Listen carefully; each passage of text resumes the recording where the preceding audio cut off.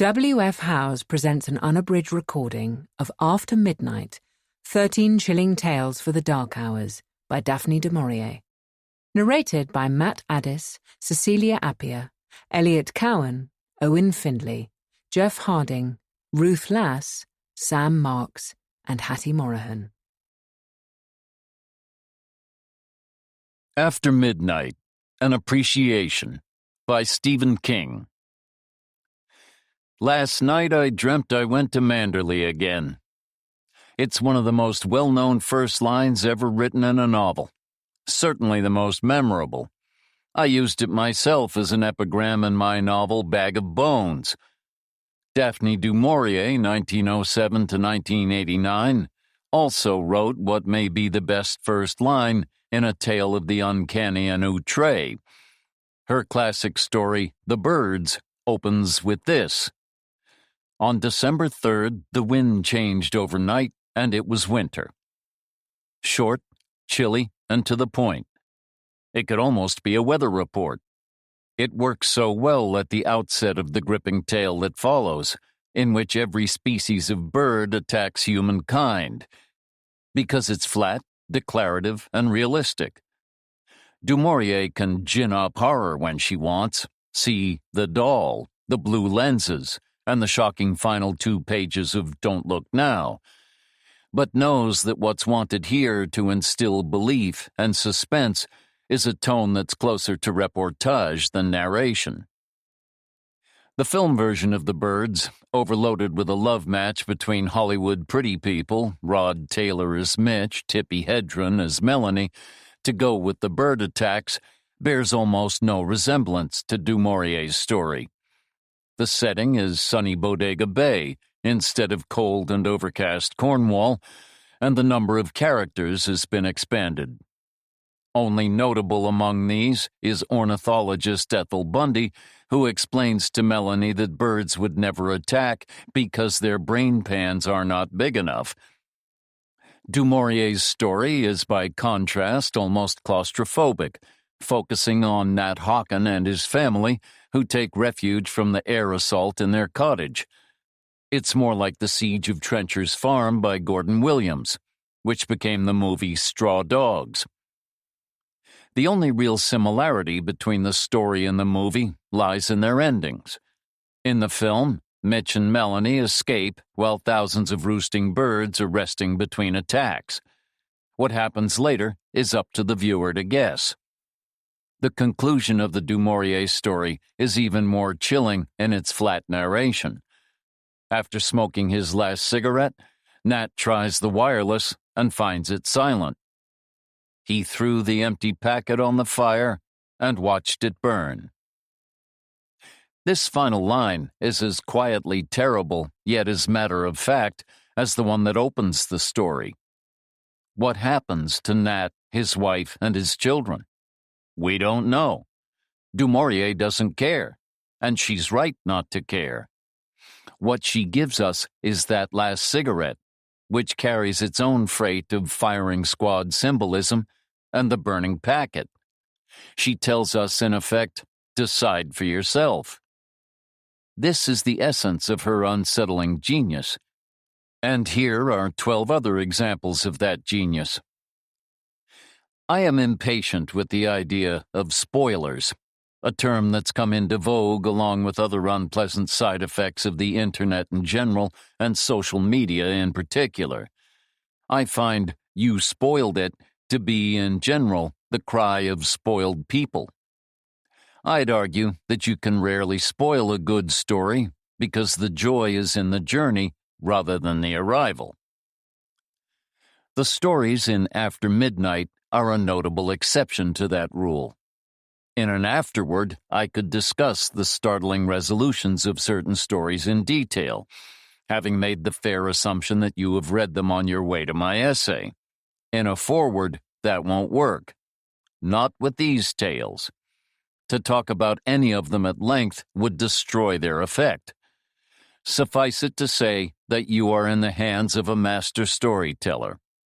A diabolical one at that.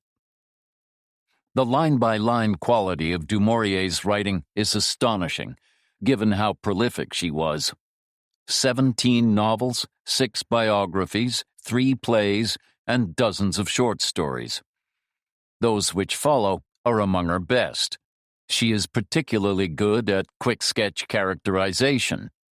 Midge from the Apple Tree is a masterpiece of passive-aggressive behavior, a woman whose chief talent seems to be making her husband's life miserable. Not in any big way. She's not a thief, drug addict, or adulterer, but in a series of small nips that draw trickles of blood. She may or may not be aware of what she's doing. Either way, consciously or unconsciously, she is exerting control. The narrator of the Apple Tree, unnamed, like so many of Du Maurier's characters, including the second Mrs. De Winter of Rebecca, is a gentleman who gives his wife the newspaper first.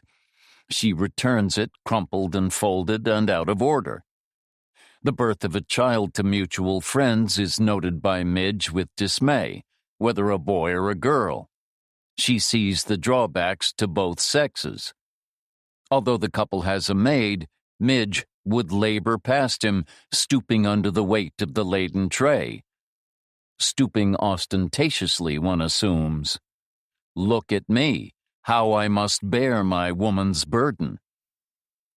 The sighing, martyred Midge passes away, but her widowed husband remains in her thrall, associating an ugly apple tree with poor Midge, and the smaller, more shapely apple tree in its shadow with a laughing, cheerful farm girl named May, who Midge's husband once kissed and who died in a motorbike accident. Du Maurier describes the Midge tree this way. The moon shone upon the withered branches, and they looked like skeletons' arms raised in supplication. Frozen arms, stiff and numb with pain. Poor Midge, indeed. Is the ugly apple tree, with its sour, mealy fruit, a kind of revenant? Or does the narrator, a bit of a fuss budget, far from perfect himself, simply find it psychologically impossible to escape his dead wife's influence? Du Maurier doesn't say. She is deft enough to have it both ways, which is the case with many of these stories. A few, like Monte Verita, featured doomed romance. At least one, The Breakthrough, deals with telepathy, telekinesis, and even envisions our current fixation with AI. The best of them inhabit a murky borderland between what may be supernatural or could be no more than overactive imaginations stressed into malignancy.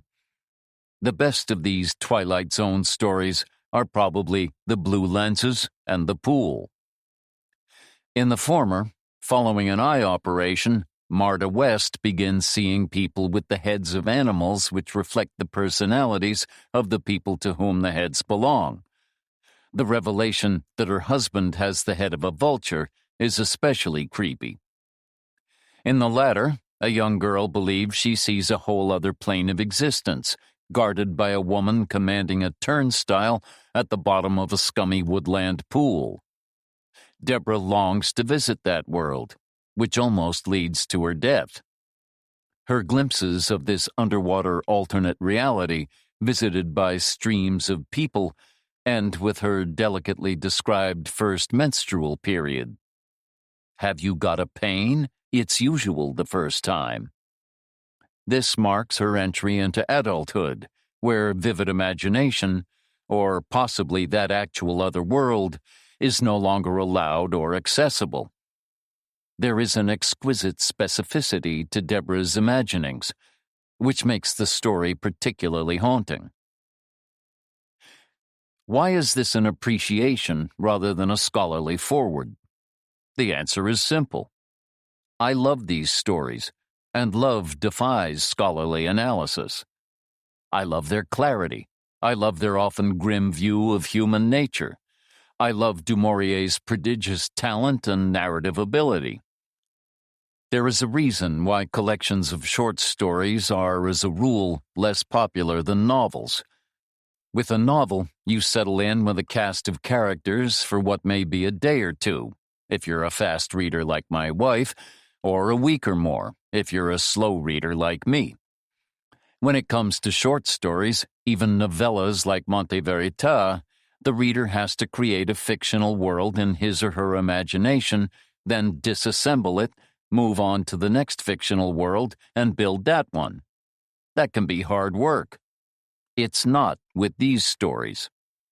I found myself enjoying each one, immersing myself in them, yet eager to discover the next.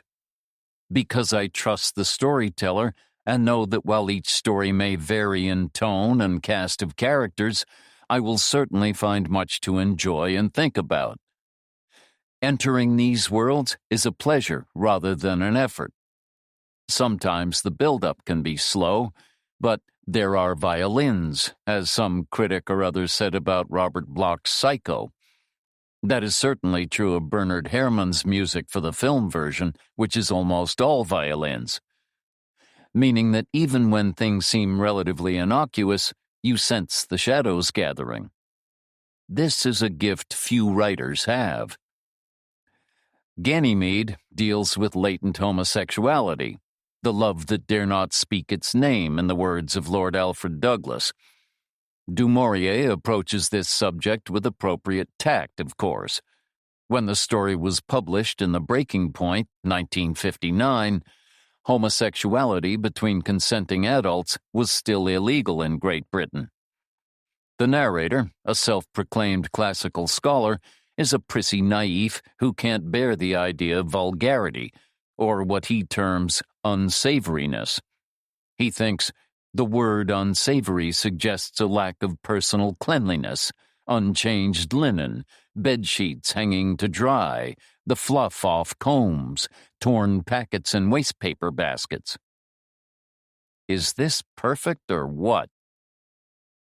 The narrator's love object turns out to have a mind that's a bad match for his classical beauty. When the narrator asks Ganymede what he would buy if he could have anything connected with the English language, he is expecting, hoping at least, that the youth might pick something like the plays of Shakespeare, or at least the sonnets. Instead, this beautiful boy, after giving the question due consideration, says he would like a long-playing record by Elvis Presley or Johnny Ray. Perhaps this doesn't qualify as unsavory, but it's certainly vulgar. Du Maurier's horrors, and some of these stories are quite nasty, are described with a calm rationality that makes them true nightmare fuel. In The Alibi, Mr. Fenton has a sudden terrible epiphany when he is seized with the overwhelming, indeed appalling impression that all the other people walking along the embankment or crossing the bridge were minute dangling puppets manipulated by a string. He decides to murder one or two of these puppets, chosen almost at random. I have come to strangle you, he thinks about Anna Kaufman, his new landlady, at the same time taking off his hat, as a gentleman should. You and your child. The outcome is particularly awful for both Fenton and the woman he means to murder.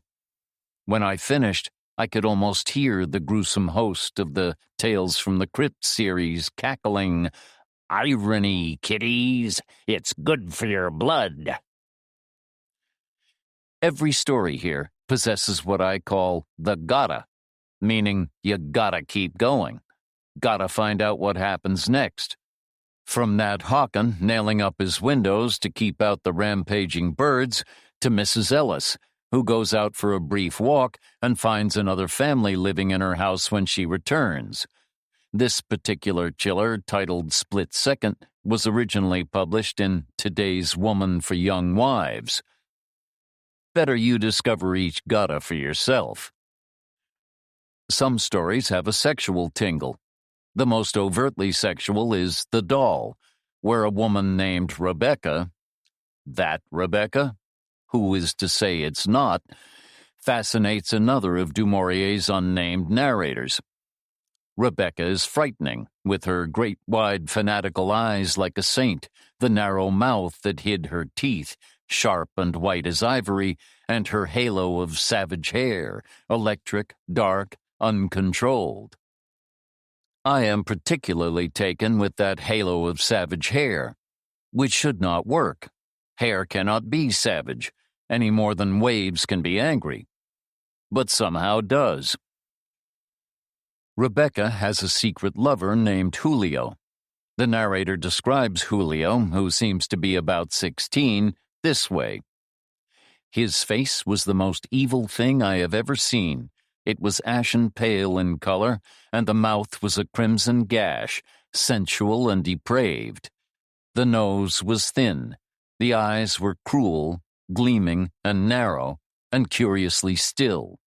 They seemed to stare right through one, the eyes of a hawk.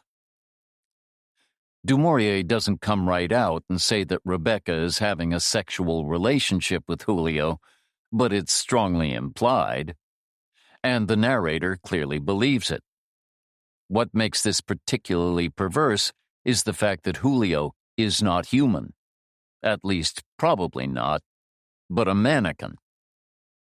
There, I have given away, at least in this story, a secret that should have been Daphne du Maurier's to impart, but only because the title allows the reader to see it coming. I will give away no more, and I only told this one because knowing doesn't affect readers admiring the story's careful construction, and its daring. Written in 1928, The Doll was for many years presumed lost.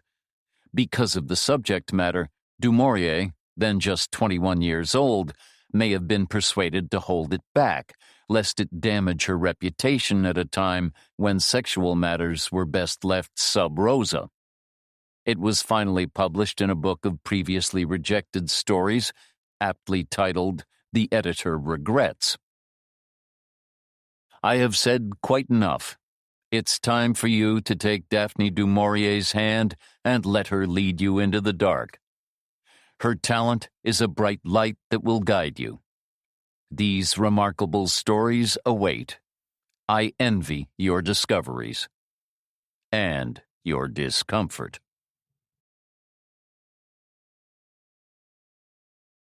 The Blue Lenses. This was the day for the bandages to be removed and the blue lenses fitted. Marda West put her hand up to her eyes and felt the crepe binder and the layer upon layer of cotton wool beneath. Patience would be rewarded at last. The days had passed into weeks since our operation, and she had lain there suffering no physical discomfort, but only the anonymity of darkness, a negative feeling that the world and the life around was passing her by. During the first few days there had been pain, mercifully allayed by drugs, and then the sharpness of this wore down, dissolved, and she was left with a sense of great fatigue, which they assured her was reaction after shock. As for the operation itself, it had been successful. Here was definite promise, 100% successful. You will see, the surgeon told her, more clearly than ever before. But how can you tell? She urged, desiring her slender thread of faith to be reinforced. Because we examined your eyes when you were under the anesthetic, he replied, and again since, when we put you under for a second time. We would not lie to you, Mrs. West. This reassurance came from them 2 or 3 times a day, and she had to steel herself to patience as the weeks wore by, so that she referred to the matter perhaps only once every 24 hours, and then by way of a trap, to catch them unawares. "Don't throw the roses out, I should like to see them," she would say, and the day nurse would be surprised into the admission, "They'll be over before you can do that," which meant that she would not see this week. Actual dates were never mentioned. Nobody said, "On the 14th of the month you will have your eyes." And the subterfuge continued, the pretense that she did not mind and was content to wait. Even Jim, her husband, was now classed in the category of them, the staff of the hospital, and no longer treated as a confidant. Once, long ago, every qualm and apprehension had been admitted and shared. This was before the operation. Then, fearful of pain and blindness, she had clung to him and said, What if I never see again? What will happen to me? Picturing herself as helpless and maimed. And Jim, whose anxiety was no less harsh than hers, would answer, "Whatever comes, we'll go through it together." Now, for no known reason except that darkness, perhaps, had made her more sensitive, she was shy to discuss her eyes with him. The touch of his hand was the same as it had ever been, and his kiss and the warmth of his voice. But always, during these days of waiting, she had the seed of fear that he, like the staff at the hospital, was being too kind. The kindness of those who knew towards the one who must not be told. Therefore, when at last it happened, when at his evening visit the surgeon said, "Your lenses will be fitted tomorrow," surprise was greater than joy. She could not say anything, and he had left the room before she could thank him. It was really true. The long agony had ended. She permitted herself only a last feeler before the day nurse went off duty.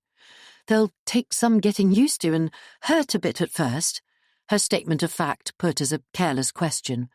But the voice of the woman who had tended her through so many weary days replied, "You won't know you've got them, Mrs. West." Such a calm, comfortable voice, and the way she shifted the pillows and held the glass to the patient's lips, the hand smelling faintly of the morny French fern soap with which she washed her. These things gave confidence and implied that she could not lie. "Tomorrow I shall see you," said Marda West, and the nurse, with a cheerful laugh that could be heard sometimes down the corridor outside, answered, "Yes, I'll give you your first shock." It was a strange thought how memories of coming into the nursing home were now blunted. The staff who had received her were dim shadows. The room assigned to her, where she still lay, like a wooden box built only to entrap. Even the surgeon, brisk and efficient during those 2 rapid consultations when he had recommended an immediate operation, was a voice rather than a presence. He gave his orders, and the orders were carried out. And it was difficult to reconcile this bird of passage with the person who, those several weeks ago, had asked her to surrender herself to him, who had in fact worked this miracle upon the membranes and the tissues which were her living eyes. "Aren't you feeling excited?" This was the low, soft voice of her night nurse, who more than the rest of them understood what she had endured. Nurse Brand, by day, exuded a daytime brightness.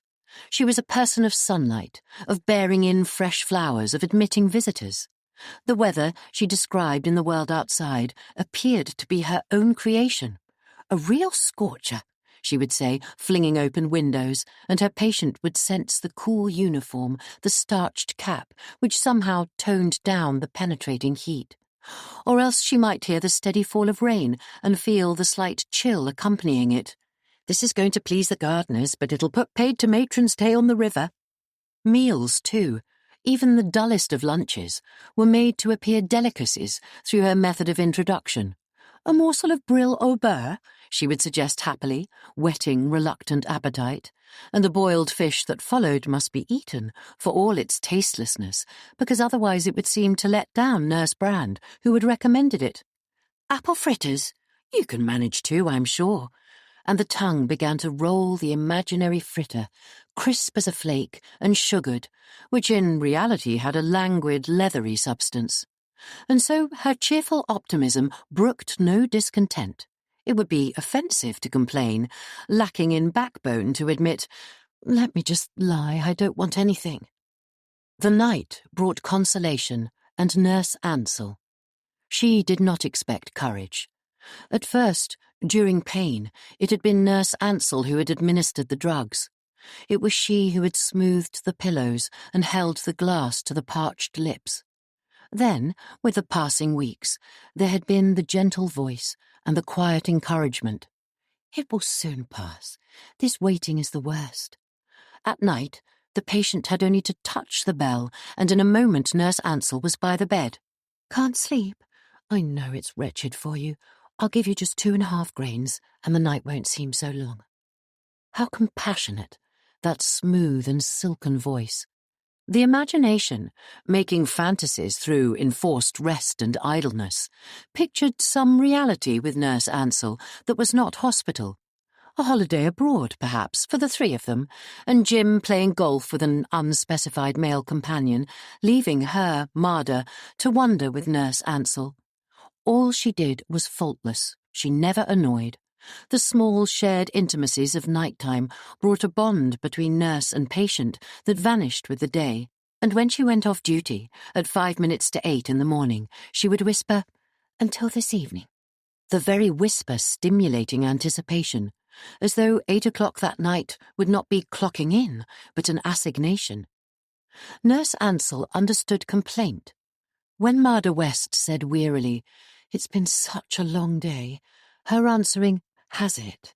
implied that for her too the day had dragged, that in some hostel she had tried to sleep and failed, that now only did she hope to come alive. It was with a special secret sympathy that she would announce the evening visitor. "Here is someone you want to see, a little earlier than usual," the tone suggesting that Jim was not the husband of 10 years, but a troubadour, a lover, someone whose bouquet of flowers had been plucked in an enchanted garden and now brought to a balcony. "What gorgeous lilies!" the exclamation half a breath and half a sigh, so that Marder West imagined exotic dragon-petalled beauties growing to heaven, and Nurse Ansell, a little priestess, kneeling. Then, shyly, the voice would murmur, "Good evening, Mr. West. Mrs. West is waiting for you." She would hear the gentle closing of the door, the tiptoeing out with the lilies, and the almost soundless return, the scent of the flowers filling the room. It must have been during the 5th week that Marder West had tentatively suggested, first to Nurse Ansell and then to her husband, that perhaps, when she returned home, the night nurse might go with them for the first week. It would chime with Nurse Ansell's own holiday, just a week, just so that Marder West could settle to home again. "Would you like me to?" Reserve lay in the voice, yet promise too. "I would. It's going to be so difficult at first." The patient, not knowing what she meant by difficult, saw herself as helpless still, in spite of the new lenses, and needing the protection and the reassurance that up to the present only Nurse Ansell had given her. "Jim, what about it?" His comment was something between surprise and indulgence.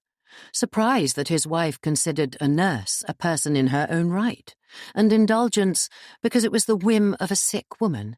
At least that was how it seemed to Marder West. And later, when the evening visit was over and he had gone home, she said to the night nurse, "I can't make out whether my husband thought it a good idea or not." The answer was quiet, yet reassuring. "Don't worry, Mr. West is reconciled." But reconciled to what? The change in routine. 3 people round the table, conversation, the unusual status of a guest who, devoting herself to her hostess, must be paid, though the last would not be mentioned but glossed over at the end of a week in an envelope. "Aren't you feeling excited?" Nurse Ansell, by the pillow, touched the bandages, and it was the warmth in the voice, the certainty that only a few hours now would bring revelation, which stifled at last all lingering doubt of success. The operation had not failed. Tomorrow she would see once more. "In a way," said Marder West, "it's like being born again. I've forgotten how the world looks." "Such a wonderful world," murmured Nurse Ansell, "and you've been patient for so long." The sympathetic hand expressed condemnation of all those who had insisted upon bandages through the waiting weeks. Greater indulgence might have been granted had Nurse Ansell herself been in command and waved a wand. "It's queer," said Marder West. "Tomorrow you won't be a voice to me any more. You'll be a person." "Aren't I a person now?" A note of gentle teasing, of pretended reproach, which was all part of the communication between them, so soothing to the patient. This must surely, when sight come back, be foregone. "Yes, of course, but it's bound to be different." "I don't see why." Even knowing she was dark and small, for so Nurse Ansell had described herself, Marder West must be prepared for surprise at the first encounter. The tilt of the head, the slant of the eyes, or perhaps some unexpected facial form like too large a mouth, too many teeth. "Look, feel." And not for the first time, Nurse Ansell took her patient's hand and passed it over her own face. A little embarrassing, perhaps, because it implied surrender, the patient's hand a captive. Martha West, withdrawing it, said with a laugh, "It doesn't tell me a thing." "Sleep, then. Tomorrow will come too soon." There came the familiar routine of the bell, put within reach, the last-minute drink, the pill, and then the soft, "Good night, Mrs. West. Ring if you want me." "Thank you. Good night." There was always a slight sense of loss, of loneliness, as the door closed and she went away. And a feeling of jealousy, too, because there were other patients who received these same mercies and who, in pain, would also ring their bells. When she awoke, and this often happened in the small hours, Martha West would no longer picture Jim at home, lonely on his pillow, but would have an image of Nurse Ansell, seated perhaps by someone's bed, bending to give comfort, and this alone would make her reach for the bell and press her thumb upon it and say, when the door opened, "Were you having a nap? I never sleep on duty." She would be seated then, in the cubbyhole midway along the passage, perhaps drinking tea or entering particulars of charts into a ledger, or standing beside a patient, as she now stood beside Martha West. "I can't find my handkerchief." "Here it is, under your pillow all the time." A pat on the shoulder, and this in itself was a sort of delicacy. A few moments of talk to prolong companionship, and then she would be gone, to answer other bells and other requests. Well, we can't complain of the weather. Now it was the day itself, and Nurse Brand coming in like the first breeze of morning, a hand on a barometer set fair. "All ready for the great event?" she asked. "We must get a move on and keep your prettiest nightie to greet your husband." It was her operation in reverse. This time in the same room, though, and not a stretcher, but only the deft hands of the surgeon with Nurse Brand to help him. First came the disappearance of the crape, the lifting of the bandages and lint, the very slight prick of an injection to dull feeling. Then he did something to her eyelids. There was no pain. Whatever he did was cold, like the slipping of ice where the bandages had been, yet soothing too. "Now, don't be disappointed," he said. "You won't know any difference for about half an hour. Everything will seem shadowed. Then it will gradually clear. I want you to lie quietly during that time." "I understand. I won't move." The longed-for moment must not be too sudden. This made sense. The dark lenses, fitted inside her lids, were temporary for the first few days. Then they would be removed and others fitted. "How much shall I see?" the question dared at last. "Everything, but not immediately in colour, just like wearing sunglasses on a bright day. Rather pleasant." His cheerful laugh gave confidence, and when he and Nurse Brand had left the room, she lay back again, waiting for the fog to clear and for that summer day to break in upon her vision, however subdued, however softened by the lenses. Little by little, the mist dissolved. The first object was angular, a wardrobe, then a chair, then, moving her head, the gradual forming of the window's shape, the vases on the sill, the flowers Jim had brought her. Sounds from the street outside merged with the shapes, and what had seemed sharp before was now in harmony. She thought to herself, "I wonder if I can cry. I wonder if the lenses will keep back tears." But feeling the blessing of sight restored, she felt the tears as well. Nothing to be ashamed of, one or two which were easily brushed away. All was in focus now. Flowers, the wash-basin, the glass with the thermometer in it, her dressing gown. Wonder and relief were so great that they excluded thought. "They weren't lying to me," she thought. "It's happened. It's true." The texture of the blanket covering her, so often felt, could now be seen as well. Colour was not important. The dim light caused by the blue lenses enhanced the charm, the softness of all she saw.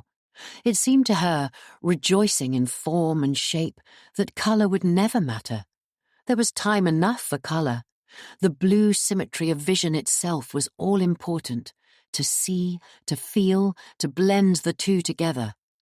It was indeed rebirth, the discovery of a world long lost to her. There seemed to be no hurry now. Gazing about the small room and dwelling upon every aspect of it was richness, something to savour. Hours could be spent just looking at the room and feeling it, travelling through the window and to the windows of the houses opposite. Even a prisoner, she decided, could find comfort in his cell if he had been blinded first and had recovered his sight.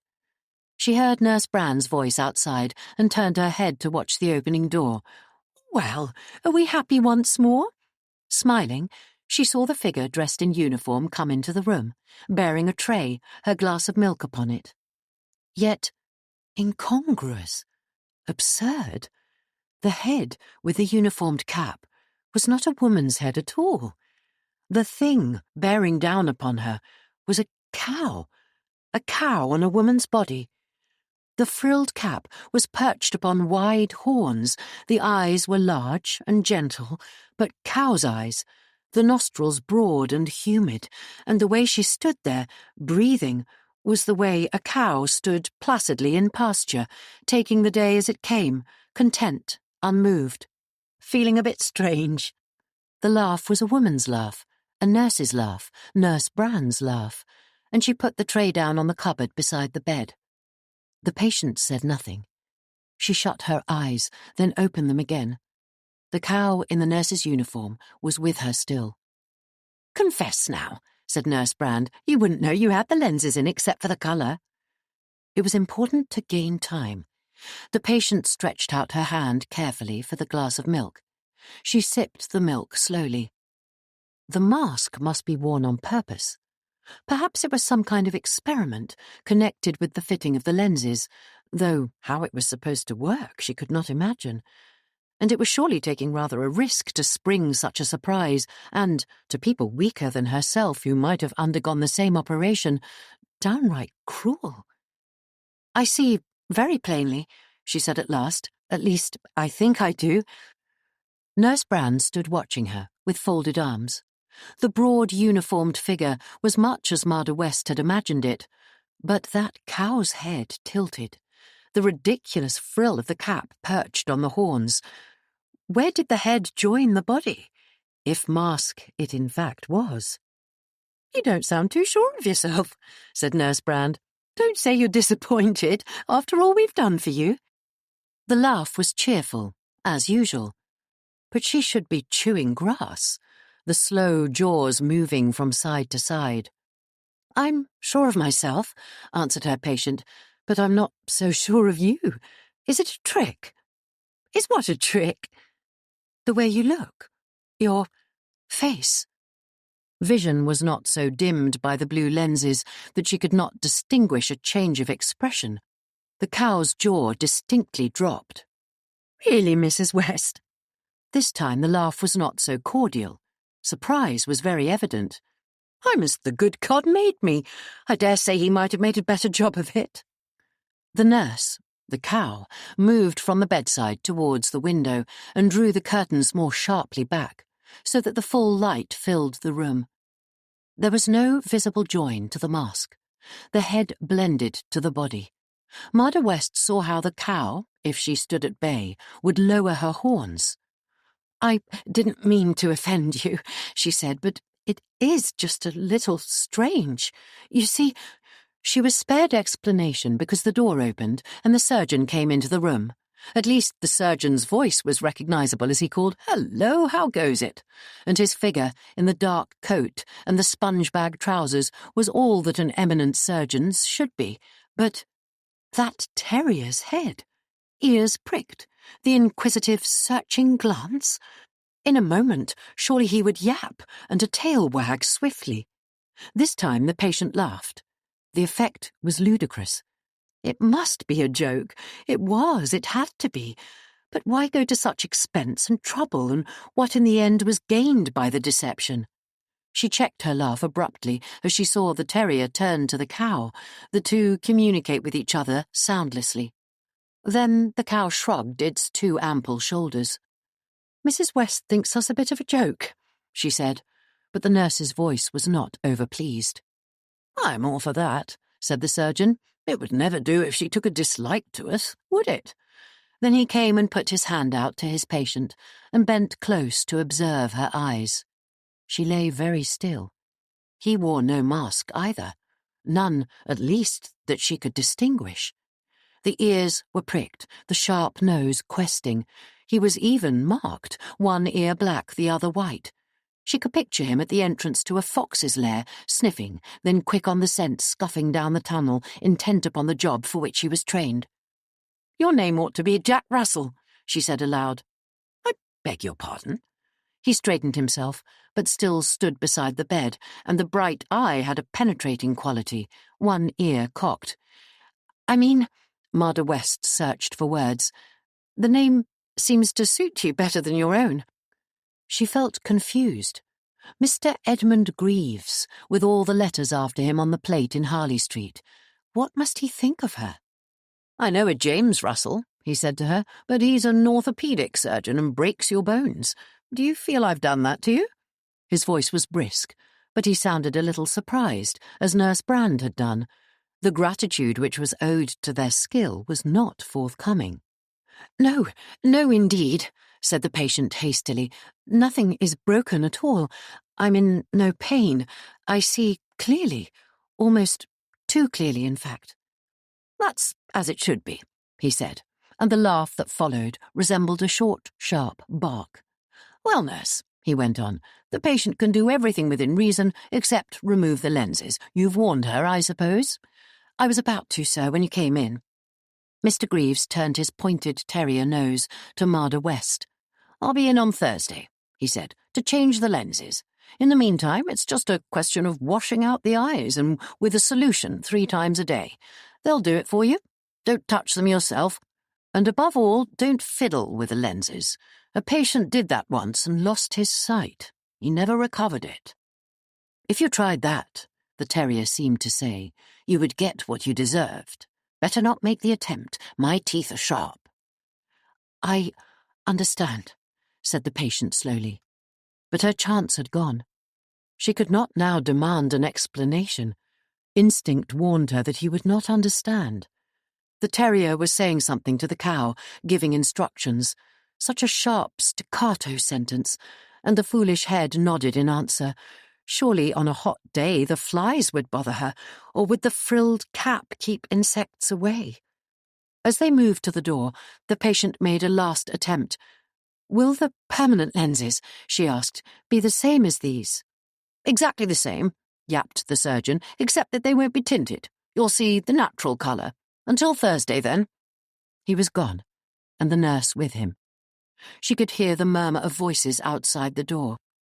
What happened now? If it was really some kind of test, did they remove their masks instantly? It seemed to Marder West of immense importance that she should find this out. The trick was not truly fair. It was a misuse of confidence. She slipped out of bed and went to the door. She could hear the surgeon say, 1.5 grains. She's a little overwrought. It's the reaction, of course." Bravely she flung open the door. They were standing there in the passage, wearing the masks still. They turned to look at her, and the sharp, bright eyes of the terrier, the deep eyes of the cow, both held reproach, as though the patient, by confronting them, had committed a breach of etiquette. "Do you want anything, Mrs. West?" asked Nurse Brand. Marder West stared beyond them, down the corridor. The whole floor was in the deception. A maid carrying dustpan and brush, coming from the room next door, had a weasel's head upon her small body, and the nurse advancing from the other side was a little prancing kitten, her cap coquettish on her furry curls. The doctor beside her, a proud lion. Even the porter, arriving at that moment in the lift opposite, carried a boar's head between his shoulders. He lifted out luggage, uttering a boar's heavy grunt. The first sharp prick of fear came to Marder West. How could they have known she would open the door at that minute? How could they have arranged to walk down the corridor wearing masks, the other nurses and the other doctor, and the maid appear out of the room next door, and the porter come up in the lift? Something of her fear must have shown in her face. for Nurse Brand, the cow, took hold of her and led her back into the room. "Are you feeling all right, Mrs. West?" she asked anxiously. Marda West climbed slowly into bed. If it was a conspiracy, what was it all for? Were the other patients to be deceived as well? "I'm rather tired," she said. "I'd like to sleep." "That's right," said Nurse Brand. "You got a wee bit excited." She was mixing something in the medicine glass, and this time, as Marda West took the glass, her hand trembled. Could a cow see clearly how to mix medicine? Supposing she made a mistake? "What are you giving me?" she asked. "A sedative," answered the cow. Buttercups and daisies, lush green grass. Imagination was strong enough to taste all three in the mixture. The patient shuddered. She lay down on her pillow, and Nurse Brand drew the curtains close. "Now just relax," she said, "and when you wake up you'll feel so much better." The heavy head stretched forward. In a moment it would surely open its jaws and moo. The sedative acted swiftly. Already a drowsy sensation filled the patient's limbs. Soon peaceful darkness came. But she awoke, not to the sanity she had hoped for, but to lunch brought in by the kitten. Nurse Brand was off duty. "How long must it go on for?" asked Marda West. She had resigned herself to the trick. A dreamless sleep had restored energy and some measure of confidence. If it was somehow necessary to the recovery of her eyes, or even if they did it for some unfathomable reason of their own, it was their business. "How do you mean, Mrs. West?" asked the kitten, smiling. Such a flighty little thing, with its pursed-up mouth, and even as it spoke it put a hand to its cap. "This test on my eyes," said the patient, uncovering the boiled chicken on her plate. "I don't see the point of it. Making yourselves such guys, what is the object?" The kitten, serious, if a kitten could be serious, continued to stare at her. "I'm sorry, Mrs. West," she said. "I don't follow you. Did you tell Nurse Brand you couldn't see properly yet?" "It's not that I can't see," replied Marda West. "I see perfectly well. The chair is a chair, the table is a table. I'm about to eat boiled chicken. But why do you look like a kitten, and a tabby kitten at that?" Perhaps she sounded ungracious. It was hard to keep her voice steady. The nurse, Marda West remembered the voice, it was Nurse Sweeting, and the name suited her, drew back from the trolley table. "I'm sorry," she said, "if I don't come up to scratch. I've never been called a cat before." Scratch was good. The claws were out already. She might purr to the lion in the corridor, but she was not going to purr to Marda West. "I'm not making it up," said the patient. "I see what I see. You are a cat, if you like, and Nurse Brand's a cow." This time the insult must sound deliberate. Nurse Sweeting had fine whiskers to her mouth. The whiskers bristled. "If you please, Mrs. West," she said, "will you eat your chicken, and ring the bell when you are ready for the next course?" She stalked from the room.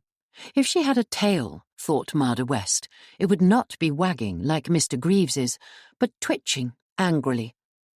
No, they could not be wearing masks. The kitten's surprise and resentment had been too genuine. And the staff of the hospital could not possibly put on such an act for one patient, for Marda West alone. The expense would be too great. The fault must lie in the lenses, then.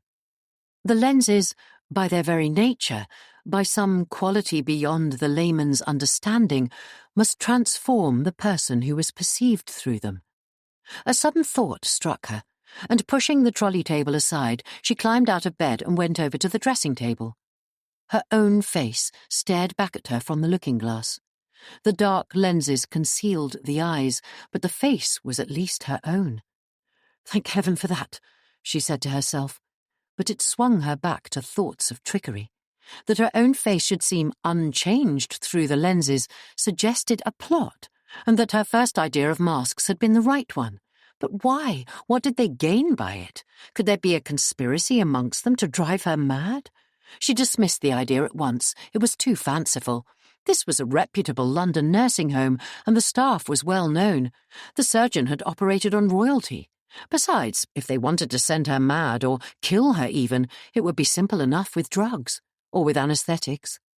They could have given her too much anesthetic during the operation and just let her die.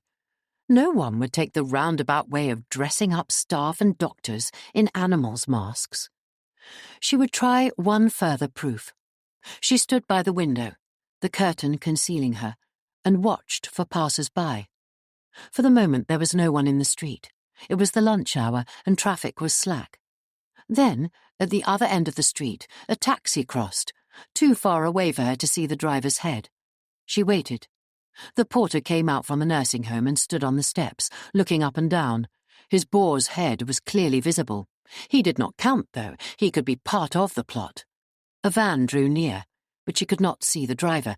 Yes, he slowed as he went by the nursing home and craned from his seat, and she saw the squat frog's head, the bulging eyes.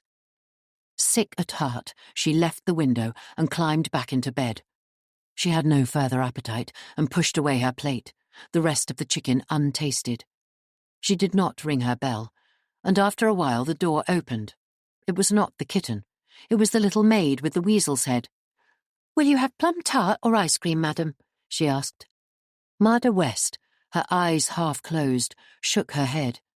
The weasel, shyly edging forward to take the tray, said, "Cheese, then, and coffee to follow." The head joined the neck without any fastening.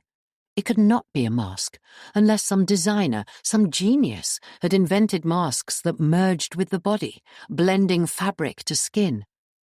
"Coffee only," said Marda West. The weasel vanished. Another knock on the door, and the kitten was back again, her back arched, her fluff flying. She plonked the coffee down without a word, and Marda West, irritated, for surely if anyone was to show annoyance it should be herself, said sharply, "Shall I pour you some milk in the saucer?" The kitten turned. "A joke's a joke, Mrs. West," she said, "and I can take a laugh with anyone, but I can't stick rudeness." "Meow," said Marda West. The kitten left the room. No one, not even the weasel, came to remove the coffee. The patient was in disgrace. She did not care. If the staff of the nursing home thought they could win this battle, they were mistaken. She went to the window again. An elderly cod, leaning on 2 sticks, was being helped into a waiting car by the boar-headed porter. It could not be a plot. They could not know she was watching them. Marda went to the telephone and asked the exchange to put her through to her husband's office. She remembered a moment afterwards that he would still be at lunch. Nevertheless, she got the number, and as luck had it, he was there. "Jim, darling." "Yes?" The relief to hear the loved, familiar voice. She lay back on the bed, the receiver to her ear. "Darling, when can you get here?" "Not before this evening, I'm afraid. It's one hell of a day, one thing after another." "Well, how did it go? Is everything okay?" "Not exactly." "What do you mean? Can't you see? Greaves hasn't bungled it, has he?" How was she to explain what had happened to her? It sounded so foolish over the telephone. "Yes, I can see. I can see perfectly. It's just that all the nurses look like animals. And Greaves, too. He's a fox terrier, one of those little Jack Russells they put down the foxes' holes." "What on earth are you talking about?" He was saying something to his secretary at the same time, something about another appointment, and she knew from the tone of his voice that he was very busy, and she had chosen the worst time to ring him up. "What do you mean about Jack Russell?" he repeated. Marda West knew it was no use. She must wait till he came. Then she would try to explain everything, and he would be able to find out for himself what lay behind it. "Oh, never mind," she said. "I'll tell you later." "I'm sorry," he told her, "but I really am in a tearing hurry. If the lenses don't help you, tell somebody. Tell the nurses, the matron." "Yes," she said, "yes." Then she rang off. She put down the telephone. She picked up a magazine, one left behind at some other time or other by Jim himself, she supposed. She was glad to find that reading did not hurt her eyes. Nor did the blue lenses make any difference, for the photographs of men and women looked normal, as they had always done. Wedding groups, social occasions, debutantes, all were as usual. It was only here, in the nursing home itself and in the street outside, that they were different. It was much later in the afternoon that matron called in to have a word with her. She knew it was matron because of her clothes, but inevitably now, without surprise, she observed the sheep's head. "I hope you're quite comfortable, Mrs. West." A note of gentle inquiry in the voice. A suspicion of a bar? "Yes, thank you." Marda West spoke guardedly. It would not do to ruffle the matron. Even if the whole affair was some gigantic plot, it would be better not to aggravate her. "The lenses fit well?" "Very well." "I'm so glad. It was a nasty operation, and you've stood the period of waiting so very well." "That's it," thought the patient. "Butter me up. Part of the game, no doubt." "Only a few days," Mr. Greaves said, "and then you will have them altered, and the permanent ones fitted." "Yes, so he said." "It's rather disappointing not to observe colour, isn't it?" "As things are, it's a relief."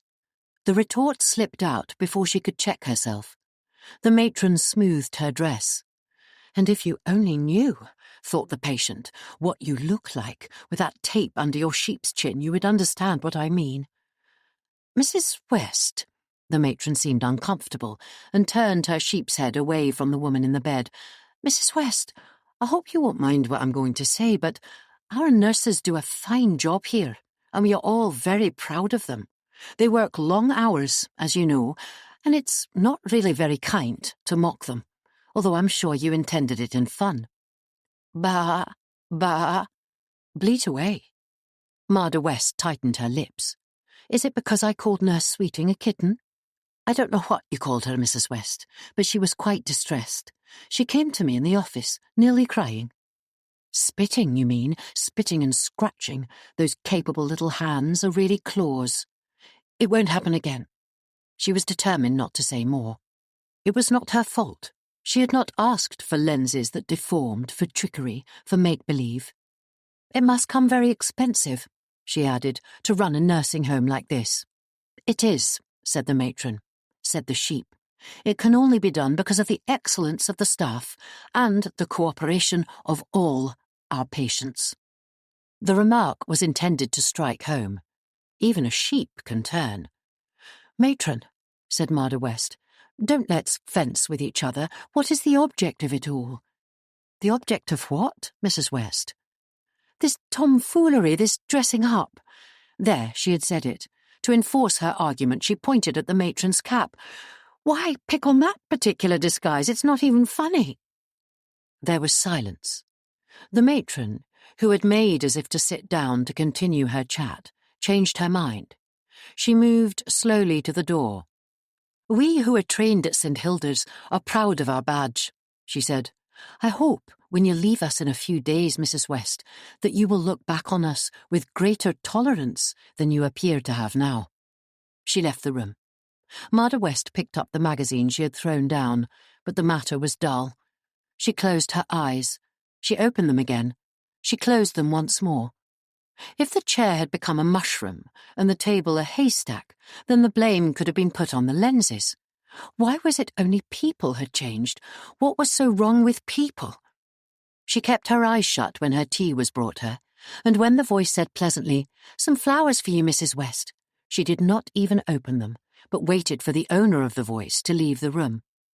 The flowers were carnations, the card was Jim's, and the message on it said, "Cheer up, we're not as bad as we seem."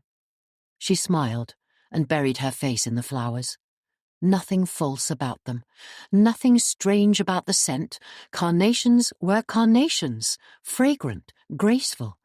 Even the nurse on duty who came to put them in water could not irritate her with her pony's head.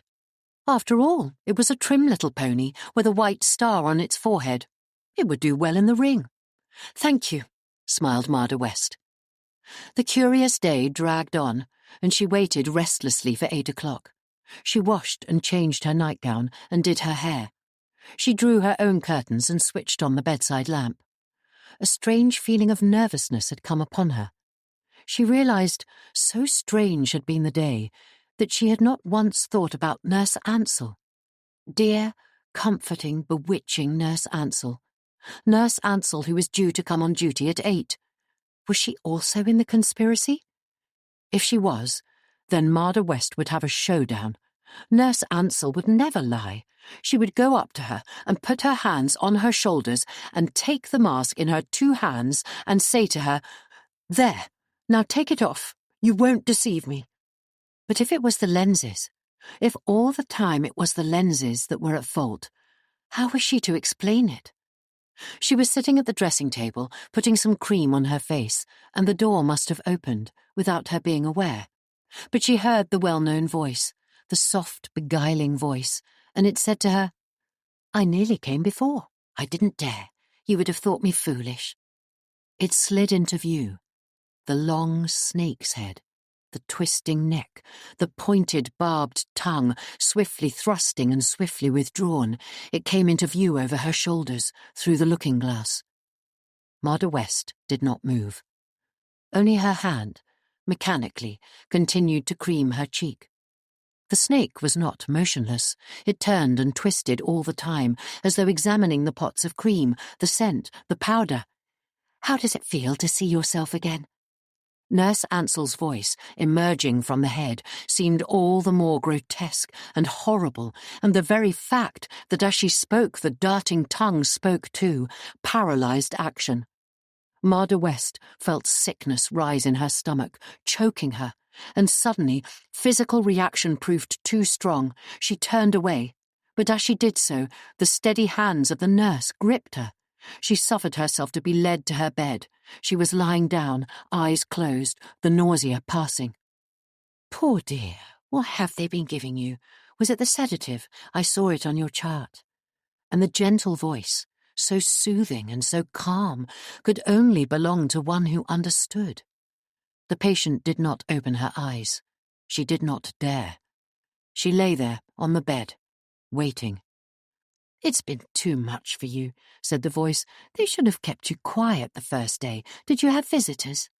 "No." "Nevertheless, you should have rested. You look really pale. We can't have Mr. West seeing you like this. I've half a mind to telephone him to stay away. No, please, I want to see him. I must see him." Fear made her open her eyes, but directly she did, so the sickness gripped her again, for the snake's head, longer than before, was twisting out of its nurse's collar, and for the first time she saw the hooded eye, a pin's head hidden. She put her hand over her mouth to stifle her cry.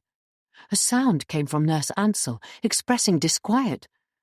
"Something has turned you very sick," she said. "It can't be the sedative. You've often had it before. What was the dinner this evening?" "Steamed fish. I wasn't hungry." "I wonder if it was fresh. I'll see if anyone has complained. Meanwhile, lie still, dear, and don't upset yourself." The door quietly opened and closed again, and Marda West, disobeying instructions, slipped from her bed and seized the first weapon that came to hand, her nail scissors. Then she returned to her bed again, her heart beating fast, the scissors concealed beneath the sheet. Revulsion had been too great. She must defend herself, should the snake approach her. Now she was certain that what was happening was real, was true. Some evil force encompassed the nursing home and its inhabitants. The matron, the nurses, the visiting doctors, her surgeon, they were all caught up in it. They were all partners in some gigantic crime, the purpose of which could not be understood. Here, in Upper Watling Street, the malevolent plot was in process of being hatched, and she, Marda West, was one of the pawns. In some way, they were to use her as an instrument. One thing was very certain. She must not let them know that she suspected them. She must try and behave with Nurse Ansell as she had done hitherto. One slip, and she was lost. She must pretend to be better. If she let sickness overcome her, Nurse Ansell might bend over her with that snake's head, that darting tongue. The door opened, and she was back. Marda West clenched her hands under the sheet. Then she forced a smile.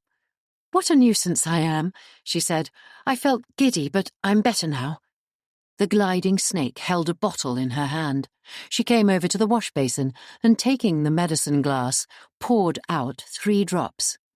"This should settle it, Mrs. West," she said, and fear gripped the patient once again, for surely the words themselves constituted a threat. This should settle it. Settle what? Settle her finish? The liquid had no colour, but that meant nothing. She took the medicine glass handed to her and invented a subterfuge. "Could you find me a clean handkerchief in the drawer there?" "Of course." The snake turned its head, and as it did so, Marder West poured the contents of the glass onto the floor. Then, fascinated, repelled, she watched the twisting head peer into the contents of the dressing-table drawer, search for a handkerchief, and bring it back again.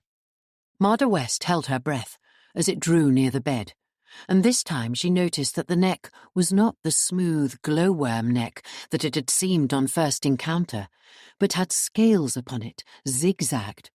Oddly, the nurse's cap was not ill-fitting. It did not perch incongruously as had the caps of kitten, sheep, and cow. She took the handkerchief. "You embarrass me," said the voice, staring at me so hard. "Are you trying to read my thoughts?" Marder West did not answer. The question might be a trap. "Tell me," the voice continued, "are you disappointed? Do I look as you expected me to look?" Still a trap. She must be careful. "I think you do," she said slowly, "but it's difficult to tell with a cap. I can't see your hair." Nurse Ansell laughed, the low, soft laugh that had been so alluring during the long weeks of blindness. She put up her hands, and in a moment the whole snake's head was revealed.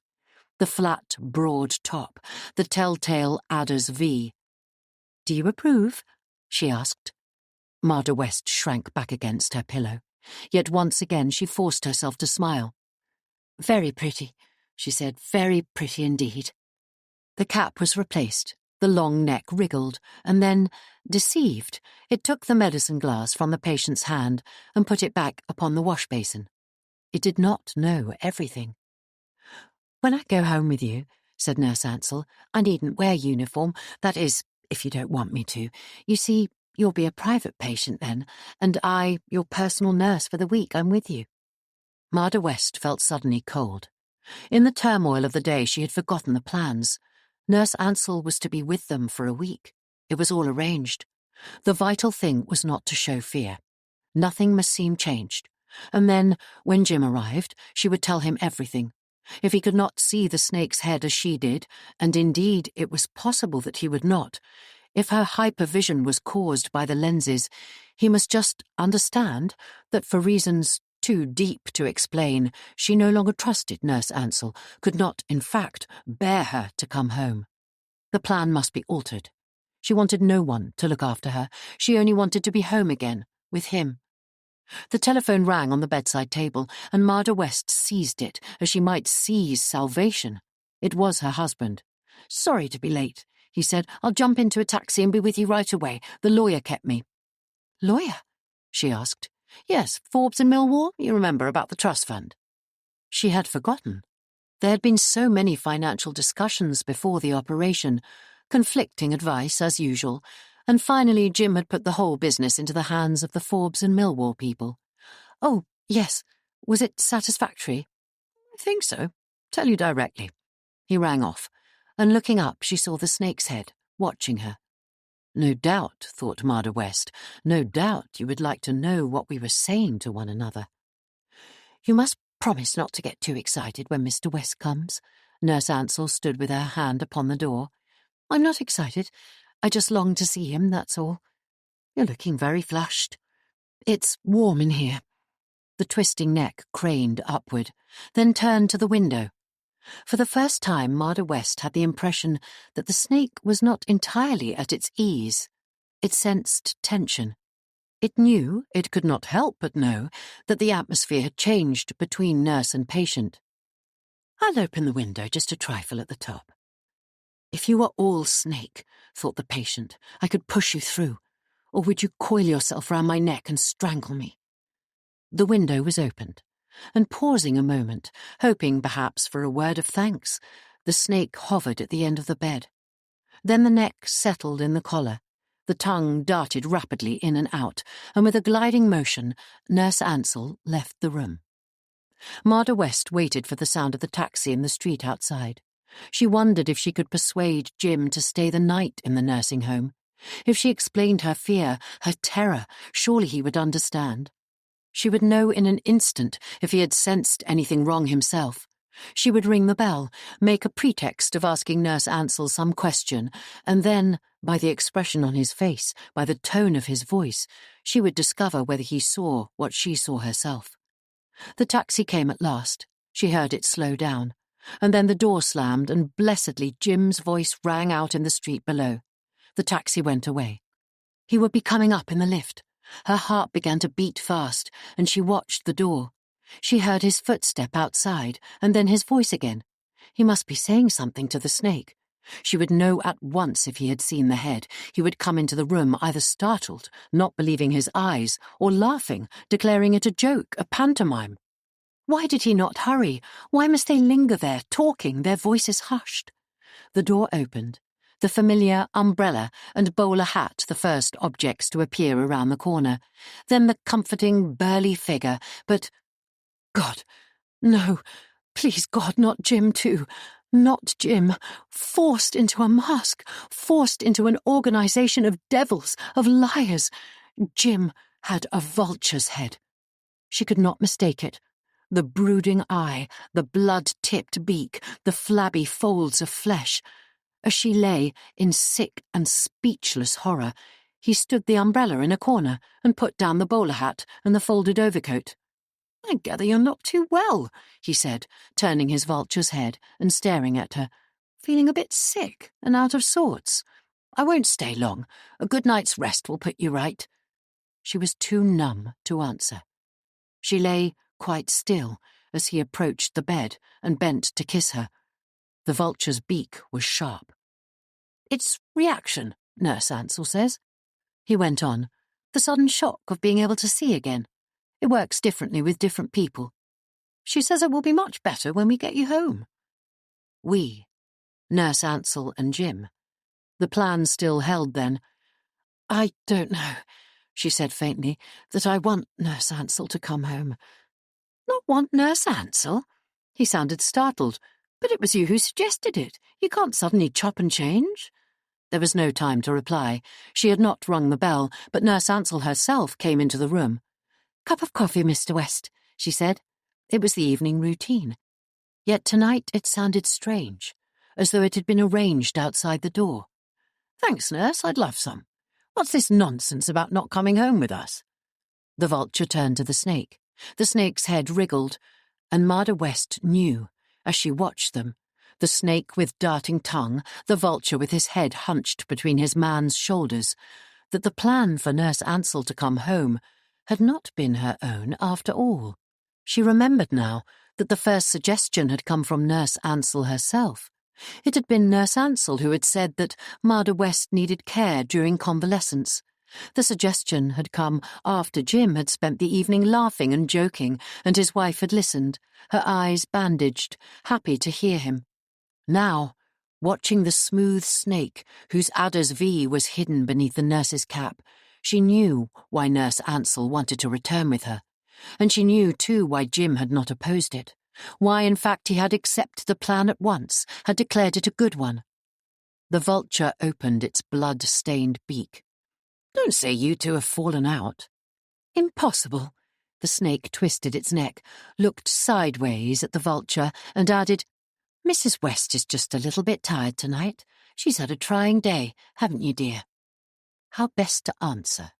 Neither must know, neither the vulture nor the snake, nor any of the hooded beasts surrounding her and closing in, must ever guess, must ever know.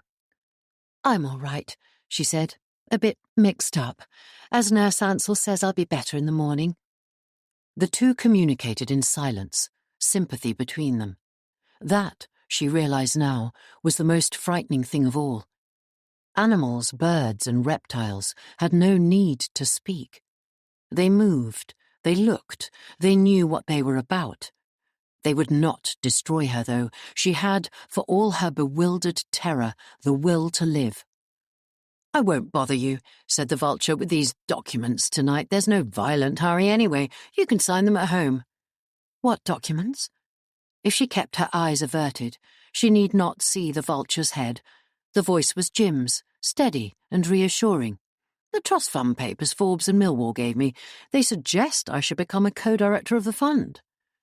The words struck a chord. A thread of memory belonging to the weeks before her operation, something to do with her eyes. If the operation was not successful, she would have difficulty in signing her name. "What for?" she asked, her voice unsteady. "After all, it is my money." He laughed, and turning to the sound, she saw the beak open. It gaped like a trap and then closed again. "Of course it is," he said. "That's not the point. The point is that I should be able to sign for you if you should be ill or away." Marda West looked at the snake, and the snake, aware, shrank into its collar and slid towards the door. "Don't stay too long, Mr. West," murmured Nurse Ansell. "Our patient must have a real rest tonight." She glided from the room, and Marda West was left alone with her husband, with the vulture. "I don't propose to go away," she said, "or be ill." "Probably not. That's neither here nor there. These fellows always want safeguards. Anyway, I won't bore you with it now." Could it be that the voice was over-casual? That the hand stuffing the document into the pocket of the greatcoat was a claw? This was a possibility, a horror perhaps to come. The bodies changing too, hands and feet becoming wings, claws, hooves, paws, with no touch of humanity left to the people about her. The last thing to go would be the human voice. When the human voice went, there would be no hope. The jungle would take over, multitudinous sounds and screams coming from 100 throats. "Did you really mean that?" Jim asked. "About Nurse Ansell?" Calmly she watched the vulture pare his nails. He carried a file in his pocket. She had never thought about it before. It was part of Jim, like his fountain pen and his pipe. Yet now there was reasoning behind it. A vulture needed sharp claws for tearing its victim.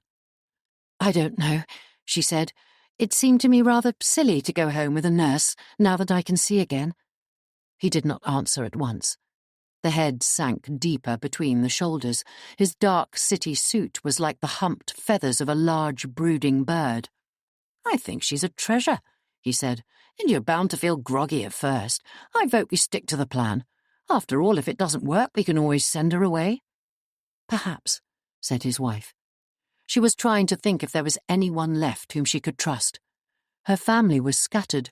A married brother in South Africa, friends in London, no one with whom she was intimate. Not to this extent. No one to whom she could say that her nurse had turned into a snake, her husband into a vulture. The utter hopelessness of her position was like damnation itself. This was her hell. She was quite alone, coldly conscious of the hatred and cruelty about her. "What will you do this evening?" she asked quietly. "Have dinner at the club, I suppose," he answered. "It's becoming rather monotonous. Only 2 more days of it, thank goodness. Then you'll be home again." Yes, but once at home, once back there, with a vulture and a snake, would she not be more completely at their mercy than she was here? "Did Grieve say Thursday for certain?" she asked. "He told me so this morning when he telephoned. You'll have the other lenses then, the ones that show colour." The ones that would show the bodies too. That was the explanation. The blue lenses only showed the heads. They were the first test. Greaves, the surgeon, was in this too, very naturally. He had a high place in the conspiracy. Perhaps he had been bribed. Who was it, she tried to remember, who had suggested the operation in the first place? Was it the family doctor, after a chat with Jim? Didn't they both come to her together and say that this was the only chance to save her eyes? The plot must lie deep in the past, extend right back through the months, perhaps the years. But in heaven's name, for what purpose? She sought wildly in her memory to try to recall a look or sign or word which would give her some insight into this dreadful plot, this conspiracy against her person or her sanity. "You look pretty peaky," he said suddenly. "Shall I call Nurse Ansell?" "No." It broke from her, almost a cry. "I think I'd better go." She said not to stay long. He got up from the chair, a heavy, hooded figure, and she closed her eyes as he came to kiss her good night. "Sleep well, my poor pet, and take it easy." In spite of her fear, she felt herself clutch at his hand. "What is it?" he asked. The well-remembered kiss would have restored her, but not the stab of the vulture's beak, the thrusting, blood-stained beak. When he had gone, she began to moan, turning her head upon the pillow. "What am I to do?" she said. "What am I to do?" The door opened again, and she put her hand to her mouth. They must not hear her cry. They must not see her cry. She pulled herself together with a tremendous effort. "How are you feeling, Mrs. West?" The snake stood at the bottom of the bed, and by her side the house physician. She had always liked him, a young, pleasant man, and although, like the others, he had an animal's head, it did not frighten her. It was a dog's head, an Aberdeen's, and the brown eyes seemed to quiz her. Long ago, as a child, she had owned an Aberdeen. "Could I speak to you alone?" she asked. "Of course. Do you mind, nurse?" He jerked his head at the door, and she had gone. Marda West sat up in bed and clasped her hands. "You'll think me very foolish," she began, "but it's the lenses. I can't get used to them." He came over, the trustworthy Aberdeen, head cocked in sympathy. "I'm sorry about that," he said. "They don't hurt you, do they?" "No," she said. "No, I can't feel them. It's just that they make everyone look strange." "They're bound to do that, you know. They don't show colour." His voice was cheerful, friendly. "It comes as a bit of a shock when you've worn bandages so long," he said, "and you mustn't forget you were pulled about quite a bit. The nerves behind the eyes are still very tender." "Yes," she said. His voice, even his head, gave her confidence. "Have you known people who've had this operation before?" "Yes, scores of them. In a couple of days you'll be as right as rain." He patted her on the shoulder. "Such a kindly dog. Such a sporting, cheerful dog, like the long-dead Angus. I'll tell you another thing," he continued. "Your sight may be better after this than it's ever been before. You'll actually see more clearly in every way. One patient told me that it was as though she'd been wearing spectacles all her life, and then because of the operation, she realized she saw all her friends and her family as they really were." "As they really were?" She repeated his words after him. "Exactly. Her sight had always been poor, you see. She had thought her husband's hair was brown, but in reality it was red, bright red. Bit of a shock at first, but she was delighted." The Aberdeen moved from the bed, patted the stethoscope on his jacket, and nodded his head. "Mr. Greaves did a wonderful job on you, I can promise you that," he said. "He was able to strengthen a nerve he thought had perished. You've never had the use of it before. It wasn't functioning. So who knows, Mrs. West, you may have made medical history. Anyway, sleep well and the best of luck. See you in the morning. Good night." He trotted from the room. She heard him call good night to Nurse Ansell as he went down the corridor. The comforting words had turned to gall. In one sense, they were a relief, because his explanation seemed to suggest there was no plot against her. Instead, like the woman patient before her with a deepened sense of colour, she had been given vision. She used the words he had used himself. Marda West could see people as they really were, and those whom she had loved and trusted most were in truth a vulture and a snake. The door opened, and Nurse Ansell, with the sedative, entered the room. "Ready to settle down, Mrs. West?" she asked. "Yes, thank you." There might be no conspiracy, but even so, all trust, all faith were over. "Leave it with a glass of water. I'll take it later." She watched the snake put the glass on the bedside table. She watched her tuck in the sheet, then the twisting neck peered closer, and the hooded eyes saw the nail scissors half hidden beneath the pillow. "What have you got there?" The tongue darted and withdrew. The hand stretched out for the scissors. "You might have cut yourself. I'll put them away, shall I, for safety's sake?" Her one weapon was pocketed, not replaced on the dressing table. The very way Nurse Ansell slipped the scissors into her pocket suggested that she knew of Marda West's suspicions. She wanted to leave her defenceless. "Now, remember to ring your bell if you want anything." I'll remember. The voice that had once seemed tender was over-smooth and false. How deceptive are ears, thought Marder West, what traitors to truth.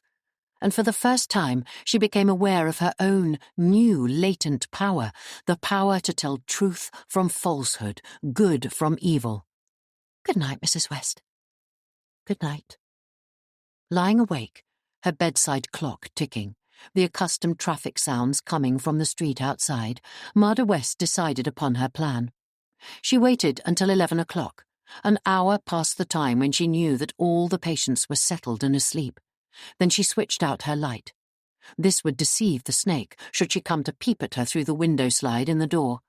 The snake would believe that she slept. Marder West crept out of bed.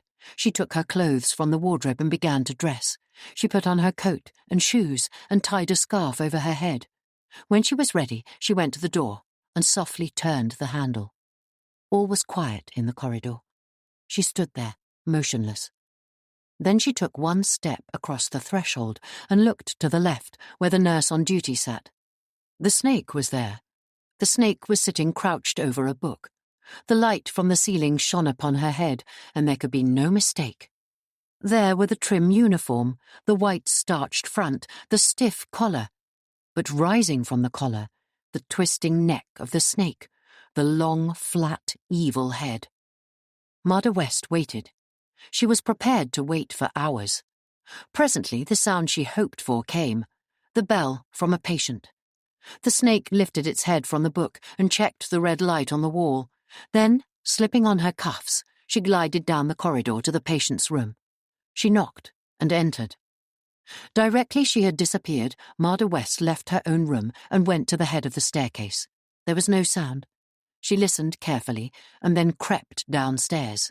There were 4 flights, 4 floors, but the stairway itself was not visible from the cubbyhole where the night nurses sat on duty. Luck was with her. Down in the main hall, the lights were not so bright. She waited at the bottom of the stairway until she was certain of not being observed. She could see the night porter's back.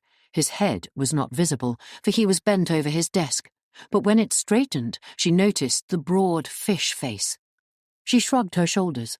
She had not dared all this way to be frightened by a fish. Boldly she walked through the hall. The fish was staring at her. "Do you want anything, madam?" he said.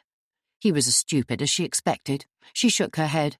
"I'm going out. Good night," she said, and she walked straight past him, out of the swing door and down the steps into the street. She turned swiftly to the left and, seeing a taxi at the further end, called and raised her hand. The taxi slowed and waited. When she came to the door, she saw that the driver had the squat black face of an ape. The ape grinned. Some instinct warned her not to take the taxi. "I'm sorry," she said. "I made a mistake." The grin vanished from the face of the ape.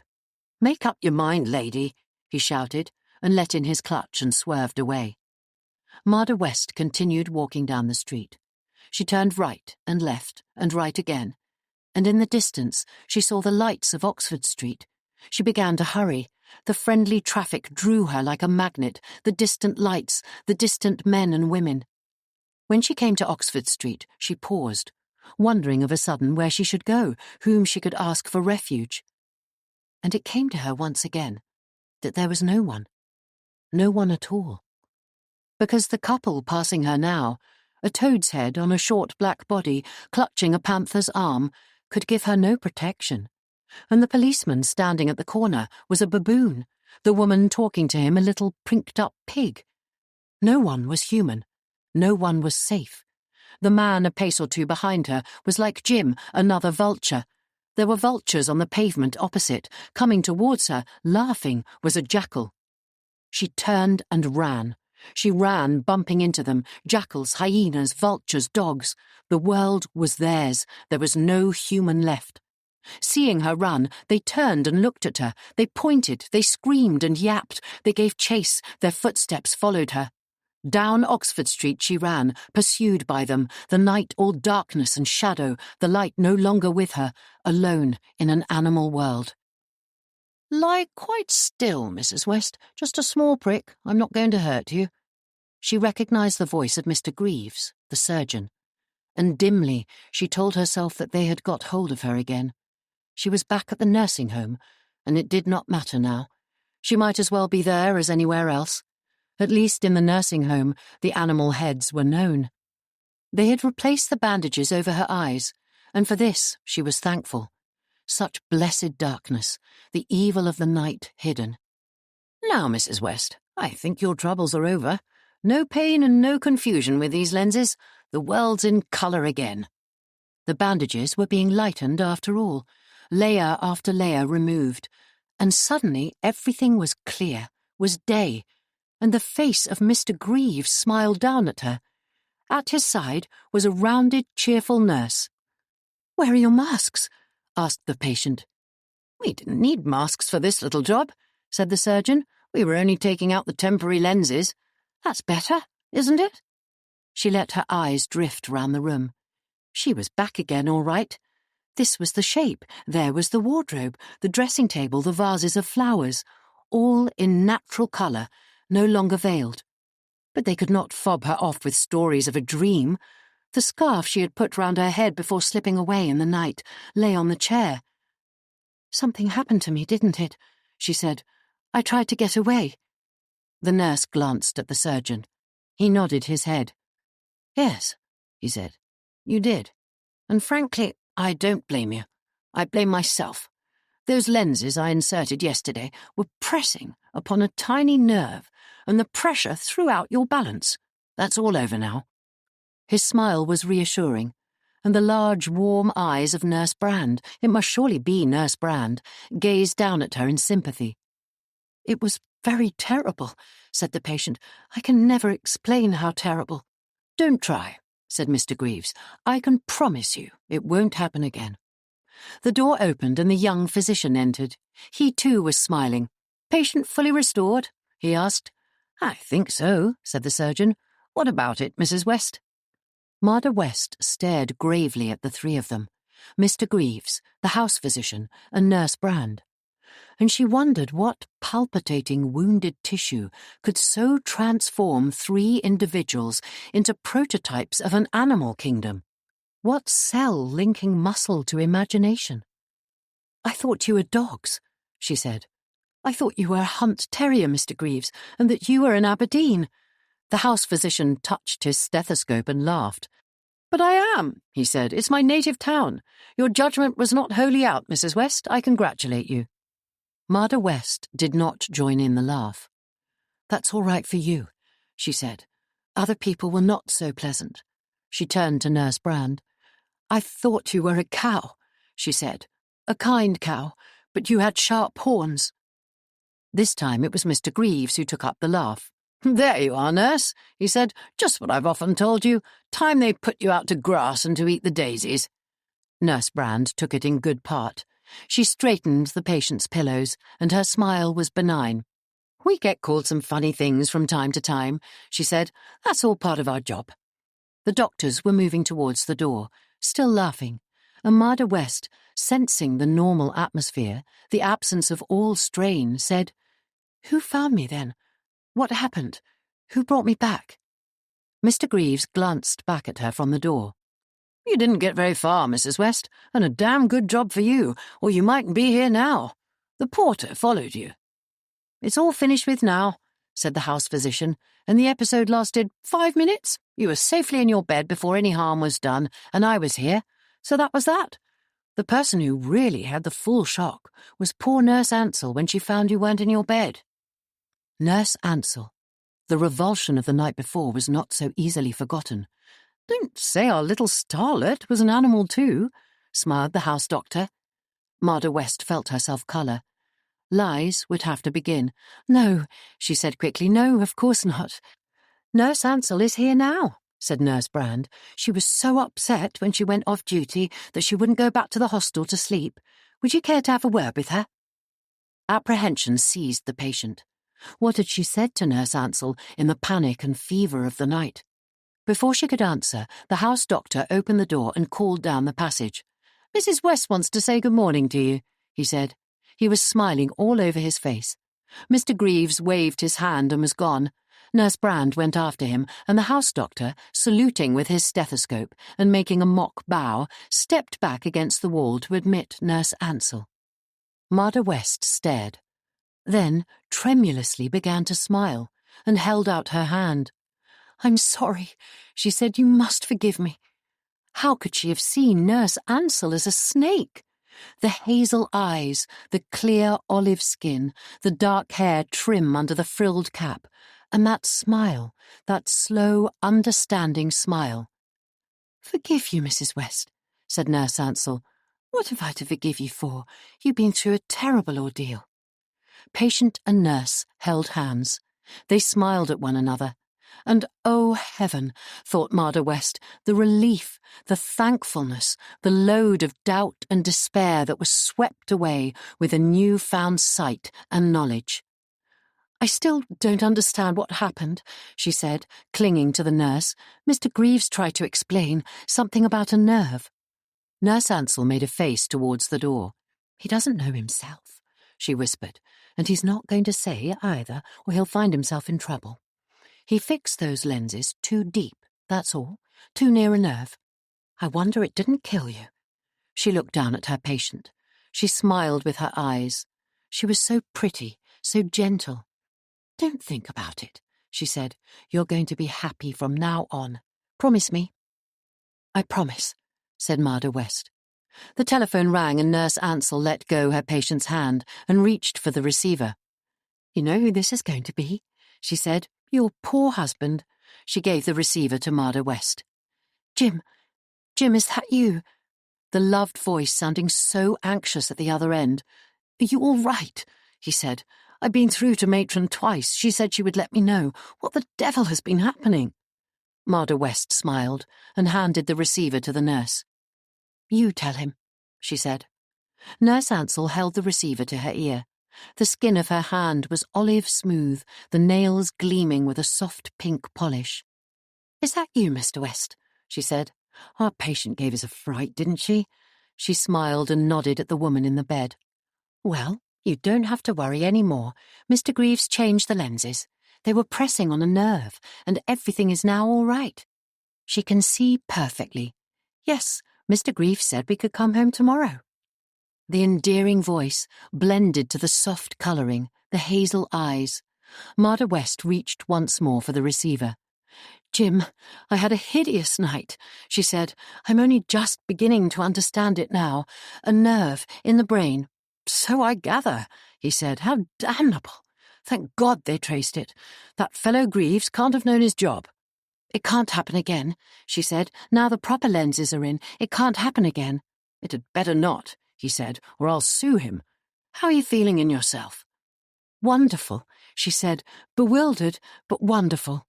"Good girl," he said. "Don't excite yourself. I'll be along later." His voice went. Marda West gave the receiver to Nurse Ansell, who replaced it on the stand. "Did Mr. Greaves really say I could go home tomorrow?" she asked. "Yes, if you're good." Nurse Ansell smiled and patted her patient's hand. "Are you sure you still want me to come with you?" she asked. "Why, yes," said Marda West. "Why, it's all arranged." She sat up in bed, and the sun came streaming through the window, throwing light on the roses, the lilies, the tall-stemmed iris. The hum of traffic outside was close and friendly. She thought of her garden, waiting for her at home, and her own bedroom, her own possessions, the day-by-day routine of home to be taken up again with sight restored, the anxiety and fear of the past months put away forever. "The most precious thing in the world," she said to Nurse Ansell, "is sight. I now know. I know what I might have lost." Nurse Ansell, hands clasped in front of her, nodded her head in sympathy. "You've got your sight back," she said. "That's the miracle. You won't ever lose it now." She moved to the door. "I'll slip back to the hostel and get some rest," she said. "Now I know everything is well with you, I'll be able to sleep. Is there anything you want before I go?" "Give me my face cream and my powder," said the patient, "and the lipstick and the brush and comb." Nurse Ansell fetched the things from the dressing table and put them within reach upon the bed. She brought the hand mirror too, and the bottle of scent, and with a little smile of intimacy sniffed at the stopper. "Gorgeous," she murmured. "This is what Mr. West gave you, isn't it?" Already, thought Marda West, Nurse Ansell fitted in. She saw herself putting flowers in the small guest room, choosing the right books, fitting a portable wireless in case Nurse Ansell should be bored in the evenings. "I'll be with you at 8 o'clock. The familiar words, said every morning now for so many days and weeks, sounded in her ear like a melody, loved through repetition. At last they were joined to the individual, the person who smiled, the one whose eyes promised friendship and loyalty. "See you this evening." The door closed. Nurse Ansell had gone. The routine of the nursing home, broken by the fever of the night before, resumed its usual pattern. Instead of darkness, light. Instead of negation, life. Marda West took the stopper from the scent bottle and put it behind her ears. The fragrance filtered, becoming part of the warm, bright day. She lifted the hand mirror and looked into it. Nothing changed in the room. The street noises penetrated from outside, and presently the little maid who had seemed a weasel yesterday came in to dust the room. She said, "Good morning," but the patient did not answer. Perhaps she was tired. The maid dusted and went her way. Then Marda West took up the mirror and looked into it once more. No, she had not been mistaken. The eyes that stared back at her were doe's eyes, wary before sacrifice, and the timid deer's head was meek, already bowed. Don't look now. "Don't look now," John said to his wife, "but there are a couple of old girls 2 tables away who are trying to hypnotize me." Laura, quick on cue, made an elaborate pretense of yawning, then tilted her head as though searching the skies for a non-existent aeroplane. "Right behind you," he added. "That's why you can't turn round at once. It would be much too obvious." Laura played the oldest trick in the world and dropped her napkin, then bent to scrabble for it under her feet, sending a shooting glance over her left shoulder as she straightened once again. She sucked in her cheeks, the first telltale sign of suppressed hysteria, and lowered her head. "They're not old girls at all," she said. "They're male twins in drag." Her voice broke ominously, the prelude to uncontrolled laughter, and John quickly poured some more Chianti into her glass. Pretend to choke," he said. "Then they won't notice. You know what it is. They're criminals doing the sights of Europe, changing sex at each stop. Twin sisters here on Torcello. Twin brothers tomorrow in Venice, or even tonight, parading arm in arm across the Piazza San Marco. Just a matter of switching clothes and wigs." "Jewel thieves or murderers?" asked Laura. "Oh, murderers, definitely. But why, I ask myself, have they picked on me?"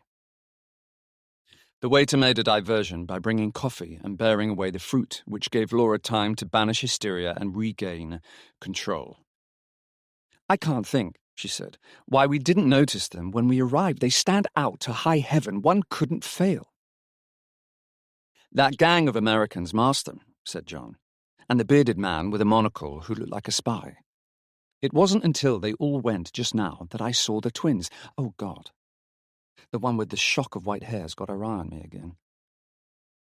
Laura took the powder compact from her bag and held it in front of her face, the mirror acting as a reflector. "I think it's me they're looking at, not you," she said. "Thank heaven I left my pearls with the manager at the hotel." She paused, dabbing the sides of her nose with powder. "The thing is," she said after a moment, "we've got them wrong. They're neither murderers nor thieves. They're a couple of pathetic old retired schoolmistresses on holiday who saved up all their lives to visit Venice. They come from some place with a name like Wallabanga in Australia, and they're called Tilly and Tiny." Her voice, for the first time since they had come away, took on the old bubbling quality he loved, and the worried frown between her brows had vanished. At last, he thought, at last she's beginning to get over it. If I can keep this going, if we can pick up the familiar routine of jokes, shared on holiday and at home, the ridiculous fantasies about people at other tables, or staying in the hotel, or wandering in art galleries and churches, then everything will fall into place. Life will become as it was before. The wound will heal. She will forget. "You know," said Laura, "that really was a very good lunch. I did enjoy it." Thank God, he thought, thank God. Then he leant forward, speaking low in a conspirator's whisper. "One of them is going to the loo," he said. "Do you suppose he, or she, is going to change her wig?" "Don't say anything," Laura murmured. "I'll follow her and find out. She may have a suitcase tucked away there, and she's going to switch clothes." She began to hum under her breath, the signal to her husband of content. The ghost was temporarily laid, and all because of the familiar holiday game, abandoned too long, and now, through mere chance, blissfully recaptured. "Is she on her way?" asked Laura. "About to pass our table now," he told her. Seen on her own, the woman was not so remarkable. Tall, angular, aquiline features, with the close-cropped hair which was fashionably called an Eton crop, he seemed to remember, in his mother's day, and about her person the stamp of that particular generation. She would be in her middle 60s, he supposed. The masculine shirt with collar and tie, sports jacket, grey tweed skirt coming to mid-calf. Grey stockings and laced black shoes. He had seen the type on golf courses and at dog shows, invariably showing not sporting breeds, but pugs. And if you came across them at a party in somebody's house, they were quicker on the draw with a cigarette lighter than he was himself, a mere male with pocket matches. The general belief that they kept house with a more feminine, fluffy companion was not always true. Frequently they boasted and adored a golfing husband. No. The striking point about this particular individual was that there were two of them, identical twins cast in the same mould. The only difference was that the other one had whiter hair. "Supposing," murmured Laura, "when I find myself in the toilette beside her, she starts to strip." "Depends on what is revealed," John answered. "If she's hermaphrodite, make a bolt for it. She might have a hypodermic syringe concealed and want to knock you out before you reach the door." Laura sucked in her cheeks once more and began to shake. Then, squaring her shoulders, she rose to her feet. "I simply must not laugh," she said. "And whatever you do, don't look at me when I come back, especially if we come out together." She picked up her bag and strolled self-consciously away from the table in pursuit of her prey. John poured the dregs of the Chianti into his glass and lit a cigarette. The sun blazed down upon the little garden of the restaurant. The Americans had left, and the monocled man, and the family party at the far end. All was peace. The identical twin was sitting back in her chair with her eyes closed. Thank heaven, he thought, for this moment at any rate, when relaxation was possible, and Laura had been launched upon her foolish, harmless game. The holiday could yet turn into the cure she needed, blotting out, if only temporarily, the numb despair that had seized her since the child died. "She'll get over it," the doctor said. "They all get over it in time. And you have the boy." "I know," John had said. But the girl meant everything.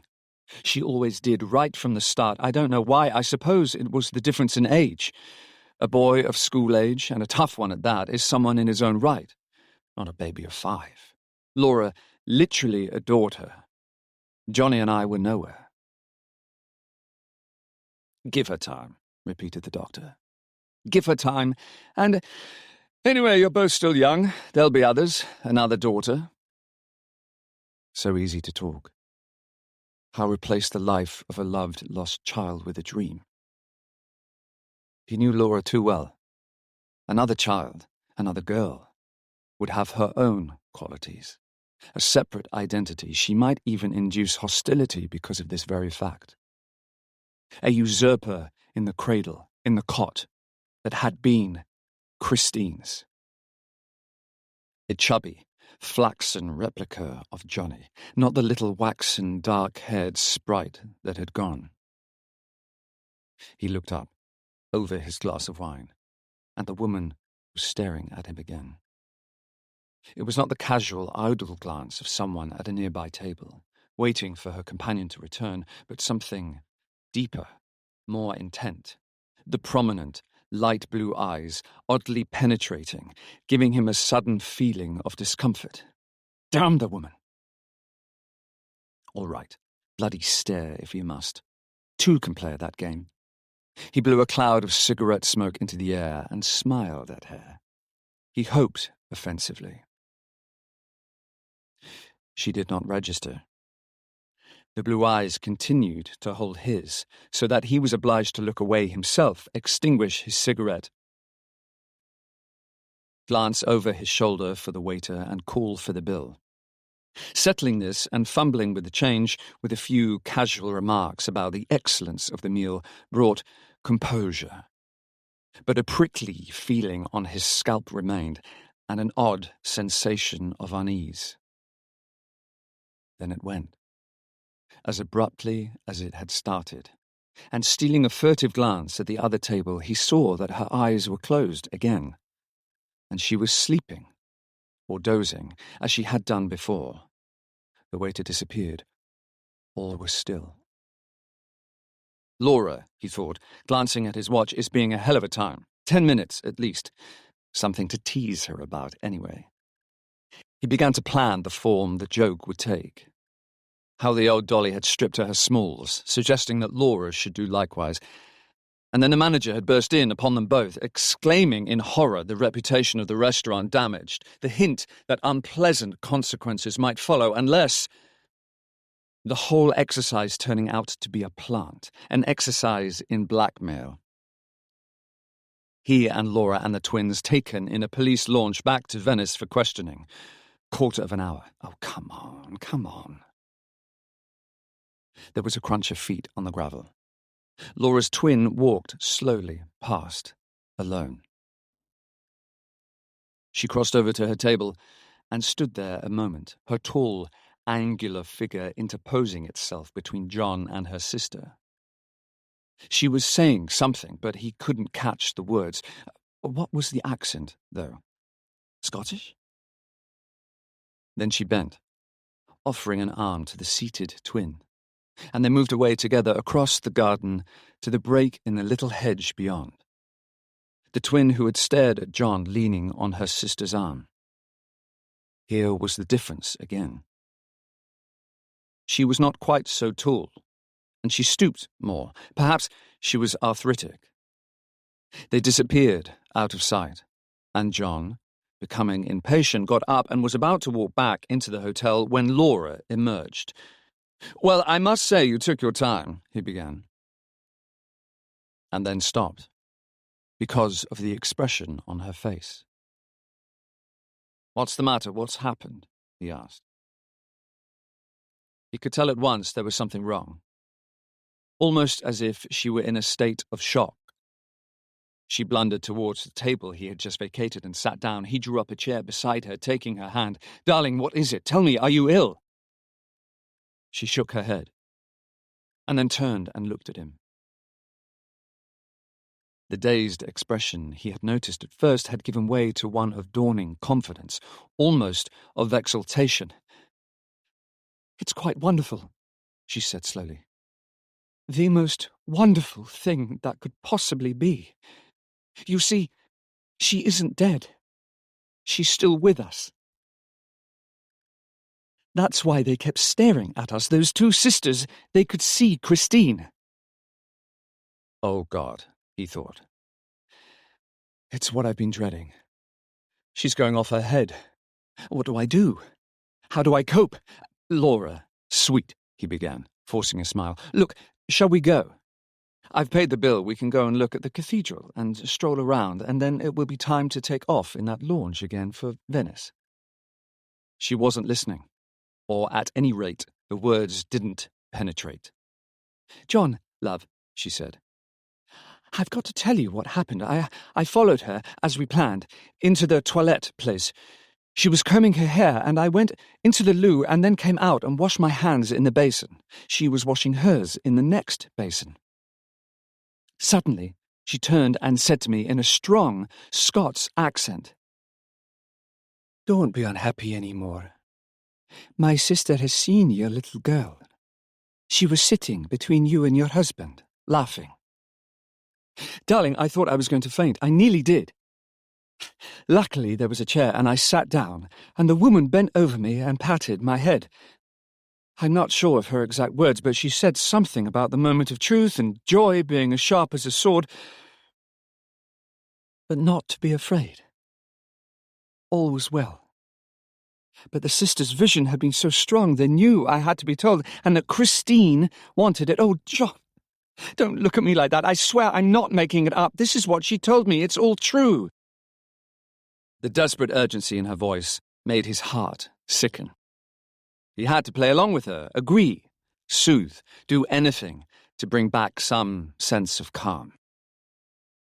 "Laura, darling, of course I believe you," he said. "Only it's a sort of shock, and I'm upset because you're upset." "But I'm not upset," she interrupted. "I'm happy, so happy that I can't put the feeling into words. You know what it's been like all these weeks? At home, and everywhere we've been on holiday, though I tried to hide it from you.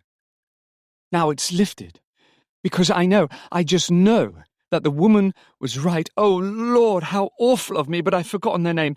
She did tell me.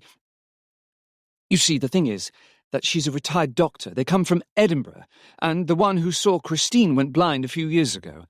Although she studied the occult all her life and been very psychic, it's only since going blind that she has really seen things, like a medium. They've had the most wonderful experiences. But to describe Christine as the blind one did to her sister, even down to the little blue and white dress with the puff sleeves that she wore at her birthday party, and to say she was smiling happily, oh, darling, it's made me so happy I think I'm going to cry." No hysteria. Nothing wild. She took a tissue from her bag and blew her nose, smiling at him. "I'm all right, you see. You don't have to worry. Neither of us need worry about anything anymore. Give me a cigarette." He took one from his packet and lighted it for her. She sounded normal, herself again. She wasn't trembling. And if this sudden belief was going to keep her happy, he couldn't possibly begrudge it. But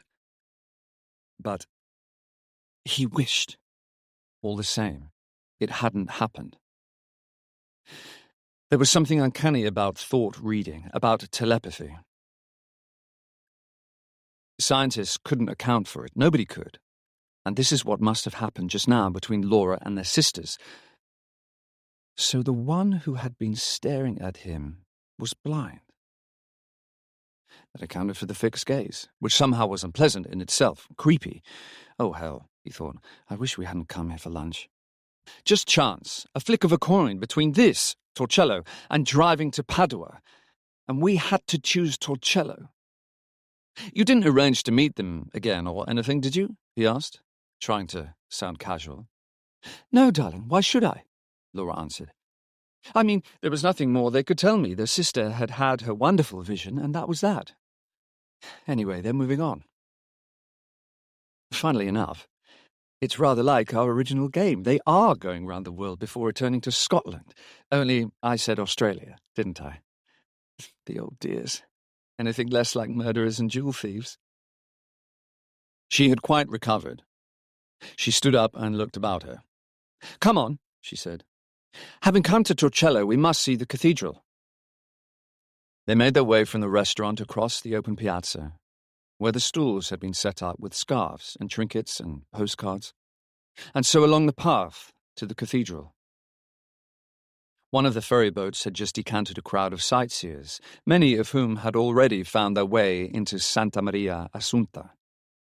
Laura, undaunted, asked her husband for the guidebook and, as had always been her custom in happier days, started to walk slowly through the cathedral, studying mosaics, columns, panels from left to right, while John, less interested, because of his concern at what had just happened, followed close behind, keeping a weather eye alert for the twin sisters.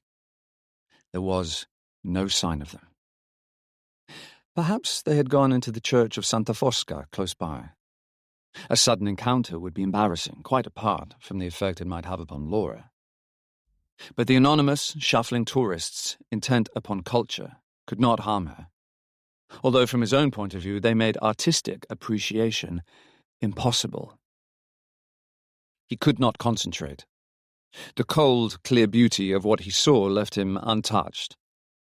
And when Laura touched his sleeve, pointing to the mosaic of the Virgin and Child standing above the frieze of the Apostles, he nodded in sympathy, yet saw nothing.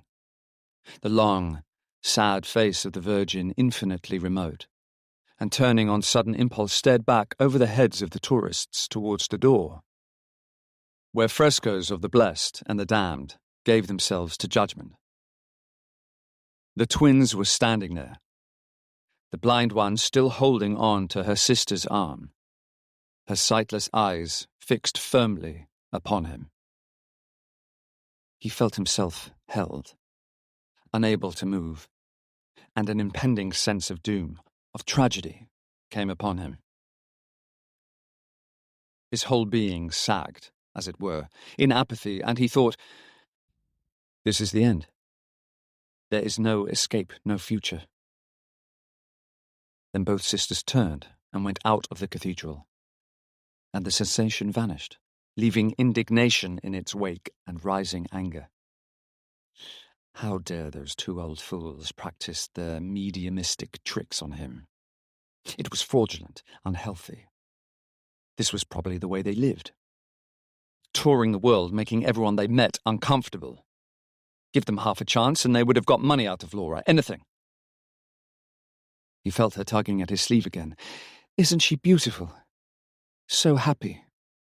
So serene." "Who? What?" he asked.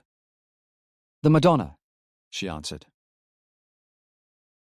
"She has a magic quality. It goes right through to one. Don't you feel it too?" "I suppose so. I don't know. There are too many people around." She looked up at him, astonished. "What's that got to do with it?" "How funny you are. Well, all right, let's get away from them.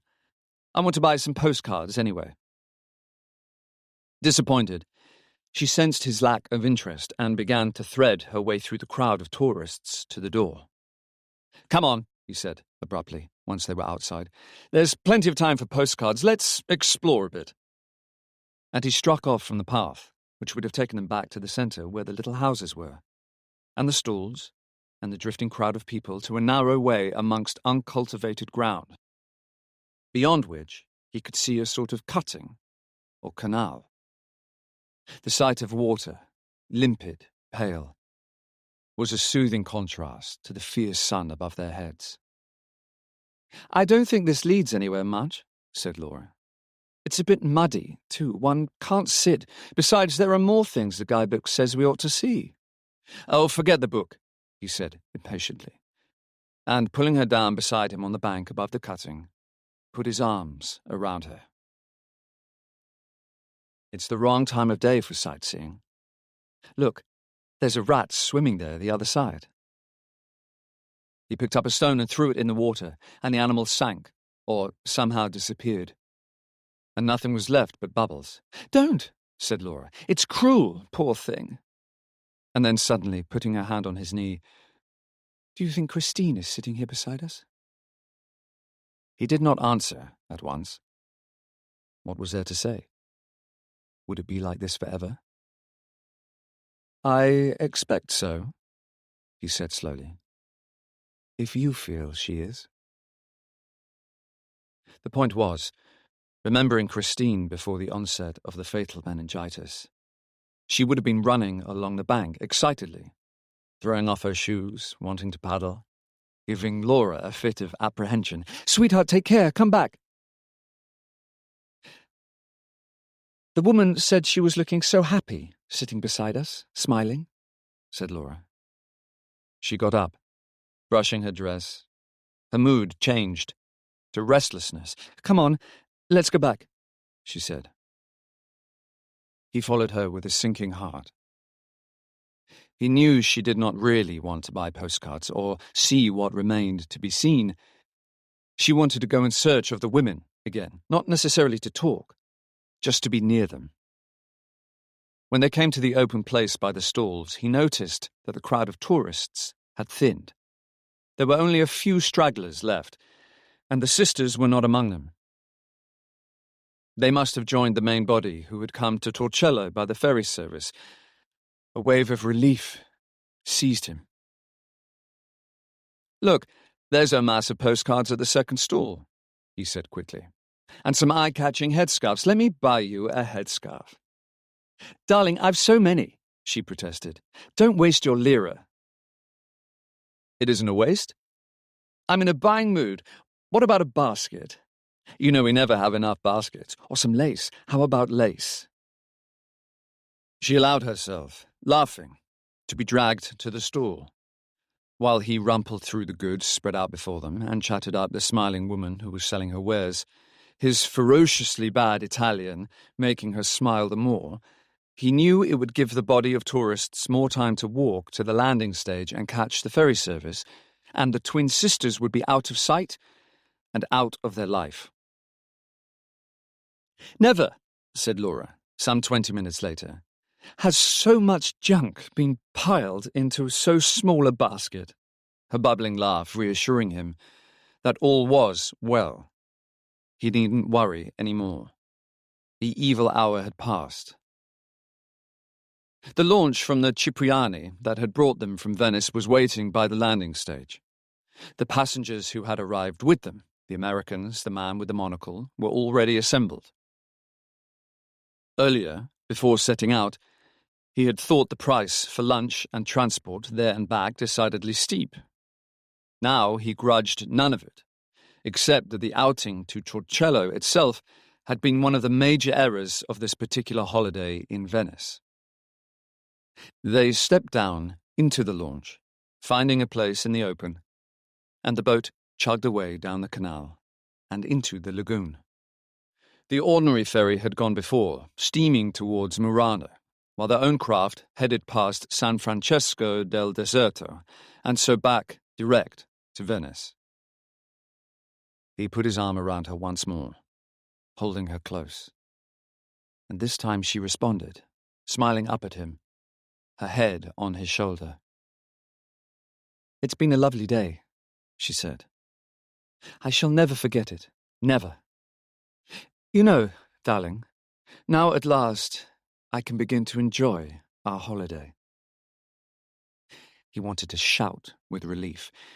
"It's going to be all right," he decided. "Let her believe what she likes. It doesn't matter. It makes her happy."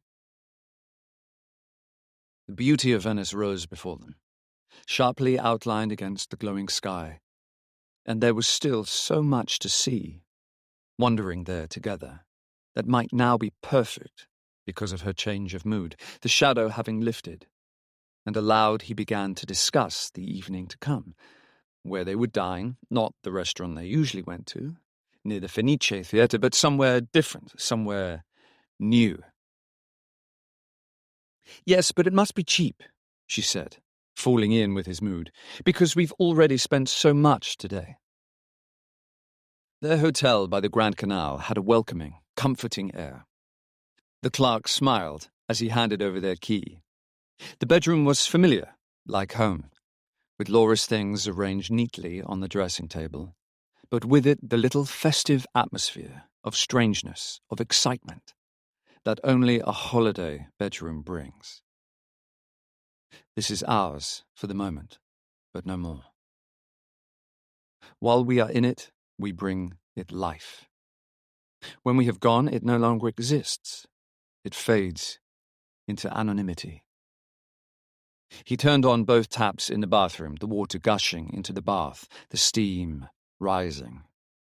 Now, he thought afterwards, now at last is the moment to make love. And he went back into the bedroom, and she understood, and opened her arms and smiled. Such blessed relief after all those weeks of restraint. "The thing is," she said later, fixing her earrings before the looking-glass, "I'm not really terribly hungry. Shall we just be dull and eat in the dining room here?" "God, no," he exclaimed. "With all those rather dreary couples at other tables. I'm ravenous. I'm also gay. I want to get rather sloshed." "Not bright lights and music, surely?" No. Some small, dark, intimate cave, rather sinister, full of lovers, with other people's wives."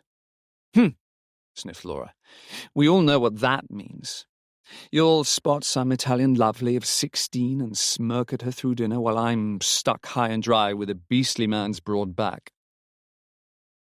They went out laughing into the warm, soft night, and the magic was about them everywhere. "Let's walk," he said. "Let's walk and work up an appetite for our gigantic meal."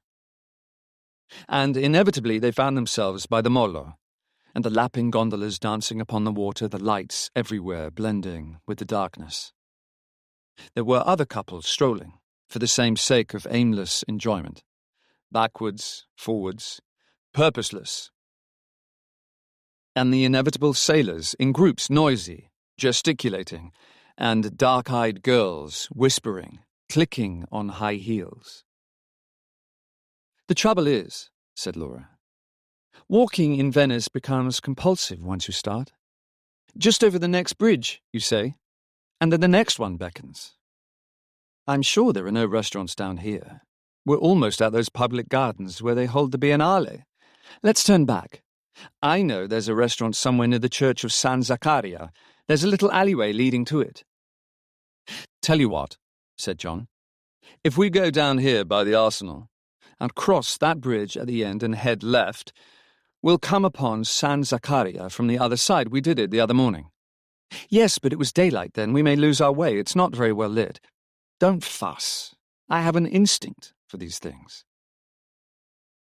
They turned down the Fondamenta dell'Arsenale and crossed the little bridge short of the arsenal itself, and so on past the church of San Martino. There were 2 canals ahead, one bearing right, the other left, with narrow streets beside them. John hesitated. Which one was it they had walked beside the day before? "You see," protested Laura, "we shall be lost, just as I said." "Nonsense," replied John firmly. "It's the left-hand one. I remember the little bridge." The canal was narrow. The houses on either side seemed to close in upon it.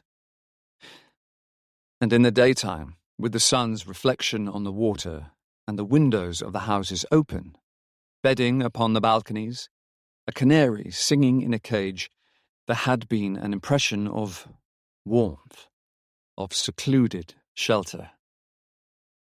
Now, ill-lit, almost in darkness, the windows of the houses shuttered, the water dank, the scene appeared altogether different, neglected, poor, and the long narrow boats moored to the slippery steps of cellar entrances looked like coffins.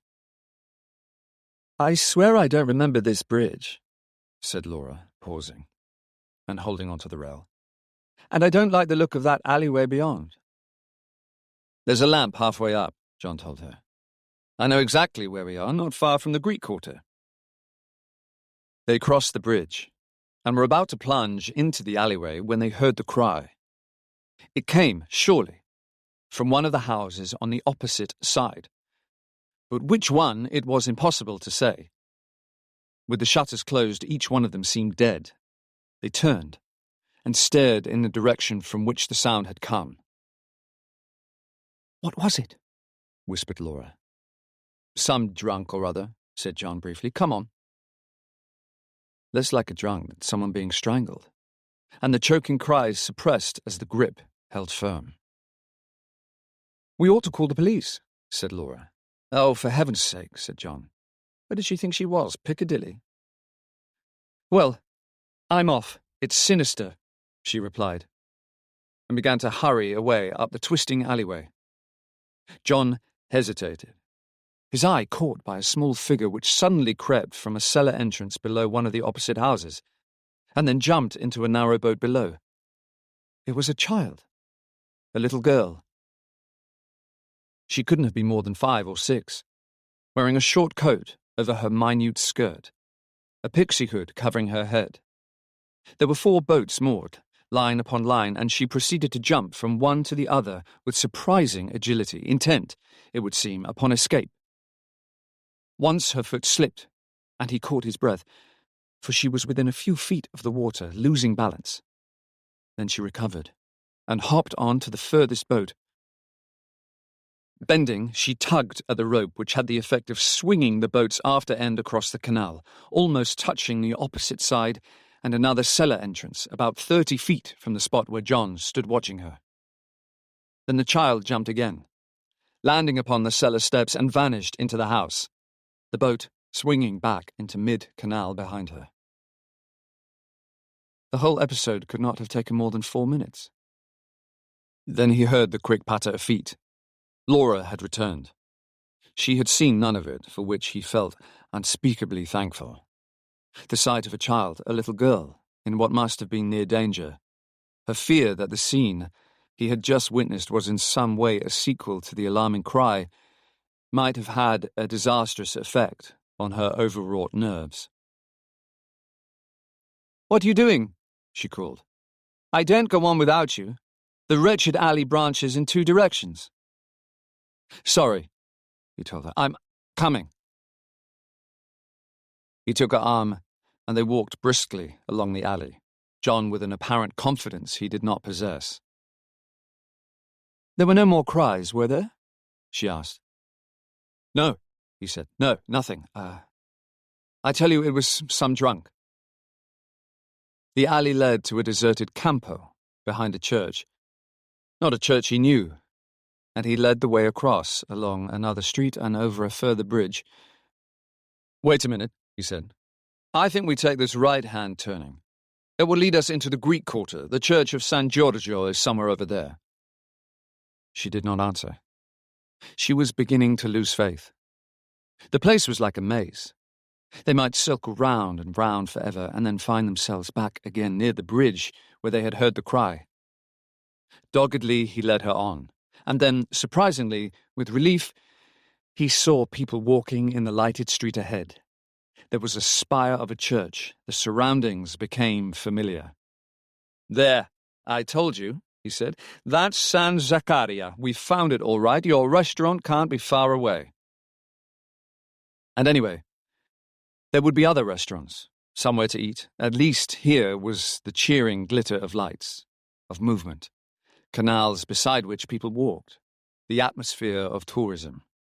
The letters Ristorante in blue lights shone like a beacon down a left-hand alley. "Is this your place?" he asked. "God knows," she said. "Who cares? Let's feed there anyway."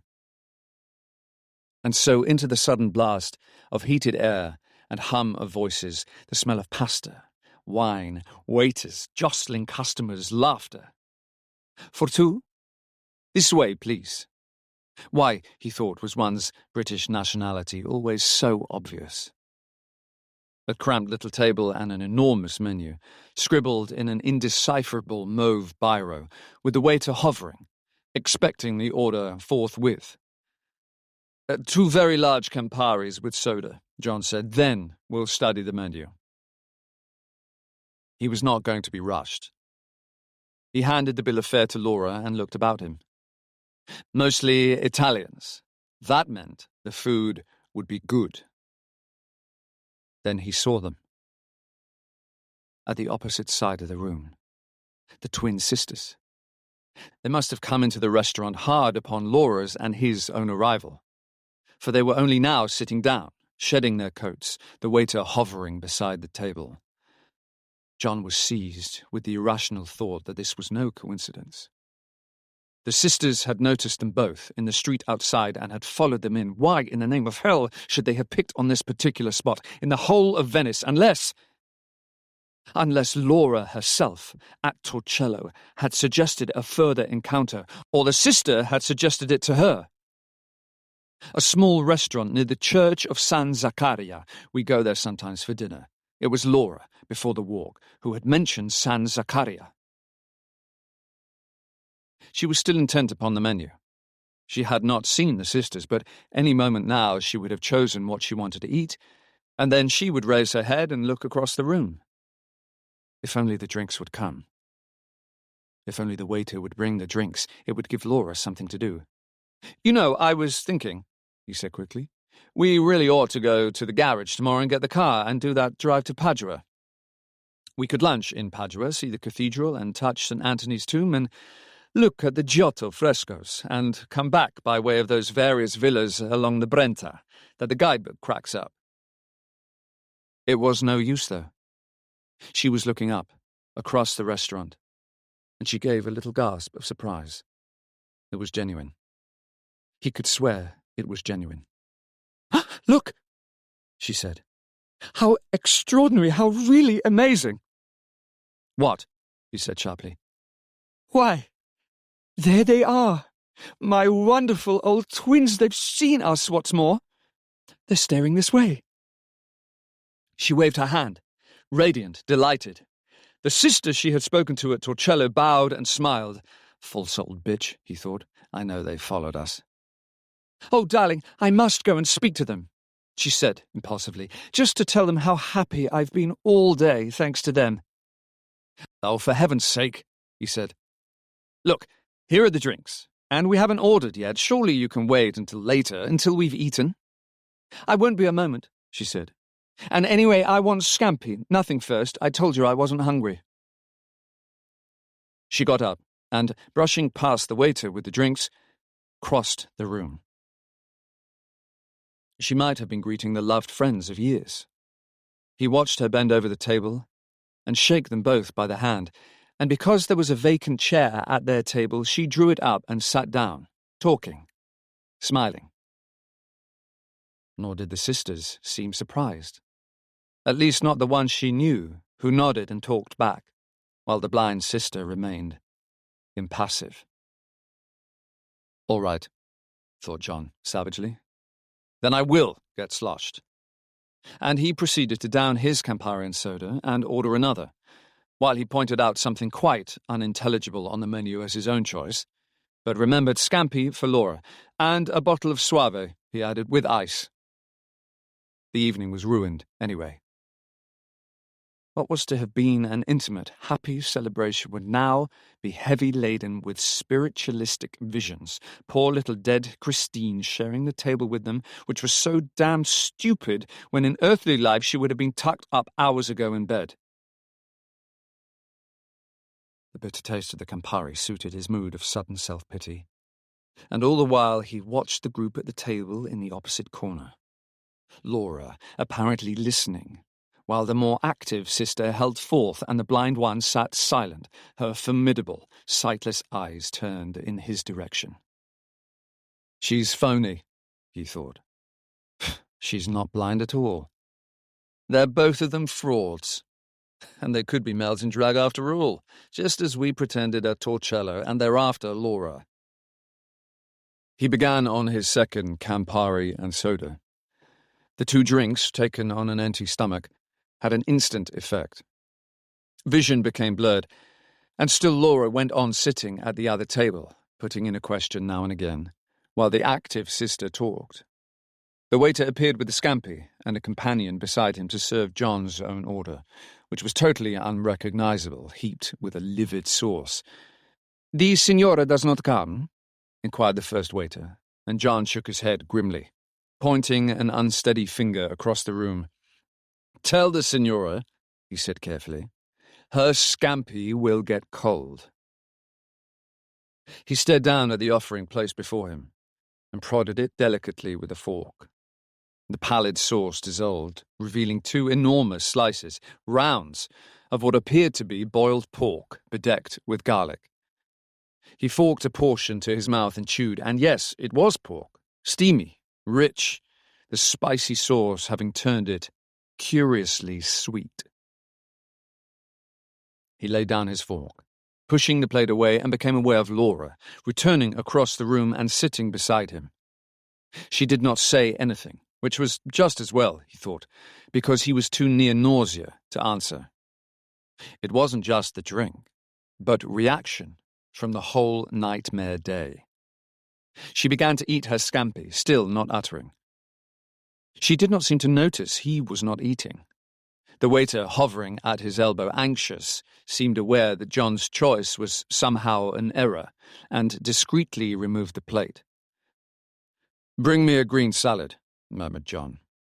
And even then Laura did not register surprise or, as she might have done in more normal circumstances, accuse him of having had too much to drink. Finally, when she had finished her scampi and was sipping her wine, which John had waved away to nibble at his salad in small mouthfuls like a sick rabbit, she began to speak. "Darling," she said, "I know you won't believe it, and it's rather frightening in a way, but after they left the restaurant in Torcello, the sisters went to the cathedral, as we did, although we didn't see them in that crowd, and the blind one had another vision. She said Christine was trying to tell her something about us, that we should be in danger if we stayed in Venice. Christine wanted us to go away as soon as possible." "So that's it," he thought. "They think they can run our lives for us? This is to be our problem from henceforth. Do we eat? Do we get up? Do we go to bed? We must get in touch with the twin sisters. They will direct us." "Well," she said, "why don't you say something?" "Because," he answered. "You are perfectly right. I don't believe it.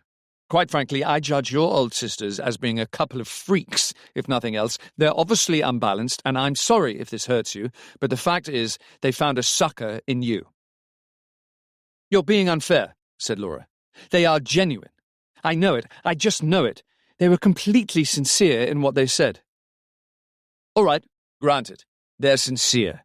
But that doesn't make them well-balanced. Honestly, darling, you meet that old girl for 10 minutes in a loo. She tells you she sees Christine sitting beside us. Well, anyone with a gift for telepathy could read your unconscious mind in an instant. And then, pleased with her success, as any old psychic expert would be, she flings a further mood of ecstasy and wants to boot us out of Venice. Well, I'm sorry, but to hell with it." The room was no longer reeling. Anger had sobered him. If it would not put Laura to shame, he would get up and cross to their table and tell the old fools where they got off. "I knew you would take it like this," said Laura unhappily. "I told them you would. They said not to worry. As long as we left Venice tomorrow, everything would come all right." "Oh, for God's sake," said John. He changed his mind and poured himself a glass of wine. "After all," Laura went on, "we have really seen the cream of Venice. I don't mind going on somewhere else, and if we stayed, I know it sounds silly, but I should have a nasty nagging sort of feeling inside me, and I should keep thinking of darling Christine being unhappy and trying to tell us to go." "Right," said John with ominous calm. "That settles it. Go we will. I suggest we clear off to the hotel straight away and warn the reception we're leaving in the morning. Have you had enough to eat?" "Oh dear," sighed Laura. "Don't take it like that. Look, why not come over and meet them, and then they can explain about the vision to you. Perhaps you would take it seriously then, especially as you are the one it most concerns. Christine is more worried over you than me. And the extraordinary thing is that the blind sister says you're psychic, and you don't know it. You are somehow en rapport with the unknown, and I'm not." "Well, that's final," said John. "I'm psychic, am I? Fine. My psychic intuition tells me to get out of this restaurant now, at once, and we can decide what we do about leaving Venice when we are back at the hotel." He signalled to the waiter for the bill, and they waited for it, not speaking to each other, Laura unhappy, fiddling with her bag, while John, glancing furtively at the twins' table, noticed that they were tucking into plates piled high with spaghetti in very unpsychic fashion. The bill disposed of, John pushed back his chair. "Right, are you ready?" he asked. "I'm going to say goodbye to them first," said Laura, her mouth set sulkily, reminding him instantly with a pang of their poor lost child. "Just as you like," he replied, and walked ahead of her out of the restaurant without a backward glance. The soft humidity of the evening, so pleasant to walk about in earlier, had turned to rain. The strolling tourists had melted away. One or two people hurried by under umbrellas. This is what the inhabitants who live here see, he thought. This is the true life. Empty streets by night. The dank stillness of a stagnant canal beneath shuttered houses. The rest is a bright facade, put on for show, glittering by sunlight. Laura joined him, and they walked away together in silence, and emerging presently behind the ducal palace, came out into the Piazza San Marco. The rain was heavy now, and they sought shelter with the few remaining stragglers under the colonnades. The orchestras had packed up for the evening. The tables were bare. Chairs had been turned upside down. The experts are right, he thought. Venice is sinking. The whole city is slowly dying. One day the tourists will travel here by boat to peer down into the waters, and they will see pillars and columns and marble far, far beneath them. Slime and mud, uncovering for brief moments a lost underworld of stone. Their heels made a ringing sound on the pavement, and the rain splashed from the gutterings above. A fine ending to an evening that had started with brave hope, with innocence. When they came to their hotel, Laura made straight for the lift, and John turned to the desk to ask the night porter for the key. The man handed him a telegram at the same time. John stared at it a moment. Laura was already in the lift. Then he opened the envelope and read the message. It was from the headmaster of Johnny's preparatory school.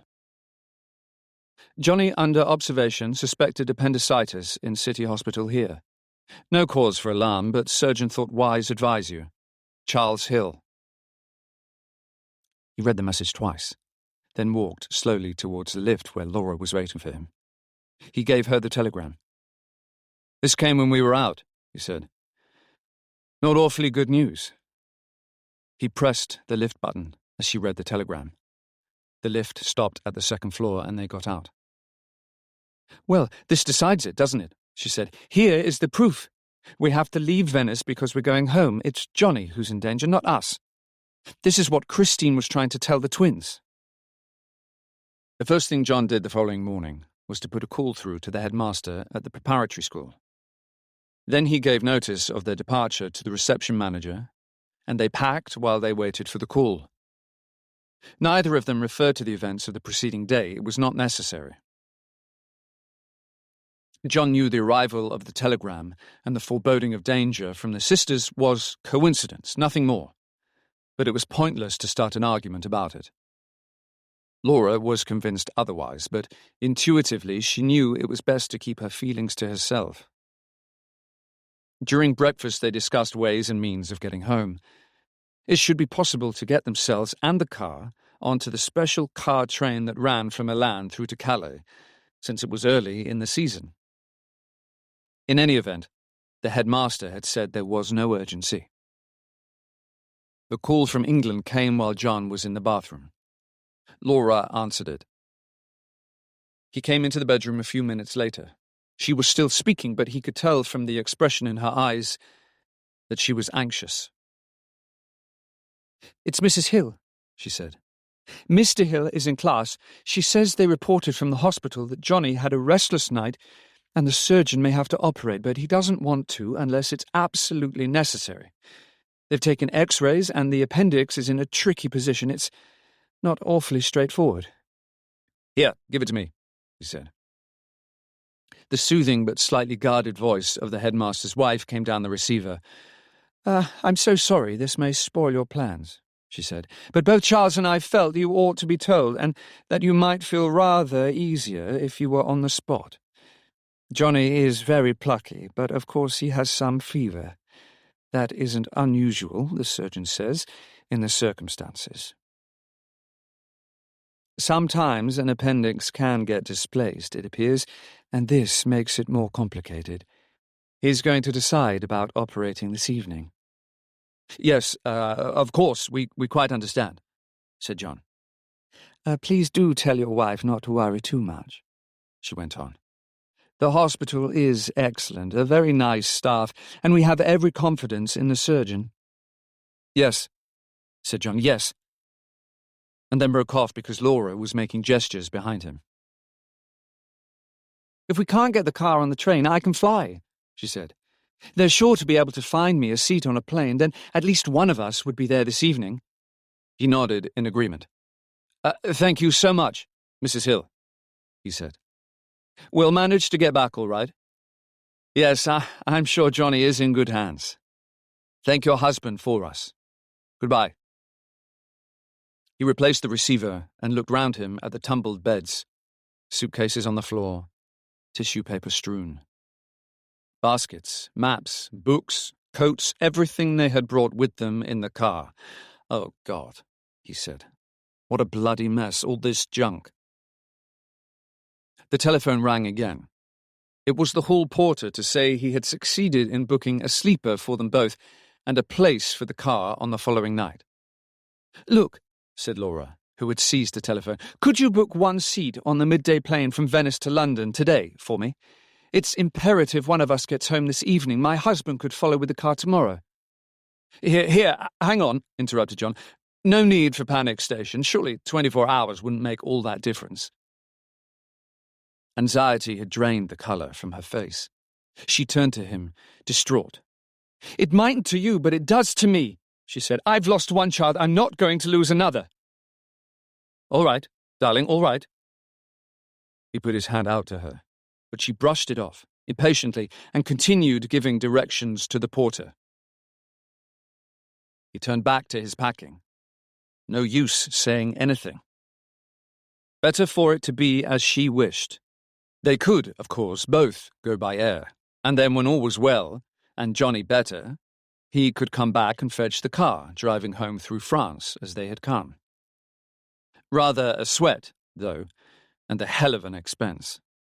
Bad enough Laura going by air and himself with the car on the train from Milan. We could, if you like, both fly, he began tentatively, explaining the sudden idea, but she would have none of it. Oh, that really would be absurd, she said impatiently. As long as I'm there this evening and you follow by train, it's all that matters. Besides, we shall need the car, going backwards and forwards to the hospital, and our luggage. We couldn't go off and just leave all this here. No, he saw her point. A silly idea. It was only... well, he was as worried about Johnny as she was, though he wasn't going to say so. I'm going downstairs to stand over the porter, said Laura. They always make more effort if one is actually on the spot. Everything I want tonight is packed. I shall only need my overnight case. You can bring everything else in the car. She hadn't been out of the bedroom 5 minutes before the telephone rang. It was Laura. Darling, she said, it couldn't have worked out better. The porter has got me on a charter flight that leaves Venice in less than an hour. A special motor launch takes the party direct from San Marco in about 10 minutes. Some passenger on the charter flight cancelled. I shall be at Gatwick in less than 4 hours. I'll be down right away, he told her. He joined her by the reception desk. She no longer looked anxious and drawn, but full of purpose. She was on her way. He kept wishing they were going together. He couldn't bear to stay on in Venice after she had gone, but the thought of driving to Milan, spending a dreary night in a hotel there alone, the endless dragging day which would follow, and the long hours in the train the next night, filled him with intolerable depression, quite apart from the anxiety about Johnny. They walked along to the San Marco landing stage, the Molo bright and glittering after the rain. A little breeze blowing, the postcards and scarves and tourist souvenirs fluttering on the stalls. The tourists themselves out in force, strolling, contented, the happy day before them. "I'll ring you tonight from Milan," he told her. "The Hills will give you a bed, I suppose. And if you're at the hospital, they'll let me have the latest news. That must be your charter party. You're welcome to them." The passengers descending from the landing stage down into the waiting launch were carrying hand luggage with Union Jack tags upon them. They were mostly middle-aged, with what appeared to be 2 Methodist ministers in charge. One of them advanced towards Laura, holding out his hand, showing a gleaming row of dentures when he smiled. "You must be the lady joining us for the homeward flight," he said. "Welcome aboard, and to the Union of Fellowship. We are delighted to make your acquaintance. Sorry we hadn't a seat for hubby too." Laura turned swiftly and kissed John, a tremor at the corner of her mouth betraying inward laughter. "Do you think they'll break into hymns?" she whispered. "Take care of yourself, hubby. Call me tonight." The pilot sounded a curious little toot upon his horn, and in a moment Laura had climbed down the steps into the launch and was standing amongst the crowd of passengers, waving her hand, her scarlet coat a gay patch of colour amongst the more sober suiting of her companions. The launch tooted again and moved away from the landing stage, and he stood there, watching it, a sense of immense loss filling his heart. Then he turned and walked away, back to the hotel, the bright day all about him desolate, unseen. There was nothing, he thought, as he looked about him presently in the hotel bedroom, so melancholy as a vacated room, especially when the recent signs of occupation were still visible about him. Laura's suitcases on the bed, the second coat she had left behind, traces of powder on the dressing table, a tissue with a lipstick smear thrown in the waste paper basket, even an old toothpaste tube squeezed dry lying on the glass shelf above the wash basin. Sounds of the heedless traffic on the Grand Canal came, as always, from the open window, but Laura wasn't there anymore to listen to it, or to watch from the small balcony. The pleasure had gone. Feeling had gone. John finished packing, and leaving all the baggage ready to be collected, he went downstairs to pay the bill. The reception clerk was welcoming new arrivals. People were sitting on the terrace overlooking the Grand Canal, reading newspapers, the pleasant day waiting to be planned. John decided to have an early lunch, here on the hotel terrace, on familiar ground, and then have the porter carry the baggage to one of the ferries that steamed direct between San Marco and the Porta Roma, where the car was garaged. The fiasco meal of the night before had left him empty, and he was ready for the trolley of hors d'oeuvres when they brought it to him around midday. Even here, though, there was change. The head waiter, their especial friend, was off duty, and the table where they usually sat was occupied by new arrivals, a honeymoon couple, he told himself sourly, observing the gaiety, the smiles, while he had been shown to a small single table behind a tub of flowers. She's airborne now, John thought. She's on her way. And he tried to picture Laura seated between the Methodist ministers, telling them, no doubt, about Johnny ill in hospital and heaven knows what else besides. Well, the twin sisters anyway could rest in psychic peace. Their wishes would have been fulfilled. Lunch over, there was no point in lingering with a cup of coffee on the terrace. His desire was to get away as soon as possible, fetch the car, and be en route for Milan. He made his farewells at the reception desk and, escorted by a porter who had piled his baggage onto a wheeled trolley, made his way once more to the landing stage of San Marco. As he stepped onto the steam ferry, his luggage heaped beside him, a crowd of jostling people all about him, he had one momentary pang to be leaving Venice. When, if ever, he wondered, would they come again? Next year? In 3 years? Glimpsed first on honeymoon, nearly 10 years ago, and then a second visit en passant before a cruise, and now this last, abortive 10 days that had ended so abruptly. The water glittered in the sunshine. Buildings shone. Tourists in dark glasses paraded up and down the rapidly receding Mollo. Already the terrace of the hotel was out of sight as the ferry churned its way up the Grand Canal. So many impressions to seize and hold. Familiar loved facades, balconies, windows, water lapping the cellar steps of decaying palaces. The little red house where D'Annunzio lived, with its garden. Our house, Laura called it, pretending it was theirs. And too soon, the ferry would be turning left, on the direct route to the Piazzale Roma, so missing the best of the canal, the Rialto, the further palaces. Another ferry was heading downstream to pass them, filled with passengers, and for a brief, foolish moment, he wished he could change places, be amongst the happy tourists bound for Venice and all he had left behind him. Then he saw her.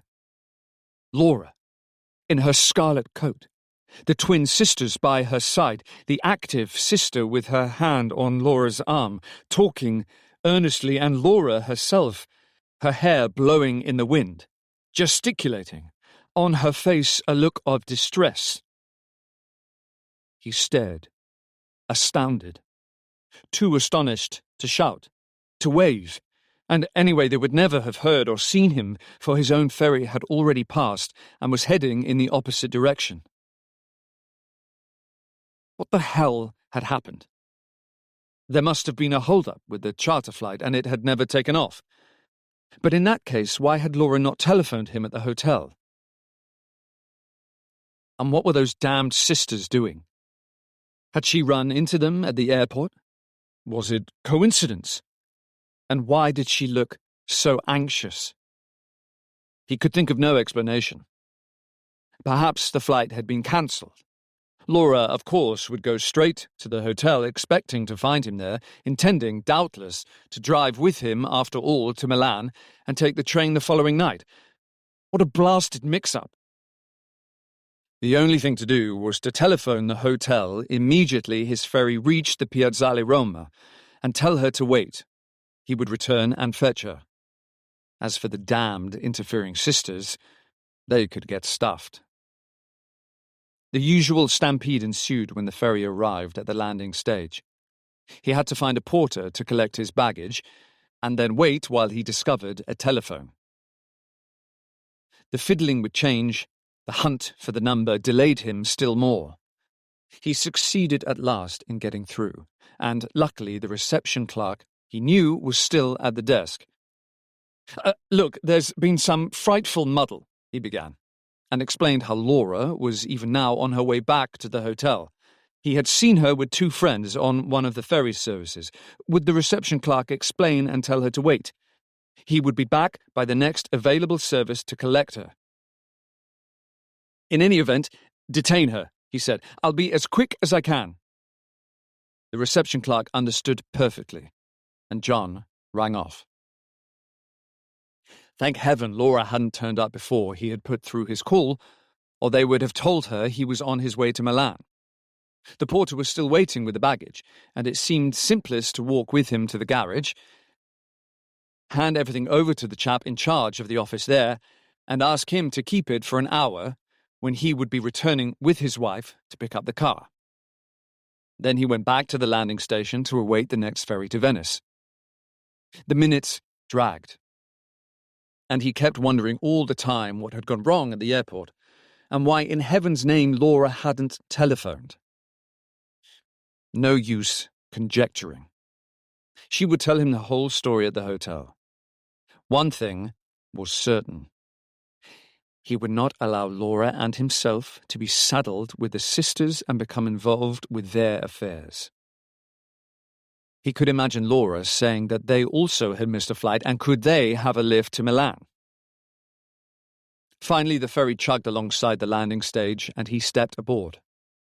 What an anticlimax, thrashing back past the familiar sights to which he had bidden a nostalgic farewell such a short while ago. He didn't even look about him this time. He was so intent on reaching his destination. In San Marco there were more people than ever, the afternoon crowds walking shoulder to shoulder, every one of them on pleasure bent. He came to the hotel and pushed his way through the swing door, expecting to see Laura and possibly the sisters waiting in the lounge to the left of the entrance. She was not there. He went to the desk. The reception clerk he had spoken to on the telephone was standing there talking to the manager. "Has my wife arrived?" John asked. "No, sir, not yet." "What an extraordinary thing. Are you sure?" "Absolutely certain, sir. I have been here ever since you telephoned me at 1:45. I have not left the desk." "I just don't understand it. She was on one of the vaporettos passing by the Accademia. She would have landed at San Marco about 5 minutes later and come on here." The clerk seemed nonplussed. "I don't know what to say. The signora was with friends, did you say?" "Yes, well, acquaintances. 2 ladies we had met at Torcello yesterday. I was astonished to see her with them on the Vaporetto, and, of course, I assumed that the flight had been cancelled and she had somehow met up with them at the airport and decided to return here with them to catch me before I left." Oh, hell. What was Laura doing? It was after 3, a matter of moments from San Marco landing stage to the hotel. "Perhaps the signora went with her friends to the hotel instead. Do you know where they are staying?" "No," said John. "I haven't the slightest idea. What's more, I don't even know the names of the 2 ladies. They were sisters. Twins, in fact. Looked exactly alike. But anyway, why go to their hotel and not here?" The swing door opened. But it wasn't Laura. 2 people staying in the hotel. The manager broke into the conversation. "I tell you what I will do," he said. "I will telephone the airport and check about the flight. Then at least we will get somewhere." He smiled apologetically. It was not usual for arrangements to go wrong. "Yes, do that," said John. "We may as well know what happened there." He lit a cigarette and began to pace up and down the entrance hall. What a bloody mix-up. And how unlike Laura, who knew he would be setting off for Milan directly after lunch. Indeed, for all she knew, he might have gone before. But surely, in that case, she would have telephoned at once, on arrival at the airport, had the flight been cancelled. The manager was ages telephoning. He had to be put through on some other line, and his Italian was too rapid for John to follow the conversation. Finally, he replaced the receiver. "It is more mysterious than ever, sir," he said. "The charter flight was not delayed. It took off on a schedule with a full complement of passengers. As far as they could tell me, there was no hitch. The signora must simply have changed her mind." His smile was more apologetic than ever. "Changed her mind?" John repeated. "But why on earth should she do that? She was so anxious to be home tonight." The manager shrugged. "You know how ladies can be, sir," he said. "Your wife may have thought that after all she would prefer to take the train to Milano with you. I do assure you, though, that the charter party was most respectable, and it was a Caravelle aircraft. Perfectly safe." Yes, said John impatiently. I don't blame your arrangements in the slightest. I just can't understand what induced her to change her mind, unless it was meeting these 2 ladies. The manager was silent. He could not think of anything to say. The reception clerk was equally concerned. "Is it possible," he ventured, "that you made a mistake? It was not the signora that you saw on the vaporetto." "Oh, no," replied John. "It was my wife, I assure you. She was wearing her red coat. She was hatless, just as she left here. I saw her as plainly as I can see you. I would swear to it in a court of law." "It is unfortunate," said the manager, "that we do not know the name of the two ladies, or the hotel where they were staying. You say you met these ladies at the Torcello yesterday." "Yes, but only briefly. They weren't staying there. At least I'm certain they were not. We saw them at dinner in Venice later, as it happens. Excuse me." Guests were arriving with luggage to check in. The clerk was obliged to attend to them. John turned in desperation to the manager. "Do you think it would be any good telephoning the hotel in Torcello in case the people there knew the name of the ladies, or where they were staying in Venice?" "We can try," replied the manager. "It is a small hope, but we can try." John resumed his anxious pacing, all the while watching the swing door, hoping, praying, that he would catch sight of the red coat and Laura would enter. Once again there followed what seemed an interminable telephone conversation between the manager and someone at the hotel in Torcello. "Tell them two sisters," said John. "Two elderly ladies dressed in grey, both exactly alike. One lady was blind," he added. The manager nodded. He was obviously giving a detailed description. Yet when he hung up, he shook his head. "The manager at Torcello says he remembers the two ladies well," he told John. "But they were only there for lunch. He never learnt their names." "Well, that's that. There's nothing to do now but wait." John lit his third cigarette and went out onto the terrace to resume his pacing there. He stared out across the canal, searching the heads of the people on passing steamers, motorboats, even drifting gondolas. The minutes ticked by on his watch, and there was no sign of Laura. A terrible foreboding nagged at him that somehow this was prearranged, that Laura had never intended to catch the aircraft, that last night, in the restaurant, she had made an assignation with the sisters. "Oh God," he thought, "that's impossible. I'm going paranoid. Yet why? Why? No, more likely the encounter at the airport was fortuitous, and for some incredible reason they had persuaded Laura not to board the aircraft, even prevented her from doing so, trotting out one of their psychic visions that the aircraft would crash, that she must return with them to Venice.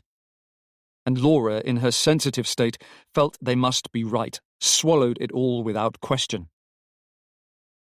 But granted all these possibilities, why had she not come to the hotel? What was she doing? 4 o'clock. 4:30. The sun no longer dappling the water. He went back to the reception desk. "I just can't hang around," he said. "Even if she does turn up, we shall never make Milan this evening. I might see her walking with these ladies in the Piazza San Marco, anywhere. If she arrives while I'm out, will you explain?" The clerk was full of concern. "Indeed, yes," he said. "It is very worrying for you, sir. Would it perhaps be prudent if we booked you in here tonight?" John gestured, helplessly. "Perhaps, yes, I don't know, maybe." He went out of the swing door and began to walk towards the Piazza San Marco. He looked into every shop, up and down the colonnades, crossed the piazza a dozen times, threaded his way between the tables in front of Florian's, in front of Quadri's, knowing that Laura's red coat and the distinctive appearance of the twin sisters could easily be spotted, even amongst this milling crowd. But there was no sign of them. He joined the crowd of shoppers in the Merceria, shoulder to shoulder with idlers, thrusters, window gazers, knowing instinctively that it was useless. They wouldn't be here. Why should Laura have deliberately missed her flight to return to Venice for such a purpose? And even if she had done so, for some reason beyond his imagining, she would surely have come first to the hotel to find him. The only thing left to him was to try to track down the sisters. Their hotel could be anywhere amongst the hundreds of hotels and pensions scattered through Venice, or even across the other side at the Zattere, or further again on the Giudecca. These last possibilities seemed remote.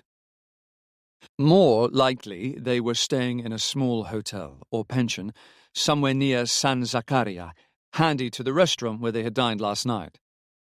The blind one would surely not go far afield in the evening. He had been a fool not to have thought of this before, and he turned back and walked quickly away from the brightly lighted shopping districts towards the narrower, more cramped quarter where they had dined last evening. He found the restaurant without difficulty, but they were not yet open for dinner, and the waiter preparing tables was not the one who had served them. John asked to see the padrone, and the waiter disappeared to the back regions, returning after a moment or two with the somewhat dishevelled-looking proprietor in shirt sleeves, caught in a slack moment, not in full tenue. "I had dinner here last night," John explained. "There were two ladies sitting at that table there in the corner," he pointed to it. "You wish to book the table for the evening?" asked the proprietor. "No," said John, "no, there were two ladies there last night, two sisters, due sorelle, twins, gemelle, what was the right word for twins? Do you remember? Two ladies, sorelle vecchie." "Ah," said the man. "Sì, signore, la povera signorina." He put his hands to his eyes to feign blindness. "Yes, I remember." "Do you know their names?" asked John. "Where they were staying? I'm very anxious to trace them." The proprietor spread out his hands in a gesture of regret. "I am very sorry, signore. I do not know the names of the signorini. They have been here once or twice, perhaps, for dinner. They do not say where they were staying. Perhaps if you come again tonight, they might be here. Would you like to book a table?" He pointed around him, suggesting a whole choice of tables that might appeal to a prospective diner, but John shook his head. "Thank you. No. I may be dining elsewhere. I'm so sorry to have troubled you. If the signorini should come—" He paused. "Possibly I may return later," he added. I'm not sure." The proprietor bowed and walked with him to the entrance. "In Venice, the whole world meets," he said, smiling. "It is possible the signore will find his friends tonight. Arrivederci, signore." Friends? John walked out into the street, more likely kidnappers. Anxiety had turned to fear, to panic. Something had gone terribly wrong. Those women had got hold of Laura, played upon her suggestibility, induced her to go with them, either to their hotel or elsewhere. Should he find the consulate? Where was it? What would he say when he got there? He began walking, without purpose, finding himself, as they had done the night before, in streets he did not know, and suddenly came upon a tall building with the word Questura above it. "This is it," he thought. "I don't care. Something has happened. I'm going inside." There were a number of police in uniform coming and going. The place, at any rate, was active, and, addressing himself to one of them behind a glass partition, he asked if there was anyone who spoke English. The man pointed to a flight of stairs, and John went up, entering a door on the right where he saw that another couple were sitting, waiting, and with relief he recognized them as fellow countrymen, tourists, obviously a man and his wife in some sort of predicament. "Come and sit down," said the man. "We've waited half an hour, but they can't be much longer. Pfft, what a country! They wouldn't leave us like this at home." John took the proffered cigarette and found a chair beside them. "What's your trouble?" he asked. "Well, my wife had her handbag pinched in one of those shops on the Merceria," said the man.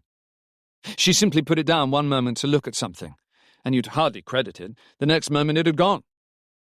I say it was a sneak thief. She insists it was the girl behind the counter, but who's to say? These eye-ties are all alike. Anyway, I'm certain we shan't get it back. What have you lost? Suitcase, stolen, John lied rapidly. Had some important papers in it. How could he say he had lost his wife? He couldn't even begin. The man nodded in sympathy. As I said, these eye-ties are all alike. Old Musso knew how to deal with them. Too many communists around these days. Now, the trouble is, they're not going to bother with our troubles much. Not with this murderer at large. They're all out looking for him. Murderer? What murderer? Asked John. Don't tell me you've not heard about it. The man stared at him in surprise.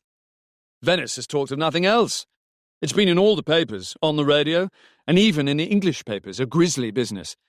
One woman found with her throat slit last week, a tourist too, and some old chap discovered with the same sort of knife wound this morning.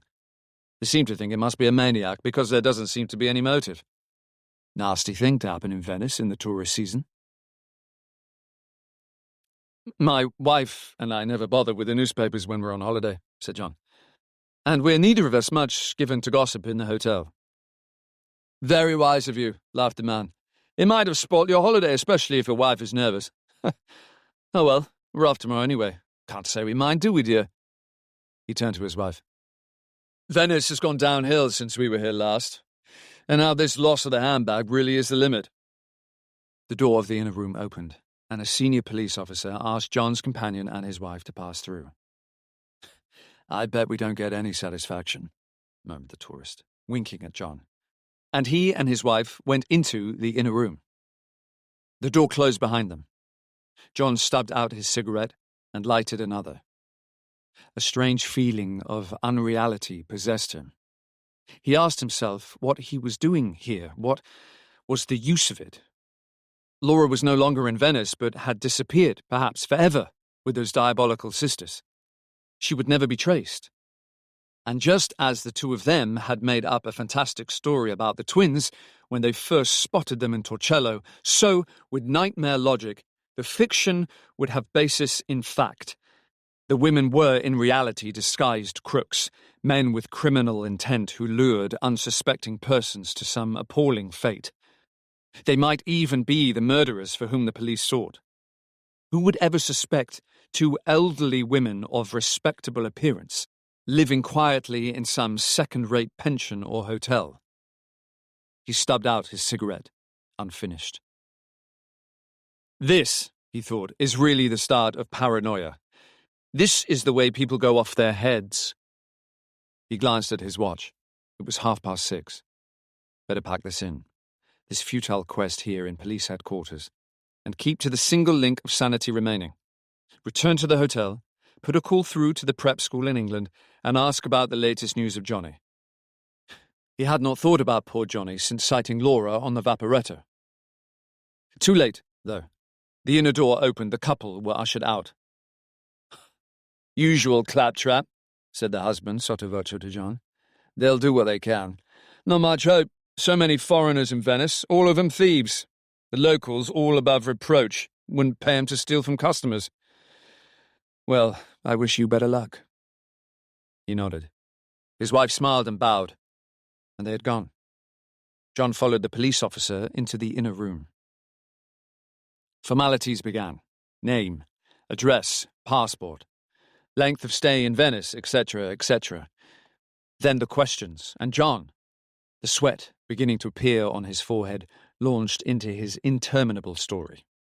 The first encounter with the sisters, the meeting at the restaurant, Laura's state of suggestibility because of the death of their child, the telegram about Johnny, the decision to take the chartered flight, her departure, and her sudden, inexplicable return. When he had finished, he felt as exhausted as if he had driven 300 miles non-stop after a severe bout of flu. His interrogator spoke excellent English with a strong Italian accent. You say, he began, that your wife was suffering the after-effects of shock.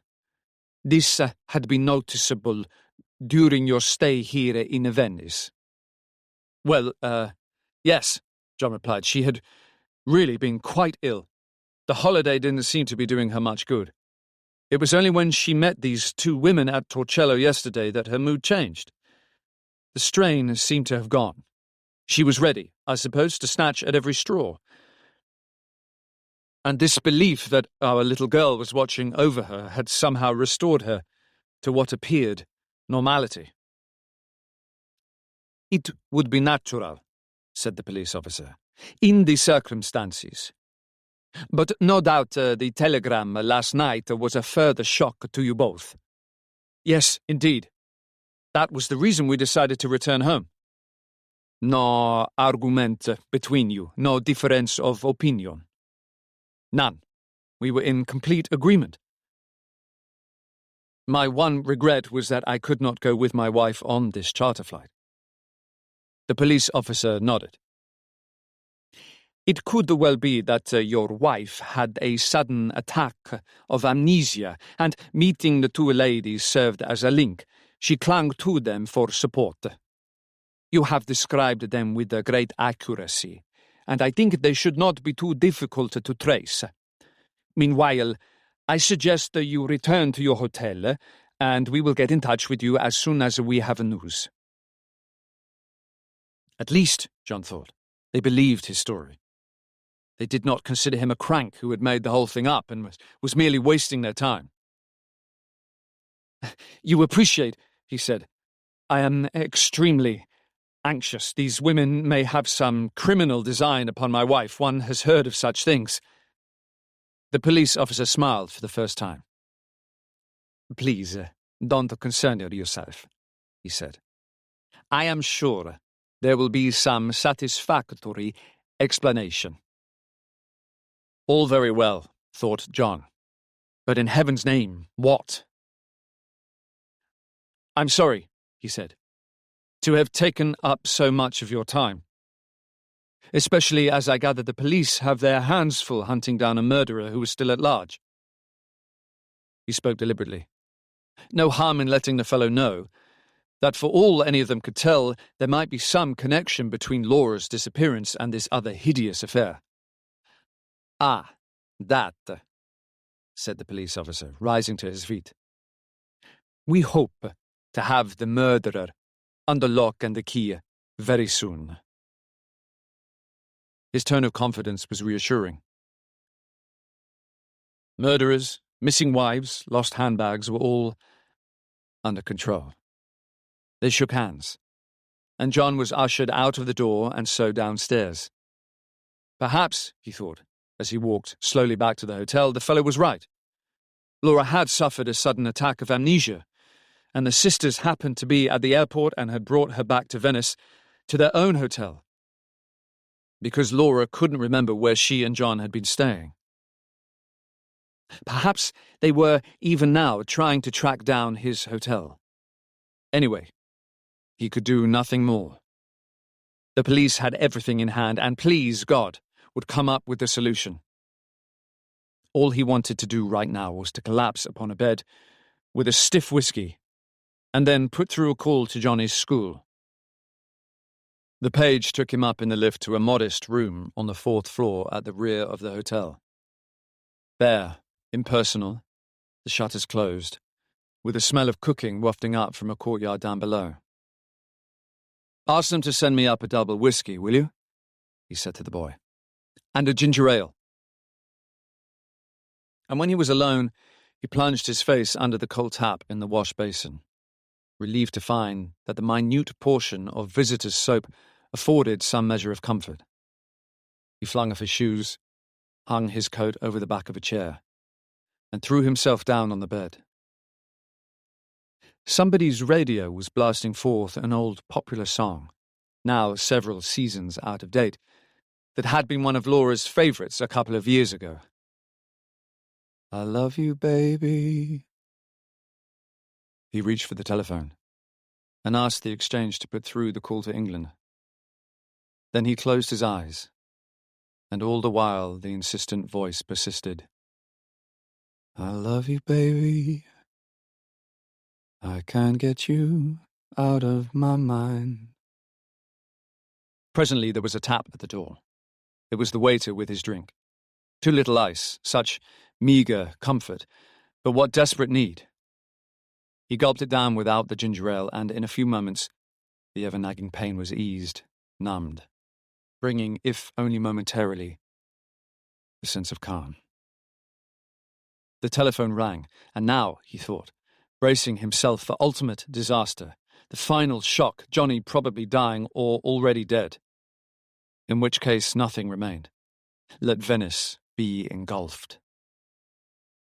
The exchange told him that the connection had been made, and in a moment he heard the voice of Mrs. Hill at the other end of the line. They must have warned her that the call came from Venice, for she knew instantly who was speaking. "Hello," she said. "Oh, I am so glad you rang. All is well. Johnny had his operation. The surgeon decided to do it at midday rather than wait, and it was completely successful.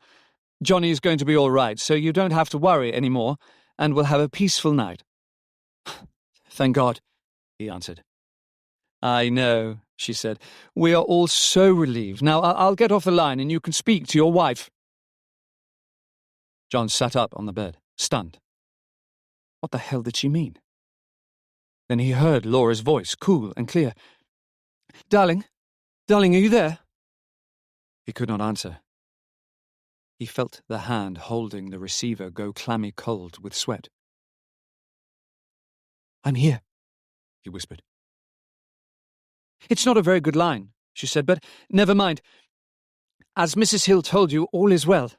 Such a nice surgeon and a very sweet sister on Johnny's floor, and I really am happy about the way it's turned out.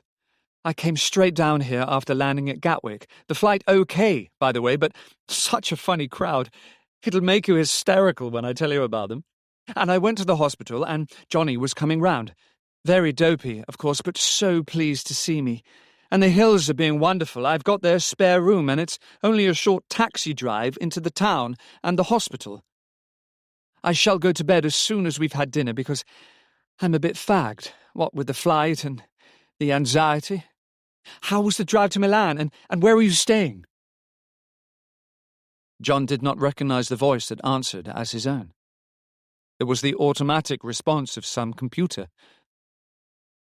"I'm not in Milan," he said.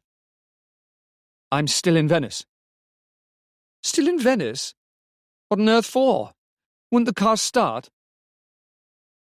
"I can't explain," he said. There was a stupid sort of mix-up." He felt suddenly so exhausted that he nearly dropped the receiver, and, shame upon shame, he could feel tears pricking behind his eyes. "What sort of mix-up?" Her voice was suspicious, almost hostile. "You weren't in a crash?" No, nothing like that." A moment's silence, and then she said, "Your voice sounds very slurred." "Oh, don't tell me you went and got pissed." Oh, Christ. If only she knew. He was probably going to pass out any moment, but not from the whiskey. "I thought," he said slowly, "I thought I saw you in a vaporetto with those two sisters." What was the point of going on? It was hopeless trying to explain. "How could you have seen me with the sisters?" she said. "You knew I'd gone to the airport. Really, darling, you are an idiot. You seem to have got those two poor old dears on the brain. I hope you didn't say anything to Mrs. Hill just now." "No." "Well, what are you going to do? You'll catch the train at Milan tomorrow, won't you?" "Yes, of course," he told her. "I still don't understand what kept you in Venice," she said. "It all sounds a bit odd to me. However, thank God, Johnny is going to be all right, and I'm here." "Yes," he said, "yes." He could hear the distant boom-boom sound of a gong from the headmaster's hall. "You had better go," he said. "My regards to the Hills, and my love to Johnny." "Well, take care of yourself, darling, and for goodness' sake, don't miss the train tomorrow, and drive carefully." The telephone clicked. and she had gone. He poured the remaining drop of whiskey into his empty glass, and, sousing it with ginger ale, drank it down at a gulp. He got up, and crossing the room, threw open the shutters and led out of the window. He felt light-headed. His sense of relief, enormous, overwhelming, was somehow tempered with a curious feeling of unreality. Almost as though the voice speaking from England had not been Laura's after all, but a fake, and she was still in Venice, hidden in some furtive pension with the two sisters. The point was, he had seen all three of them on the Vaporetto. It was not another woman in a red coat. The woman had been there with Laura. So what was the explanation? That he was going off his head? Or something more sinister? The sisters, possessing psychic powers of formidable strength, had seen him as their two ferries had passed, and in some inexplicable fashion had made him believe Laura was with them. But why? And to what end? No, it didn't make sense. The only explanation was that he had been mistaken. The whole episode an hallucination. In which case he needed psychoanalysis, just as Johnny had needed a surgeon. And what did he do now? Go downstairs and tell the management he had been at fault and had just spoken to his wife, who had arrived in England safe and sound from her charter flight? He put on his shoes and ran his fingers through his hair. He glanced at his watch. It was 10 minutes to 8. If he nipped into the bar and had a quick drink, it would be easier to face the manager and admit what had happened. Then, perhaps, he would get in touch with the police. Profuse apologies all round for putting everyone to enormous trouble.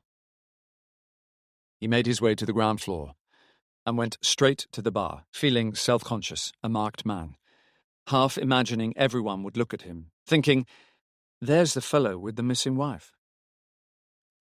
Luckily, the bar was full, and there wasn't a face he knew. Even the chap behind the bar was an underling who hadn't served him before. He downed his whiskey and glanced over his shoulder to the reception hall. The desk was momentarily empty. He could see the manager's back, framed in the doorway of an inner room, talking to someone within. On impulse, coward-like, he crossed the hall and passed through the swing door to the street outside. I'll have some dinner, he decided, and then go back and face them. I'll feel more like it once I've some food inside me. He went to the restaurant nearby, where he and Laura had dined once or twice. Nothing mattered anymore, because she was safe. The nightmare lay behind him.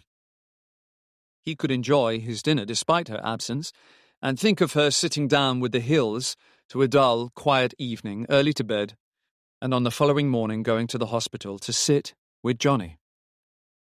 Johnny was safe, too. No more worries.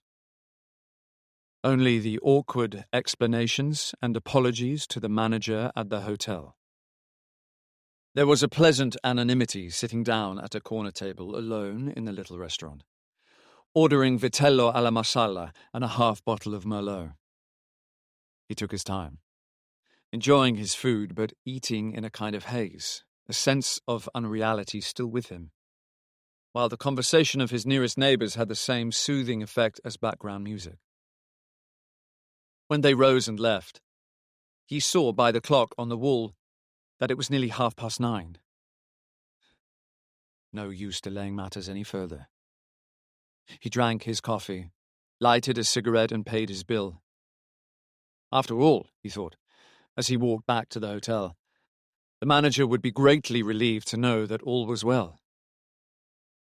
When he pushed through the swing door, the first thing he noticed was a man in police uniform standing, talking to the manager at the desk.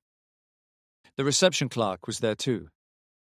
They turned as John approached, and the manager's face lighted up with relief. "Eccolo," he exclaimed. "I was certain the signore would not be far away. Things are moving, signore. The two ladies have been traced. They very kindly agreed to accompany the police to the questura. If you will go there at once, this agente di polizia will escort you. John flushed. I have given everyone a lot of trouble, he said. I meant to tell you before going out to dinner, but you were not at the desk.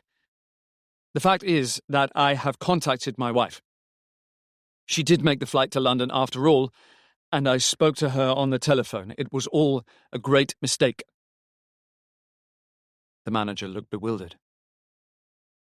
The signora is in London, he repeated. He broke off and exchanged a rapid conversation in Italian with the policeman. It seems that the ladies maintain they did not go out for the day, except for a little shopping in the morning, he said, turning back to John.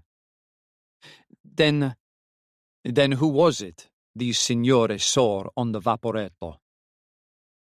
John shook his head. A very extraordinary mistake on my part, which I still don't understand, he said. Obviously, I did not see either my wife or the two ladies. I really am extremely sorry. More rapid conversation in Italian. John noticed the clerk watching him with a curious expression in his eyes. The manager was obviously apologizing on John's behalf to the policeman, who looked annoyed and gave tongue to this effect, his voice increasing in volume to the manager's concern. The whole business had undoubtedly given enormous trouble to a great many people, not least the two unfortunate sisters. Look, said John, interrupting the flow, will you tell the agente I will go with him to headquarters and apologize in person, both to the police officer and to the ladies? The manager looked relieved. If the signore would take the trouble, he said, naturally the ladies were much distressed when a policeman interrogated them at the hotel, and they offered to accompany him to the questura only because they were so distressed about the signora. John felt more and more uncomfortable. Laura must never learn any of this. She would be outraged. He wondered if there was some penalty for giving the police misleading information involving a third party. His error began, in retrospect, to take on criminal proportions. He crossed the Piazza San Marco, now thronged with after-dinner strollers and spectators at the cafes, all three orchestras going full blast in harmonious rivalry, while his companion kept a discreet 2 paces to his left and never uttered a word. They arrived at the police station and mounted the stairs to the same inner room where he had been before. He saw immediately that it was not the officer he knew, but another who sat behind the desk, a sallow-faced individual with a sour expression, while the two sisters, obviously upset, the active one in particular, were seated on chairs nearby, some underling in uniform standing behind them. John's escort went at once to the police officer, speaking in rapid Italian, while John himself, after a moment's hesitation, advanced towards the sisters. There has been a terrible mistake, he said. I don't know how to apologize to you both. It's all my fault, mine entirely. The police are not to blame. The active sister made as though to rise, her mouth twitching nervously, but he restrained her. We don't understand, she said, the Scots inflection strong. We said good night to your wife last night at dinner, and we have not seen her since. The police came to our pension more than an hour ago and told us your wife was missing and you had filed a complaint against us. My sister is not very strong. She was considerably disturbed. A mistake, a frightful mistake, he repeated. He turned towards the desk. The police officer was addressing him, his English very inferior to that of the previous interrogator. He had John's earlier statement on the desk in front of him and tapped it with a pencil. So, he queried, this document all lies. You not speak of the truth. I believed it to be true at the time, said John. I could have sworn in a court of law that I saw my wife with these two ladies on a vaporetto in the Grand Canal this afternoon. Now, I realise I was mistaken." "We have not been near the Grand Canal all day," protested the sister, "not even on foot. We made a few purchases in the merceria this morning and remained indoors all afternoon. My sister was a little unwell. I have told the police officer this a dozen times, and the people at the pension would corroborate our story. He refused to listen." "And the signora?" rapped the police officer angrily. "What happened to the signora?" The signora, my wife, is safe in England," explained John, patiently. "I talked to her on the telephone just after 7. She did join the charter flight from the airport and is now staying with friends." "Then who you see on the vaporetto in the red coat?" asked the furious police officer. "And if not these signorini here, then what signorini?" "My eyes deceived me," said John, aware that his English was likewise becoming strained. "I think I see my wife and these ladies, but no, it was not so. My wife in aircraft, these ladies in pension all the time." It was like talking stage Chinese. In a moment, he would be bowing and putting his hands in his sleeves. The police officer raised his eyes to heaven and thumped the table. "So all of this work for nothing," he said. "Hotels and pensiones searched for the signorini and a missing signora inglese, when here we have plenty other things to do. You make a mistake. You have perhaps too much vino at mezzogiorno, and you see 100 signore in red coats in 100 vaporetti." He stood up, rumpling the papers on his desk. "And you, signorini," he said, "you wish to make a complaint against this person?" He was addressing the active sister. "Oh, no," she said. "No, indeed. I quite see it was all a mistake. Our only wish is to return at once to our pension." The police officer grunted. Then he pointed to John. "You a very lucky man," he said. "These signorini could file a complaint against you. Very serious matter." "I'm sure," began John. I'll do anything in my power." "Please don't think of it," exclaimed the sister, horrified. "We would not hear of such a thing." It was her turn to apologize to the police officer. "I hope we need not take up any more of your valuable time," she said. He waved a hand of dismissal and spoke in Italian to the underling.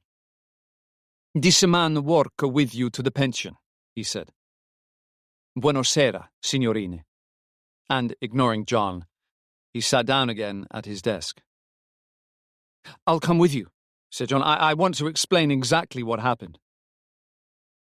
They trooped down the stairs and out of the building, the blind sister leaning on her twin's arm, and once outside, she turned her sightless eyes to John.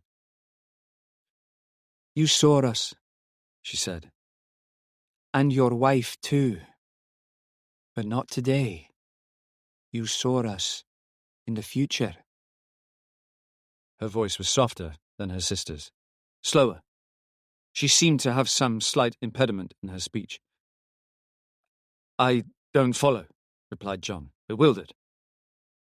He turned to the active sister, and she shook her head at him, frowning, and put her finger on her lips. "Come along, dear," she said to her twin. "You know you're very tired, and I want to get you home." Then, sotto voce to John, "She's psychic. Your wife told you, I believe, but I don't want her to go into trance here in the street." God forbid, thought John, and the little procession began to move slowly along the street away from police headquarters, a canal to the left of them. Progress was slow because of the blind sister, and there were 2 bridges. John was completely lost after the first turning, but it couldn't have mattered less. Their police escort was with them, and anyway, the sisters knew where they were going. "I must explain," said John softly. "My wife would never forgive me if I didn't." And as they walked, he went over the whole inexplicable story once again, beginning with the telegram received the night before and the conversation with Mrs. Hill, the decision to return to England the following day, Laura by air and John himself by car and train. It no longer sounded as dramatic as it had done when he had made his statement to the police officer, when, possibly because of his conviction of something uncanny, the description of the two vaporettos passing one another in the middle of the Grand Canal had held a sinister quality, suggesting abduction on the part of the sisters, the pair of them holding a bewildered Laura captive. Now that neither of the women had any further menace for him, he spoke more naturally, yet with great sincerity, feeling for the first time that they were somehow both in sympathy with him and would understand. "You see," he explained, in a final endeavour to make amends for having gone to the police in the first place, "I truly believed I had seen you with Laura, and I thought—" He hesitated, because this had been the police officer's suggestion and not his.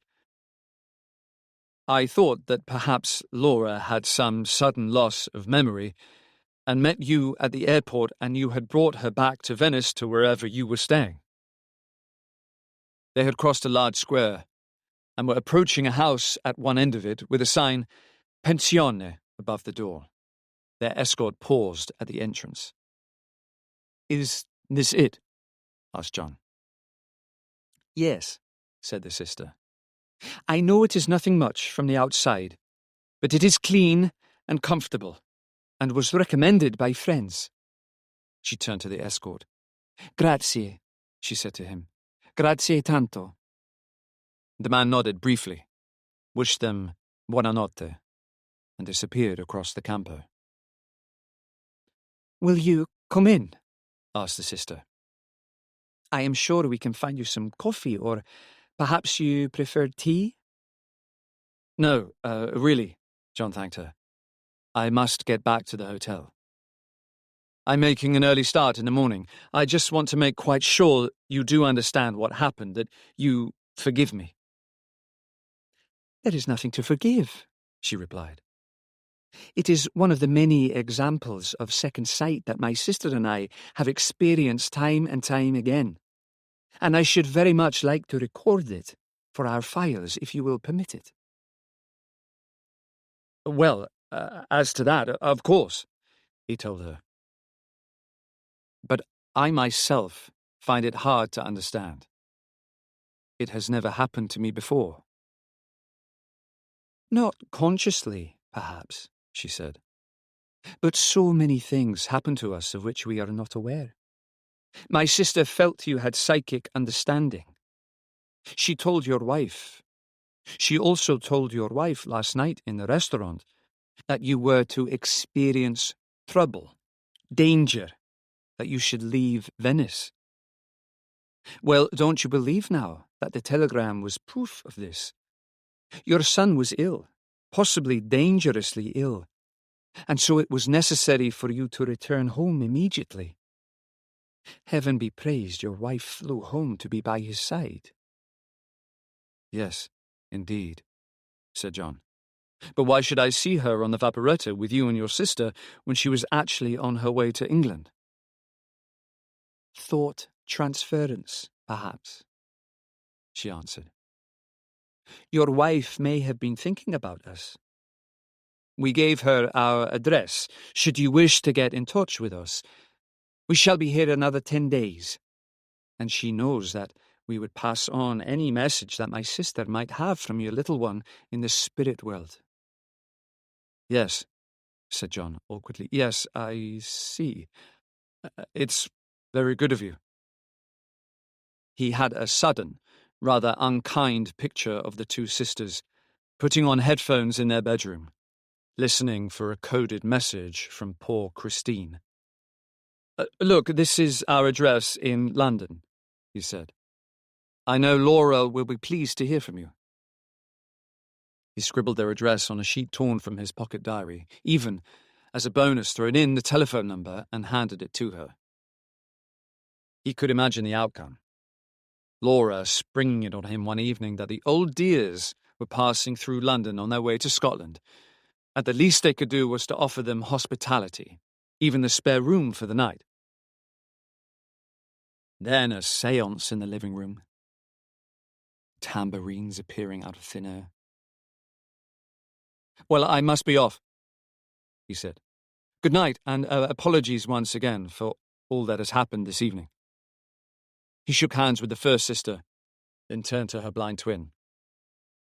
"I hope," he said, "that you are not too tired." The sightless eyes were disconcerting. She held his hand fast and would not let it go.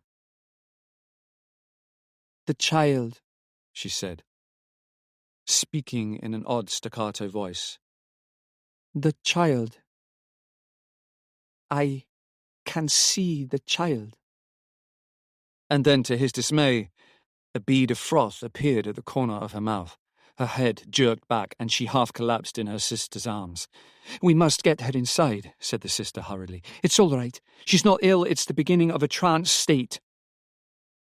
Between them they helped the twin, who had gone rigid, into the house and sat her down on the nearest chair, the sister supporting her. A woman came running from some inner room. There was a strong smell of spaghetti from the back regions. "Don't worry," said the sister. "The signorina and I can manage. I think you had better go. Sometimes she is sick after these turns." "I'm most frightfully sorry," John began. But the sister had already turned her back, and with the signorina was bending over her twin, from whom peculiar choking sounds were proceeding. He was obviously in the way, and after a final gesture of courtesy, "Is there anything I can do?" which received no reply, he turned on his heels and began walking across the square. He looked back once and saw they had closed the door. What a finale to the evening! And all his fault. Poor old girls, first dragged to police headquarters and put through an interrogation, and then a psychic fit on top of it all. More likely epilepsy. Not much of a life for the other sister, but she seemed to take it in her stride. An additional hazard, though, if it happened in a restaurant or in the street, and not particularly welcome under his and Laura's roof should the sisters ever find themselves beneath it, which he prayed would never happen. Meanwhile, where the devil was he? The square, with the inevitable church at one end, was quite deserted. He could not remember which way they had come from police headquarters. There had seemed to be so many turnings. Wait a minute. The church itself had a familiar appearance. He drew nearer to it, looking for the name which was sometimes on notices at the entrance. San Giovanni in Bragora. That rang a bell. He and Laura had gone inside one morning to look at a painting by Cima da Conegliano. Surely it was only a stone's throw from the Riva degli Schiavoni and the open, wide waters of the San Marco lagoon, with all the bright lights of civilization and the strolling tourists. He remembered taking a small turning from the Schiavoni, and they had arrived at the church. Wasn't that the alleyway ahead? He plunged along it, but halfway down he hesitated. It didn't seem right, although it was familiar for some unknown reason. Then he realized that it was not the alley they had taken the morning they visited the church, but the one they had walked along the previous evening, only he was approaching it from the opposite direction. Yes, that was it. In which case it would be quicker to go on and cross the little bridge over the narrow canal, and he would find the arsenal on his left and the street leading down to the Riva degli Schiavoni to his right. Simpler than retracing his steps and getting lost once more in the maze of back streets. He had almost reached the end of the alley, and the bridge was in sight when he saw the child. It was the same little girl with the pixie hood who had leapt between the tethered boats the preceding night and vanished up the cellar steps of one of the houses. This time she was running from the direction of the church, the other side, making for the bridge. She was running as if her life depended on it, and in a moment he saw why. A man was in pursuit who, when she glanced backwards for a moment, still running, flattened himself against a wall, believing himself unobserved. The child came on, scampering across the bridge, and John, fearful of alarming her further, backed into an open doorway that led into a small court. He remembered the drunken yell of the night before, which had come from one of the houses near where the man was hiding now. This is it, he thought. The fellow's after her again, and with a flash of intuition, he connected the two events. The child's terror then and now, and the murders reported in the newspapers, supposedly the work of some madman. It could be coincidence. A child running from a drunken relative, and yet... His heart began thumping in his chest. Instinct warning him to run himself now at once back along the alley the way he had come. But what about the child? What was going to happen to the child? Then he heard her running steps. She hurtled through the open doorway into the court in which he stood, not seeing him, making for the rear of the house that flanked it, where steps led, presumably, to a back entrance. She was sobbing as she ran. Not the ordinary cry of a frightened child, but the panic-stricken intake of breath of a helpless being in despair. Were there parents in the house who would protect her, whom he could warn? He hesitated a moment, then followed her down the steps and through the door at the bottom, which had burst open at the touch of her hands as she hurled herself against it. "It's all right," he called. "I won't let him hurt you. It's all right." Cursing his lack of Italian, but possibly an English voice might reassure her. But it was no use. She ran sobbing up another flight of stairs, which were spiral, twisting, leading to the floor above, and already it was too late for him to retreat. He could hear sounds of the pursuer in the courtyard behind, someone shouting in Italian, a dog barking. This is it, he thought. We're in it together, the child and I. Unless we can bolt some inner door above, he'll get us both. He ran up the stairs after the child, who had darted into a room leading off a small landing, and followed her inside and slammed the door, and, merciful heaven, there was a bolt which he rammed into its socket. The child was crouching by the open window. If he shouted for help, someone would surely hear. Someone would surely come before the man in pursuit threw himself against the door, and it gave, because there was no one but themselves, no parents. The room was bare, except for a mattress on an old bed and a heap of rags in one corner. "It's all right," he panted. "It's all right," and held out his hand, trying to smile. The child struggled to her feet and stood before him, the pixie hood falling from her head onto the floor. He stared at her, incredulity turning to horror, to fear. It was not a child at all, but a little thick-set woman dwarf, about 3 feet high, with a great square adult head too big for her body, grey locks hanging shoulder-length, and she wasn't sobbing any more. She was grinning at him, nodding her head up and down. Then he heard the footsteps on the landing outside, and the hammering on the door, and a barking dog, and not one voice but several voices shouting, "Open up! Police!" The creature fumbled in her sleeve, drawing a knife, and as she threw it at him with hideous strength, piercing his throat, he stumbled and fell, the sticky mess covering his protecting hands. And he saw the Vaporetto with Laura, and the 2 sisters steaming down the Grand Canal. Not today. Not tomorrow. But the day after that. And he knew why they were together, and for what sad purpose they had come. The creature was gibbering in its corner. The hammering and the voices and the barking dog grew fainter. And, oh God, he thought, what a bloody silly way to die. The alibi.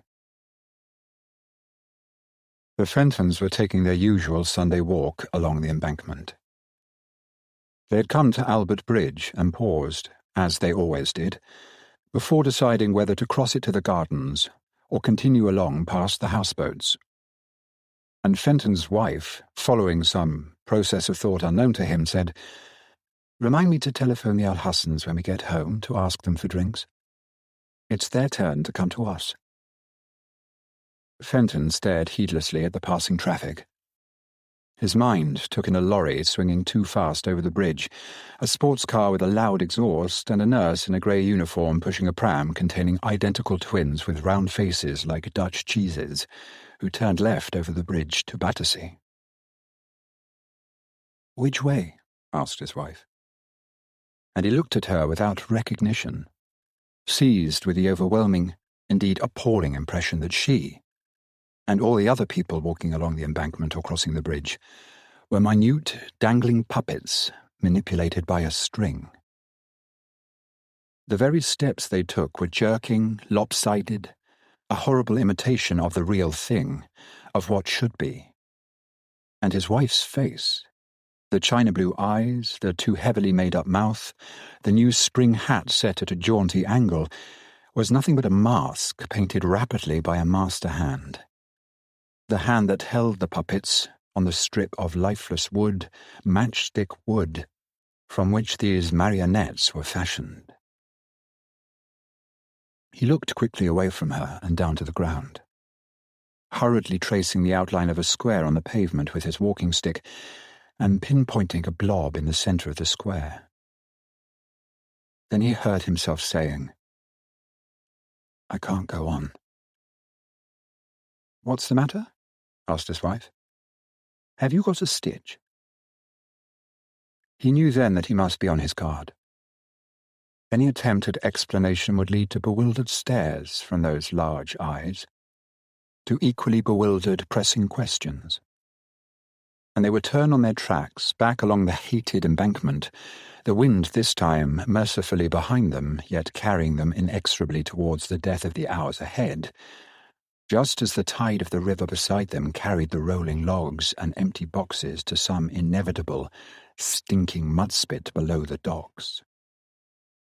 Cunningly, he rephrased his words to reassure her. "What I meant was that we can't go on beyond the houseboats. It's a dead end. And your heels," he glanced down at her shoes, "your heels aren't right for the long trek round Battersea. I need exercise, and you can't keep up. Why don't you go home? It's not much of an afternoon." His wife looked up at the sky, low-clouded, opaque, and blessedly for him, a gust of wind shivered her too thin coat, and she put up her hand to hold the spring hat. "I think I will," she said. And then with doubt, "Are you sure you haven't a stitch? You look pale." "No, I'm all right," he replied. "I'll walk faster alone." Then, seeing at that moment a taxi approaching with its flag up, he hailed it, waving his stick, and said to her, "Jump in. No sense in catching cold." Before she could protest, he had opened the door and given the address to the driver. There was no time to argue. He hustled her inside, and as it bore her away, he saw her struggle with the closed window to call out something about not being late back in the Al-Hassans. He watched the taxi out of sight down the embankment, and it was like watching a phase of life that had gone forever. He turned away from the river and the embankment, and, leaving all sound and sight of traffic behind him, plunged into the warren of narrow streets and squares which lay between him and the Fulham Road. He walked with no purpose but to lose identity, and to blot from present thought the ritual of the Sunday which imprisoned him. The idea of escape had never come to him before. It was as though something had clicked in his brain when his wife made the remark about the Al-Hassans. "Remind me to telephone when we get home. It's their turn to come to us." The drowning man who sees the pattern of his life pass by as the sea engulfs him could at last be understood.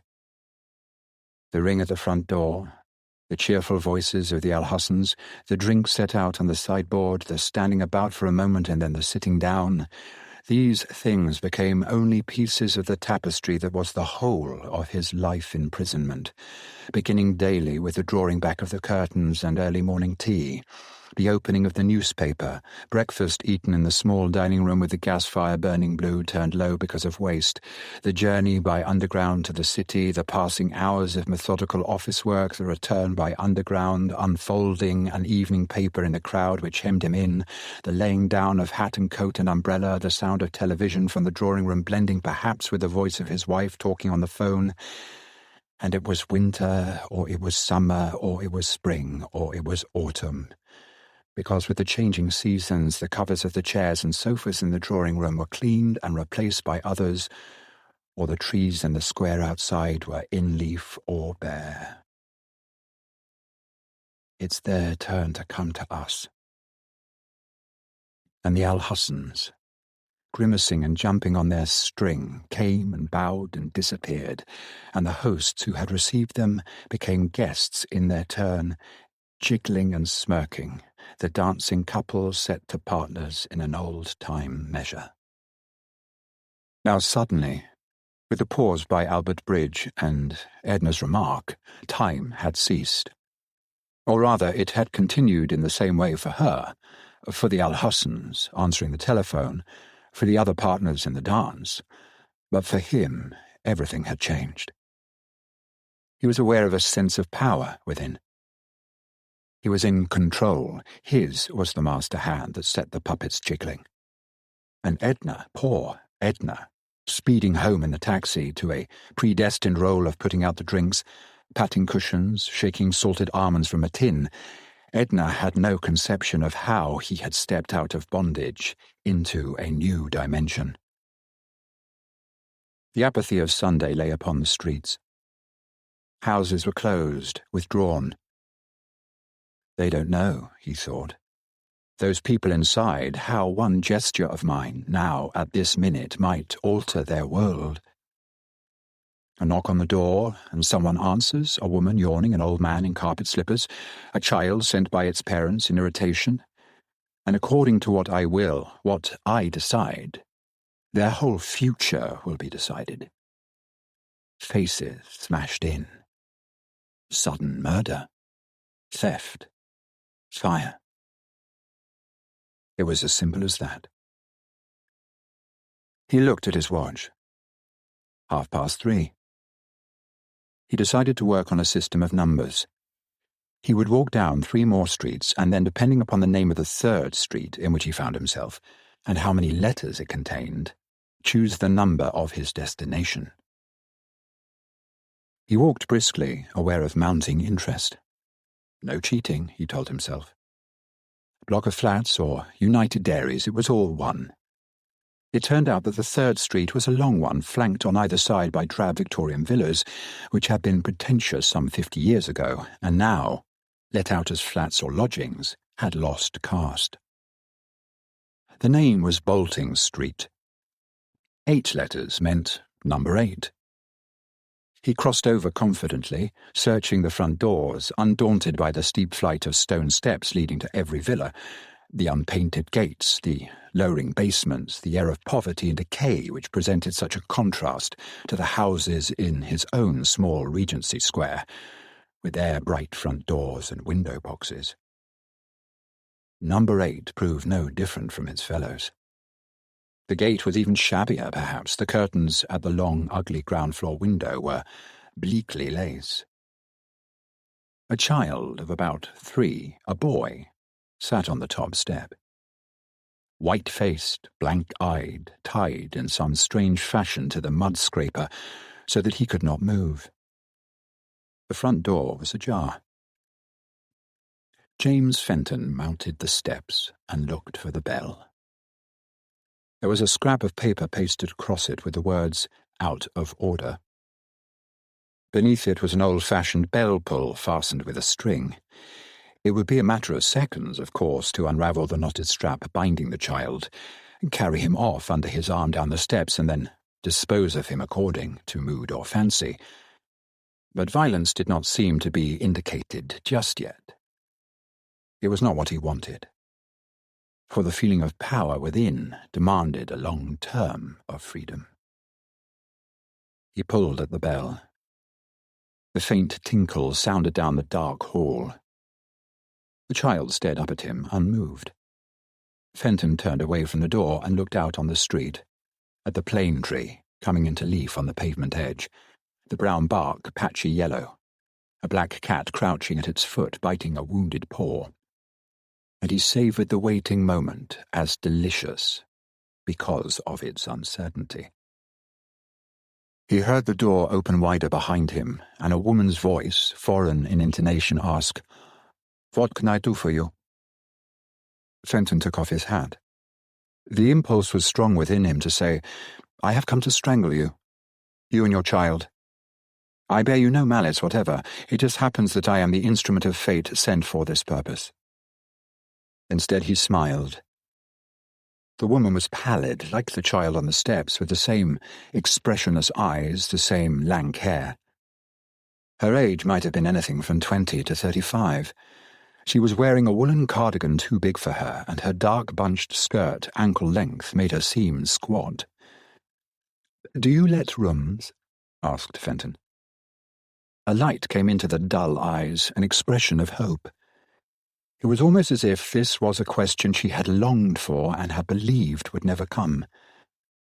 But the gleam faded again immediately, and the blank stare returned. "The house isn't mine," she said. "The landlord let rooms once, but they say it's to be pulled down, with those on either side, to make room for flats." "You mean," he pursued, "the landlord doesn't let rooms any more?"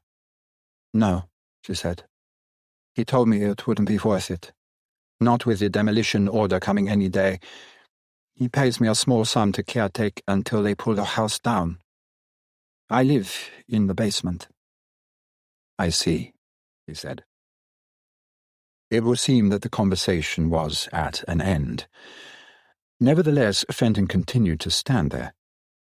The girl, or woman, for she could be either, looked past him to the child, bidding him to be quiet, though he hardly whimpered. "I suppose," said Fenton, "you couldn't sublet one of the rooms in the basement to me. It would be a private arrangement between ourselves while you remain here. The landlord couldn't object." He watched her make the effort to think. His suggestion, so unlikely, so surprising coming from someone of his appearance, was something she could not take in. Since surprise is the best form of attack, he seized his advantage. "I only need one room," he said quickly. "For a few hours in the day. I shouldn't be sleeping here." The effort to size him up was beyond her. The tweed suit appropriate for London or the country, the trilby hat, the walking stick, the fresh-complexioned face, the 45 to 50 years. He saw the dark eyes become wider and blanker still as they tried to reconcile his appearance with his unexpected request. "What would you want the room for?" she asked doubtfully. There was the crux. "To murder you and the child, my dear, and dig up the floor and bury you under the boards. But not yet. It's difficult to explain," he said briskly. "I'm a professional man. I have long hours, but there have been changes lately, and I must have a room where I can put in a few hours every day and be entirely alone. You've no idea how difficult it is to find the right spot. This seems to me ideal for the purpose." He glanced from the empty house down to the child and smiled. "Your little boy, for instance. Just the right age. He'd give no trouble." A semblance of a smile passed across her face. "Oh, Johnny is quiet enough," she said. "He sits there for hours. You wouldn't interfere." Then the smile wavered, the doubt returned. "I don't know what to say. We live in the kitchen with the bedroom next to it. There is a room behind where I have a few bits of furniture stored, but I don't think you would like it. You see, it depends what you want to do." Her voice trailed away. Her apathy was just what he needed. He wondered if she slept very heavily or was even drugged. Those dark shadows under the eyes suggested drugs. So much the better. And a foreigner, too. There were too many of them in the country. "If you would only show me the room, I should know at once," he said. Surprisingly, she turned and led the way down the narrow, dingy hall. Switching on a light above a basement stair, murmuring a continual apology the while, she took Fenton below. This had been, of course, the original servants' quarters of the Victorian villa. The kitchen, scullery, and pantry had now become the woman's living room, kitchenette, and bedroom, and in their transformation had increased in squalor. The ugly pipes, the useless boiler, the old range might once have had some pretension to efficiency, with fresh white paint on the pipes and the range polished. Even the dresser, still in position and stretching nearly the full width of one wall, would have been in keeping some 50 years ago, with polished brass saucepans and a patterned dinner service, while an overalled cook, bustling about with arms beflowered, called orders to a minion in the scullery. Now the dirty cream paint hung in flakes. The worn linoleum was torn, and the dresser was bare save for odds and ends bearing no relation to its original purpose. A battered wireless set with trailing aerial, piles of discarded magazines and newspapers, unfinished knitting, broken toys, pieces of cake, a toothbrush and several pairs of shoes. The woman looked about her helplessly. "It's not easy," she said.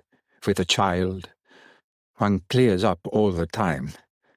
It was evident that she never cleared, that she had given in, that the shambles he observed was her answer to life's problems. But Fenton said nothing, only nodded politely and smiled. He caught a glimpse of an unmade bed through a half-open door, bearing out his theory of the heavy sleeper. His ring at the bell must have disturbed her, but seeing his glance, she shut the door hurriedly, and in a half-conscious effort to bring herself to order, buttoned her cardigan and combed her hair with her fingers. "And the room you do not use?" he asked. "Oh, yes," she replied. "Yes, of course." Vague and uncertain, as if she had forgotten her purpose in bringing him to the basement. She led the way back across the passage, past a coal cellar, useful this, he thought, a lavatory with a child's pot set in the open door and a torn daily mirror beside it, and so to a further room, the door of which was closed. "I don't think it will do," she said, sighing, already defeated. Indeed, it would not have done for anyone but himself, so full of power and purpose. For as she flung open the creaking door and crossed the room to pull aside the strip of curtain made out of old wartime blackout material, the smell of damp hit him as forcibly as a sudden patch of fog beside the river, and with it the unmistakable odour of escaping gas. They sniffed in unison. "Yes, it's bad," she said. "The men are supposed to come, but they never do." As she pulled the curtain to let in air, the rod broke. The strip of material fell, and through a broken pane of the window jumped the black cat with the wounded paw which Fenton had noticed beneath the plane tree in the front of the house. The woman shooed it ineffectually. The cat, used to its surroundings, slunk into a far corner, jumped on a packing case and composed itself to sleep. Fenton and the woman looked about them. "This would do me very well," he said, hardly considering the dark walls, the odd L-shape of the room and the low ceiling. "Why, there's even a garden." And he went to the window and looked out upon the patch of earth and stones, level with his head as he stood in the basement room, which had once been a strip of paved garden. "Yes," she said, "yes, there's a garden." And she came beside him to stare at the desolation to which they both gave so false a name. Then, with a little shrug, she went on. "It's quiet, as you see, but it doesn't get much sun. It faces north." "I like a room to face north," he said, abstractedly, already seeing in his mind's eye the narrow trench he would be able to dig for her body. No need to make it deep. Turning towards her, measuring the size of her, reckoning the length and breadth, he saw a glimmer of understanding come into her eye, and he quickly smiled to give her confidence. "Are you an artist?" she said. "They like a north light, don't they?" His relief was tremendous. An artist, but of course. Here was the excuse he needed. Here was a way out of all difficulty. "I see you've guessed my secret," he answered slyly, and his laugh rang so true that it surprised even himself. He began to speak very rapidly. "Part-time only," he said. "But that's the reason I can only get away for certain hours. My mornings are tied down to business, but later in the day I'm a free man. And then my real work begins. It's not just a casual hobby, it's a passion. I intend to hold my own exhibition later in the year. So you understand how essential it is for me to find somewhere like this." He waved his hand at the surroundings, which could offer no inducement to anyone but the cat. His confidence was infectious and disarmed the still doubtful, puzzled inquiry in her eyes. "Chelsea's full of artists, isn't it?" she said. "At least they say so. I don't know. But I thought studios had to be high up for getting the light." "Well, not necessarily," he answered. "Those fads don't affect me, and late in the day the light will have gone anyway. I suppose there is electricity?" "Yes." She moved to the door and touched a switch. A naked bulb from the ceiling glared through its dust. "Excellent," he said. "That's all I shall need." He smiled down at the blank, unhappy face. The poor soul will be so much happier asleep. Like the cat. A kindness, really, to put her out of her misery. "Can I move in tomorrow?" he asked. Again the look of hope that he had noticed when he first stood at the front door, inquiring for rooms, and then, was it embarrassment, just the faintest trace of discomfort in her expression? "You haven't asked about the cost of the room," she said. "Oh, well, whatever you care to charge," he replied, and waved his hand again to show that money was no object. She swallowed, evidently at a loss to know what to say, and then, a flush creeping into the pallid face, ventured, "It would be best if I said nothing to the landlord. I will say you are a friend. You could give me £1 or 2 in cash every week. What do you think is fair?" She watched him anxiously. Certainly, he decided, there must be no third party interfering in any arrangement. It might defeat his plan. "I'll give you £5 in notes each week, starting today," he said. He felt for his wallet and drew out the crisp new notes. She put out a timid hand, and her eyes never left the notes as he counted them. "Not a word to the landlord," he said. "And if any questions are asked about your lodger, say your cousin, an artist, has arrived for a visit." She looked up and for the first time smiled, as though his joking words with the giving of the notes somehow sealed a bond between them. "You don't look like my cousin," she said, "nor much like the artists I have seen either. What is your name?" "Sims," he said instantly. "Marcus Sims," and wondered why he had instinctively uttered the name of his wife's father, a solicitor dead these many years whom he had heartily disliked. "Oh, thank you, Mr. Sims," she said. "I'll give your room a clean-up in the morning." Then, as a first gesture towards this intention, she lifted the cat from the packing case and shooed it through the window. "You will bring your things tomorrow afternoon?" she asked. "My things," he repeated. "What you need for your work," she said. "Don't you have paints and so on?" "Oh, yes, yes, naturally," he said. "Yes, I must bring my gear." He glanced round the room again, but there was to be no question of butchery. No blood, no mess. The answer would be to stifle them both in sleep, the woman and her child. It was much the kindest way.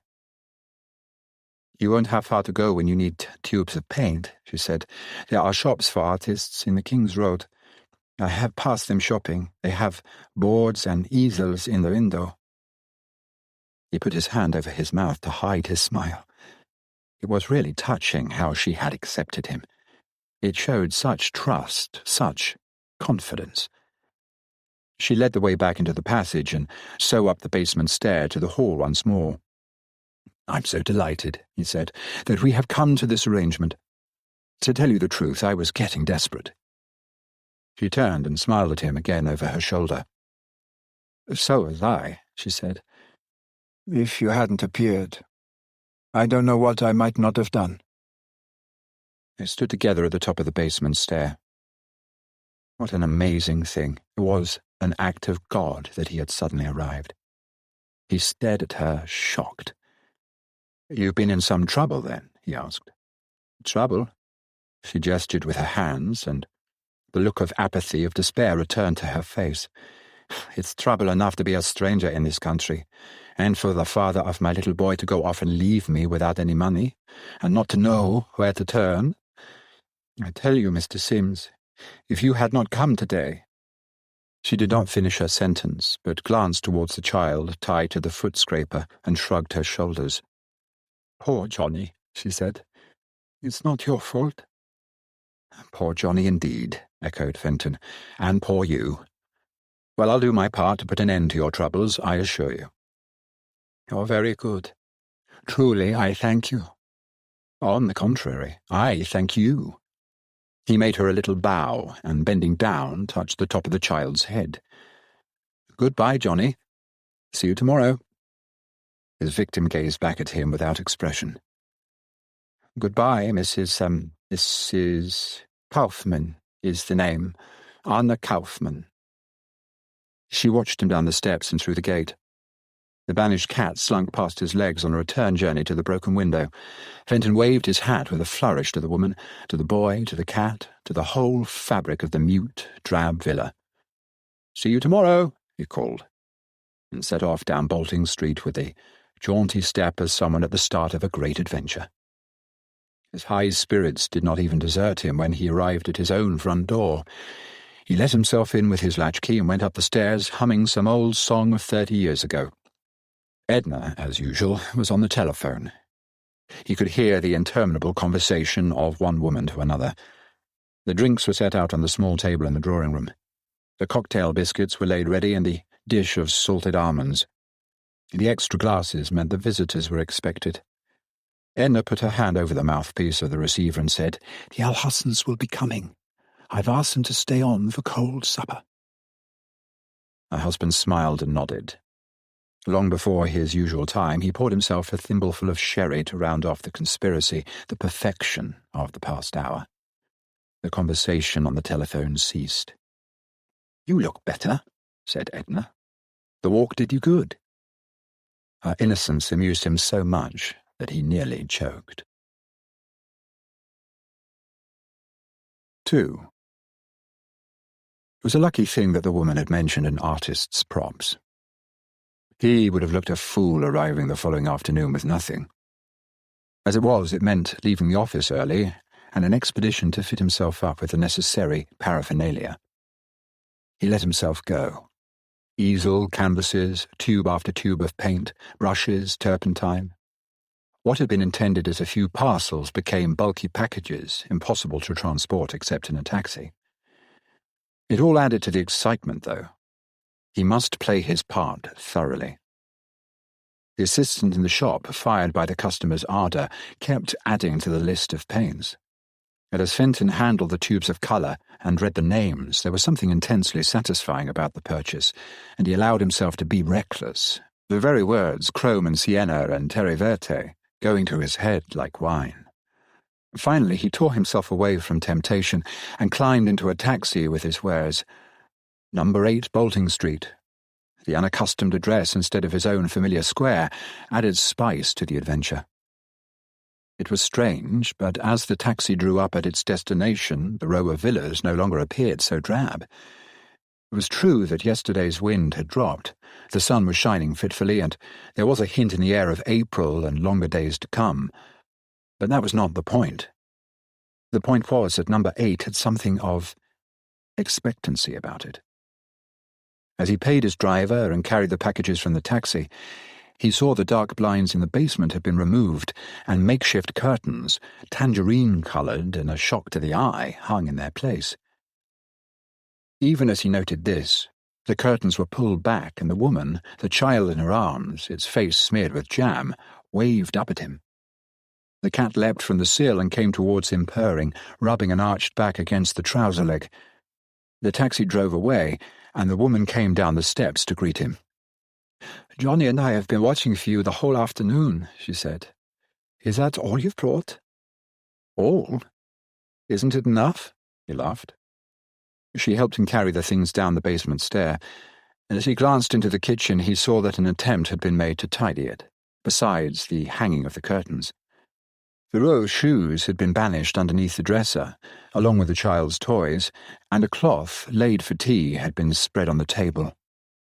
"You'll never believe the dust there was in your room," she said. "I was working there till nearly midnight." "Well, you shouldn't have done that," he told her. "It's not worth it for the time." She stopped before the door and looked at him, the blank look returning to her face. "It's not for long, then," she faltered. "I somehow thought, from what you said yesterday, it would be for some weeks."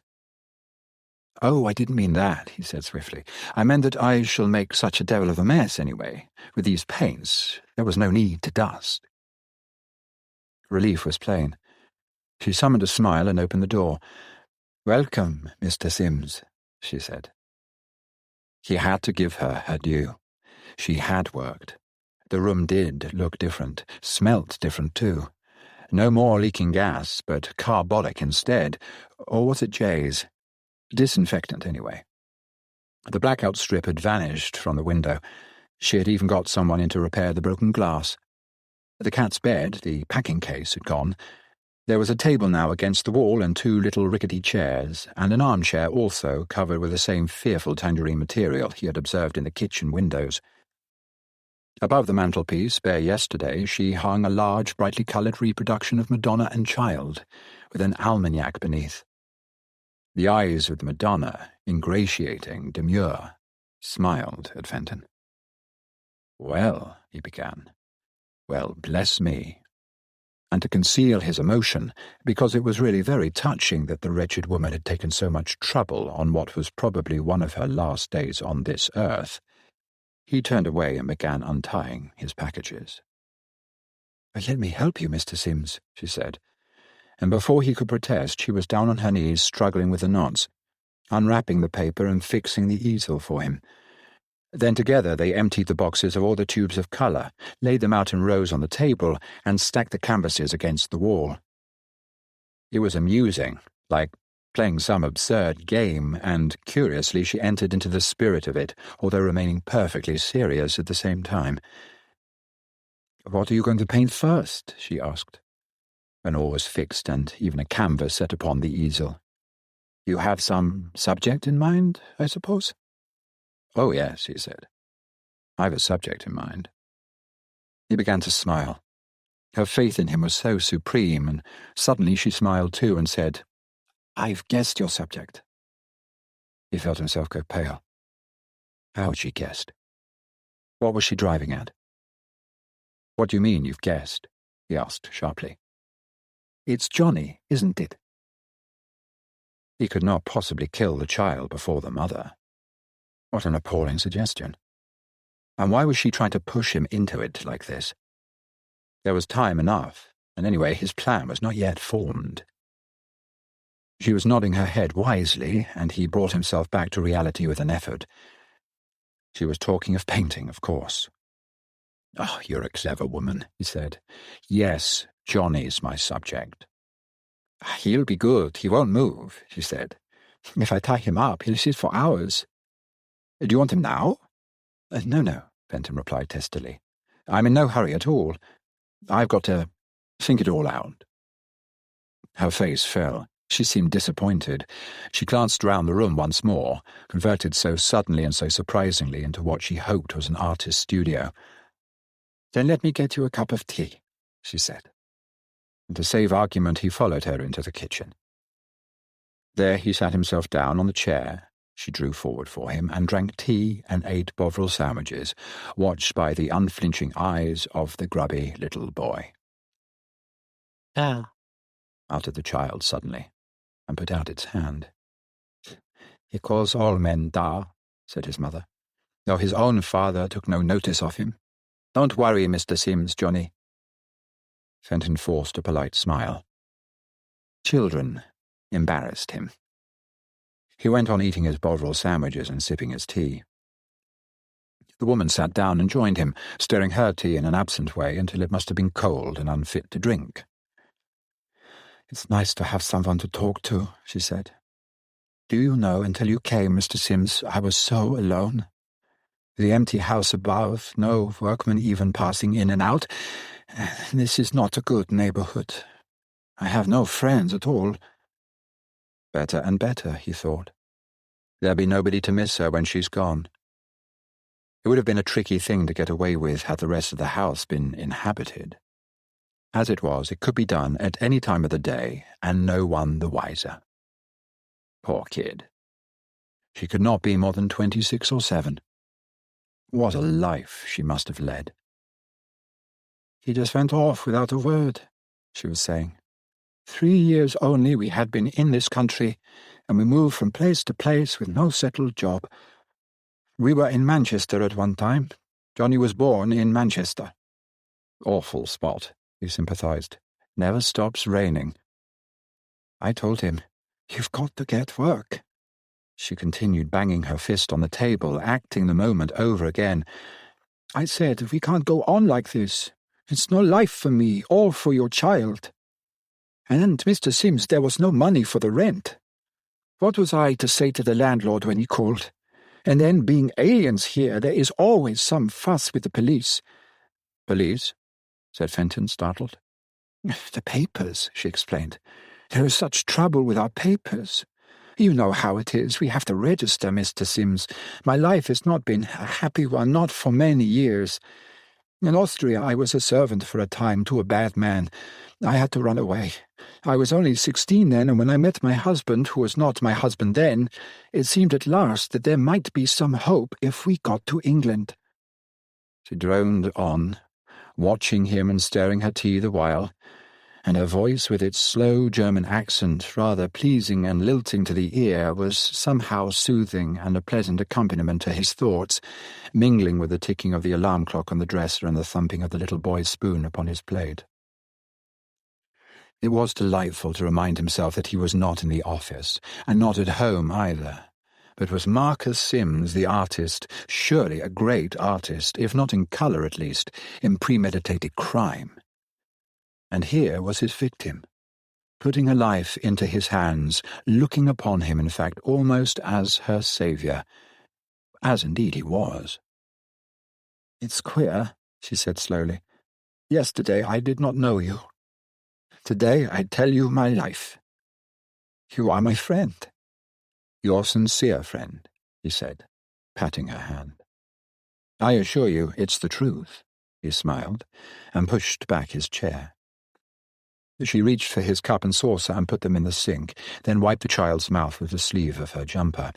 And now, Mr. Sims, she said, which would you prefer to do first? Come to bed or paint Johnny? He stared at her. Come to bed. And he heard her correctly.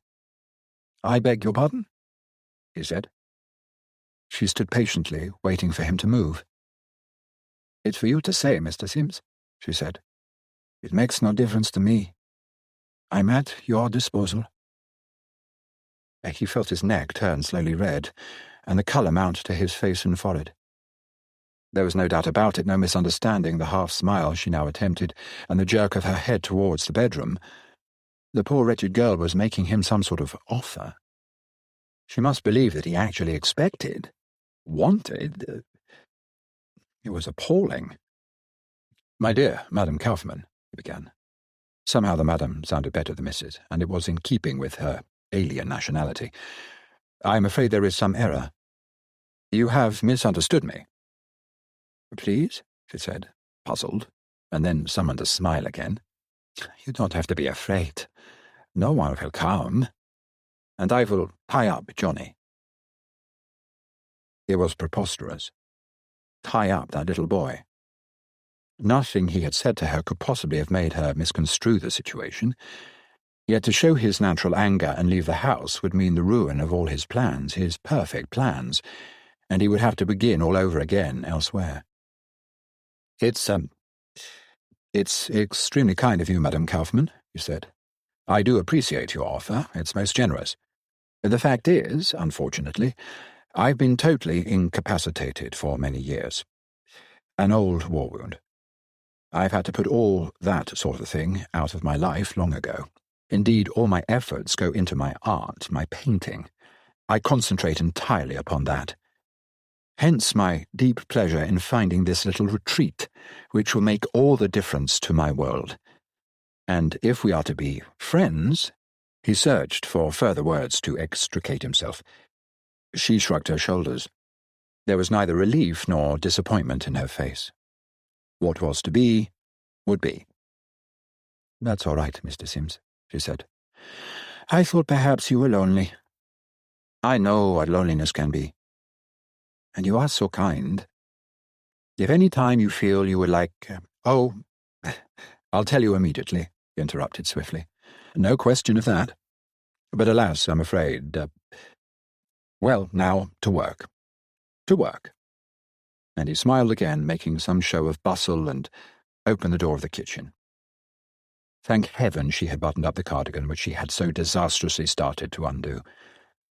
She lifted the child from his chair and proceeded to follow him. "I've always wanted to see a real artist at work," she said to him. "And now, lo and behold, my chance has come. Johnny will appreciate this when he's older. Now, where would you like me to put him, Mr. Sims? Shall he stand or sit? What pose would be best?" It was too much. From the frying pan into the fire. Fenton was exasperated. The woman was trying to bully him. He could not possibly have her hanging about like this. If that horrid little boy had to be disposed of, then his mother must be out of the way. "Never mind the pose," he said testily. "I'm not a photographer. And if there is one thing I cannot bear, it's being watched when I work. Put Johnny there on the chair. I suppose he'll sit still?" "I'll fetch the strap," she said. And while she went back to the kitchen, he stared moodily at the canvas on the easel. He must do something about it. That was evident. Fatal to leave it blank. She would not understand. She would begin to suspect that something was wrong. She might even repeat her fearful offer of 5 minutes ago. He lifted 1 or 2 tubes of paint and squeezed out blobs of colour onto the palette. Raw sienna. Naples yellow. Good names they gave these things. He and Edna had been to Sienna once, years ago, when they were first married. He remembered the rose rust brickwork and that square. What was the name of the square where they held a famous horse race? Naples yellow. They had never got as far as Naples. See Naples and die. Pity they had not travelled more. They had fallen into a rut, always going up to Scotland, but Edna did not care for the heat. Azure blue.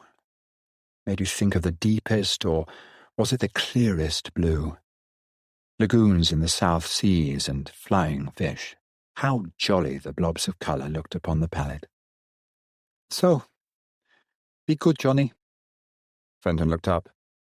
The woman had secured the child to the chair and was patting the top of his head. "If there is anything you want, you have only to call, Mr. Sims." "Thank you, Madam Kaufman." She crept out of the room, closing the door softly. The artist must not be disturbed. The artist must be left alone with his creation. "Ah," said Johnny suddenly. "Be quiet," said Fenton sharply. He was breaking a piece of charcoal in two. He had read somewhere that artists drew in the head first with charcoal. He adjusted the broken end between his fingers and, pursing his lips, drew a circle, the shape of a full moon, upon the canvas. Then he stepped back and half closed his eyes.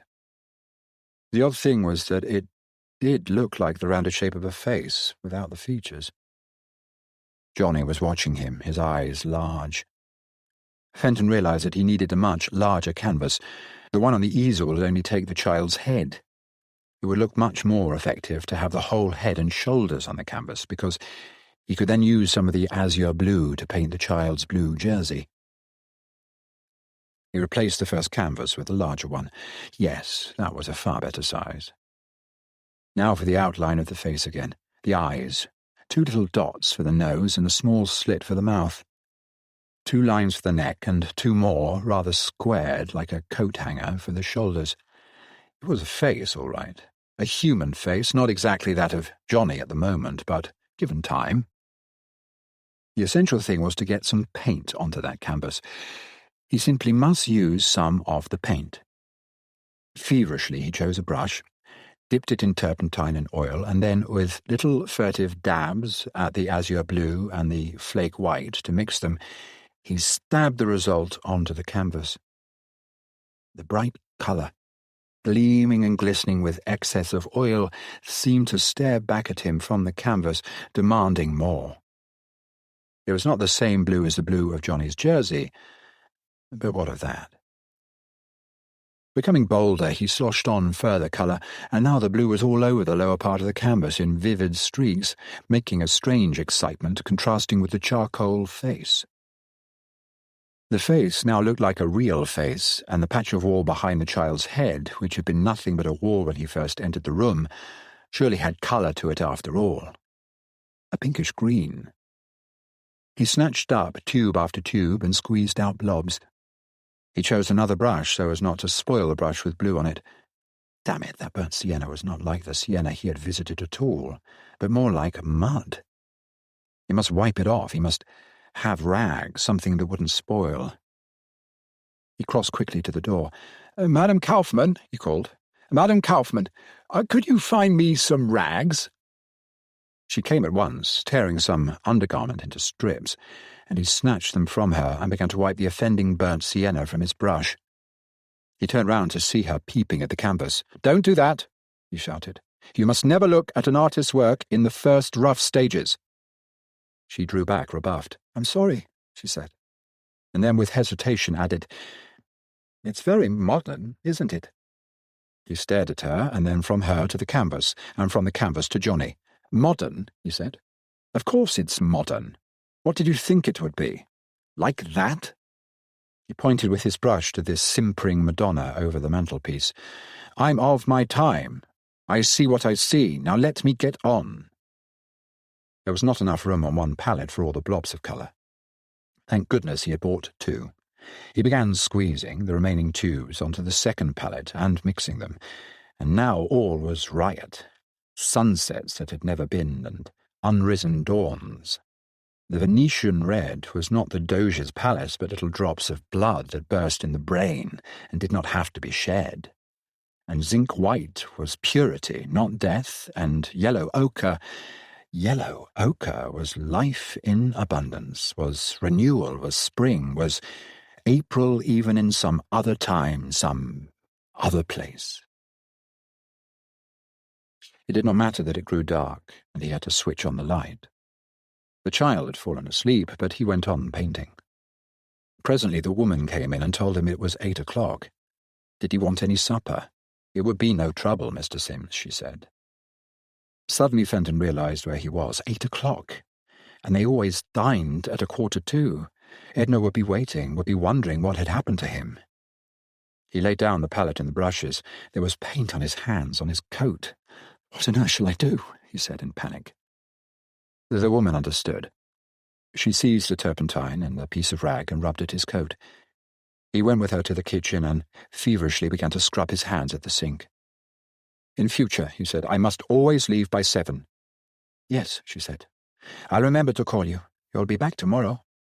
"Of course," he said impatiently. "Of course. Don't touch any of my things." "No, Mr. Sims."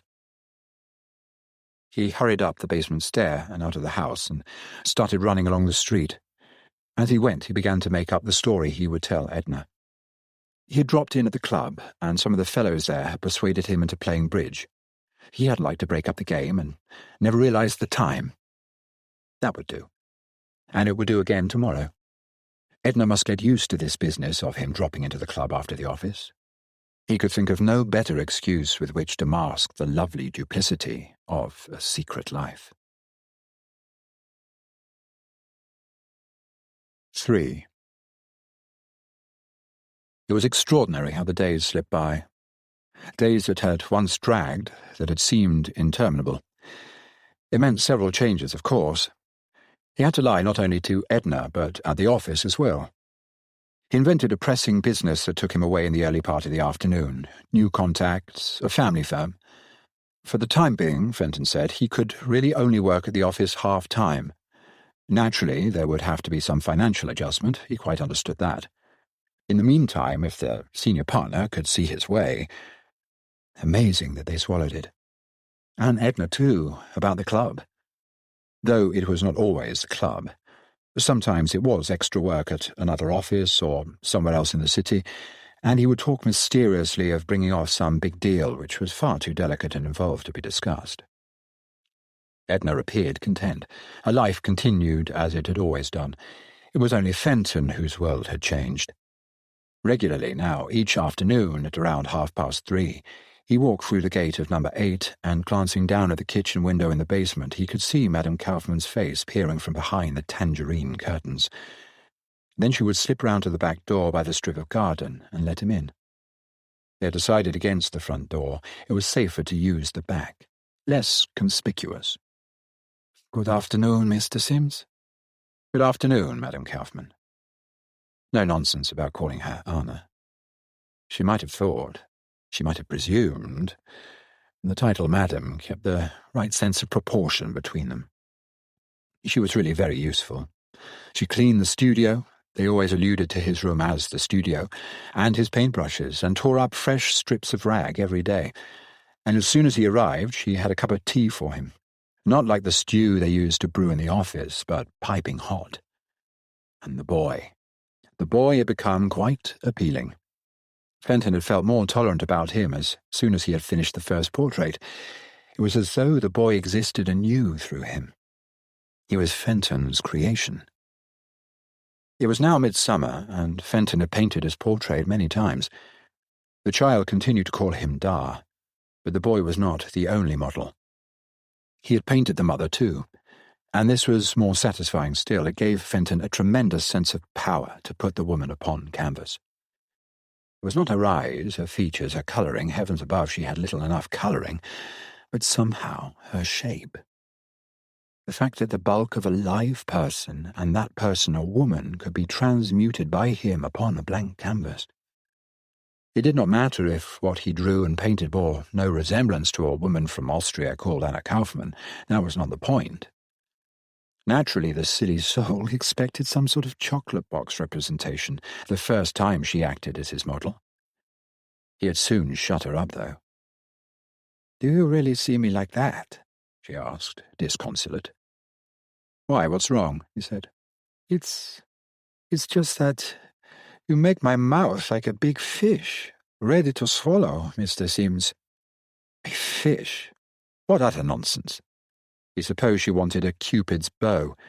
"The trouble with you is that you're never satisfied. You're no different from any other woman." He began mixing his colours angrily. She had no right to criticize his work. "It's not kind of you to say that, Mr. Sims," she said, after a moment or two. "I am very satisfied with the £5 that you give me every week." "I was not talking about money," he said. "What were you talking about then?" He turned back to the canvas and put just the faintest touch of rose upon the flesh part of the arm. "What was I talking about?" he asked.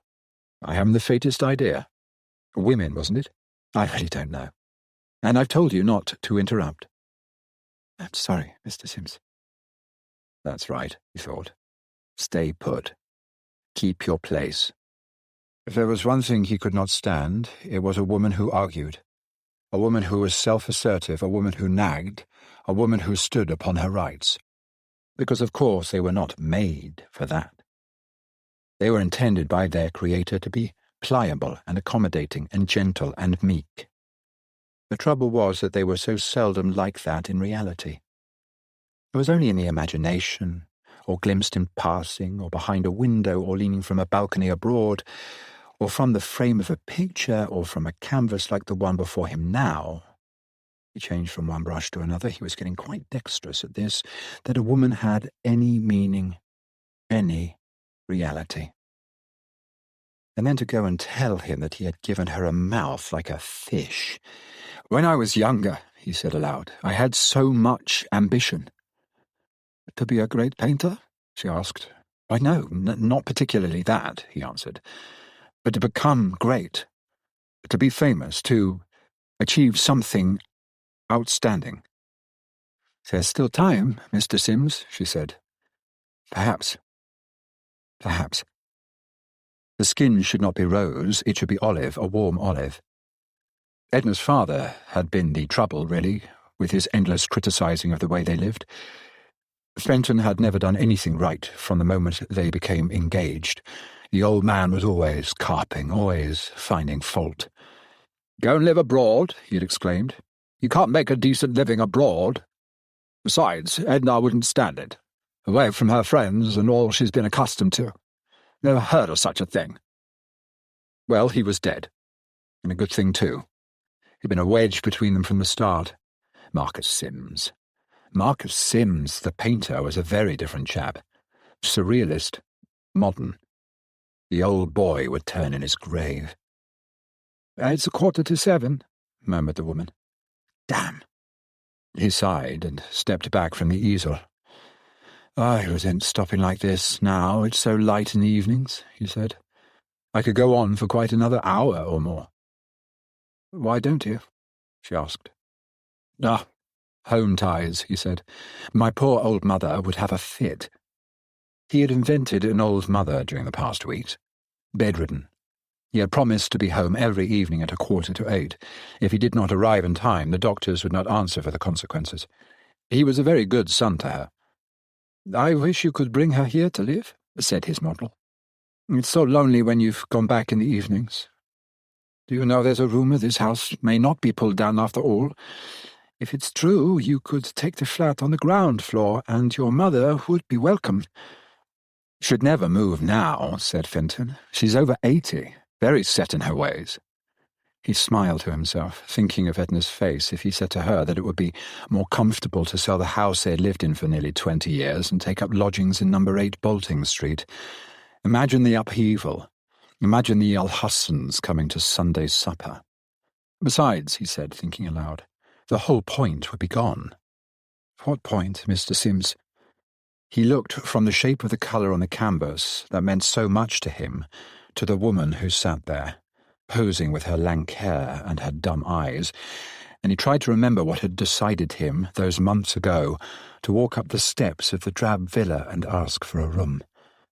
Some temporary phase of irritation, surely, with poor Edna, with a windy grey day on the embankment, with the fact of the Alhussons coming to drinks.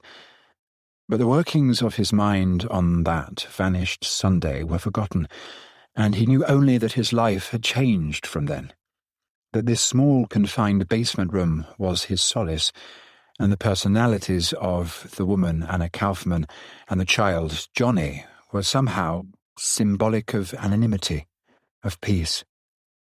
All she ever did was to make him tea and clean his brushes. She was part of the background, like the cat, which purred at his approach and crouched on the window-sill, and to which he had not yet given a single crumb. "Never mind, Madame Kaufmann," he said. "One of these days we'll hold an exhibition, and your face and Johnny's will be the talk of the town." "This year, next year, sometime, never? Isn't that what you say to cherry stones?" she said. "You've got no faith," he told her. "I'll prove it. Just wait and see." She began once more the long, tedious story about the man she had fled from in Austria, and the husband who had deserted her in London. He knew it all so well by now that he could prompt her. But it did not bother him. It was part of the background, part of the blessed anonymity. Let her blab away, he said to himself. He kept her quiet. It did not matter. He could concentrate on making the orange she was sucking, doling out quarters to Johnny on her lap, larger than life, more colourful than life, rounder, bigger, brighter. As he walked home along the embankment in the evening, because the walk was no longer suggestive of the old Sunday but was merged with a new life as well, he would throw his charcoal sketches and rough drawings into the river. They were now transfigured into paint and did not matter. With them went the used tubs of colour, pieces of rag and brushes too clogged with oil.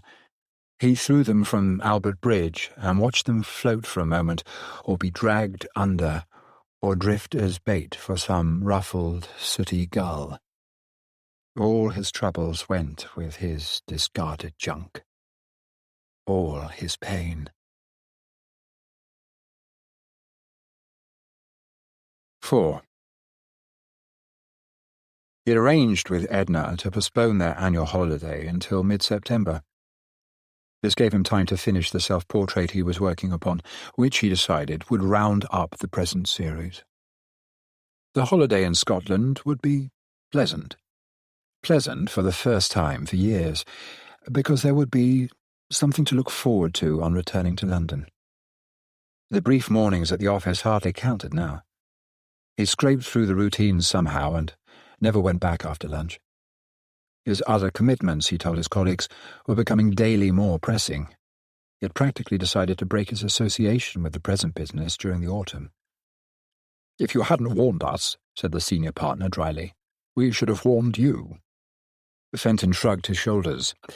If they were going to be unpleasant about it, the sooner he went, the better.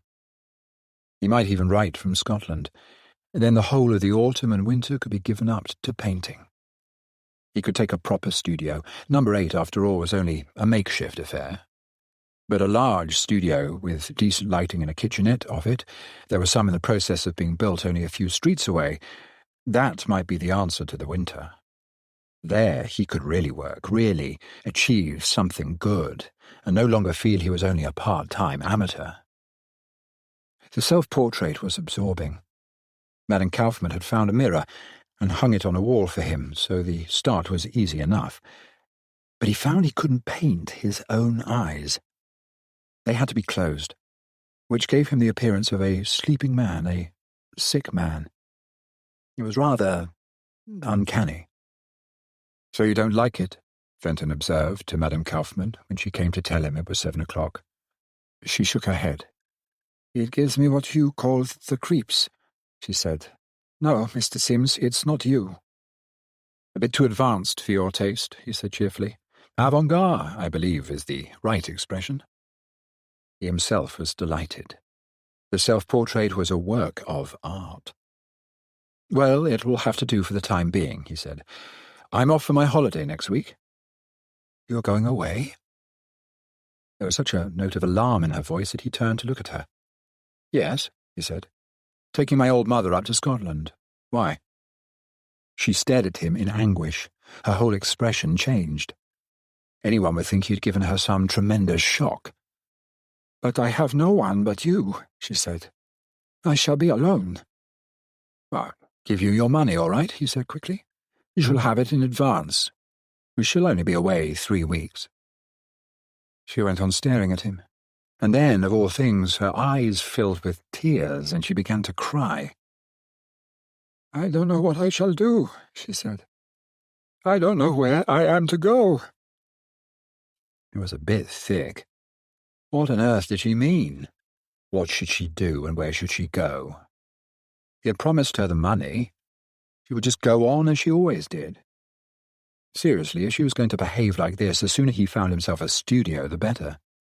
The last thing in the world he wanted was for Madame Kaufmann to become a drag. "My dear Madame Kaufmann, I'm not a permanency, you know," he said firmly. "One of these days I shall be moving. Possibly this autumn. I need room to expand. I'll let you know in advance, naturally, but it might be worth your while to put Johnny in a nursery school and get some sort of daily job. It would really work out better for you in the end." He might have beaten her. She looked stunned, utterly crushed. "What shall I do?" she repeated stupidly, and then, as if she still could not believe it, "When do you go away?" "Monday," he said. "To Scotland. We'll be away 3 weeks." This last very forcibly, so that there was no mistake about it. The trouble was that she was a very unintelligent woman. He decided as he washed his hands at the kitchen sink. She made a good cup of tea and knew how to clean the brushes, but that was her limit. "You ought to take a holiday yourself," he told her cheerfully. "Take Johnny for a trip down the river to Southend or somewhere." There was no response. Nothing but a mournful stare and a hopeless shrug. The next day, Friday, meant the end of his working week. He cashed a cheque that morning so that he could give her 3 weeks' money in advance, and he allowed an extra £5 for appeasement. When he arrived at number 8, Johnny was tied up in his old place by the foot-scraper at the top of the steps. She had not done this to the boy for some time, and when Fenton let himself in at the back door in the basement as usual, There was no wireless going, and the kitchen door was shut. He opened it and looked in. The door through to the bedroom was also shut. "Madame Kaufmann," he called. "Madame Kaufmann." She answered after a moment, her voice muffled and weak. "What is it?" she said. "Is anything the matter?" Another pause, and then, "I am not very well." "I'm sorry," said Fenton. "Is there anything I can do?" "No." Well, there it was.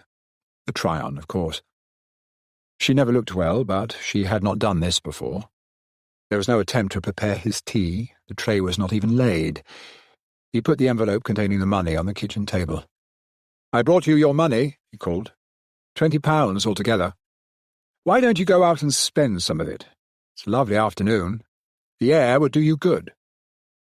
A brisk manner was the answer to her trouble. He was not going to be blackmailed into sympathy. He went along to the studio, whistling firmly. He found, to his shocked surprise, that everything was as he had left it the evening before. Brushes not cleaned, but lying clogged still on the messed palette. Room untouched, it really was the limit. He had a good mind to retrieve the envelope from the kitchen table.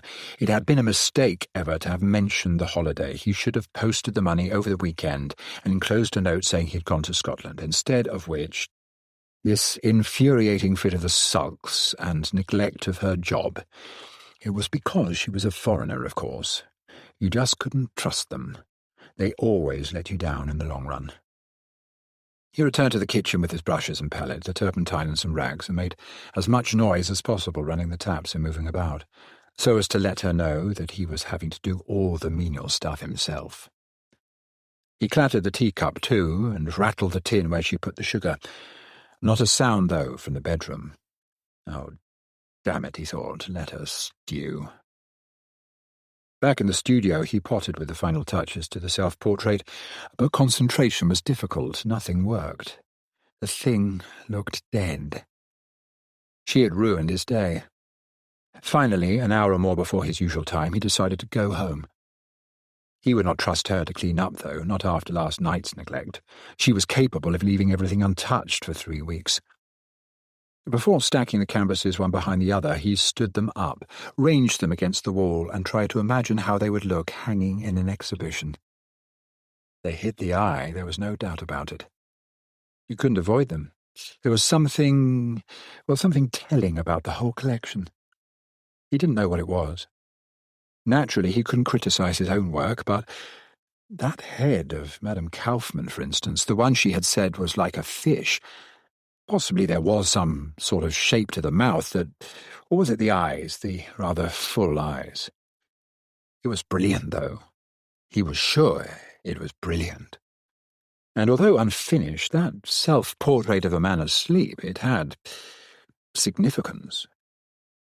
He smiled in fantasy, seeing himself and Edna walking into one of those small galleries off Bond Street, himself saying casually, "Well, I'm told there's some new chap got a show on here. Very controversial. The critics can't make out whether he's a genius or a madman." And Edna, "Well, it must be the first time you've ever been inside one of those places." What a sense of power. What triumph. And then, when he broke it to her, the dawn of new respect in her eyes, the realization that her husband had, after all these years, achieved fame. It was a shock of surprise that he wanted. That was it, the shock of surprise. Fenton had a final glance round the familiar room.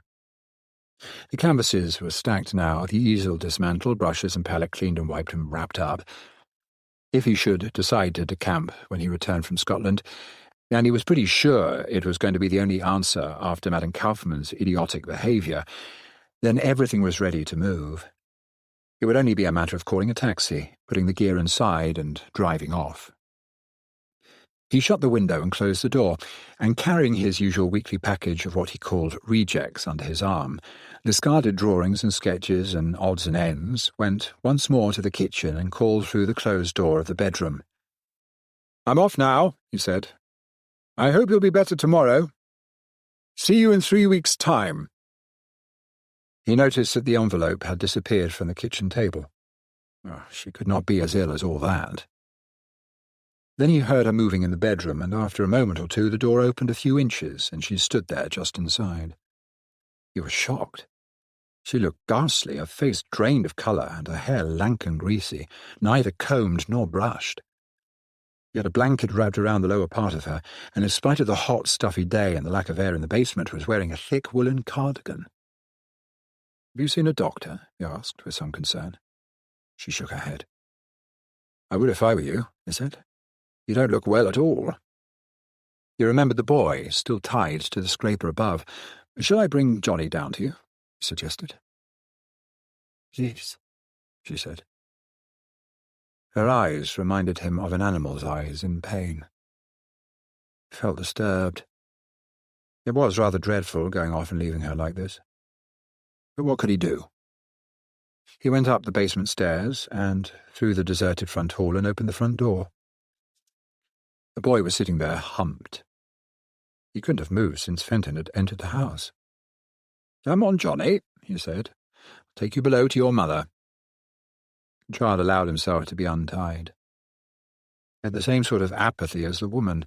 What a hopeless pair they were, thought Fenton. They really ought to be in somebody's charge, in some sort of welfare home. There must be places where people like this were looked after. He carried the child downstairs and sat him in his usual chair by the kitchen table. "What about his tea?" he asked. "I'll get it presently," said Madame Kaufmann.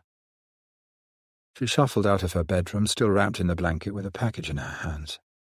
Some sort of paper parcel tied up with string. "What's that?" he asked. "Some rubbish," she said. "If you would throw it away with yours. The dustmen don't call until next week." He took the package from her and waited a moment, wondering what more he could do for her. "Well," he said awkwardly, "I feel rather bad about this. Are you sure there is nothing else you want?" "No," she said. She didn't even call him Mr. Sims. She made no effort to smile or hold out her hand. The expression in her eyes was not even reproachful. It was mute. "I'll send you a postcard from Scotland," he said, and then patted Johnny's head. "So long," he added. A silly expression, and one he never normally used. Then he went out of the back door, round the corner of the house and out of the gate, and so along Bolting Street with an oppressive feeling in his heart that he had somehow behaved badly, been lacking in sympathy, and that he ought to have taken the initiative and insisted she see a doctor. The September sky was overcast and the embankment dusty, dreary. The trees in the Battersea Gardens across the river had a dejected, faded end-of-summer look. Too dull, too brown. It would be good to get away to Scotland, to breathe the clean, cold air. He unwrapped his package and began to throw his rejects into the river. A head of Johnny, very poor indeed, an attempt at the cat, a canvas that had got stained with something or other and could not be used again. Over the bridge they went and away with the tide, the canvas floating like a matchbox, white and frail. It was rather sad to watch it drift from sight. He walked back along the embankment towards home and then, before he turned to cross the road, realised that he was still carrying the paper parcel Madame Kaufmann had given him. He'd forgotten to throw it away with his rejects. He had been too occupied in watching the disappearance of his own debris. Fenton was about to toss the parcel into the river when he noticed a policeman watching him from the opposite side of the road. He was seized with an uneasy feeling that it was against the law to dispose of litter in this way. He walked on self-consciously. After he had gone 100 yards, he glanced back over his shoulder. The policeman was still staring after him. Absurd, but it made him feel quite guilty. The strong arm of the law.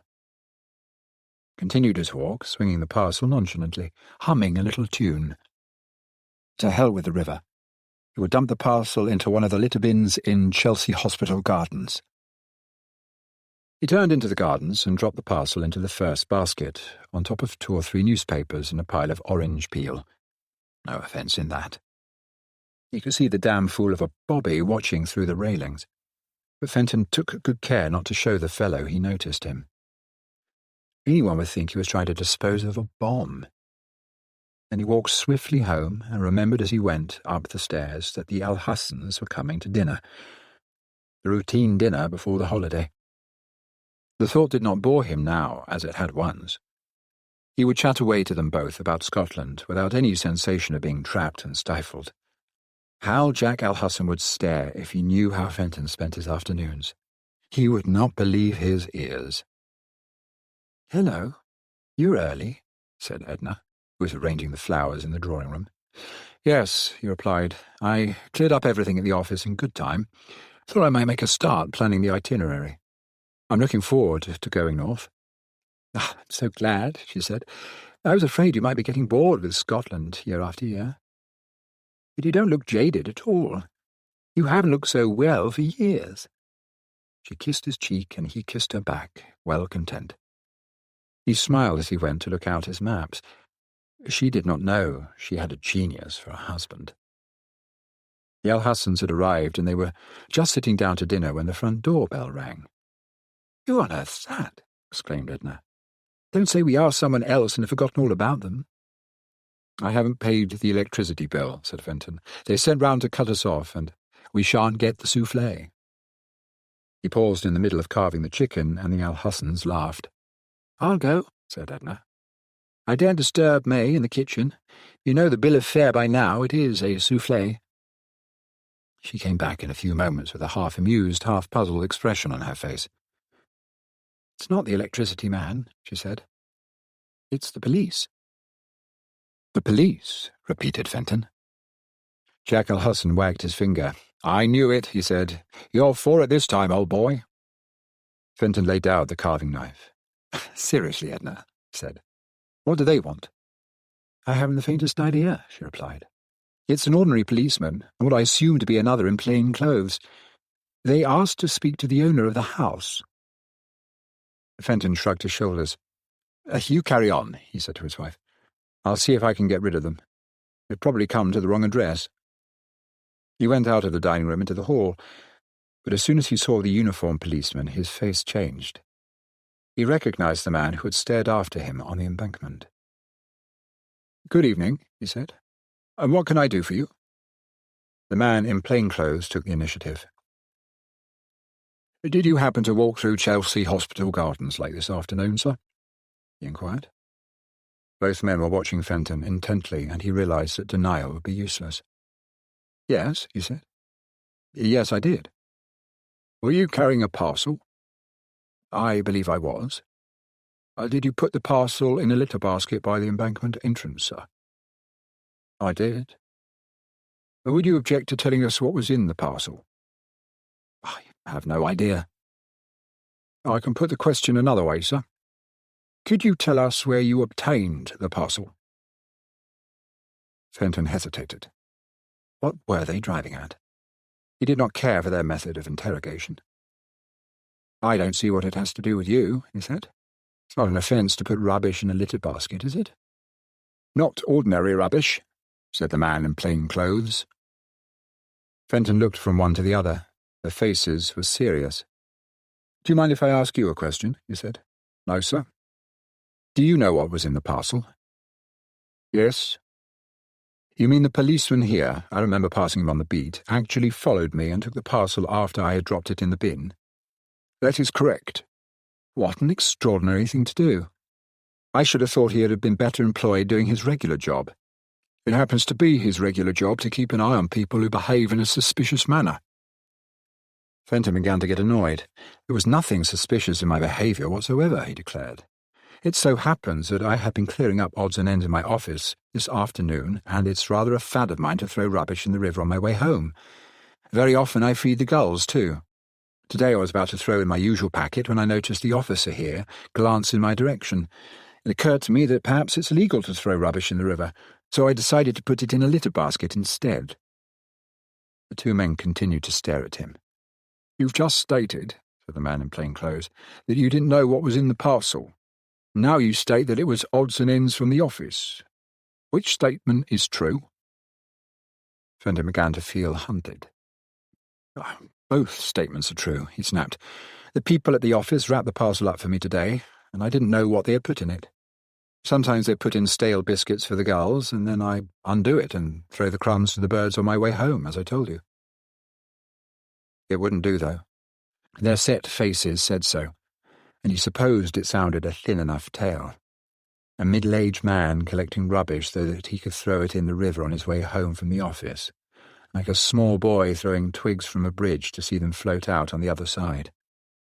But it was the best he could think of on the spur of the moment, and he would have to stick to it for now. After all, it couldn't be a criminal action. The worst they could call him was eccentric. The plainclothes policeman said nothing but, "Read your notes, Sergeant." The man in uniform took out his notebook and read aloud. "At 6:05 today, I was walking along the embankment, and I noticed a man on the opposite pavement make as though to throw a parcel in the river. He observed me looking and walked quickly on, and then glanced back over his shoulder to see if I was still watching him. His manner was suspicious. He then crossed to the entrance to Chelsea Hospital Gardens, and after looking up and down in a furtive manner, dropped the parcel in the litter bin and hurried away. I went to the bin and retrieved the parcel, and then followed the man to 14 Annesley Square, which he entered. I took the parcel to the station and handed it over to the officer on duty. We examined the parcel together. It contained the body of a premature newborn infant." He snapped the notebook too. Fenton felt all his strength ebb from him. Horror and fear merged together like a dense, overwhelming cloud, and he collapsed onto a chair. "Oh, God," he said. "Oh, God, what's happened?" Through the cloud he saw Edna looking at him from the open door of the dining room, and the Al-Hussans behind her. The man in plain clothes was saying, "I shall have to ask you to come down to the station and make a statement." 5. Fenton sat in the inspector's room with the inspector of police behind a desk, and the plain-clothes man and the policeman in uniform, and someone else, a medical officer. Edna was there too. He had especially asked for Edna to be there. The Al-Hussans were waiting outside, but the terrible thing was the expression on Edna's face. It was obvious that she did not believe him, nor did the policeman. "Yes, it's been going on for 6 months, he repeated. "When I say going on, I mean my painting has been going on, nothing else at all. I was seized with a desire to paint. I can't explain it, I never shall, it just came over me. And on impulse I walked in at the gate of number 8 Bolting Street. The woman came to the door, and I asked if she had a room to let, and after a few moments' discussion she said she had. A room of her own in the basement. Nothing to do with the landlord, we agreed to say, nothing to the landlord. So I took possession. And I've been going there every afternoon for 6 months. I said nothing about it to my wife. I thought she wouldn't understand." He turned in despair to Edna, and she just sat there staring at him. "I admit I've lied," he said. "I've lied to everyone. I've lied at home. I lied at the office. I told them at the office I had contacts with another firm, that I went there during the afternoon, and I told my wife, bear me out, Edna, I told my wife I was either kept late at the office or I was playing bridge at the club. The truth was that I went every day to number 8 Bolting Street. Every day." He had not done anything wrong. Why did they have to stare at him? Why did Edna hold on to the arms of the chair? "What age is Madame Kaufmann? I don't know. About 27, I should think, or 30. She could be any age. And she has the little boy, Johnny. She is an Austrian. She has led a very sad life, and her husband has left her. No, I never saw anyone in the house at all. No other men. I don't know, I tell you. I don't know. I went there to paint. I didn't go for anything else. She'll tell you so. She'll tell you the truth. I'm sure she was very attached to me. At least, no, I don't mean that. When I say attached, I mean she is grateful for the money I pay her. That is the rent, the £5 for the room. There was absolutely nothing else between us. There couldn't have been. It was out of the question." Yes, of course. I was ignorant of her condition. I'm not very observant. It wasn't the sort of thing I would have noticed. And she did not say a word, not a word. He turned again to Edna. Surely you believe me. She said, You never told me you wanted to paint. You've never mentioned painting or artists all our married life. It was the frozen blue of her eyes that he could not bear. He said to the inspector, Can't we go to Bolting Street now at once? That poor soul must be in great distress. She should see a doctor. Someone should be looking after her. Can't we all go now, my wife too, so that Madame Kaufmann can explain everything? And thank God he had his way. It was agreed they should go to Bolting Street. A police car was summoned, and he and Edna and 2 police officers climbed into it, and the Alhussens followed behind in their car. He heard them say something to the inspector about not wanting Mrs. Fenton to be alone. The shock was too great. That was kind, of course, but there need not be any shock when he could quietly and calmly explain the whole story to her once they got home. It was the atmosphere of the police station that made it so appalling, that made him feel guilty, a criminal. The car drew up before the familiar house, and they all got out. He led the way through the gate and round to the back door and opened it. As soon as they entered the passage, the smell of gas was unmistakable. It's leaking again, he said. It does from time to time. She tells the men, but they never come. Nobody answered. He walked swiftly to the kitchen. The door was shut, and here the smell of gas was stronger still. The inspector murmured something to his subordinates. Mrs. Fenton had better stay outside in the car with her friends. No, said Fenton, no, I want my wife to hear the truth. But Edna began to walk back along the passage with one of the policemen, and the Alhussens were waiting for her, their faces solemn. Then everybody seemed to go at once into the bedroom, into Madame Kaufmann's bedroom.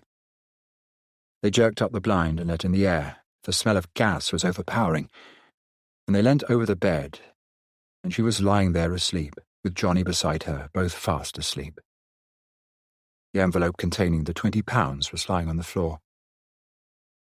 Can't you wake her? Said Fenton. Can't you wake her and tell her that Mr. Sims is here? Mr. Sims. One of the policemen took hold of his arm and led him from the room. When they told Fenton that Madame Kaufmann was dead and Johnny too, he shook his head and said, It's terrible. Terrible. If only she'd told me. If only I'd know what to do. But somehow the first shock of discovery had been so great, with the police coming to the house and the appalling contents of the parcel, that this fulfillment of disaster did not touch him in the same way. It seemed somehow inevitable. Perhaps it's for the best, he said. She was alone in the world. Just the 2 of them, alone, in the world. He was not sure what everyone was waiting for. The ambulance, he supposed, or whatever it was that would take poor Madame Kaufmann and Johnny away. He asked, Can we go home, my wife and I? The inspector exchanged a glance with the man in plain clothes, and then he said, I'm afraid not, Mr. Fenton. We shall want you to return with us to the station. But I've told you the truth, said Fenton wearily. There's no more to say. I have nothing to do with this tragedy, nothing at all. Then he remembered his paintings. You haven't seen my work, he said. It's all here in the room next door. Please, ask my wife to come back, and my friends too. I want them to see my work. Besides, now that this has happened, I wish to remove my belongings. We will take care of that, said the inspector. The tone was non-committal yet firm. Ungracious, Fenton thought. The officious attitude of the law. Well, that's all very well, said Fenton, but they are my possessions, and valuable at that. I don't see what right you have to touch them. He looked from the inspector to his colleague in plain clothes. The medical officer and the other policemen were still in the bedroom, and he could tell from their set expressions that they were not really interested in his work. They thought it was just an excuse, an alibi, and all they wanted to do was to take him back to the police station and question him still further about the sordid, pitiful deaths in the bedroom, about the body of the little, prematurely born child. "I'm quite ready to go with you, Inspector," he said quietly, "but I make this one request, that you will allow me to show my work to my wife and my friends." The inspector nodded at his subordinate, who went out of the kitchen, and then the little group moved to the studio, Fenton himself opening the door and showing them in. "Of course," he said, I've been working under wretched conditions. Bad light, as you see, no proper amenities at all. I don't know how I stuck it. As a matter of fact, I intended to move out when I returned from holiday. I told the poor girl so, and it probably depressed her." He switched on the light, and they stood there glancing about them, noting the dismantled easel, the canvases stacked neatly against the wall. It struck him that of course these preparations for departure must have seemed odd to them, suspicious, as though he had in truth known what had happened in the bedroom behind the kitchen and had intended a getaway. "It was a makeshift, naturally," he said, continuing to apologize for the small room that looked so unlike a studio, "but it happened to suit me. There was nobody else in the house, nobody to ask questions. I never saw anyone but Madame Kaufmann and the boy." He noticed that Edna had come into the room, and the Alhussons too, and the other policemen, and they were all watching him with the same set expressions. Why Edna? Why the Alhussons? Surely they must be impressed by the canvases stacked against the wall. They must realize that his total output for the past 5.5 months was here, in this room, only awaiting exhibition. He strode across the floor, seized the nearest canvas to hand, and held it up for them to see. It was a portrait of Madame Kaufmann that he liked best, the one which, poor soul, she had told him looked like a fish. "They're unconventional, I know that," he said. "Not picture book stuff, but they're strong. They've got originality." He seized another. Madame Kaufmann again, this time with Johnny on her lap. "Mother and child," he said, half smiling. "A true primitive. Back to our origins. The first woman, the first child."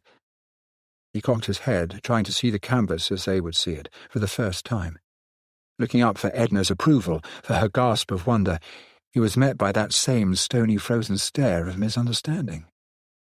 Then her face seemed to crumple, and she turned to the Alhussons and said, "They're not proper paintings. They're daubs, done anyhow." Blinded by tears, she looked up at the inspector. "I told you he couldn't paint," she said. "He's never painted in his life. It was just an alibi to get into the house with this woman." Fenton watched the Alhussons lead her away. He heard them go out of the back door and through the garden to the front of the house.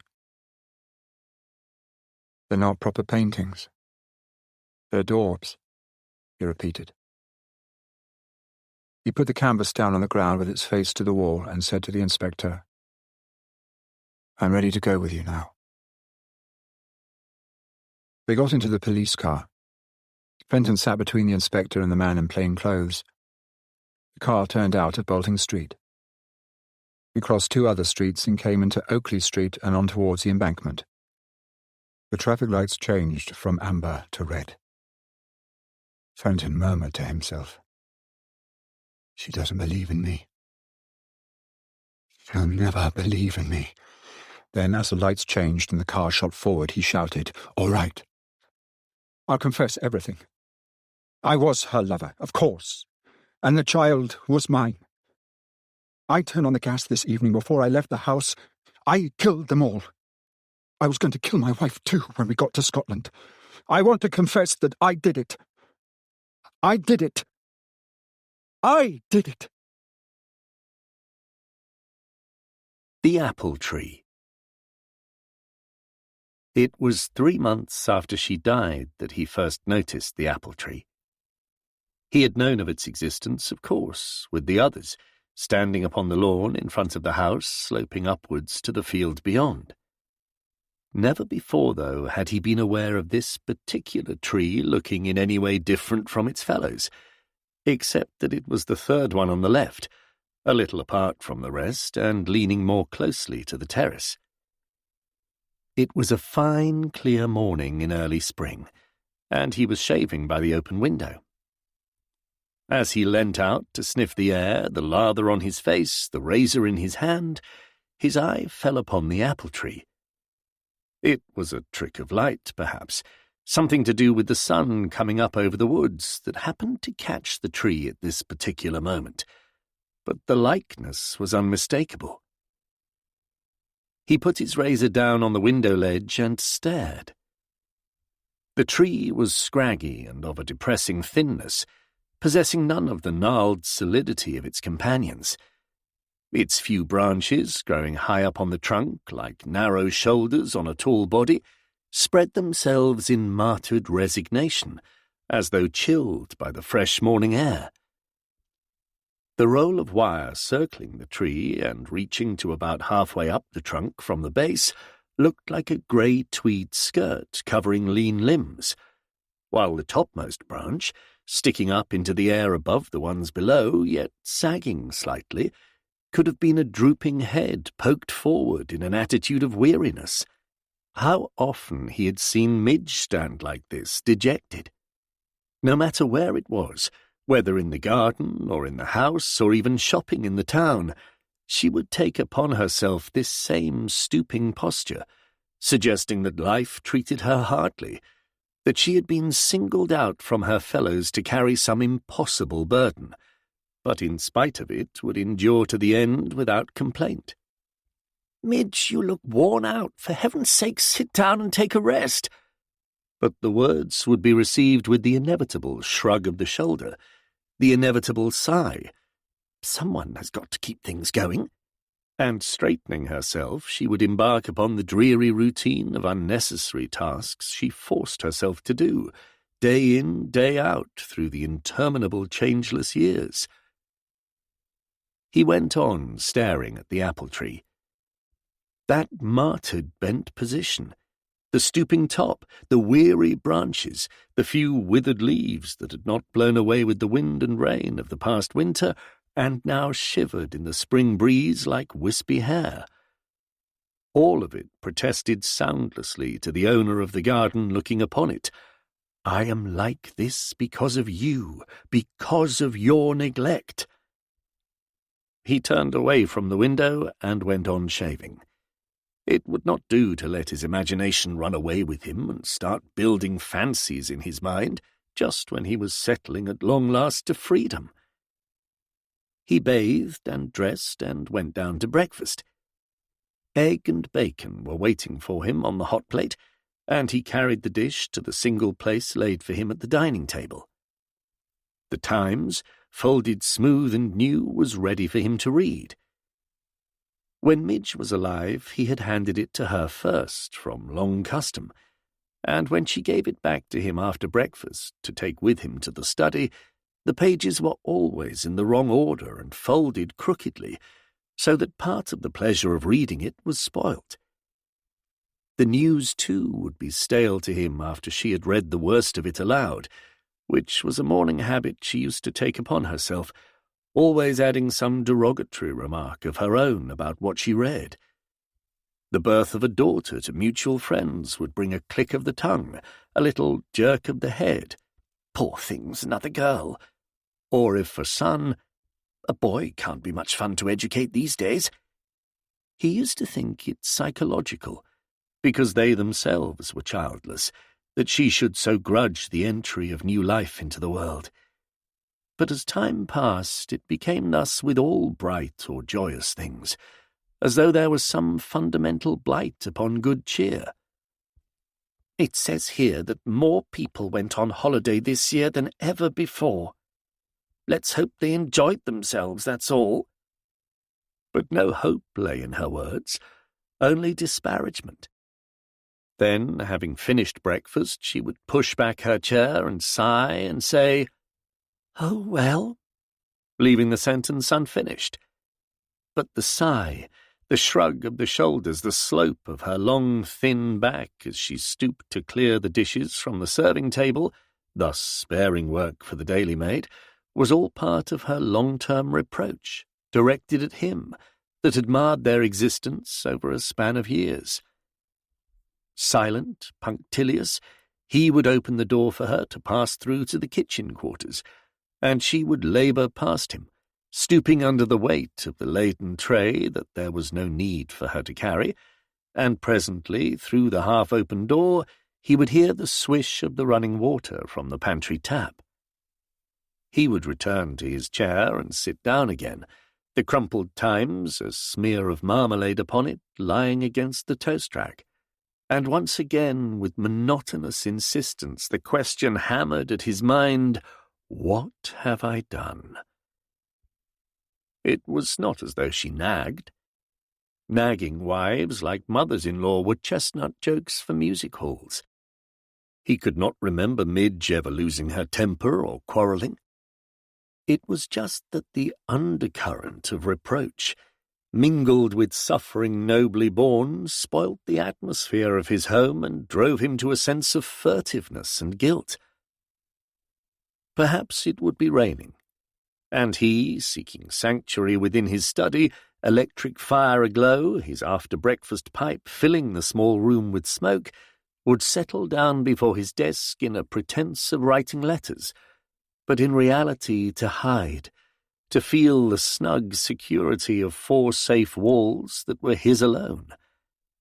Then the door would open, and Midge, struggling into a raincoat, her wide-brimmed felt hat pulled low over her brow, would pause and wrinkle her nose in distaste. "Phew, what a fug!" He said nothing, but moved slightly in his chair, covering with his arm the novel he had chosen from a shelf in idleness. "Aren't you going into the town?" she asked him. I had not thought of doing so. Oh, well, it doesn't matter." She turned away again towards the door. "Why, is there anything you want done?" "It's only the fish for lunch. They don't deliver on Wednesdays. Still, I can go myself if you're busy. I only thought—" She was out of the room without finishing her sentence. "It's all right, Midge," he called. "I'll get the car and go and fetch it presently. No sense in getting wet." Thinking she had not heard, he went out into the hall. She was standing by the open front door, the mizzling rain driving in upon her. She had a long flat basket over her arm and was drawing on a pair of gardening gloves. "I'm bound to get wet in any case," she said, "so it doesn't make much odds. Look at those flowers, they all need staking. I'll go for the fish when I've finished seeing to them." Argument was useless. She had made up her mind. He shut the front door after her and sat down again in the study. Somehow the room no longer felt so snug, and a little later, raising his head to the window, he saw her hurry past, her raincoat not buttoned properly and flapping, little drips of water forming on the brim of her hat and the garden basket filled with limp Michaelmas daisies already dead. His conscience pricking him, he bent down and turned out one bar of the electric fire. Or yet again it would be spring. It would be summer. Strolling out, hatless, into the garden, his hands in his pockets, with no other purpose in his mind but to feel the sun upon his back and stare out upon the woods and fields and the slow-winding river, he would hear from the bedrooms above the high-pitched whine of the Hoover slow down suddenly, gasp and die. Midge called down to him as he stood there on the terrace. "Were you going to do anything?" she said. He was not. It was the smell of spring, of early summer that had driven him out into the garden. It was the delicious knowledge that, being retired now, no longer working in the city, time was a thing of no account. He could waste it as he pleased. "No," he said, "not on such a lovely day. Why?" "Oh, never mind," she answered.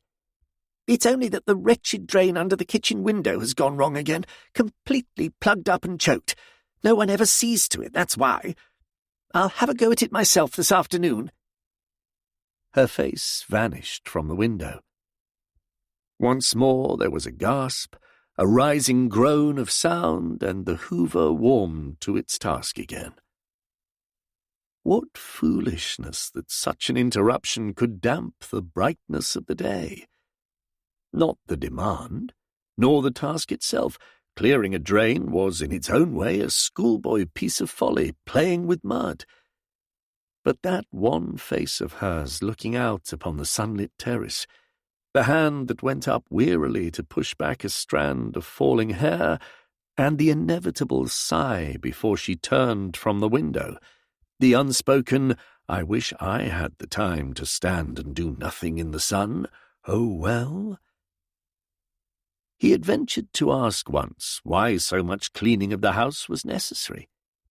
Why there must be the incessant turning out of rooms. Why chairs must be lifted to stand upon other chairs, rugs rolled up and ornaments huddled together on a sheet of newspaper. And why, in particular, the sides of the upstairs corridor, on which no one ever trod, must be polished laboriously by hand, Midge and the daily woman taking it in turns to crawl upon their knees the whole endless length of it, like slaves of bygone days. Midge stared at him, not understanding. "You'd be the first to complain," she said, "if the house was like a pigsty. You like your comforts." So they lived in different worlds, their minds not meeting. Had it been always so? He did not remember. They had been married nearly 25 years, and were two people who, from force of habit, lived under the same roof. When he had been in business, it seemed different. He had not noticed it so much. He came home to eat, to sleep, and to go up by train again in the morning. But when he retired, he became aware of her forcibly, and day by day his sense of her resentment, of her disapproval, grew stronger. Finally, in that last year before she died, he felt himself engulfed in it, so that he was led into every sort of petty deception to get away from her, making a pretence of going up to London to have his hair cut, to see the dentist, to lunch with an old business friend, and in reality he would be sitting by his club window, anonymous, at peace. It was mercifully swift, the illness that took her from him. Influenza, followed by pneumonia, and she was dead within a week. He hardly knew how it happened, except that, as usual, she was overtired and caught a cold and would not stay in bed. One evening, coming home by the late train from London, having sneaked into a cinema during the afternoon, finding release amongst the crowd of warm, friendly people enjoying themselves, for it was a bitter December day, he found her bent over the furnace in the cellar, poking and thrusting at the lumps of coke. She looked up at him, white with fatigue, her face drawn. "Why, Midge, what on earth are you doing?" he said. "It's the furnace," she said. "We've had trouble with it all day. It won't stay alight. We shall have to get the men to see it tomorrow. I really cannot manage this sort of thing myself." There was a streak of coal dust on her cheek. She let the stubby poker fall on the cellar floor. She began to cough, and as she did so winced with pain. "You ought to be in bed," he said. "I never heard of such nonsense. What the dickens does it matter about the furnace?" "I thought you would be home early," she said, "and then you might have known how to deal with it. It's been bitter all day. I can't think what you found to do with yourself in London." She climbed the cellar stairs slowly, her back bent, and when she reached the top she stood shivering and half-closed her eyes. "If you don't mind terribly," she said, "I'll get your supper right away, to have it done with. I don't want anything myself." "To hell with my supper," he said. "I can forage for myself. You go up to bed. I'll bring you a hot drink." "I tell you, I don't want anything," she said.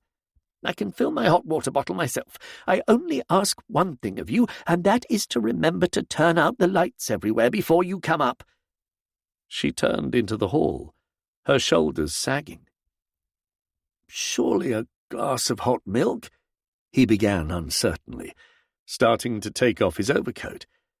And as he did so, the torn half of the 10 and 6-penny seat at the cinema fell from his pocket onto the floor.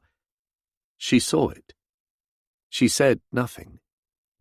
She coughed again and began to drag herself upstairs. The next morning her temperature was 103. The doctor came and said she had pneumonia. She asked if she might go to a private ward in the cottage hospital, because having a nurse in the house would make too much work. This was on the Tuesday morning. She went there right away, and they told him on the Friday evening that she was not likely to live through the night. He stood inside the room after they told him, looking down at her in the high, impersonal hospital bed, and his heart was wrung with pity, because surely they had given her too many pillows. She was propped too high. There could be no rest for her that way. He had brought some flowers, but there seemed no purpose now in giving them to the nurse to arrange, because Midge was too ill to look at them. In a sort of delicacy, he put them on a table beside the screen when the nurse was bending down to her. "Is there anything she needs?" he said. "I mean, I can easily—" He did not finish the sentence. He left it in the air, hoping the nurse would understand his intention, that he was ready to go off in the car, drive somewhere, fetch what was required. The nurse shook her head. "We will telephone you," she said, "if there is any change." What possible change could there be, he wondered, as he found himself outside the hospital. The white, pinched face upon the pillows would not alter now. It belonged to no one. Midge died in the early hours of Saturday morning. He was not a religious man. He had no profound belief in immortality. But when the funeral was over and Midge was buried, it distressed him to think of her poor, lonely body lying in that brand-new coffin with the brass handles. It seemed such a churlish thing to permit. Death should be different. It should be like bidding farewell to someone at a station before a long journey, but without the strain. There was something of indecency in this haste to bury underground the thing that but for ill chance would be a living, breathing person. In his distress he fancied he could hear Midge saying with a sigh, "Oh, well," as they lowered the coffin into the open grave. He hoped with fervour that after all there might be a future in some unseen paradise, and that poor Midge, unaware of what they were doing to her mortal remains, walked somewhere in green fields. But who with, he wondered. Her parents had died in India many years ago. She would not have much in common with them now if they met her at the gates of heaven. He had a sudden picture of her waiting her turn in a queue, rather far back, as was always her fate in queues, with that large shopping bag of woven straw which she took everywhere, and on her face that patient, martyred look. As she passed through the turnstile into paradise, she looked at him reproachfully. These pictures, of the coffin and the queue, remained with him for about a week, fading a little day by day. Then he forgot her. Freedom was his, and the sunny, empty house, the bright, crisp winter. The routine he followed belonged to him alone. He never thought of Midge until the morning he looked out upon the apple tree. Later that day he was taking a stroll round the garden, and he found himself drawn to the tree through curiosity. It had been stupid fancy, after all. There was nothing singular about it. An apple tree like any other apple tree. He remembered then that it had always been a poorer tree than its fellows, was in fact more than half dead, and at one time there had been talk of chopping it down, but the talk came to nothing. Well, it would be something for him to do over the weekend. Axing a tree was healthy exercise, and apple wood smelt good. It would be a treat to have it burning on the fire. Unfortunately, wet weather set in for nearly a week after that day, and he was unable to accomplish the task he had set himself. No sense in pottering out of doors this weather and getting a chill into the bargain. He still noticed the tree from his bedroom window. It began to irritate him, humped there, straggling and thin under the rain. The weather was not cold, and the rain that fell upon the garden was soft and gentle. None of the other trees wore this aspect of dejection. There was one young tree, only planted a few years back, he recalled quite well, growing to the right of the old one and standing straight and firm, the lithe young branches lifted to the sky, positively looking as if it enjoyed the rain. He peered through the window at it and smiled. Now why the devil should he suddenly remember that incident, years back, during the war, with the girl who came to work on the land for a few months at the neighbouring farm? He did not suppose he had thought of her in months. Besides, there was nothing to it.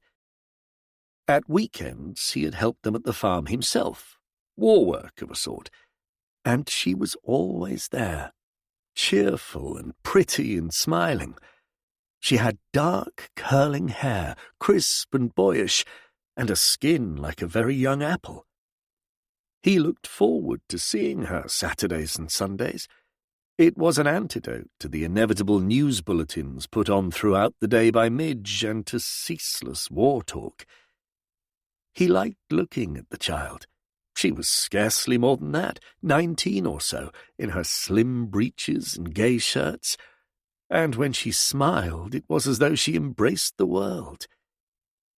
He never knew how it happened, and it was such a little thing. But one afternoon he was in the shed doing something to the tractor, bending over the engine, and she was beside him, close to his shoulder, and they were laughing together. And he turned round to take a bit of waste to clean a plug, and suddenly she was in his arms and he was kissing her. It was a happy thing, spontaneous and free, and the girl so warm and jolly with her fresh young mouth. Then they went on with the work of the tractor, but united now, in a kind of intimacy that brought gaiety to them both, and peace as well. When it was time for the girl to go and feed the pigs, he followed her from the shed, his hand on her shoulder, a careless gesture that meant nothing really, a half caress. And as they came out into the yard, he saw Midge standing there, staring at them. "I've got to go into a Red Cross meeting," she said. "I can't get the car to start. I called you. You didn't seem to hear." Her face was frozen. She was looking at the girl. At once guilt covered him. The girl said good evening cheerfully to Midge and crossed the yard to the pigs. He went with Midge to the car and managed to start it with the handle. Midge thanked him, her voice without expression.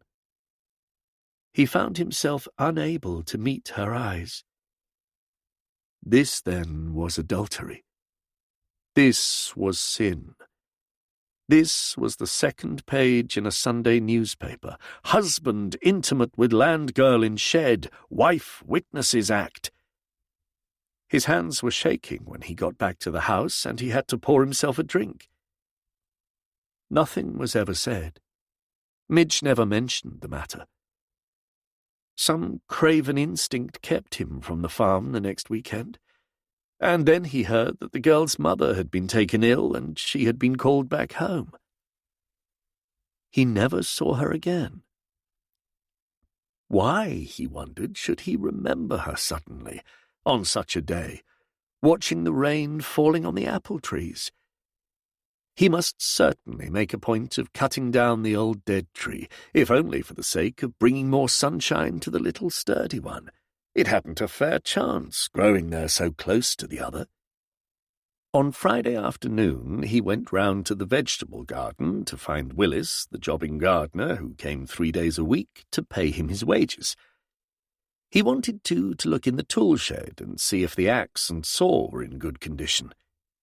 Willis kept everything neat and tidy there. This was Midge's training, and the axe and saw were hanging in their accustomed place upon the wall.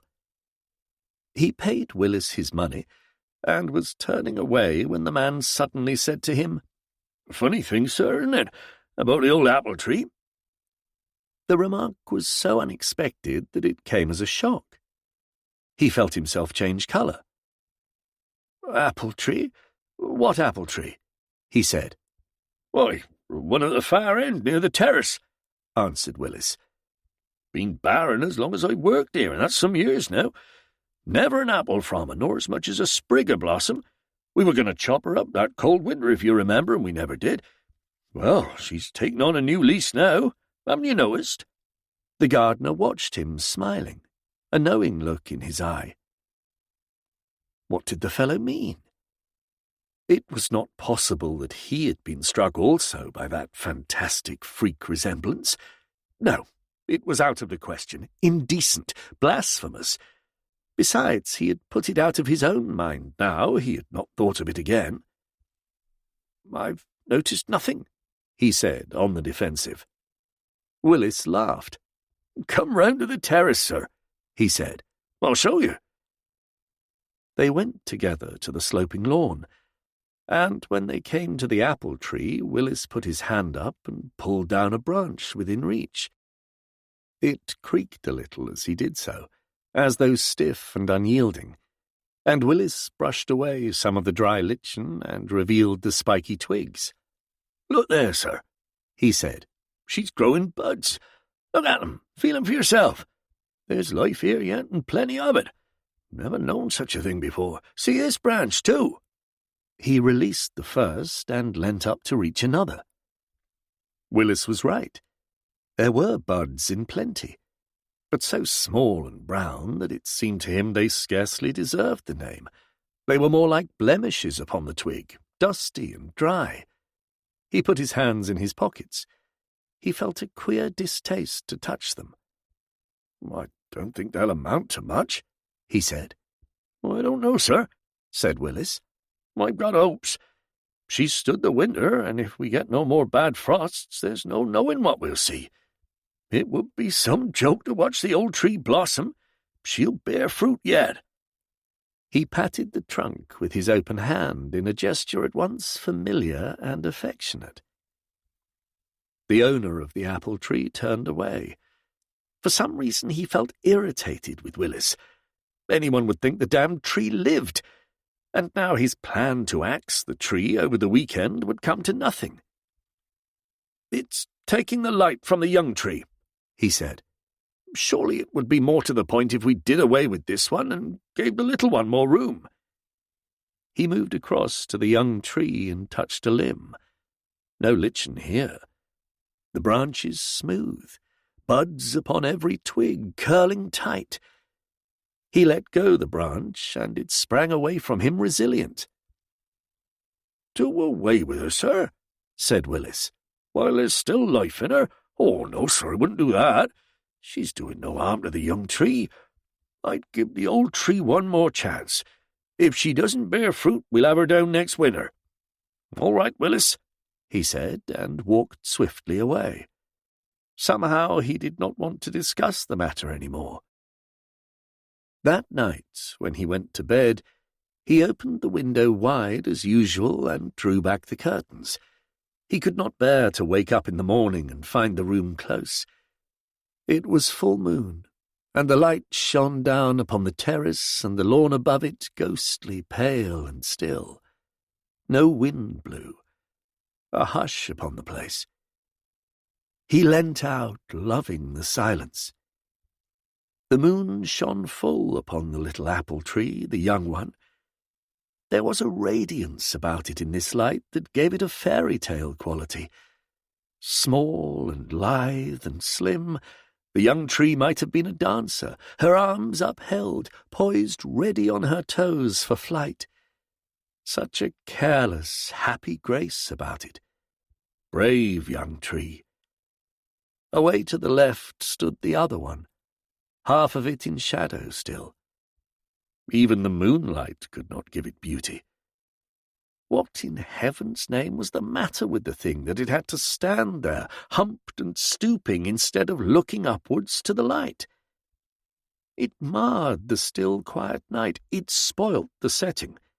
He had been a fool to give way to Willis and agree to spare the tree. Those ridiculous buds would never blossom, and even if they did... His thoughts wandered. And for the second time that week he found himself remembering the land girl and her joyous smile. He wondered what had happened to her. Married, probably, with a young family. Made some chap happy, no doubt. Oh, well. He smiled. Was he going to make use of that expression now? Poor Midge. Then he caught his breath and stood quite still, his hand upon the curtain. The apple tree, the one on the left, was no longer in shadow. The moon shone upon the withered branches, and they looked like skeletons' arms raised in supplication. Frozen arms, stiff and numb with pain. There was no wind, and the other trees were motionless. But there, in those topmost branches, something shivered and stirred. A breeze that came from nowhere and died away again. Suddenly a branch fell from the apple tree to the ground below. It was the near branch with the small dark buds upon it which he would not touch. No rustle, no breath of movement came from the other trees. He went on staring at the branch as it lay there on the grass under the moon. It stretched across the shadow of the young tree close to it, pointing as though in accusation. For the first time in his life that he could remember, he drew the curtains over the window to shut out the light of the moon. Willis was supposed to keep to the vegetable garden. He had never shown his face much round the front when Midge was alive. That was because Midge attended to the flowers. She even used to mow the grass, pushing the wretched machine up and down the slope, her back bent low over the handles. It had been one of the tasks she set herself, like keeping the bedrooms swept and polished. Now Midge was no longer there to attend to the front garden and to tell him where he should work. Willis was always coming through to the front. The gardener liked the change. It made him feel responsible. "I can't understand how that branch came to fall, sir," he said on the Monday. "What branch?" "Why, the branch on the apple tree, the one we were looking at before I left." "It was rotten, I suppose. I told you the tree was dead." "Nothing rotten about it, sir. Why, look at it, broke clean off." Once again the owner was obliged to follow his man up the slope above the terrace. Willis picked up the branch. The lichen upon it was wet, bedraggled-looking like matted hair. "You didn't come again to test the branch over the weekend and loosen it in some fashion, did you, sir?" asked the gardener. "I most certainly did not," replied the owner, irritated. "As a matter of fact, I heard the branch fall during the night. I was opening the bedroom window at the time. Funny, it was a still night, too. These things often happen to old trees. Why you bother about this one, I can't imagine. Anyone would think—" He broke off. He did not know how to finish the sentence. "Anyone would think that the tree was valuable," he said. The gardener shook his head. "It's not a value," he said. "I don't reckon for a moment that this tree is worth any money at all. It's just that after all this time, when we thought her dead, she's alive and kicking, as you might say. Freak of nature, I call it. We'll hope no other branches fall before she blossoms." Later, when the owner set off for his afternoon walk, he saw the man cutting away the grass below the tree and placing new wire around the base of the trunk. It was quite ridiculous. He did not pay the fellow a fat wage to tinker about with a half-dead tree. He ought to be in the kitchen garden growing vegetables. It was too much effort, though, to argue with him. He returned home about 5:30.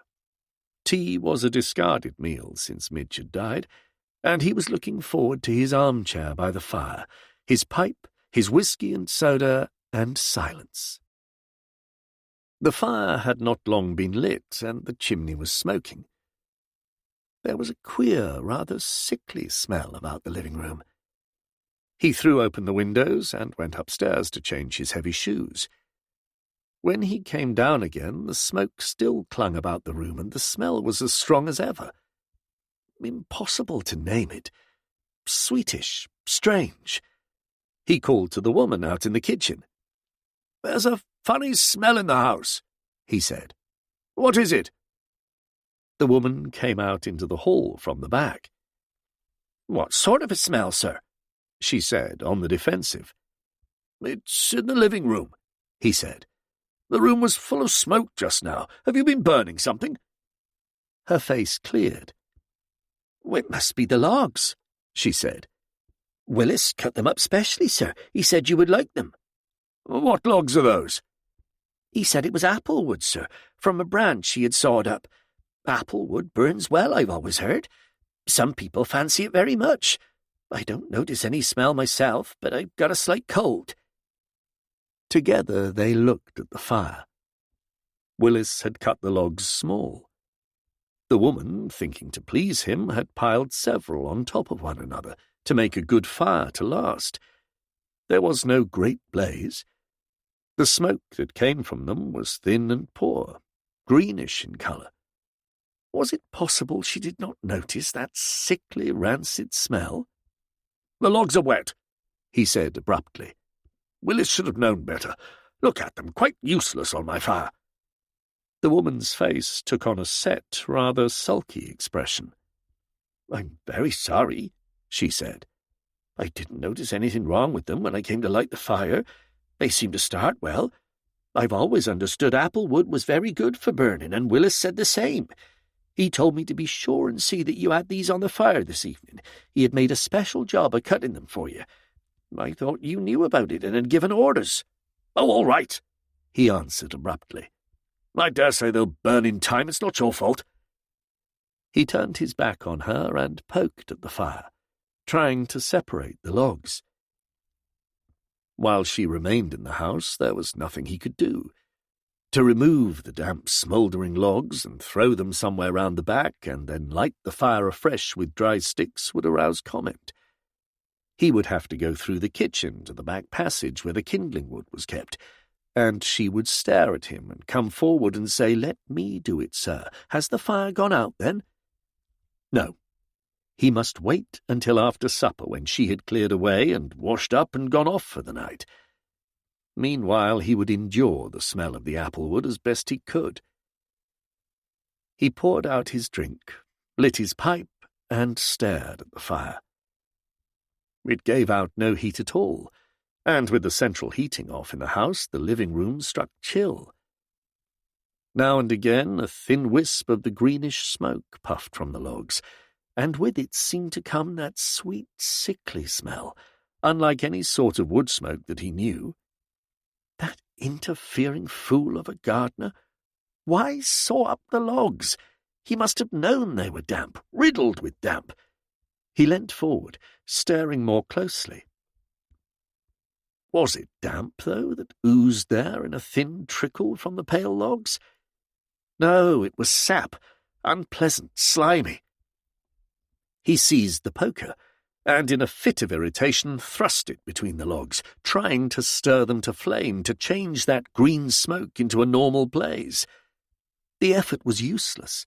The logs would not burn, and all the while a trickle of sap ran onto the grate, and the sweet smell filled the room, turning his stomach. He took his glass and his book and went and turned on the electric fire in the study and sat in there instead. It was idiotic. It reminded him of the old days, how he would make a pretence of writing letters and go and sit in the study because of Midge in the living room. She had a habit of yawning in the evenings, when her day's work was done, a habit of which she was quite unconscious. She would settle herself on the sofa with her knitting, the click-click of the needles going fast and furious, and suddenly they would start, those shattering yawns rising from the depths of her, a prolonged followed by the inevitable sigh. Then there would be silence except for the knitting needles. But as he sat behind his book waiting, he knew that within a few minutes another yawn would come, another sigh. A hopeless sort of anger used to stir within him, a longing to throw down his book and say, "Look, if you were so tired, wouldn't it be better if you went to bed?" Instead, he controlled himself. And after a little while, when he could bear it no longer, he would get up and leave the living room and take refuge in the study. Now he was doing the same thing all over again because of the apple logs, because of the damned sickly smell of the smouldering wood. He went on sitting in his chair by the desk, waiting for supper. It was nearly 9 o'clock before the daily woman had cleared up, turned down his bed, and gone for the night. He returned to the living room, which he had not entered since leaving it earlier in the evening. The fire was out. It had made some effort to burn, because the logs were thinner than they had been before, and had sunk low into the basket grate. The ash was meagre, yet the sickly smell clung to the dying embers. He went out into the kitchen and found an empty scuttle and brought it back into the living room. Then he lifted the logs into it, and the ashes too. There must have been some damp residue in the scuttle, or the logs were still not dry, because as they settled there they seemed to turn darker than before, with a kind of scum upon them. He carried the scuttle down to the cellar, opened the door of the central heating furnace, and threw the lot inside. He remembered then, too late, that the central heating had been given up now for 2 or 3 weeks, owing to the spring weather, and that unless he relit it now, the logs would remain there untouched until the following winter. He found paper, matches, and a can of paraffin, and setting the whole alight, closed the door of the furnace and listened to the roar of flames. That would settle it. He waited a moment and then went up the steps back to the kitchen passage to lay and relight the fire in the living room. The business took time.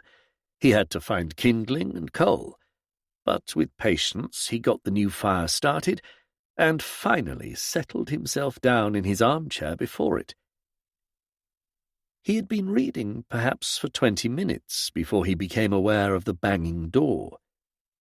He put down his book and listened. Nothing at first. Then, yes, there it was again. A rattle, a slam of an unfastened door in the kitchen quarters. He got up and went along to shut it. It was the door at the top of the cellar stairs. He could have sworn he had fastened it. The catch must have worked loose in some way. He switched on the light at the head of the stairs and bent to examine the catch. There seemed nothing wrong with it. He was about to close the door firmly when he noticed the smell again. The sweet, sickly smell of smouldering applewood. It was creeping up from the cellar, finding its way to the passage above. Suddenly, for no reason, he was seized with a kind of fear, a feeling of panic almost. What if the smell filled the whole house through the night, came up from the kitchen quarters to the floor above, and while he slept found its way into his bedroom, choking him, stifling him so that he could not breathe? The thought was ridiculous, insane, and yet... Once more he forced himself to descend the steps into the cellar. No sound came from the furnace, no roar of flames. Wisps of smoke, thin and green, oozed their way from the fastened furnace door. It was this that he had noticed from the passage above. He went to the furnace and threw open the door. The paper had all burnt away, and the few shavings with them. But the logs, the apple logs, had not burnt at all. They lay there as they had done when he threw them in, one charred limb above another, black and huddled like the bones of someone darkened and dead by fire. Nausea rose in him.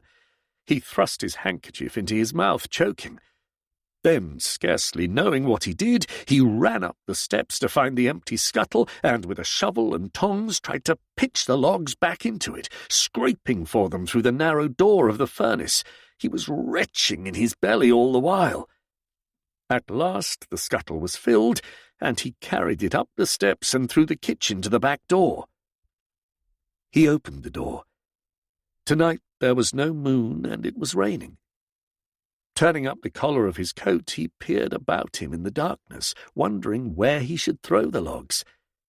Too wet and dark to stagger all the way to the kitchen garden and chuck them on the rubbish heap, but in the field behind the garage the grass was thick and long, and they might lie there hidden. He crunched his way over the gravel drive, and, coming to the fence beside the field, threw his burden onto the concealing grass. There they could rot and perish, grow sodden with rain, and in the end become part of the mouldy earth. He did not care. The responsibility was his no longer. They were out of his house, and it did not matter what became of them. He returned to the house, and this time made sure the cellar door was fast. The air was clear again. The smell had gone.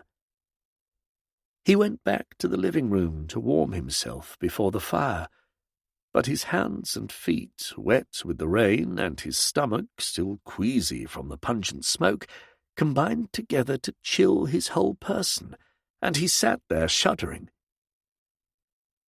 He slept badly when he went to bed that night, and awoke in the morning feeling out of sorts. He had a headache and an ill-tasting tongue. He stayed indoors. His liver was thoroughly upset.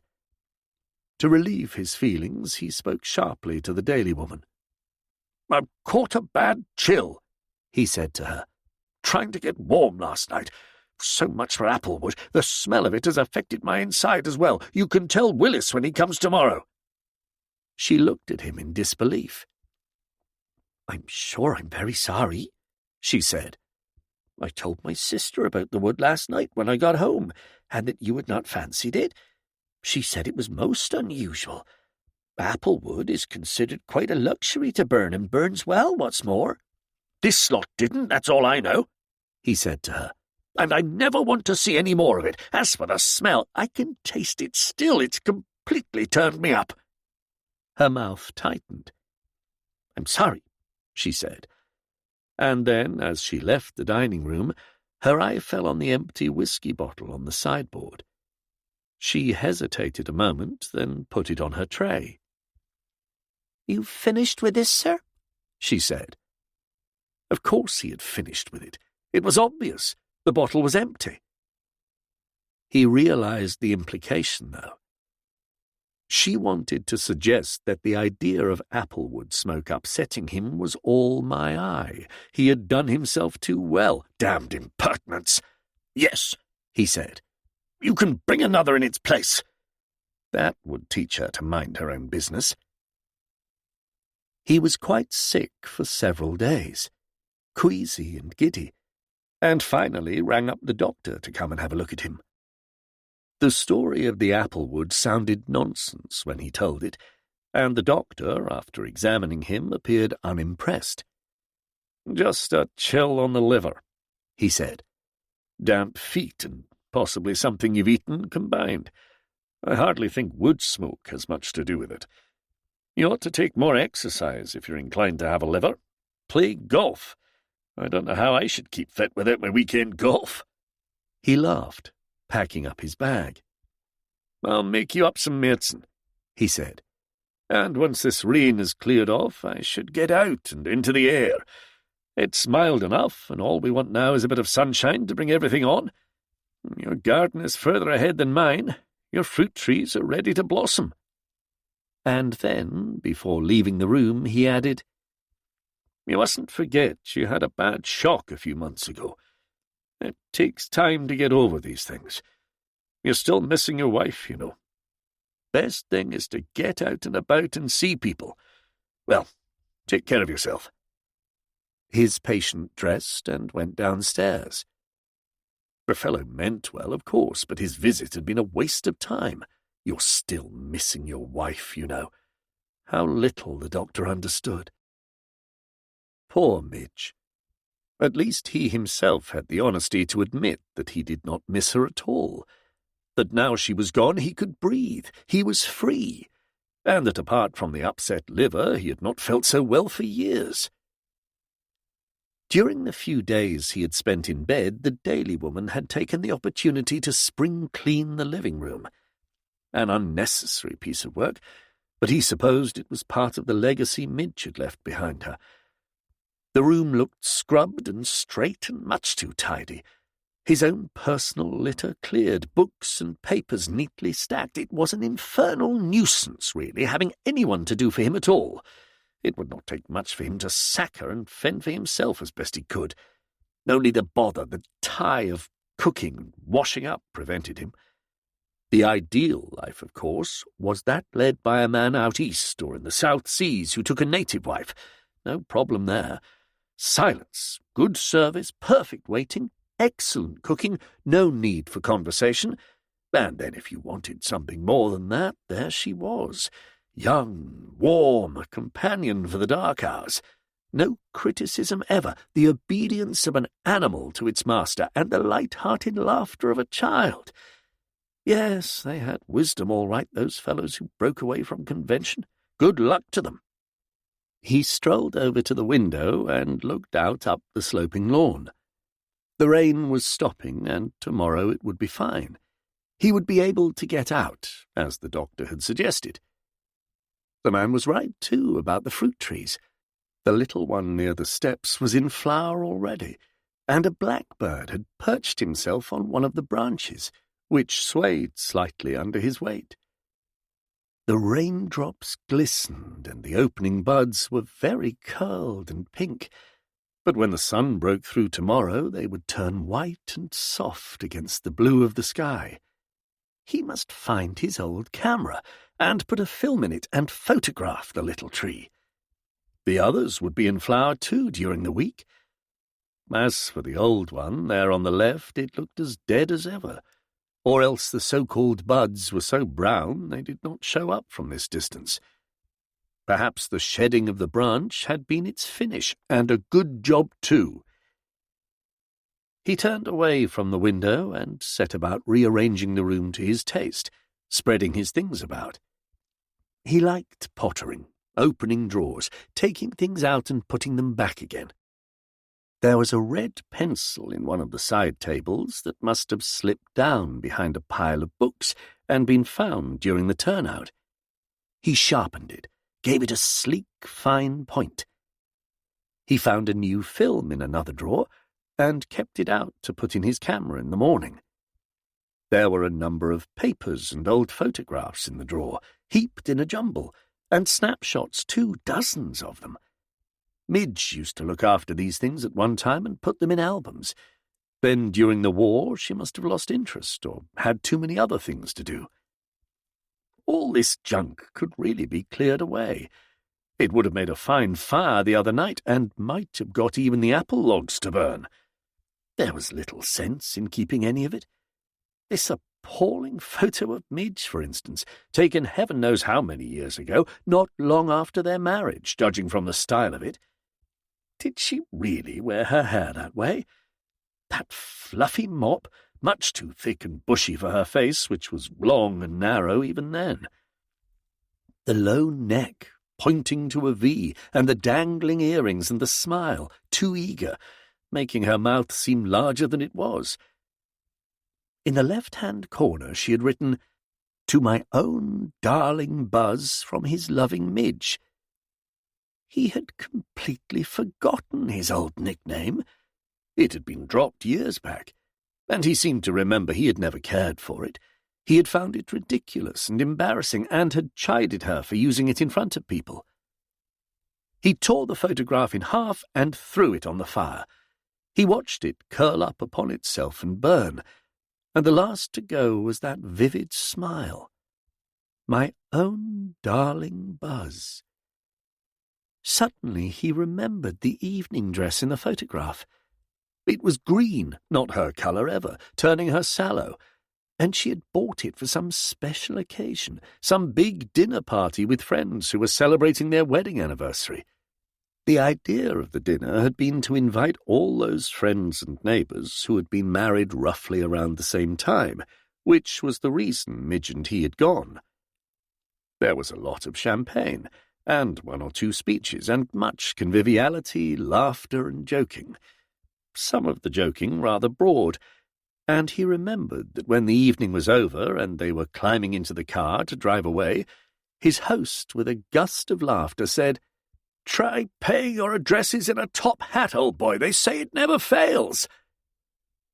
He had been aware of Midge beside him in that green evening frock, sitting very straight and still, and on her face that same smile which she had worn in the photograph just destroyed, eager yet uncertain, doubtful of the meaning of the words that her host, slightly intoxicated, had let fall upon the evening air, yet wishing to seem advanced, anxious to please, and more than either of these things, desperately anxious to attract. When he had put the car away in the garage and gone into the house, he had found her waiting there in the living room for no reason at all. Her coat was thrown off to show the evening dress, and the smile, rather uncertain, was on her face. He yawned and, settling himself down in a chair, picked up a book. She waited a little while, then slowly took up her coat and went upstairs. It must have been shortly afterwards that she had that photograph taken. My own darling Buzz from his loving Midge. He threw a great handful of dry sticks onto the fire. They crackled and split and turned the photograph to ashes. No damp green logs tonight. It was fine and warm the following day. The sun shone and the birds sang. He had a sudden impulse to go to London. It was a day for sauntering along Bond Street, watching the passing crowds, a day for calling in at his tailor's, for having a haircut, for eating a dozen oysters at his favourite bar. The chill had left him. The pleasant hours stretched before him. He might even look in at a matinee. The day passed without incident, peaceful, untiring, just as he had planned, making a change from day-by-day country routine. He drove home about 7 o'clock, looking forward to his drink and to his dinner. It was so warm he did not need his overcoat, not even now with the sun gone down. He waved a hand to the farmer, who happened to be passing the gate as he turned into the drive. "Lovely day!" he shouted. The man nodded, smiled. "Can do with plenty of these from now on," he shouted back. Decent fellow. They had always been very matey since those war days when he had driven the tractor. He put away the car and had a drink, and while waiting for supper took a stroll around the garden. What a difference those hours of sunshine had made to everything. Several daffodils were out, narcissi too, and the green hedgerows fresh and sprouting. As for the apple trees, the buds had burst and they were all of them in flower. He went to his little favourite and touched the blossom. It felt soft to his hand, and he gently shook a bough. It was firm, well set, and would not fall. The scent was scarcely perceptible as yet, but in a day or two, with a little more sun, perhaps a shower or two, it would come from the open flower and softly fill the air. Never pungent, never strong, a modest scent. A scent which you would have to find for yourself as the bees did. Once found, it stayed with you. It lingered always, alluring, comforting, and sweet. He patted the little tree and went down the steps into the house. Next morning at breakfast there came a knock on the dining-room window, and the Daily Woman said that Willis was outside and wanted to have a word with him. He asked Willis to step in. The gardener looked aggrieved. Was it trouble, then? "I'm sorry to bother you, sir," he said, "but I had a few words with Mr. Jackson this morning. He's been complaining." Jackson was the farmer who owned the neighbouring fields. "What's he complaining about?" "Says I've been throwing wood over the fence into his field, and the young foal out there with the mare tripped over it and went lame. I've never thrown wood over the fence in my life, sir. Quite nasty he was, sir. Spoke of the value of the foal, and it might spoil his chances to sell it." "I hope you told him, then, it wasn't true." "I did, sir. But the point is, someone has been throwing wood over the fence. He showed me the very spot, just behind the garage. I went with Mr. Jackson, and there they were. Logs had been tipped there, sir. I thought it best to come to you about it before I spoke in the kitchen. Otherwise, you know how it is, there would be unpleasantness." He felt the gardener's eye upon him. No way out, of course, and it was Willis's fault in the first place. "No need to say anything in the kitchen, Willis," he said. "I threw the logs there myself. You brought them into the house without my asking you to do so, with the result that they put out my fire, filled the room with smoke, and ruined an evening. I chucked them over the fence in a devil of a temper, and if they have damaged Jackson's foal, you can apologize for me and tell him I'll pay him compensation. All I ask is that you don't bring any more logs like those into the house again." "No, sir. I understood they had not been a success. I didn't think, though, that you would go so far as to throw them out." "Well, I did, and there's an end to it." "Yes, sir." He made as if to go, but before he left the dining-room he paused and said, "I can't understand about the logs not burning all the same. I took a small piece back to the wife, and it burnt lovely in our kitchen, bright as anything. It did not burn here. Anyway, the old tree is making up for one spoiled branch, sir. Have you seen her this morning?" "No." "It's yesterday's sun that has done it, sir, and the warm night. Quite a treat she is with all the blossom. You should go out and take a look at her directly." Willis left the room, and he continued his breakfast. Presently he went out onto the terrace. At first he did not go up onto the lawn. He made a pretence of seeing to other things, of getting the heavy garden seat out now that the weather was set fair. And then, fetching a pair of clippers, he did a bit of pruning to the few roses under the windows. Yet finally something drew him to the tree. It was just as Willis said. Whether it was the sun, the warmth, the mild, still night, he could not tell. But the small brown buds had unfolded themselves, had ripened into flower, and now spread themselves above his head into a fantastic cloud of white, moist blossom. It grew thickest at the top of the tree, the flowers so clustered together that they looked like wad upon wad of soggy cotton wool, and all of it, from the topmost branches to those nearer to the ground, had this same pallid colour of sickly white. It did not resemble a tree at all. It might have been a flapping tent, left out in the rain by campers who had gone away, or else a mop, a giant mop, whose streaky surface had been caught somehow by the sun, and so turned bleached. The blossom was too thick, too great a burden for the long, thin trunk, and the moisture clinging to it made it heavier still. Already, as if the effort had been too much, the lower flowers, those nearest the ground, were turning brown, yet there had been no rain. Well, there it was. Willis had been proved right. The tree had blossomed. But instead of blossoming to life, to beauty, it had somehow, deep in nature, gone awry and turned a freak which did not know its texture or its shape, but thought to please. Almost as though it said, self-conscious with a smirk, "Look, all this is for you." Suddenly he heard a step behind him. It was Willis. Fine sight, sir, isn't it? Sorry, I don't admire it. The blossom is far too thick. The gardener stared at him and said nothing. It struck him that Willis must think him very difficult, very hard, and possibly eccentric. He would go and discuss him in the kitchen with the daily woman.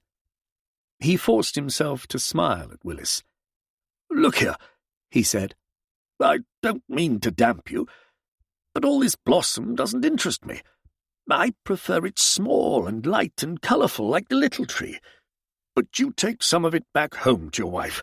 Cut as much of it as you like. I don't mind at all. I'd like you to have it." He waved his arm generously. He wanted Willis to go now and fetch a ladder and carry the stuff away. The man shook his head. He looked quite shocked. "No, thank you, sir. I wouldn't dream of it. It would spoil the tree. I want to wait for the fruit. That's what I'm banking on, the fruit." There was no more to be said. "All right, Willis, don't bother then." He went back to the terrace. But when he sat down there in the sun, looking up the sloping lawn, he could not see the little tree at all, standing modest and demure above the steps, her soft flowers lifting to the sky. She was dwarfed and hidden by the freak, with its great cloud of sagging petals already wilting, dingy white onto the grass beneath. And whichever way he turned his chair, this way or that upon the terrace, it seemed to him that he could not escape the tree, that it stood there above him, reproachful, anxious, desirous of the admiration that he could not give. That summer he took a longer holiday than he had done for many years. A bare 10 days with his old mother in Norfolk instead of the customary month that he had been used to spend with Midge, and the rest of August and the whole of September in Switzerland and Italy. He took his car, and so was free to motor from place to place as the mood inclined. He cared little for sightseeing or excursions, and was not much of a climber. What he liked most was to come upon a little town in the cool of the evening, pick out a small but comfortable hotel, and then stay there, if it pleased him, for 2 or 3 days at a time, doing nothing, mooching. He liked sitting about in the sun all morning, at some cafe or restaurant, with a glass of wine in front of him, watching the people.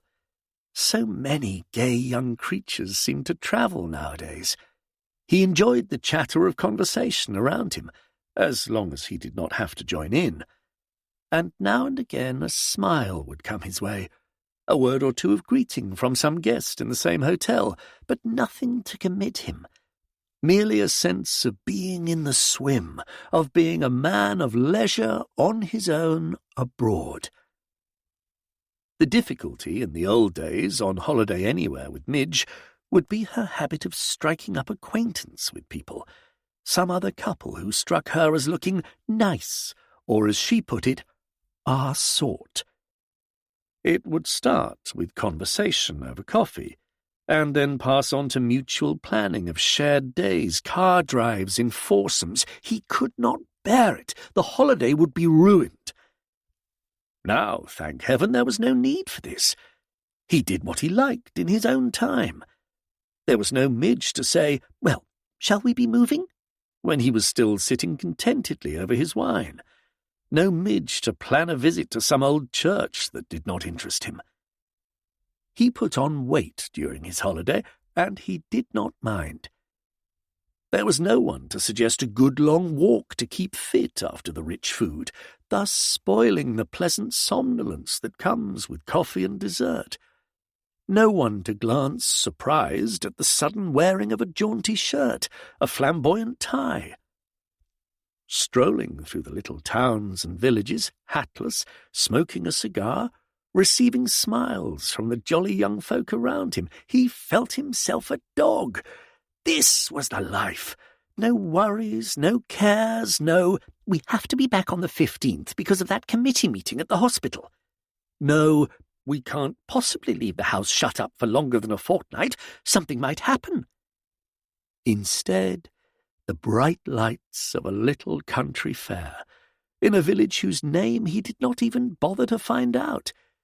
The tinkle of music, boys and girls laughing, and he himself, after a bottle of the local wine, bowing to a young thing with a gay handkerchief round her head and sweeping her off to dance under the hot tent. No matter if her steps did not harmonize with his, it was years since he had danced. This was the thing, this was it. He released her when the music stopped, and off she ran, giggling back to her young friends, laughing at him, no doubt. What of it? He had had his fun. He left Italy when the weather turned, at the end of September, and was back home the first week in October. No problem to it. A telegram to the Daily Woman with the probable date of arrival, and that was all. Even a brief holiday with Midge and the return meant complications. Written instructions about groceries, milk and bread, airing of beds, lighting of fires, reminders about the delivery of the morning papers. The whole business turned into a chore. He turned into the drive on a mellow October evening, and there was smoke coming from the chimneys, the front door open, and his pleasant home awaiting him. No rushing through to the back regions to learn of possible plumbing disasters, breakages, water shortages, food difficulties. The Daily Woman knew better than to bother him with these. Merely, "Good evening, sir. I hope you had a good holiday. Supper at the usual time." And then silence. He could have his drink, light his pipe, and relax. The small pile of letters did not matter.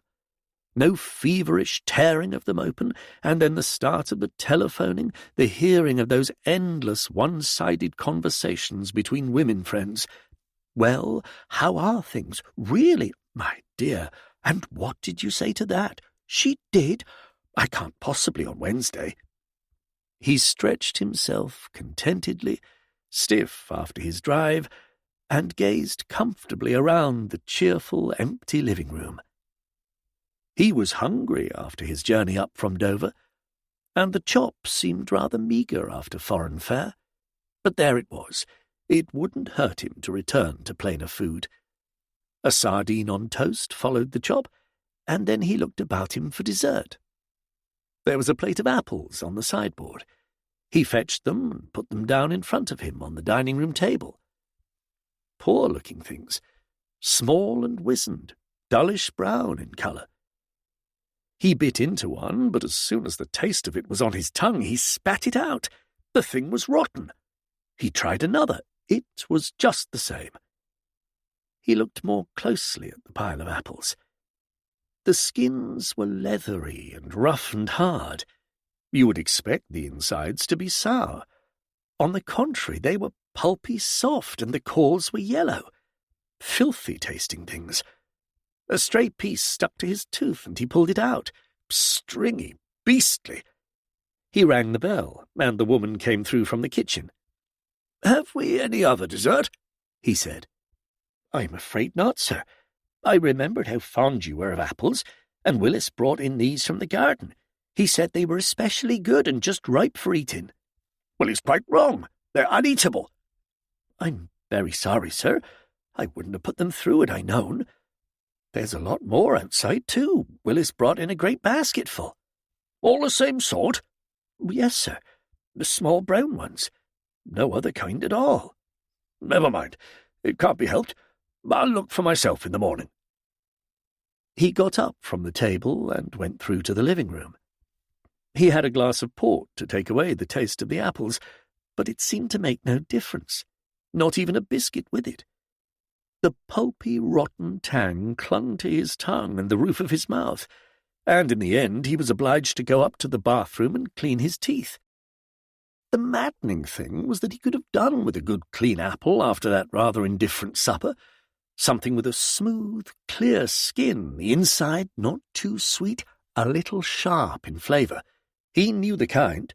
Good biting texture. You had to pick them, of course, at just the right moment. He dreamt that night he was back again in Italy, dancing under the tent in the little cobbled square. He woke with the tinkling music in his ear, but he could not recall the face of the peasant girl or remember the feel of her tripping against his feet. He tried to recapture the memory, lying awake over his morning tea, but it eluded him. He got up out of bed and went over to the window to glance at the weather. Fine enough, with a slight nip in the air. Then he saw the tree. The sight of it came as a shock. It was so unexpected. Now he realized at once where the apples had come from the night before.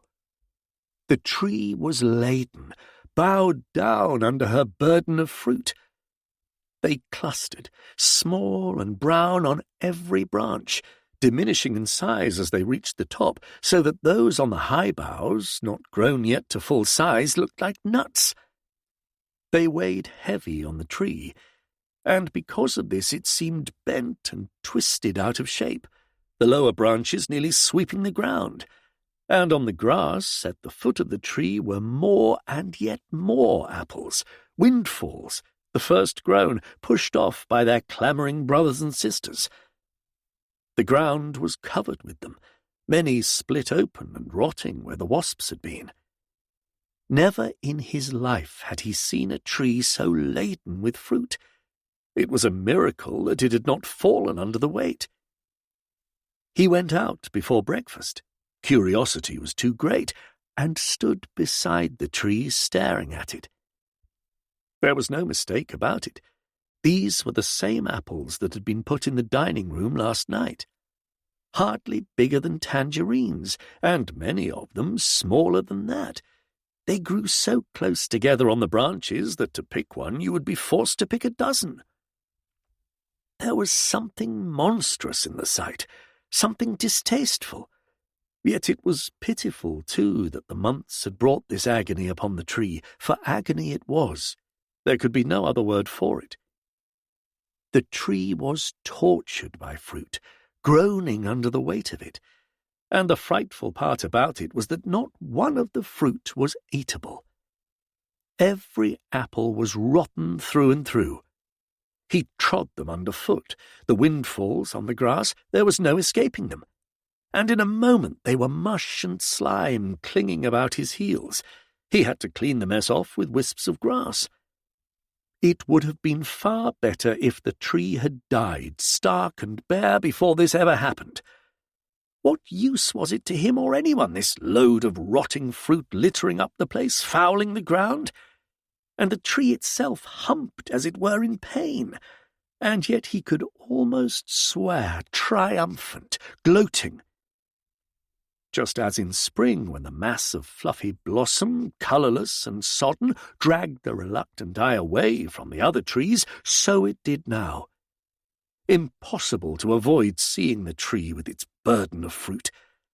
Every window in the front part of the house looked out upon it, and he knew how it would be. The fruit would cling there until it was picked, staying upon the branches through October and November, and it never would be picked because nobody could eat it. He could see himself being bothered with the tree throughout the autumn. Whenever he came out onto the terrace, there it would be, sagging and loathsome. It was extraordinary, the dislike he had taken to the tree. It was a perpetual reminder of the fact that he was blessed if he knew what. A perpetual reminder of all the things he most detested and always had. He could not put a name to them. He decided then and there that Willis should pick the fruit and take it away, sell it, get rid of it, anything, as long as he did not have to eat it, and as long as he was not forced to watch the tree drooping there day after day throughout the autumn. He turned his back upon it, and was relieved to see that none of the other trees had so degraded themselves to excess. They carried a fair crop, nothing out of the way, and, as he might have known, the young tree, to the right of the old one, made a brave little show on its own, with a light load of medium-sized, rosy-looking apples, not too dark in colour, but freshly reddened where the sun had ripened them. He would pick one now, and take it in to eat with breakfast. He made his choice, and the apple fell at the first touch into his hand. It looked so good that he bit into it with appetite. That was it, juicy, sweet-smelling, sharp, the dew upon it still. He did not look back at the old tree. He went indoors, hungry, to breakfast. It took the gardener nearly a week to strip the tree, and it was plain he did it under protest. "I don't care what you do with them," said his employer. "You can sell them and keep the money, or you can take them home and feed them to your pigs. I can't stand the sight of them, and that's all there is to it. Find a long ladder and start on the job right away." It seemed to him that Willis, from sheer obstinacy, spun out the time. He would watch the man from the windows act as though in slow motion. First the placing of the ladder, then the laborious climb, and the descent to steady it again. After that, the performance of plucking off the fruit, dropping them one by one into the basket. Day after day it was the same. Willis was always there on the sloping lawn with his ladder under the tree, the branches creaking and groaning, and beneath him, on the grass, baskets, pails, basins, any receptacle that would hold the apples. At last the job was finished. The ladder was removed, the baskets and pails also, and the tree was stripped bare. He looked out at it, the evening of that day, in satisfaction. No more rotting fruit to offend his eye, every single apple gone. Yet the tree, instead of seeming lighter from the loss of its burden, looked, if it were possible, more dejected than ever. The branches still sagged, and the leaves, withering now to the cold autumnal evening, folded upon themselves and shivered. "Is this my reward?" it seemed to say. "After all I've done for you?" As the light faded, the shadow of the tree cast a blight upon the dank night. Winter would soon come, and the short, dull days. He had never cared much for the fall of the year. In the old days, when he went up to London every day to the office, it had meant that early start by train on a nippy morning. And then, before 3 o'clock in the afternoon, the clerks were turning on the lights, and as often as not there would be fog in the air, murky and dismal, and a slow, chugging journey home. Daily breaders like himself sitting 5 abreast in a carriage, some of them with colds in their heads. Then the long evening followed, with Midge opposite him before the living-room fire, and he listening, or feigning to listen, to the account of her days and the things that had gone wrong. If she had not shouldered any actual household disaster, she would pick upon some current event to cast a gloom. "I see fares are going up again. What about your season ticket?" Or, "This business in South Africa looks nasty. Quite a long bit about it on the 6 o'clock news." Or yet again, 3 more cases of polio over at the isolation hospital. I don't know, I'm sure, what the medical world thinks it's doing. Now, at least, he was spared the role of listener. But the memory of those long evenings was with him still, and when the lights were lit and the curtains were drawn, he would be reminded of the click-click of the needles, the aimless chatter, and the hey-ho of the yawns. He began to drop in, sometimes before supper, sometimes afterwards, at the Green Man, the old public house 1/4 of a mile away on the main road. Nobody bothered him there. He would sit in a corner, having said good evening to genial Mrs. Hill, the proprietress, and then, with a cigarette and a whisky and soda, watch the local inhabitants stroll in to have a pint, to throw a dart, to gossip. In a sense, it made a continuation of his summer holiday. It bore resemblance, admittedly slight, to the carefree atmosphere of the cafes and the restaurants, and there was a kind of warmth about the bright, smoke-filled bar, crowded with working men who did not bother him, which he found pleasant, comforting. These visits cut into the length of the dark winter evenings, making them more tolerable.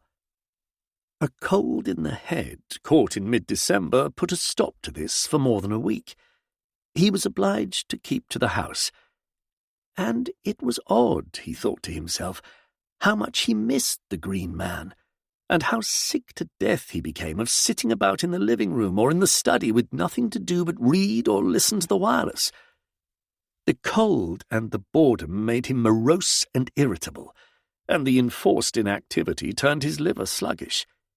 He needed exercise. Whatever the weather, he decided towards the end of yet another cold, grim day, he would go out tomorrow.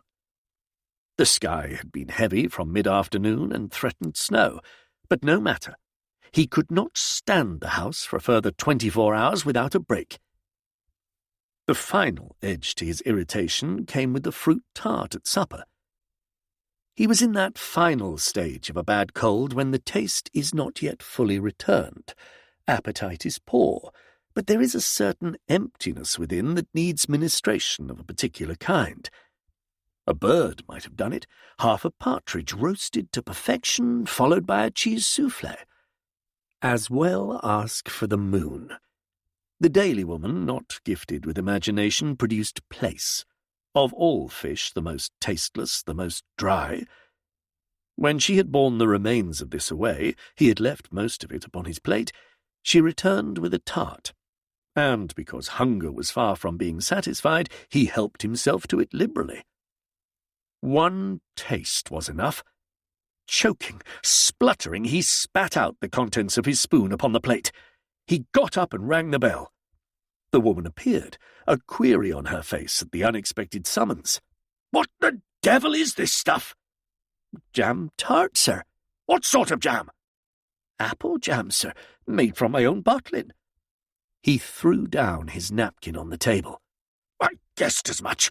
You've been using some of those apples that I complained to you about months ago. I told you and Willis quite distinctly that I would not have any of those apples in the house."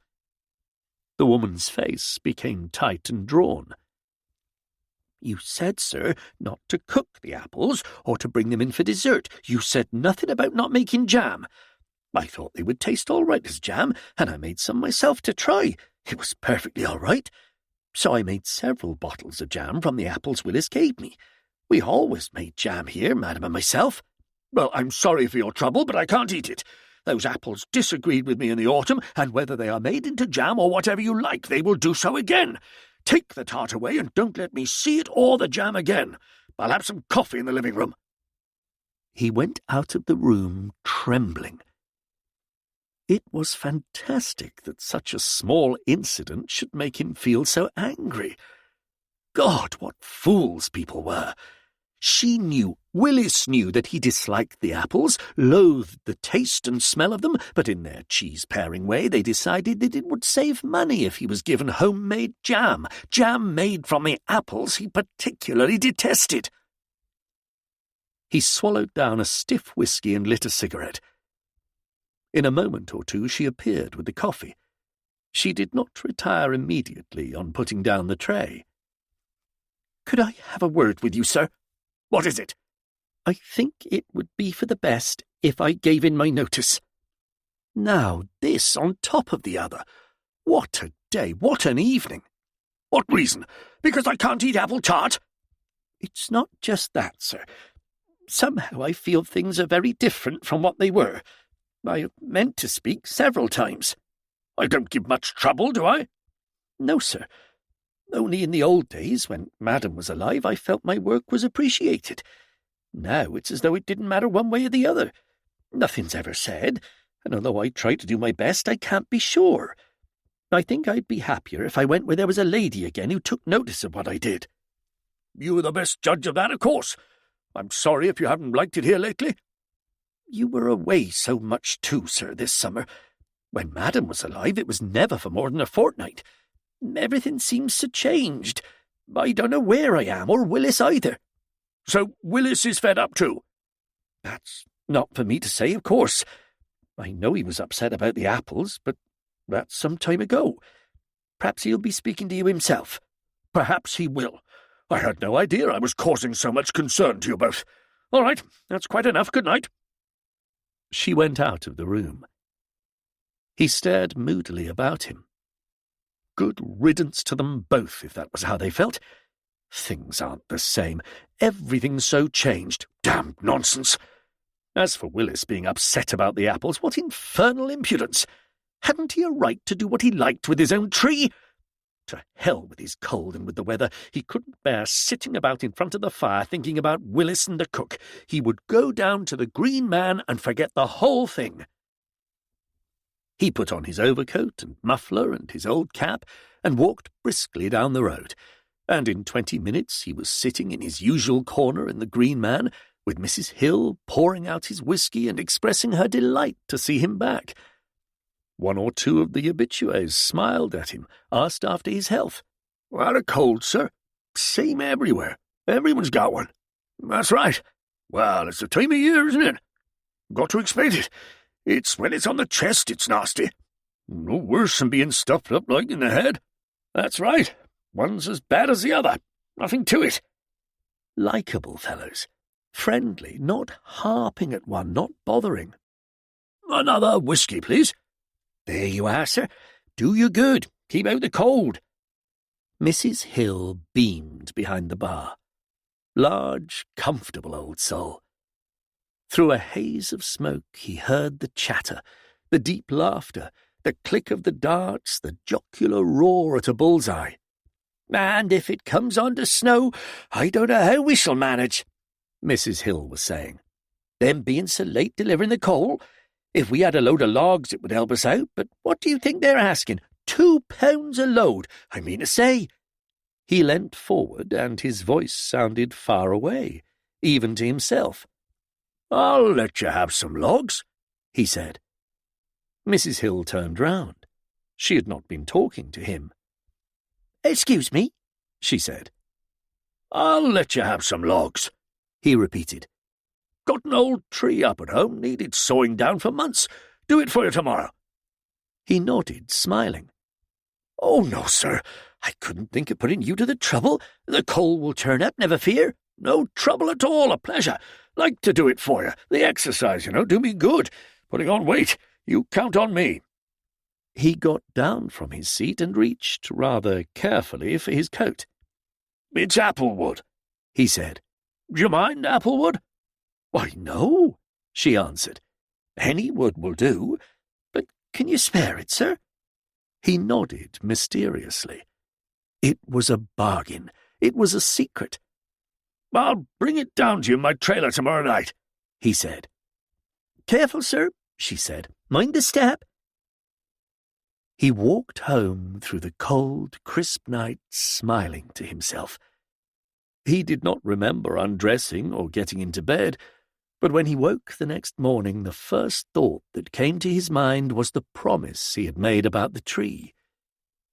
It was not one of Willis's days, he realized with satisfaction.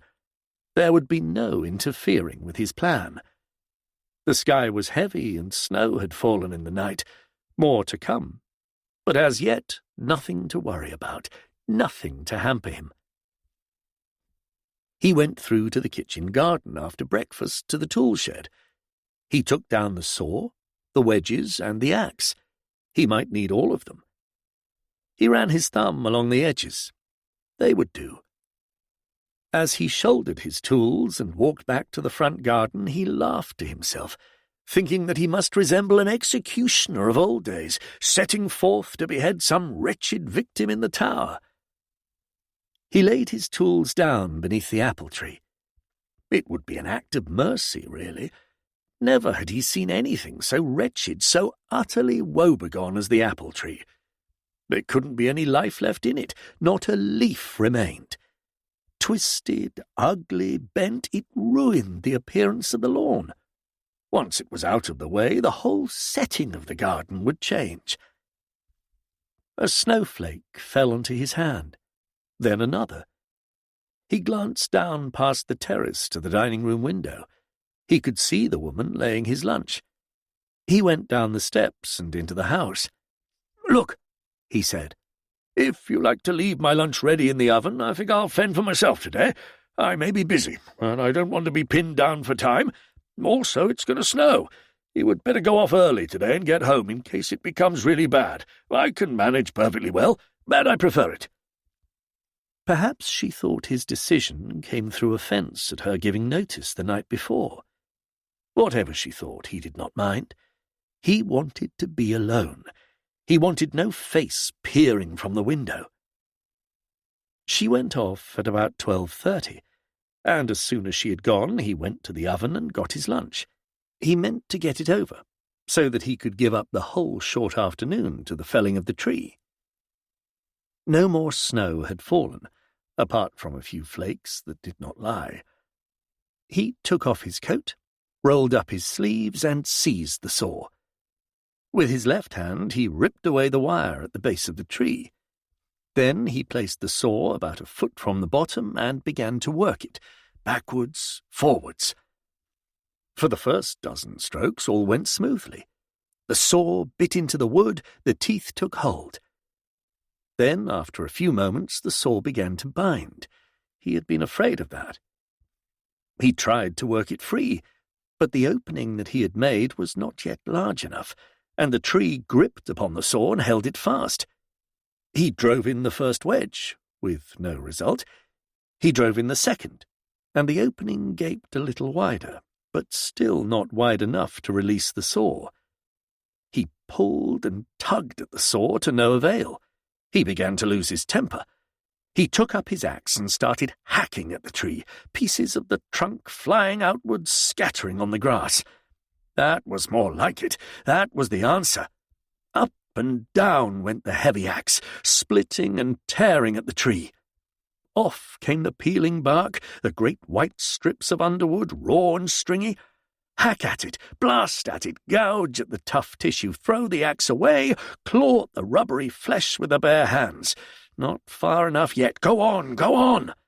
There goes the saw, the wedge released. Now up with the axe again. Down there, heavy where the stringy threads cling so steadfast. Now she's groaning, now she's splitting, now she's rocking and swaying, hanging there upon one bleeding strip. Boot her then.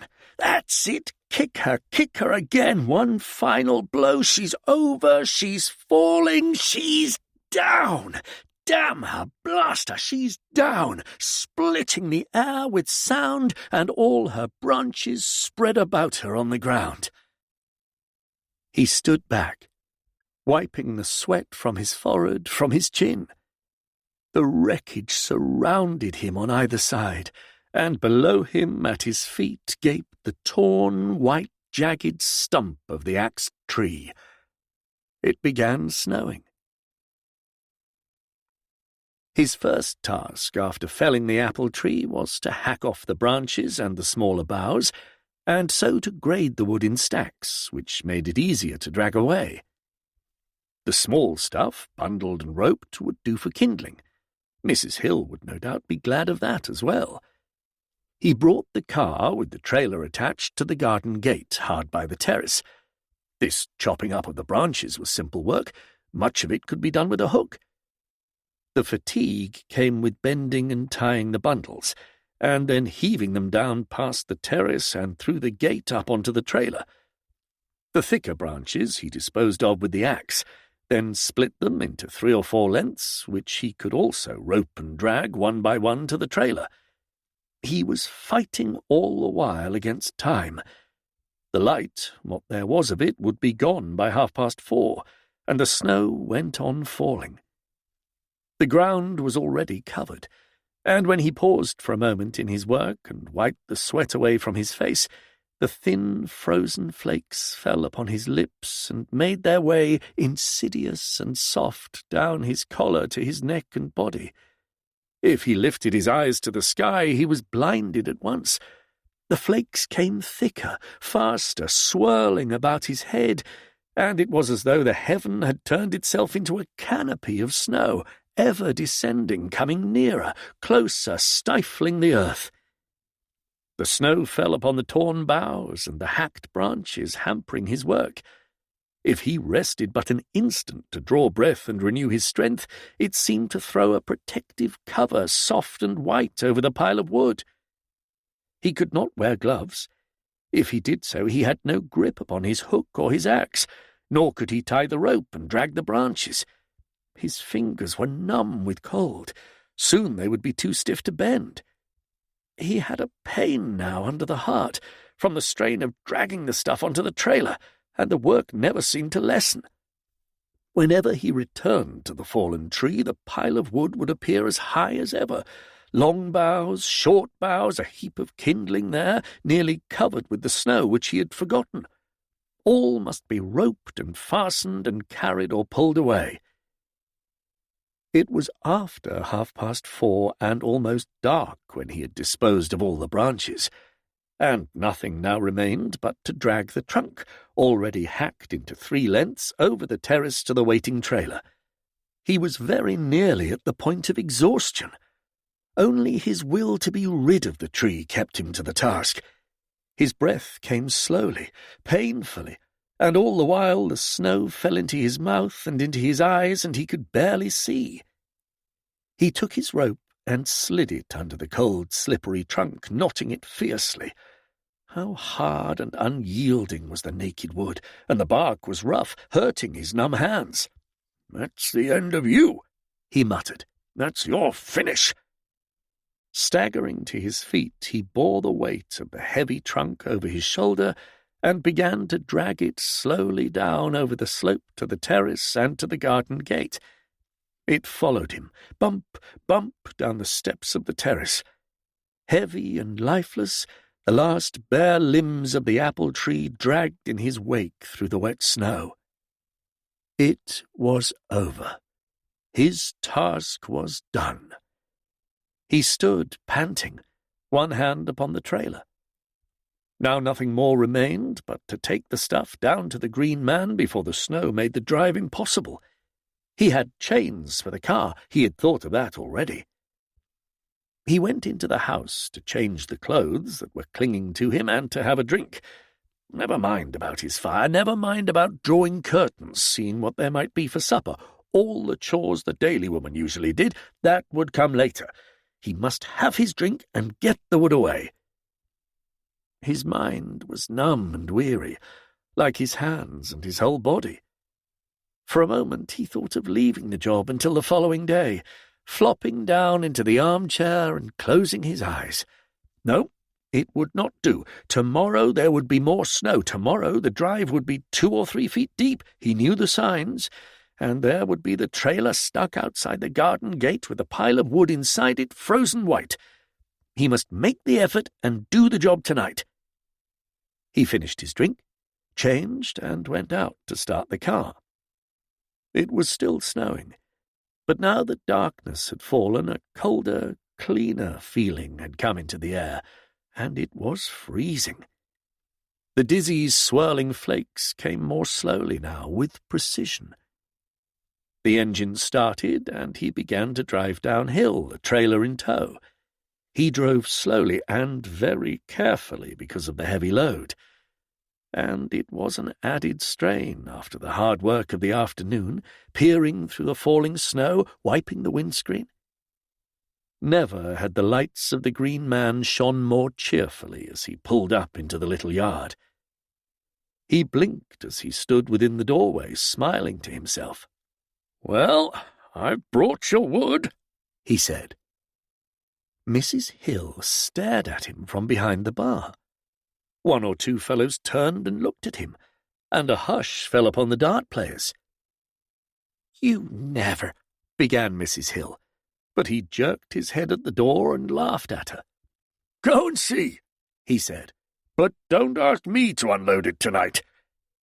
He moved to his favourite corner, chuckling to himself, and there they all were, exclaiming and talking and laughing by the door, and he was quite a hero. The fellows crowding round with questions, and Mrs. Hill pouring out his whisky and thanking him and laughing and shaking her head. "You drink on the house tonight," she said. "Not a bit of it," he said. "This is my party. Rounds 1 and 2 to me. Come on, you chaps." It was festive, warm, jolly, and good luck to them all, he kept saying. Good luck to Mrs. Hill, and to himself, and to the whole world. When was Christmas? Next week? The week after? Well, here's to it, and a Merry Christmas! Never mind the snow, never mind the weather. For the first time, he was one of them, not isolated in his corner. For the first time, he drank with them, he laughed with them, he even threw a dart with them. And there they all were in that warm, stuffy, smoke-filled bar, and he felt they liked him. He belonged. He was no longer the gentleman from the house up the road. The hours passed, and some of them went home, and others took their place, and he was still sitting there, hazy, comfortable, the warmth and the smoke blending together. Nothing of what he heard or saw made very much sense, but somehow it did not seem to matter, for there was jolly, fat, easy-going Mrs. Hill to minister to his needs, her face glowing at him over the bar.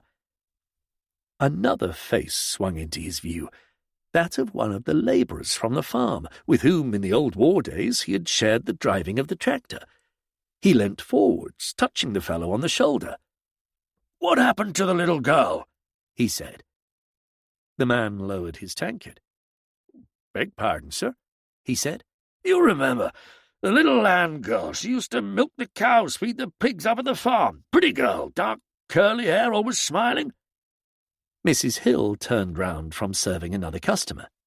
"Does the gentleman mean May, I wonder?" she asked. "Yes, that's it. That was the name, young May," he said. "Why, didn't you ever hear about it, sir?"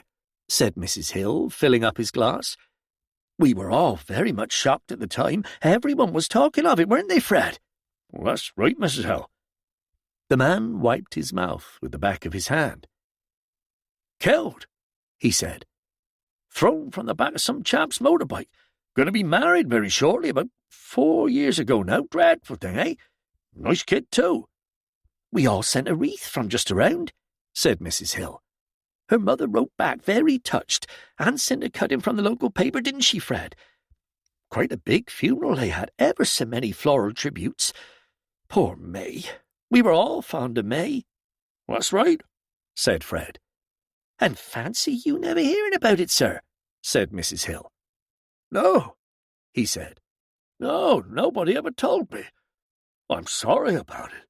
Very sorry." He stared in front of him at his half-filled glass. The conversation went on around him, but he was no longer part of the company. He was on his own again, silent in his corner. Dead. That poor, pretty girl was dead. Thrown off a motorbike. Been dead for 3 or 4 years.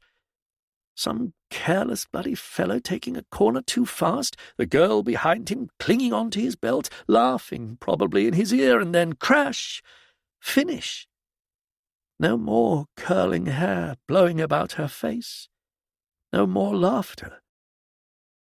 May, that was the name. He remembered clearly now. He could see her smiling over her shoulder when they called to her. "Come in," she sang out, and put a clattering pail down in the yard and went off whistling with big clumping boots. He had put his arm about her and kissed her for one brief fleeting moment. May, the land girl with the laughing eyes. "Going, sir?" said Mrs. Hill. Yes, I think I'll be going now." He stumbled to the entrance and opened the door. It had frozen hard during the past hour, and it was no longer snowing. The heavy pall had gone from the sky, and the stars shone. "Want a hand with the car, sir?" said someone. "No, thank you," he said. "I can manage." He unhitched the trailer and let it fall. Some of the wood lurched forward heavily. That would do tomorrow. Tomorrow, if he felt like it, he would come down again and help to unload the wood. Not tonight. He had done enough. Now he was really tired. Now he was spent. It took him some time to start the car, and before he was halfway up the side road leading to his house, he realized that he had made a mistake to bring it at all. The snow was heavy all about him, and the track he had made earlier in the evening was now covered. The car lurched and slithered, and suddenly the right wheel dipped and the whole body plunged sideways. He had got into a drift. He climbed out and looked about him. The car was deep in the drift, impossible to move without 2 or 3 men to help him, and even then, if he went for assistance, what hope was there of trying to continue further, with the snow just as thick ahead? Better leave it. Try again in the morning when he was fresh. No sense in hanging about now, spending half the night pushing and shoving at the car, all to no purpose. No harm would come to it here on the side road. Nobody else would be coming this way tonight. He started walking up the road towards his own drive. It was bad luck that he had got the car into the drift. In the centre of the road the going was not bad, and the snow did not come above his ankles. He thrust his hands deep in the pockets of his overcoat and ploughed on, up the hill, the countryside a great white waste on either side of him. He remembered that he had sent the daily woman home at midday, and that the house would strike cheerless and cold on his return. The fire would have gone out, and in all probability the furnace too. The windows, uncurtained, would stare bleakly down at him, letting in the night. Supper to get into the bargain. Well, it was his own fault. No one to blame but himself. This was the moment when there should be someone waiting, someone to come running through from the living room to the hall, opening the front door, flooding the hall with light. "Are you all right, darling? I was getting anxious."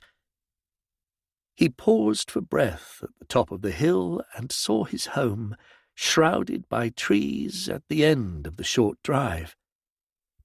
It looked dark and forbidding, without a light in any window.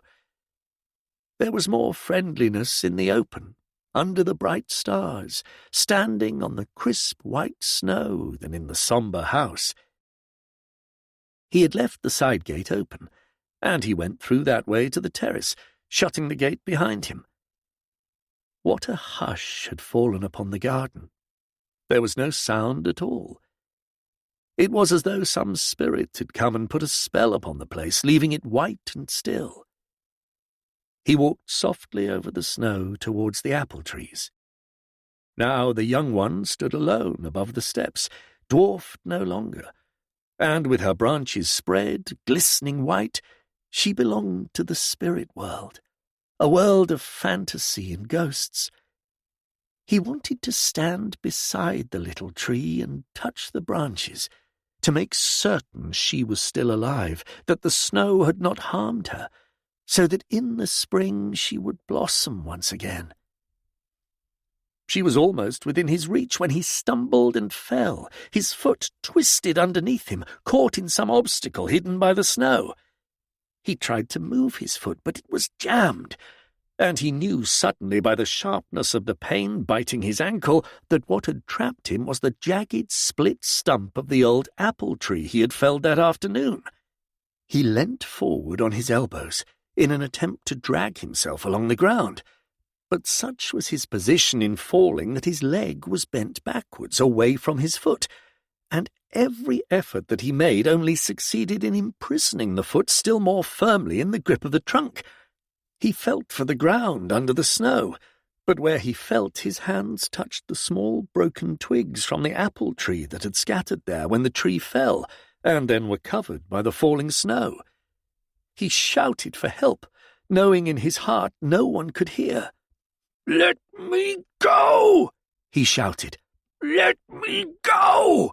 As though the thing that held him there in its mercy had the power to release him. And as he shouted, tears of frustration and of fear ran down his face.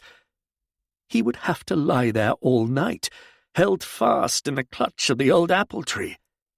There was no hope, no escape until they came to find him in the morning, and supposing it was then too late, that when they came he was dead, lying stiffly in the frozen snow. Once more he struggled to release his foot, swearing and sobbing as he did so. It was no use. He could not move. Exhausted, he laid his head upon his arms and wept. He sank deeper, ever deeper into the snow, and when a stray piece of brushwood, cold and wet, touched his lips, it was like a hand, hesitant and timid, feeling its way towards him in the darkness.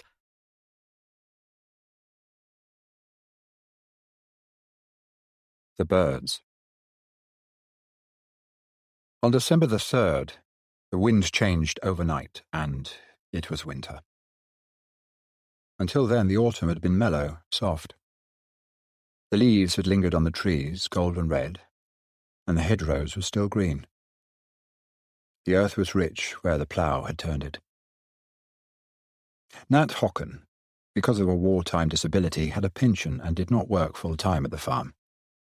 He worked 3 days a week, and they gave him the lighter jobs, edging, thatching, repairs to the farm buildings. Although he was married with children, his was a solitary disposition. He liked best to work alone. It pleased him when he was given a bank to build up or a gate to mend at the far end of the peninsula, where the seas surrounded the farmland on either side. Then, at midday, he would pause and eat the pasty that his wife had baked for him, and sitting on the cliff's edge would watch the birds. Autumn was best for this, better than spring. In spring the birds flew inland, purposeful, intent. They knew where they were bound, the rhythm and ritual of their life brooked no delay. In autumn, those that had not migrated overseas but remained to pass the winter were caught up in the same driving urge, but, because migration was denied them, followed a pattern of their own. Great flocks of them came to the peninsula, restless, uneasy, spending themselves in motion, now wheeling, circling in the sky, now settling to feed on the rich, new-turned soil.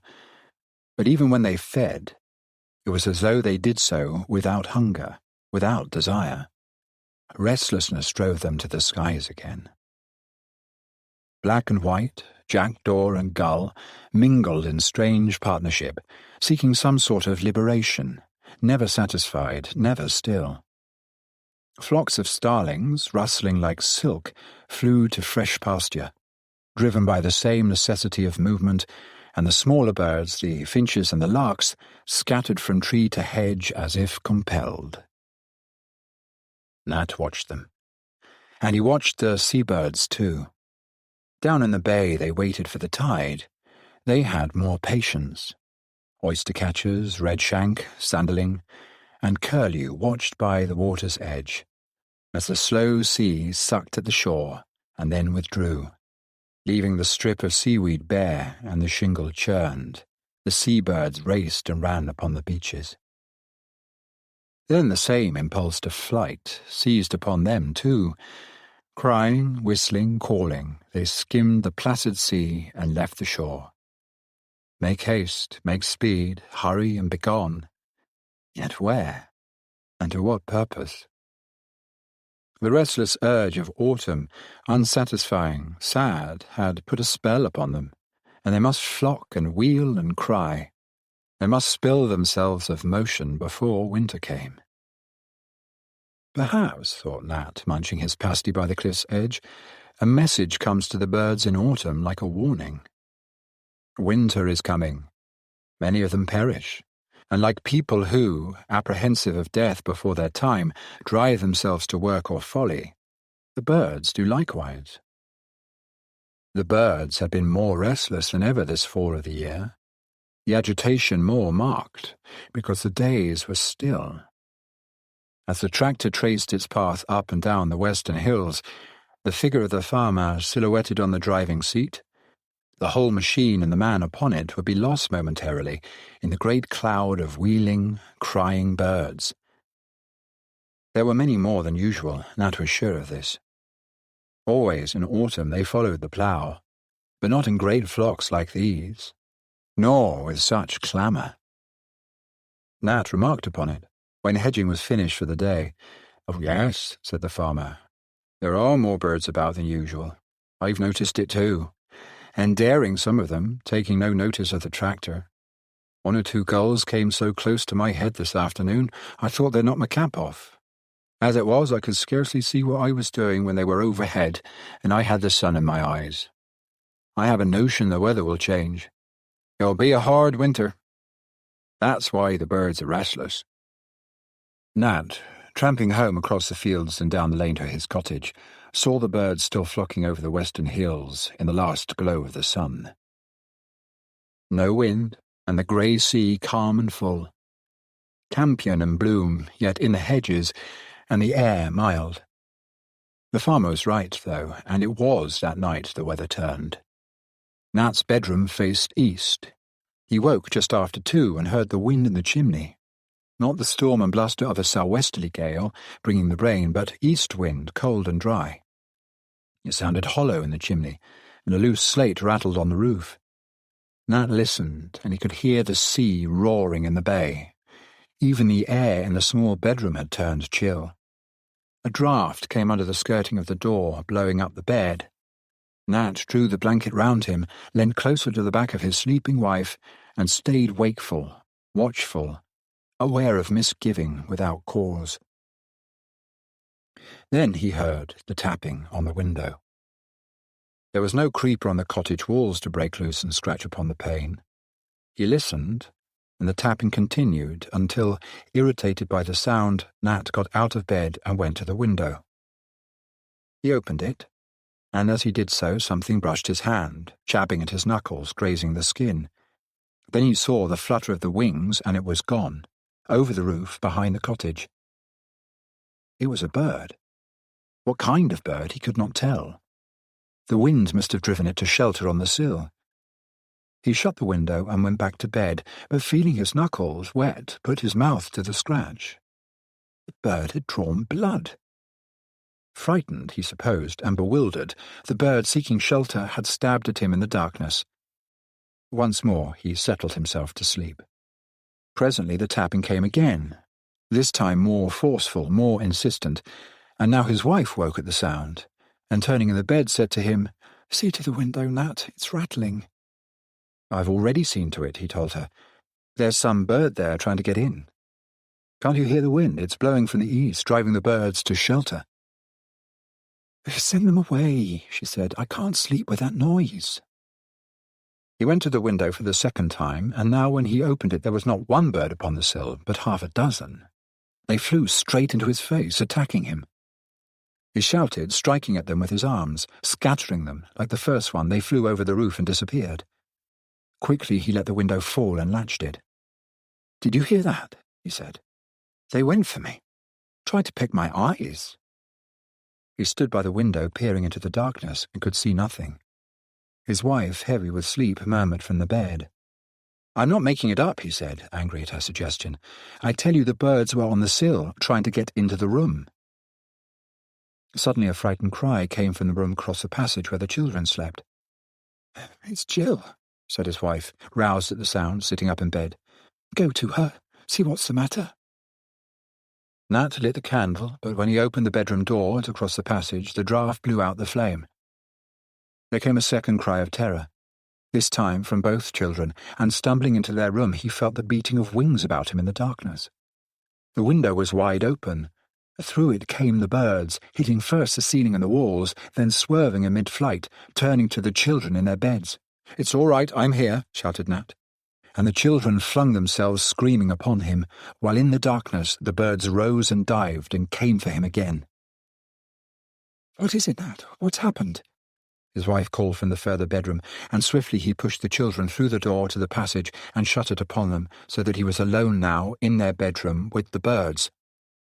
He seized a blanket from the nearest bed, and using it as a weapon, flung it to right and left about him in the air. He felt the thud of bodies, heard the fluttering of wings, but they were not yet defeated, for again and again they returned to the assault, jabbing his hands, his head, the little stabbing beaks sharp as a pointed fork. The blanket became a weapon of defence.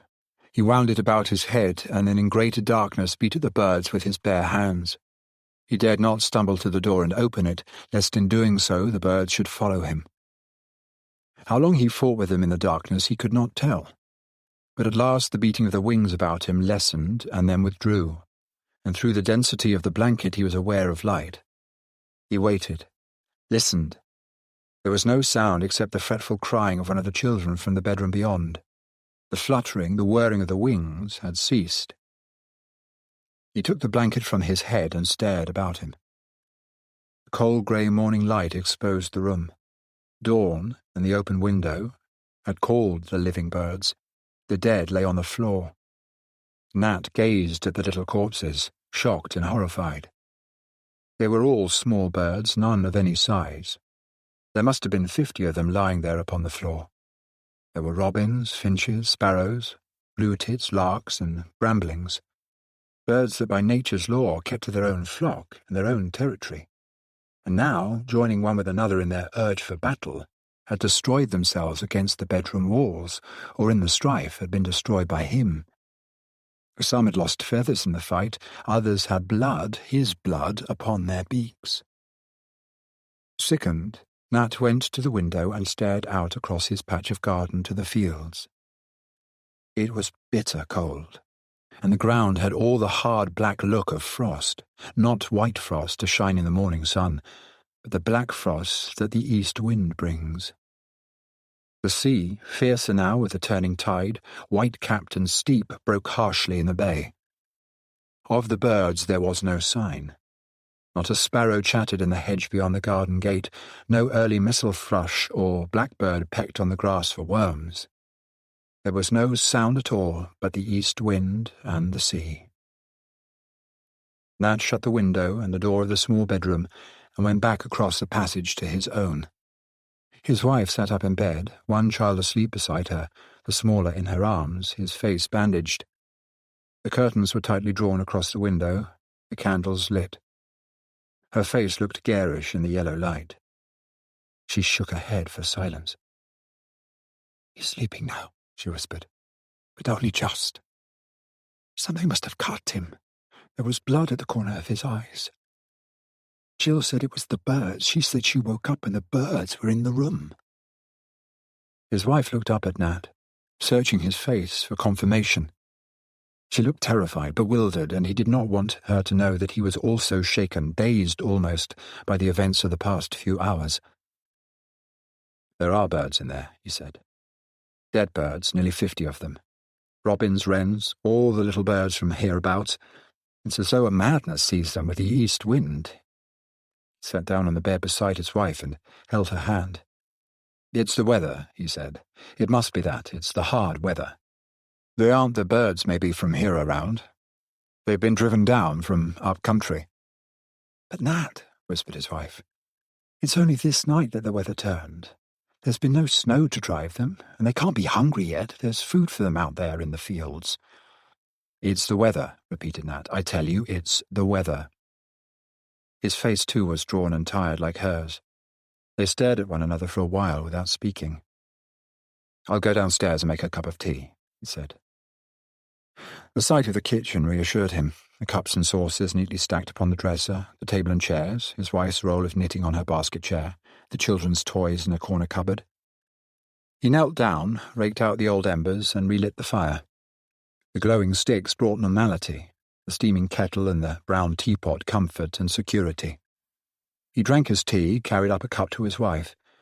Then he washed in the scullery and, putting on his boots, opened the back door.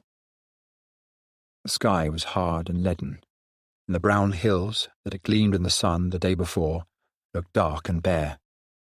The east wind, like a razor, stripped the trees, and the leaves, crackling and dry, shivered and scattered with the wind's blast. Nat stubbed the earth with his boot. It was frozen hard. He had never known a change so swift and sudden. Black winter had descended in a single night. The children were awake now. Jill was chattering upstairs and young Johnny crying once again. Nat heard his wife's voice, soothing, comforting. Presently they came down. He had breakfast ready for them and the routine of the day began. "Did you drive away the birds?" asked Jill, restored to calm because of the kitchen fire, because of day, because of breakfast. "Yes, they've all gone now," said Nat. "It was the east wind brought them in. They were frightened and lost. They wanted shelter." "They tried to pick us," said Jill. "They went for Johnny's eyes." "Fright made them do that," said Nat. "They didn't know where they were, in the dark bedroom." "I hope they won't come again," said Jill. "Perhaps if we put bread for them outside the window, they will eat that and fly away." She finished her breakfast and then went for her coat and hood, her school books and her satchel. Nat said nothing, but his wife looked at him across the table. A silent message passed between them. "I'll walk with her to the bus," he said. "I don't go to the farm today." And while the child was washing in the scullery, he said to his wife, "Keep all the windows closed and the doors too, just to be on the safe side. I'll go to the farm, find out if they heard anything in the night." Then he walked with his small daughter up the lane. She seemed to have forgotten her experience of the night before. She danced ahead of him, chasing the leaves, her face whipped with the cold and rosy under the pixie hood. "Is it going to snow, Dad?" she said. "It's cold enough." He glanced up at the bleak sky, felt the wind tear at his shoulders. "No," he said, "it's not going to snow. This is a black winter, not a white one." All the while he searched the hedgerows for the birds, glanced over the top of them to the fields beyond, looked to the small wood above the farm where the rooks and jackdaws gathered. He saw none. The other children waited by the bus stop, muffled, hooded, like Jill, their faces white and pinched with cold. Jill ran to them, waving. "My dad says it won't snow," she called. "It's going to be a black winter." She said nothing of the birds. She began to push and struggle with another little girl. The bus came ambling up the hill. Nat saw her onto it, then turned and walked back towards the farm. It was not his day for work, but he wanted to satisfy himself that all was well. Jim the cowman was clattering in the yard. "Boss around?" asked Nat. "Gone to market," said Jim. "It's Tuesday, isn't it?" He clumped off round the corner of a shed. He had no time for Nat. Nat was said to be superior, read books and the like. Nat had forgotten it was Tuesday. This showed how the events of the preceding night had shaken him. He went to the back door of the farmhouse and heard Mrs. Trigg singing in the kitchen, the wireless making a background to her song. "You there, missus?" called out Nat. She came to the door, beaming, broad, a good-tempered woman. "Hello, Mr. Hawken," she said. "Can you tell me where this coal is coming from? Is it Russia? I've never seen such a change. And it's going on, the wireless says. Something to do with the Arctic Circle." "We didn't turn on the wireless this morning," said Nat. "Fact is, we had trouble in the night." "Kiddies poorly?" "No." He hardly knew how to explain it. Now, in daylight, the Battle of the Birds would sound absurd. He tried to tell Mrs. Trigg what had happened, but he could see from her eyes that she thought his story was the result of a nightmare. "Sure they were real birds," she said, smiling, "with proper feathers and all? Not the funny-shaped kind that men see after closing hours on a Saturday night?" "Mrs. Trigg," he said, "there are 50 dead birds, robins, wrens and such, lying low on the floor of the children's bedroom. They went for me. They tried to go for young Johnny's eyes." Mrs. Trigg stared at him doubtfully. "Well, there now," she answered. "I suppose the weather brought them. Once in the bedroom, they wouldn't know where they were to. Foreign birds, maybe, from the Arctic Circle." "No," said Nat, "they were the birds you see about here every day." "Funny thing," said Mrs. Trigg. "No explaining it, really. You ought to write up and ask the Guardian. They'll have some answer for it. Well, I must be getting on." She nodded, smiled, and went back into the kitchen.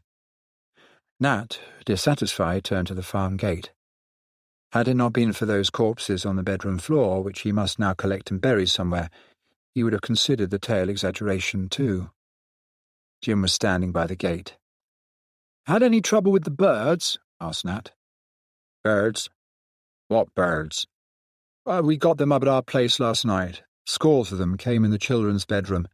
Quite savage they were." "Oh?" It took time for anything to penetrate Jim's head. "Never heard of birds acting savage," he said at length. "They get tame-like sometimes. I've seen them come to the windows for crumbs. Well, these birds last night weren't tame." "No?" "Cold, maybe. Hungry. You put out some crumbs." Jim was no more interested than Mrs. Trigg had been. It was, Nat thought, like air raids in the war.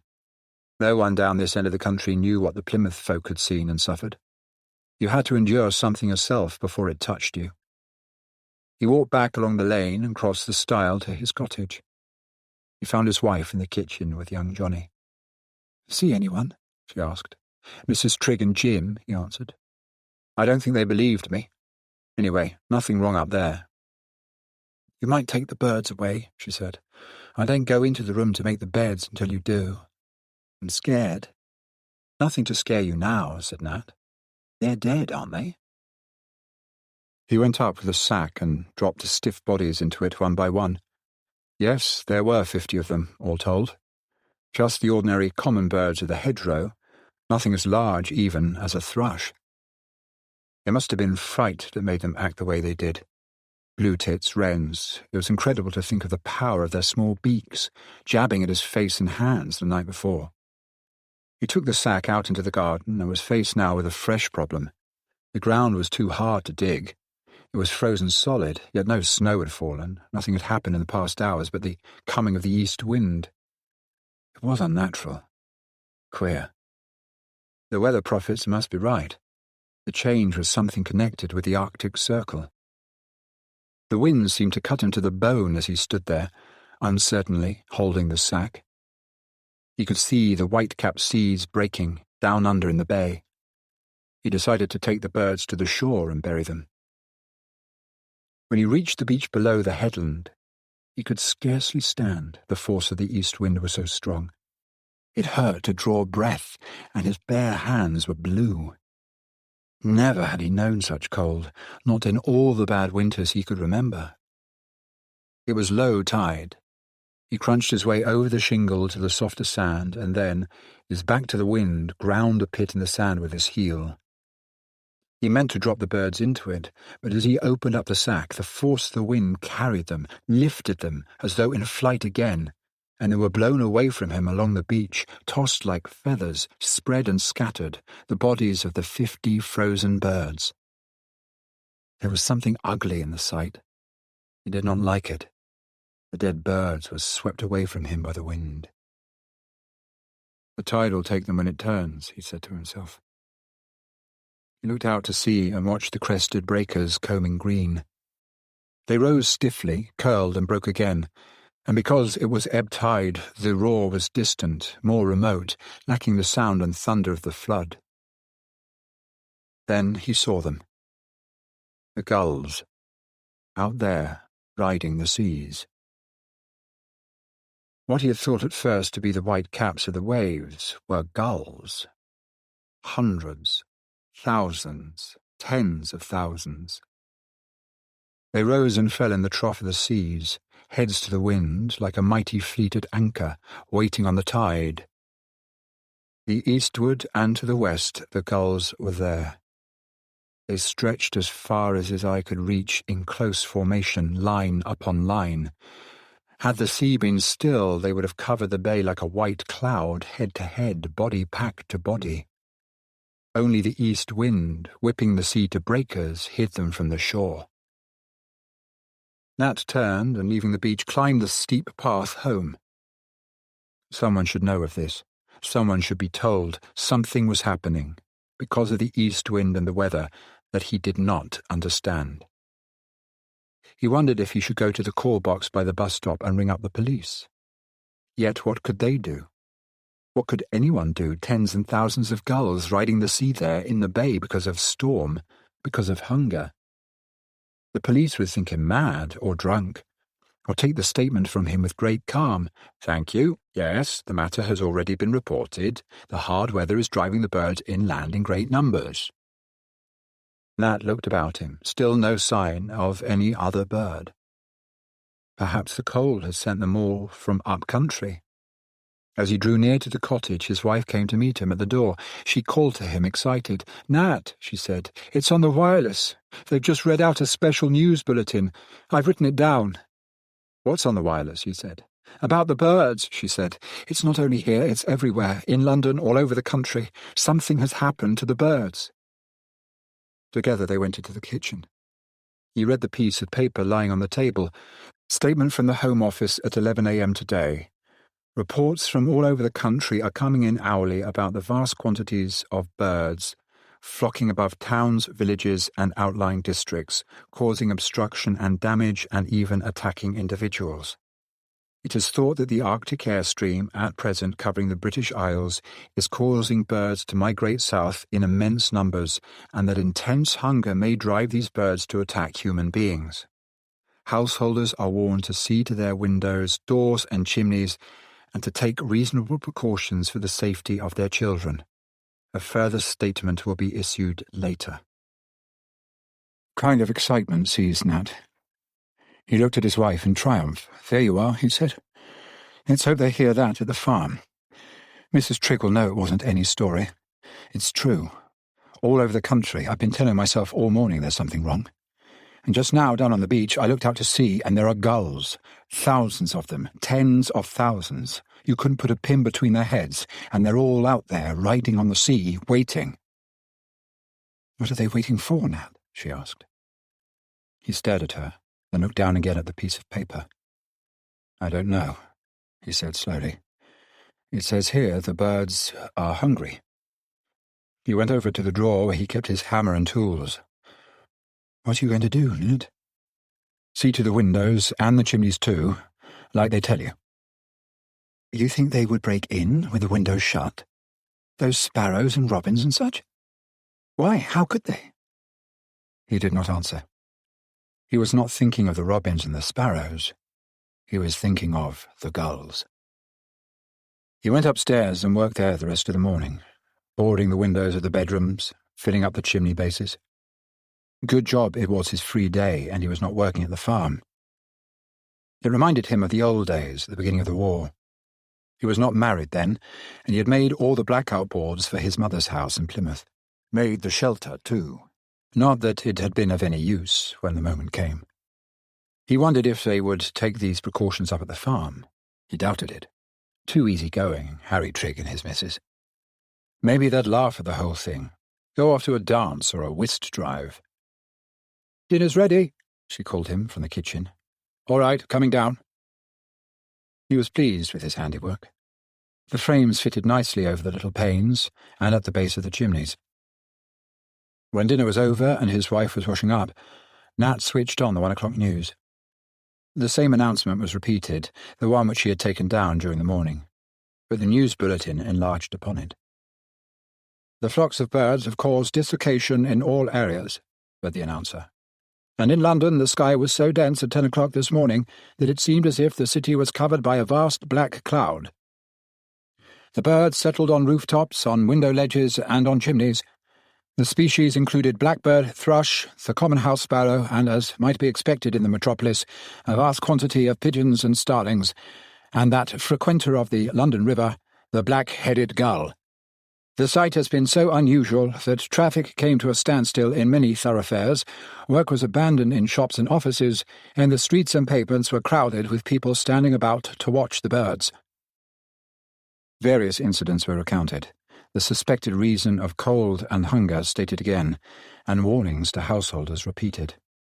The announcer's voice was smooth and suave. Nat had the impression that this man in particular treated the whole business as he would an elaborate joke. There would be others like him, hundreds of them, who did not know what it was to struggle in darkness with a flock of birds. There would be parties tonight in London, like the ones they gave on election nights. People standing about shouting and laughing, getting drunk. Come and watch the birds. Nat switched off the wireless. He got up and started work on the kitchen windows. His wife watched him, young Johnny at her heels. What? Boards for down here too, she said. Why, I'll have to light up before 3 o'clock.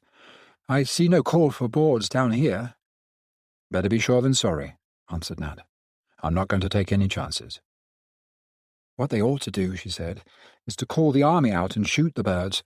That would soon scare them off. Let them try, said Nat. How'd they set about it? They have the army to the docks, she answered. When the dockers strike, the soldiers go down and unload the ships. Yes, said Nat, and the population of London is 8 million or more. Think of all the buildings, all the flats and houses.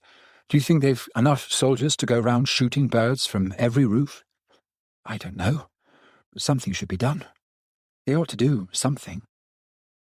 Nat thought to himself that they were no doubt considering the problem at that very moment, but whatever they decided to do in London and the big cities would not help the people here 300 miles away. Each householder must look after his own. "How are we off for food?" he said. "Now, Nat, whatever next? Never mind, what have you got in the larder?" "Why, it's shopping day tomorrow. You know that. I don't keep uncooked food hanging about, it goes off. A butcher doesn't call till the day after, but I can bring back something when I go in tomorrow." Nat did not want to scare her. He thought it possible that she might not go to town tomorrow. He looked in the larder for himself and in the cupboard where she kept her tins. They would do for a couple of days. Bread was low. "What about the baker?" "He comes tomorrow too." He saw she had flour. If the baker did not call, she had enough to bake one loaf. "We'd be better off in the old days," he said, "when the women baked twice a week and had pilchards salted, and there was food for a family to last a siege, if need be." "I've tried the children with tin fish. They don't like it," she said. Nat went on hammering the boards across the kitchen windows. Candles. They were low in candles, too. That must be another thing she meant to buy tomorrow. Well, it could not be helped. They must go early to bed tonight. That was if. He got up and went out of the back door and stood in the garden, looking down towards the sea. There had been no sun all day, and now at barely 3 o'clock a kind of darkness had already come. The sky sullen, heavy, colourless like salt. He could hear the vicious sea drumming on the rocks. He walked down the path halfway to the beach, and then he stopped. He could see the tide had turned. The rock that had shown in mid-morning was now covered, but it was not the sea that held his eyes. The gulls had risen. They were circling, hundreds of them, thousands of them, lifting their wings against the wind. It was the gulls that made the darkening of the sky. And they were silent. They made not a sound. They just went on, soaring and circling, rising, falling, trying their strength against the wind. Nat turned. He ran up the path back to the cottage. "I'm going for Jill," he said. "I'll wait for her at the bus stop." "What's the matter?" asked his wife. "You've gone quite white." "Keep Johnny inside," he said. "Keep the door shut. Light up now and draw the curtains." "It's only just gone 3, she said. "Never mind. Do what I tell you." He looked inside the tool shed, outside the back door. Nothing there of much use. A spade was too heavy and a fork no good. He took the hoe. It was the only possible tool, and light enough to carry. He started walking up the lane to the bus stop, and now and again glanced back over his shoulder. The gulls had risen higher now. Their circles were broader, wider. They were spreading out in huge formation across the sky. He hurried on. Although he knew the bus would not come to the top of the hill before 4 o'clock, he had to hurry. He passed no one on the way. He was glad of this. No time to stop and chatter. At the top of the hill he waited. It was much too soon. There was half an hour still to go. The east wind came whipping across the fields from the higher ground. He stamped his feet and blew upon his hands. In the distance he could see the clay hills, white and clean, against the heavy pallor of the sky. Something black rose from behind them, like a smudge at first, then widening, becoming deeper, and the smudge became a cloud, and the cloud divided again into 5 other clouds, spreading north, east, south, and west, and they were not clouds at all. They were birds. He watched them travel across the sky, and as one section passed overhead, within 200 or 300 feet of him, he knew from their speed they were bound inland, up country. They had no business with the people here on the peninsula. They were rooks, crows, jackdaws, magpies, jays, all birds that usually preyed upon the smaller species, but this afternoon they were bound on some other mission. "They've been given the towns," thought Nat. "They know what they have to do. We don't matter so much here. The gulls will serve for us. The others go to the towns." He went to the call box, stepped inside and lifted the receiver. The exchange would do. They would pass the message on. "I'm speaking from Highway," he said, "by the bus stop. I want to report large formations of birds travelling up country. The gulls are also forming in the bay." "All right," answered the voice, laconic and weary. "You'll be sure and pass this message on to the proper quarter." "Yes, yes." Impatient now, fed up. The buzzing note resumed. She's another, thought Nat. She doesn't care. Maybe she's had to answer calls all day. She hopes to go to the pictures tonight. She'll squeeze some fellow's hand and point up at the sky and say, "Look at all them birds." She doesn't care. The bus came lumbering up the hill. Jill climbed out, and 3 or 4 other children.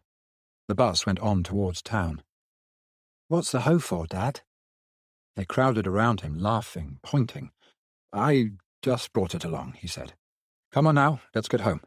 It's cold, no hanging about. Here you. I'll watch you across the field, see how fast you can run." He was speaking to Jill's companions, who came from different families, living in the council houses. A short cut would take them to the cottages. "We want to play a bit in the lane," said one of them. "No, you don't. You go off home, or I'll tell your mammy." They whispered to one another, round-eyed, then scuttled off across the fields. Jill stared at her father, her mouth sullen. "We always play in the lane," she said. "Not tonight, you don't," he said. "Come on now, no dawdling." He could see the gulls now, circling the fields, coming in towards the land. Still silent, still no sound. "Look, Dad, look over there. Look at all the gulls." "Yes, hurry now." "Where are they flying to? Where are they going?" "Up country, I dare say, where it's warmer." He seized her hand and dragged her after him along the lane. "Don't go so fast. I can't keep up." The gulls were copying the rooks and crows. They were spreading out in formation across the sky. They headed in bands of thousands to the 4 compass points. "Dad, what is it? What are the gulls doing?" They were not intent upon their flight as the crows, as the jackdaws had been. They still circled overhead, nor did they fly so high. It was as though they waited upon some signal, as though some decision had yet to be given. The order was not clear. "Do you want me to carry you, Jill?" "Here, come pick a bag." This way he might put on speed, but he was wrong. Jill was heavy. She kept slipping, and she was crying too. His sense of urgency, of fear, had communicated itself to the child. "I wish the gulls would go away. I don't like them. They're coming closer to the lane." He put her down again. He started running, swinging Jill after him. As they went past the farm turning, he saw the farmer backing his car out of the garage. Nat called to him. "Can you give us a lift?" he said. "What's that?" Mr. Trigg turned in the driving seat and stared at them. Then a smile came to his cheerful, rubicund face. "It looks as though we're in for some fun," he said. "Have you seen the gulls? Jim and I are going to take a crack at them. Everyone's gone bird crazy, talking of nothing else. I hear you were troubled in the night. Want a gun?" Nat shook his head. The small car was packed. There was just room for Jill, if she crouched on top of petrol tins on the back seat. "I don't want a gun," said Nat, "but I'd be obliged if you'd run Jill home. She's scared of the birds." He spoke briefly. He did not want to talk in front of Jill. "OK," said the farmer. "I'll take her home. Why don't you stop behind and join the shooting match? We'll make the feathers fly." Jill climbed in, and turning the car, the driver sped up the lane. Nat followed after. Trigg must be crazy. What use was a gun against a sky of birds? Now Nat was not responsible for Jill. He had time to look about him. The birds were circling still above the fields. Mostly herring gull, but the black-headed gull amongst them. Usually they kept apart. Now they were united. Some bond had brought them together. It was the black-backed gull that attacked the smaller birds, and even newborn lambs, so he'd heard. He had never seen it done. He remembered this now, though, looking above him in the sky.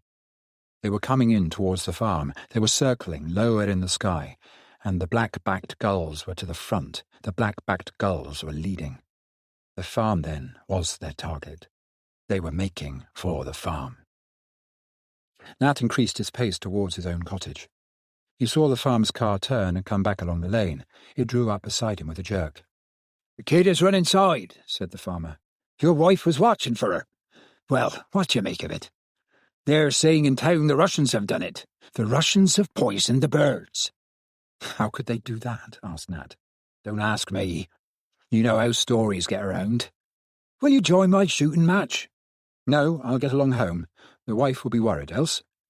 "My missus says if you could eat gull, there'd be some sense in it," said Trigg. "We'd have roast gull, baked gull, and pickled him into the bargain. You wait until I let off a few barrels into the brutes. That'll scare 'em." "Have you boarded your windows?" asked Nat. "No. Lot of nonsense. They like to scare you on the wireless. I've had more to do today than to go round boarding up my windows. I'll board them now if I were you. Garn, you're windy. You like to come to our place to sleep? No, thanks, all the same. All right. See you in the morning. Give you a gull breakfast. The farmer grinned and turned his car to the farm entrance. Nat hurried on. Past the little wood, past the old barn, and then across the stile to the remaining field. As he jumped the stile, he heard the whir of wings. A black-backed gull dived down at him from the sky, missed, swerved in flight, and rose to dive again. In a moment it was joined by others, 6, 7, a dozen, black-backed and herring mixed. Nat dropped his hoe. The hoe was useless. Covering his head with his arms, he ran towards the cottage. They kept coming at him from the air, silent save for the beating wings. The terrible, fluttering wings. He could feel the blood on his hands, his wrists, his neck. Each stab of a swooping beak tore his flesh. If only he could keep them from his eyes. Nothing else mattered. He must keep them from his eyes. They had not learnt yet how to cling to a shoulder, how to rip clothing, how to dive in mass upon the head, upon the body. But with each dive, with each attack, they became bolder. And they had no thought for themselves. When they dived low and missed, they crashed, bruised and broken on the ground. As Nat ran, he stumbled, kicking their spent bodies in front of him. He found the door. He hammered upon it with his bleeding hands. Because of the boarded windows, no light shone. Everything was dark. "Let me in," he shouted. "It's Nat. Let me in." He shouted loud to make himself heard above the whir of the gull's wings. Then he saw the gannet, poised for the dive, above him in the sky. The gulls circled, retired, soared, one with another, against the wind. Only the gannet remained. One single gannet above him in the sky. The wings folded suddenly to its body. It dropped like a stone. Nat screamed, and the door opened. He stumbled across the threshold, and his wife threw her weight against the door. They heard the thud of the gannet as it fell. His wife dressed his wounds. They were not deep. The backs of his hands had suffered most, and his wrists. Had he not worn a cap, they would have reached his head. As to the gannet could have split his skull. The children were crying, of course. They had seen the blood on their father's hands. "It's all right now," he told them. "I'm not hurt, just a few scratches. You play with Johnny, Jill. Mammy will wash these cuts." He half shut the door to the scullery, so they could not see. His wife was ashen. She began running water from the sink. "I saw them overhead," she whispered. "They began collecting just as Jill ran in with Mr. Trigg. I shut the door fast, and it jammed. That's why I couldn't open it at once when you came." "Thank God they waited for me," he said. "Jill would have fallen at once. One bird alone would have done it." Furtively, so as not to alarm the children, they whispered together, as she bandaged his hands and the back of his neck. "They're flying inland," he said. "Thousands of them, rooks, crows, all the bigger birds. I saw them from the bus stop. They're making for the towns." "But what can they do, Nat?" "They'll attack. Go for everyone out in the streets. Then they'll try the windows, the chimneys." "Why don't the authorities do something? Why don't they get the army, get machine guns, anything?" "There's been no time. Nobody's prepared. We'll hear what they have to say on the 6 o'clock news." Nat went back into the kitchen, followed by his wife. Johnny was playing quietly on the floor. Only Jill looked anxious. "I can hear the birds," she said. "Listen, Dad." Nat listened. Muffled sounds came from the windows, from the doors. Wings brushing the surface, sliding, scraping, seeking a way of entry. The sound of many bodies pressed together, shuffling on the sills. Now and again came a thud, a crash, as some birds dived and fell. Some of them would kill themselves that way, he thought, but not enough. Never enough. "All right," he said aloud. "I've got boards over the windows, Jill. The birds can't get in." He went and examined all the windows. His work had been thorough. Every gap was closed. He would make extra certain, however. He found wedges, pieces of old tin, strips of wood and metal, and fastened them at the sides to reinforce the boards. His hammering helped to deafen the sound of the birds, the shuffling, the tapping, and more ominous, he did not want his wife or children to hear it, the splinter of cracked glass. "Turn on the wireless," he said. "Let's have the wireless." This would drown the sound also. He went upstairs to the bedrooms and reinforced the windows there. Now he could hear the birds on the roof, the scraping of claws, a sliding, jostling sound. He decided they must sleep in the kitchen, keep up the fire, bring down the mattresses, and lay them out on the floor.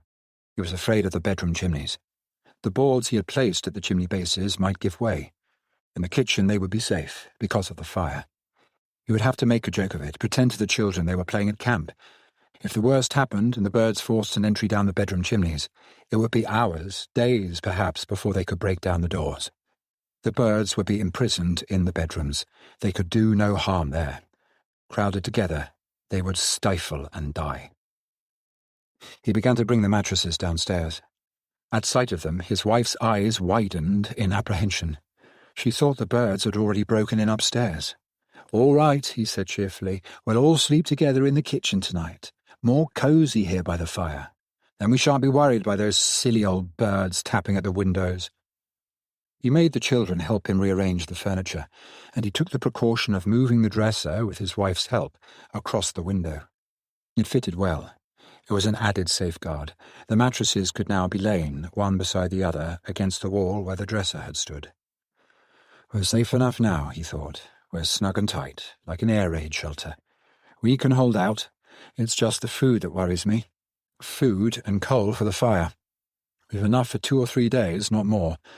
By that time, no use thinking ahead as far as that. And they'd be giving directions on the wireless. People would be told what to do." And now, in the midst of many problems, he realized that it was dance music only coming over the air, not children's hour as it should have been. He glanced at the dial. Yes, they were on the home service, all right. Dance records.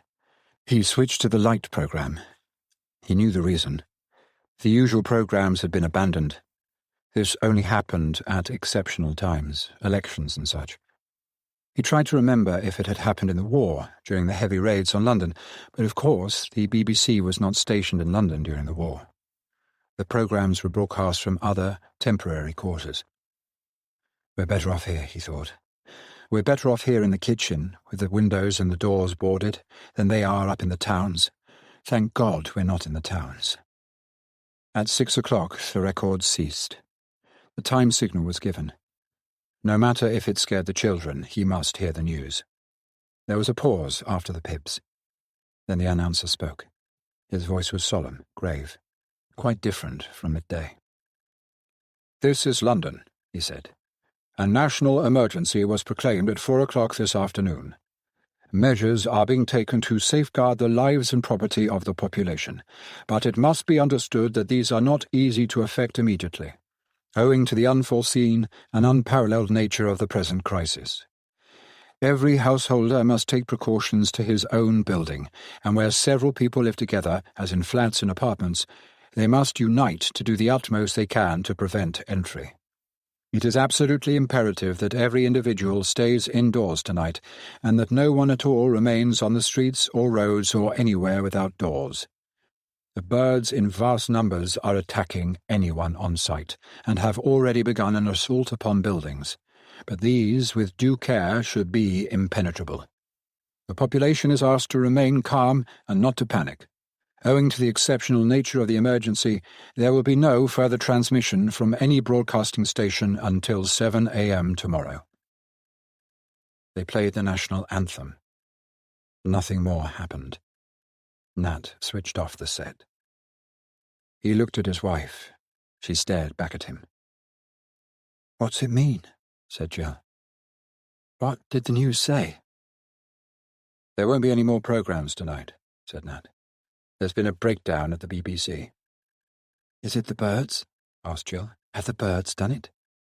"No," said Nat. "It's just that everyone's very busy, and then of course they have to get rid of the birds, messing everything up in the towns. Well, we can manage without the wireless for one evening."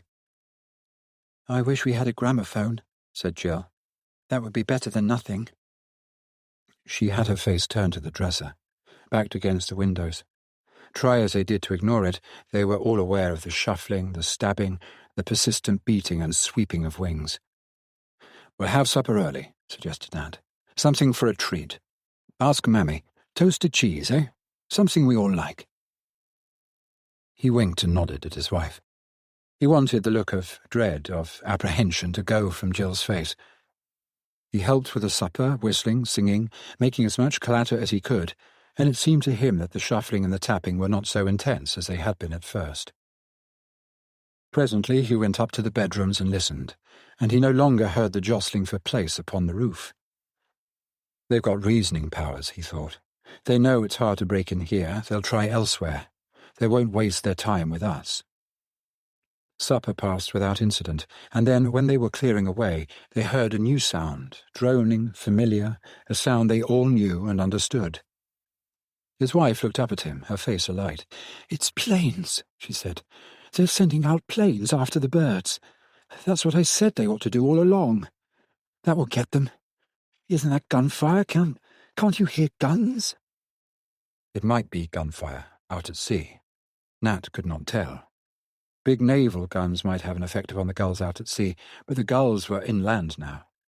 The guns couldn't shell the shore because of the population. "It's good, isn't it?" said the wife, "to hear the planes?" And Jill, catching her enthusiasm, jumped up and down with Johnny. "The planes will get the birds! The planes will shoot them!" Just then they heard a crash about 2 miles distant, followed by a second, then a third. The droning became more distant, passed away out to sea. "What was that?" asked his wife. "Were they dropping bombs on the birds?" "I don't know," answered Nat. "I don't think so." He did not want to tell her that the sound they had heard was the crashing of aircraft. It was, he had no doubt, a venture on the part of the authorities to send out reconnaissance forces. But they might have known the venture was suicidal. What could aircraft do against birds that flung themselves to death against propeller and fuselage, but hurtled to the ground themselves? This was being tried now, he supposed, over the whole country, and at a cost. Someone high up had lost his head. "Where have the planes gone, Dad?" asked Jill. "Back to base," he said. "Come on now. Time to tuck down for bed."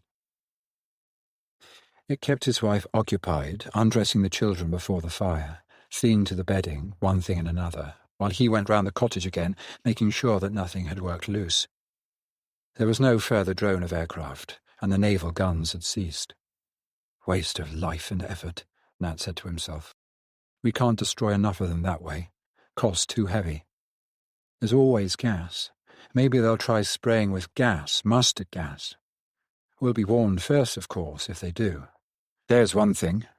The best brains of the country will be onto it tonight." Somehow the thought reassured him.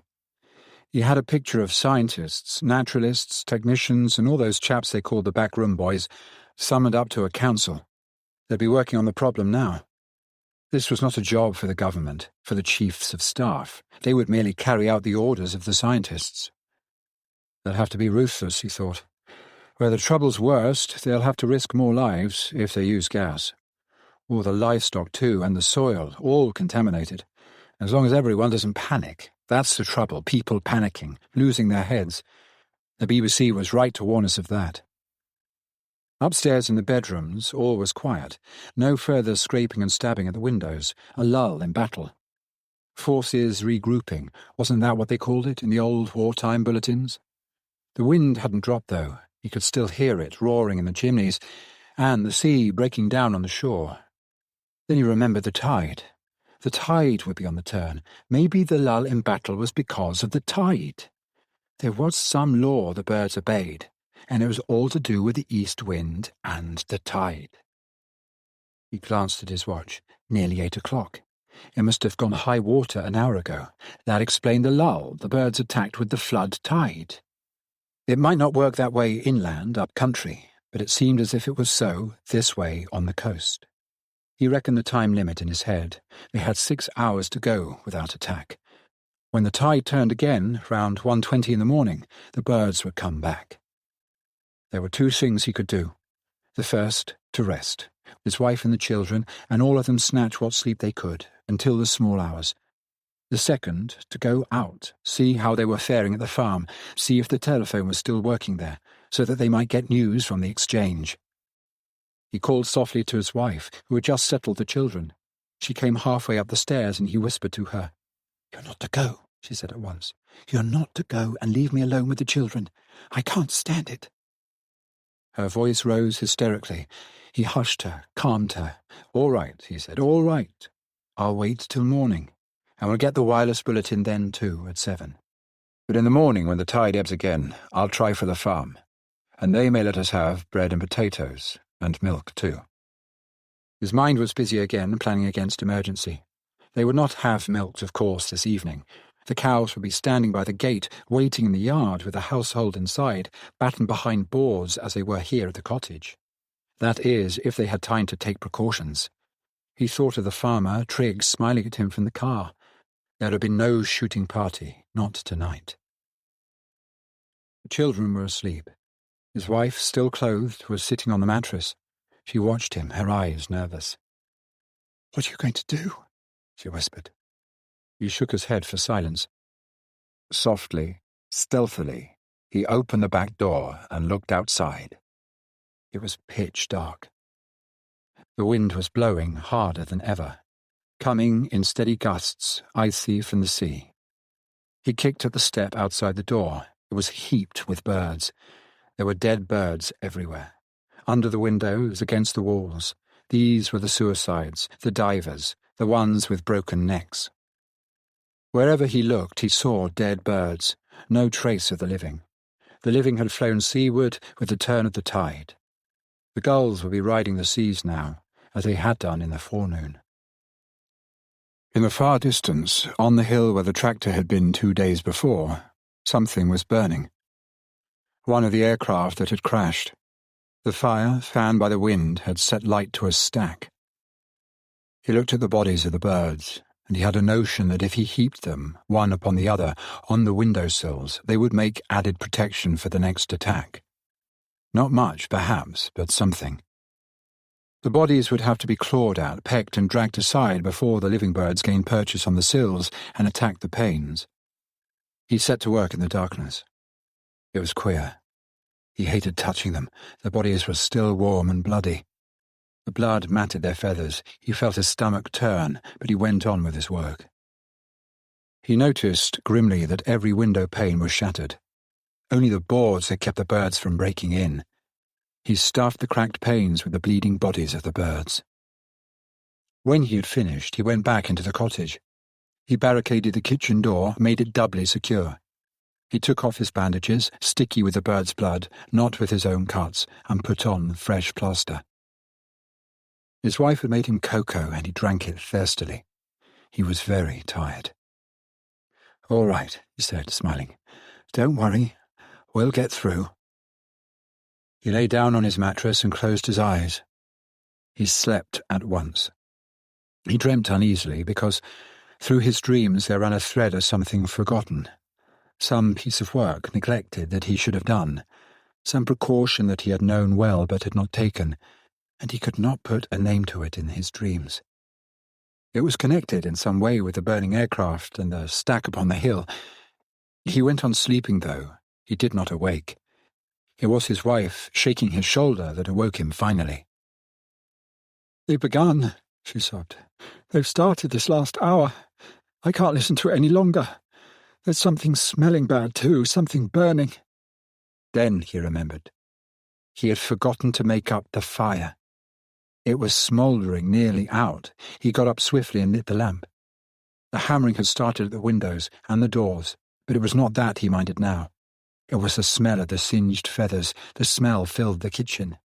He knew at once what it was. The birds were coming down the chimney, squeezing their way down to the kitchen range. He got sticks and paper and put them on the embers, then reached for the can of paraffin. "Stand back," he shouted to his wife. "We've got to risk this." He threw the paraffin onto the fire.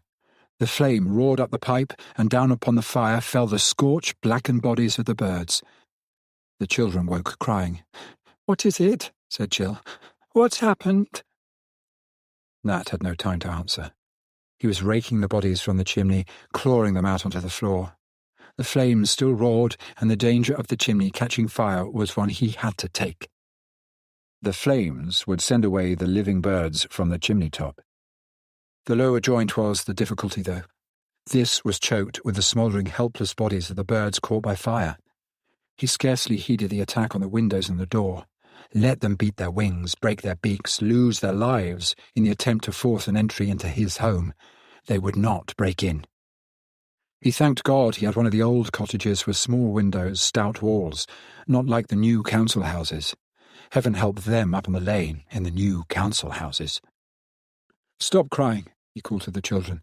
"There's nothing to be afraid of. Stop crying." He went on raking at the burning, smouldering bodies as they fell into the fire. "This'll fetch them," he said to himself. "The draught and the flames together. We're all right as long as the chimney doesn't catch. I ought to be shot for this. It's all my fault. Last thing, I should have made up the fire. I knew there was something." Amid the scratching and tearing at the window boards came the sudden homely striking of the kitchen clock. 3 a.m. A little more than 4 hours yet to go. He could not be sure of the exact time of high water. He reckoned it would not turn much before 7:30, 20 to 8. "Light up the primers," he said to his wife. "Make us some tea and the kids some cocoa. No use sitting around doing nothing." That was the line. Keep her busy, and the children too. Move about, eat, drink. Always best to be on the go. He waited by the range. The flames were dying, but no more blackened bodies fell from the chimney. He thrust his poker up as far as he could and found nothing. It was clear. The chimney was clear. He wiped the sweat from his forehead. "Come on now, Jill," he said. "Bring me some more sticks. We'll have a good fire going directly." She wouldn't come near him, though. She was staring at the heaped, singed bodies of the birds. "Never mind them," he said. "We'll put those in the passage when I've got the fire steady." The danger of the chimney was over. It could not happen again, not if the fire was kept burning day and night. "I'll have to get more fuel from the farm tomorrow," he thought. "This will never last. I'll manage, though. I can do all that with the ebb tide. It can be worked, fetching what we need when the tide's turned. We've just got to adapt ourselves. That's all." They drank tea and cocoa and ate slices of bread and bovril. Only half a loaf left, Nat noticed. Never mind, though, they'd get by. "Stop it," said young Johnny, pointing to the windows with his spoon. "Stop it, you old birds." "That's right," said Nat, smiling. "We don't want the old beggars, do we? Had enough of them." They began to cheer when they heard the thud of the suicide birds. "There's another, Dad," cried Jill. "He's done for." "He's had it," said Nat. "There he goes, the blighter." This was the way to face up to it. This was the spirit. If they could keep this up, hang on like this until 7, when the first news bulletin came through, they would not have done too badly. "Give us a fag," he said to his wife. "A bit of a smoke will clear away the smell of the scorched feathers."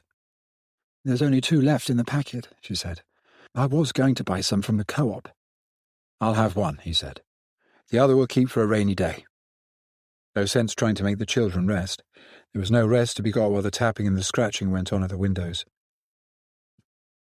He sat with one arm round his wife and the other round Jill, with Johnny on his mother's lap, and the blankets heaped about them on the mattress. "You can't help admiring the beggars," he said. "They've got persistence.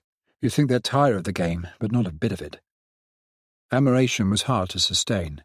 The tapping went on, and a new rasping note struck Nat's ear, as though a sharper beak than any hitherto had come to take over from its fellows. He tried to remember the names of birds. He tried to think which species would go for this particular job. It was not the tap of the woodpecker. That would be light and frequent. This was more serious, because if it continued long, the wood would splinter, as the glass had done. Then he remembered the hawks. Could the hawks have taken over from the gulls?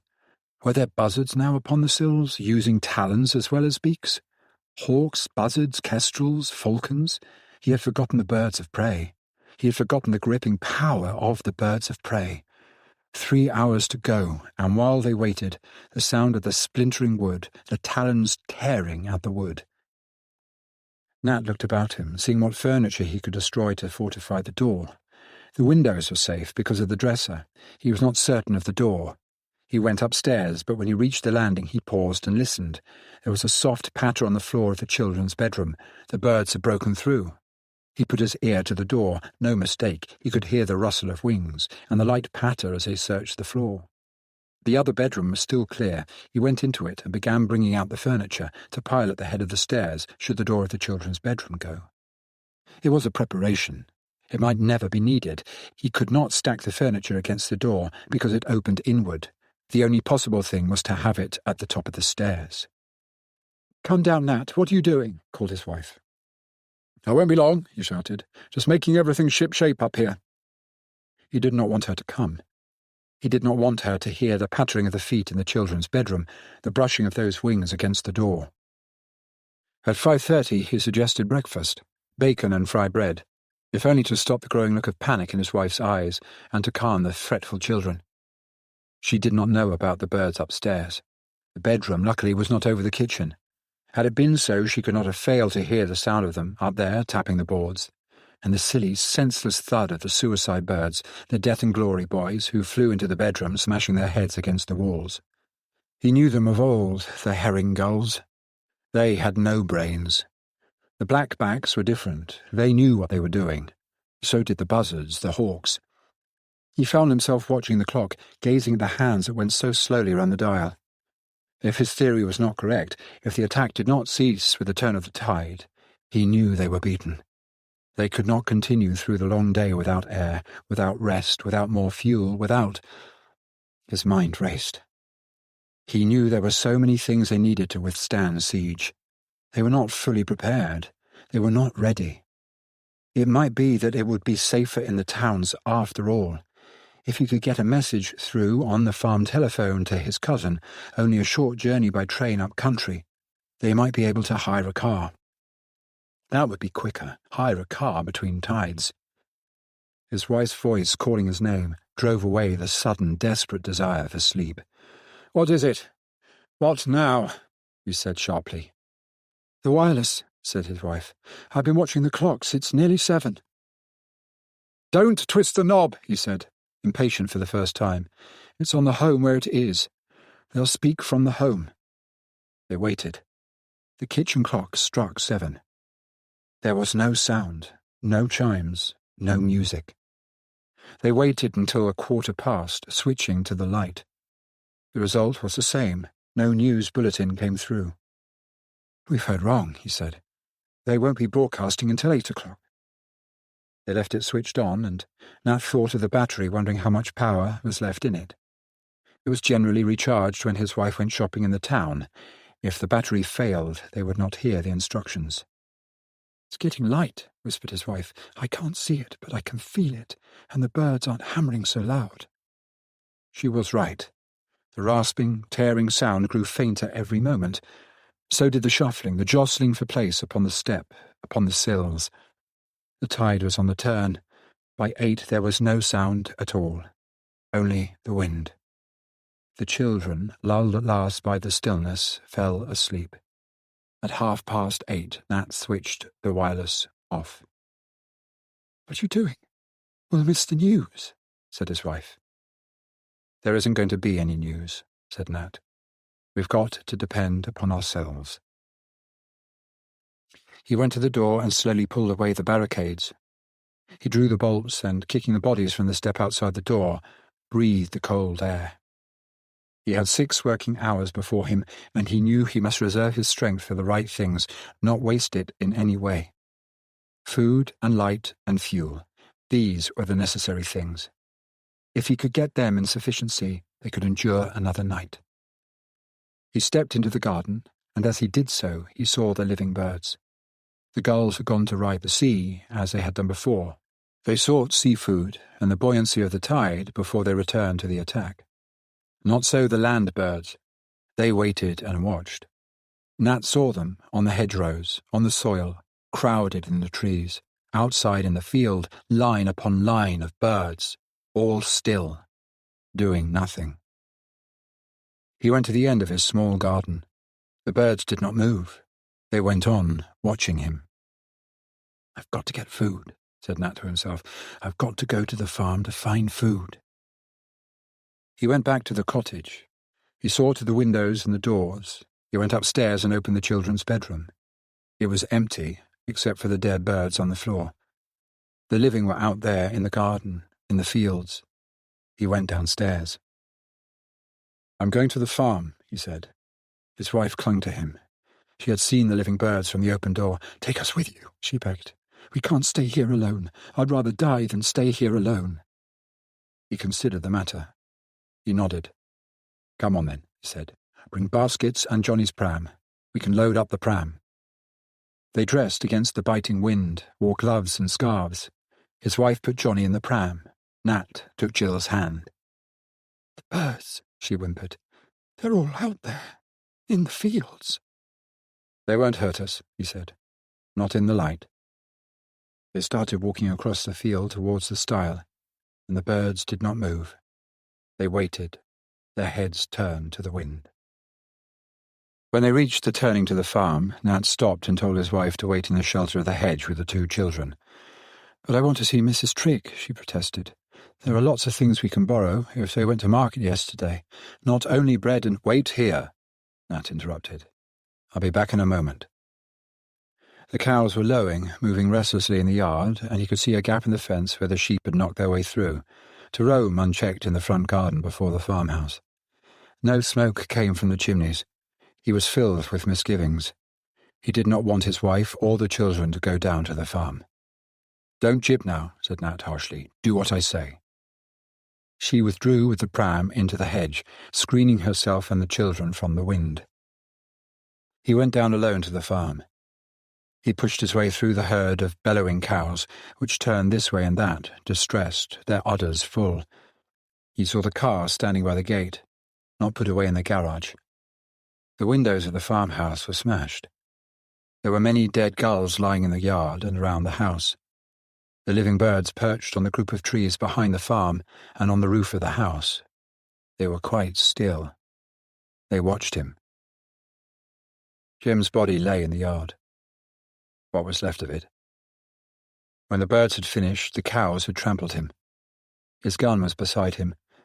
The door of the house was shut and bolted, but as the windows were smashed, it was easy to lift them and climb through. Triggs' body was close to the telephone. He must have been trying to get through to the exchange when the birds came for him. The receiver was hanging loose, the instrument torn from the wall. No sign of Mrs. Trigg. She would be upstairs. Was it any use going up? Sickened, Nat knew what he would find. Thank God, he said to himself, there were no children. He forced himself to climb the stairs, but halfway he turned and descended again. He could see her legs protruding from the open bedroom door. Beside her were the bodies of the black-backed gulls and an umbrella, broken. It's no use, thought Nat, doing anything. I've only got 5 hours, less than that. The Triggs would understand. I must load up with what I can find. He tramped back to his wife and children. I'm going to fill up the car with stuff, he said. I'll put coal in it and paraffin for the primers. We'll take it home and return for a fresh load. What about the Triggs? Asked his wife. They must have gone to friends, he said. Shall I come and help you then? No. There's a mess down there. Cows and sheep all over the place. Wait, I'll get the car. You can sit in it. Clumsily, he backed the car out of the yard and into the lane. His wife and the children could not see Jim's body from there.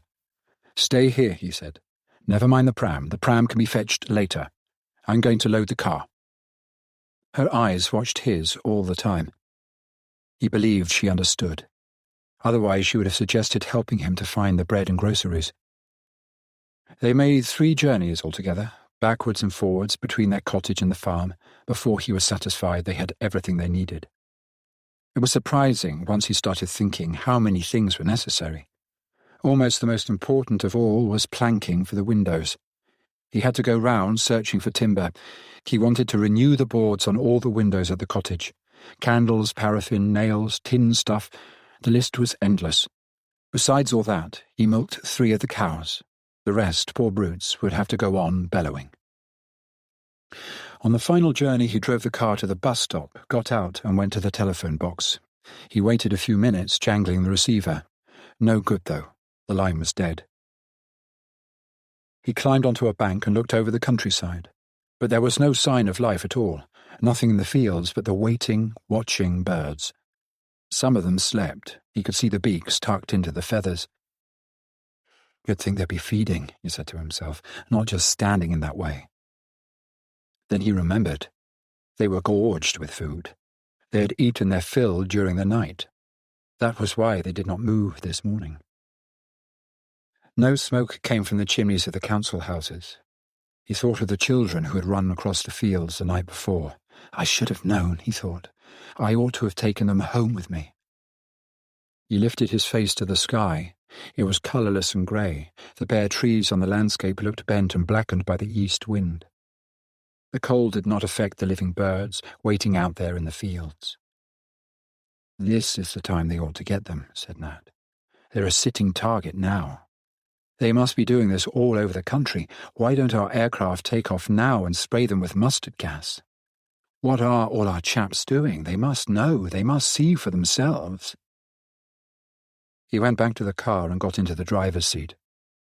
Go quickly past that second gate, whispered his wife. The postman's lying there. I don't want Jill to see. He accelerated. The little Morris bumped and rattled along the lane. The children shrieked with laughter. Up and down, shouted young Johnny. It was 1:15 by the time they reached the cottage. Only an hour to go. Better have cold dinner, said Nat. Hot up something for yourself and the children, some of that soup. I've no time to eat now. I've got to unload all this stuff. He got everything inside the cottage. It could be sorted later. Give them all something to do during the long hours ahead. First, he must see to the windows and the doors. He went round the cottage methodically, testing every window, every door. He climbed onto the roof also and fixed boards across every chimney except the kitchen. The cold was so intense he could hardly bear it, but the job had to be done. Now and again he would look up, searching the sky for aircraft. None came. As he worked, he cursed the inefficiency of the authorities. It's always the same, he muttered. They always let us down.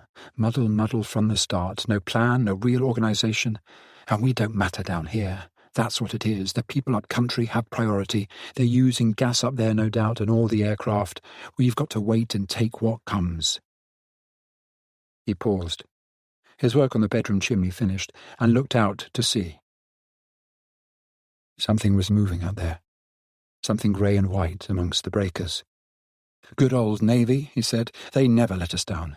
They're coming down the channel. They're turning in the bay. He waited, straining his eyes, watering the wind towards the sea. He was wrong, though. It was not ships. The Navy was not there. The gulls were rising from the sea. The massed flocks in the fields, with ruffled feathers, rose in formation from the ground, and wing to wing soared upwards to the sky. The tide had turned again. Nat climbed down the ladder and went inside the kitchen. The family were at dinner. It was a little after 2. He bolted the door, put up the barricade, and lit the lamp. It's night time, said young Johnny. His wife had switched on the wireless once again, but no sound came from it.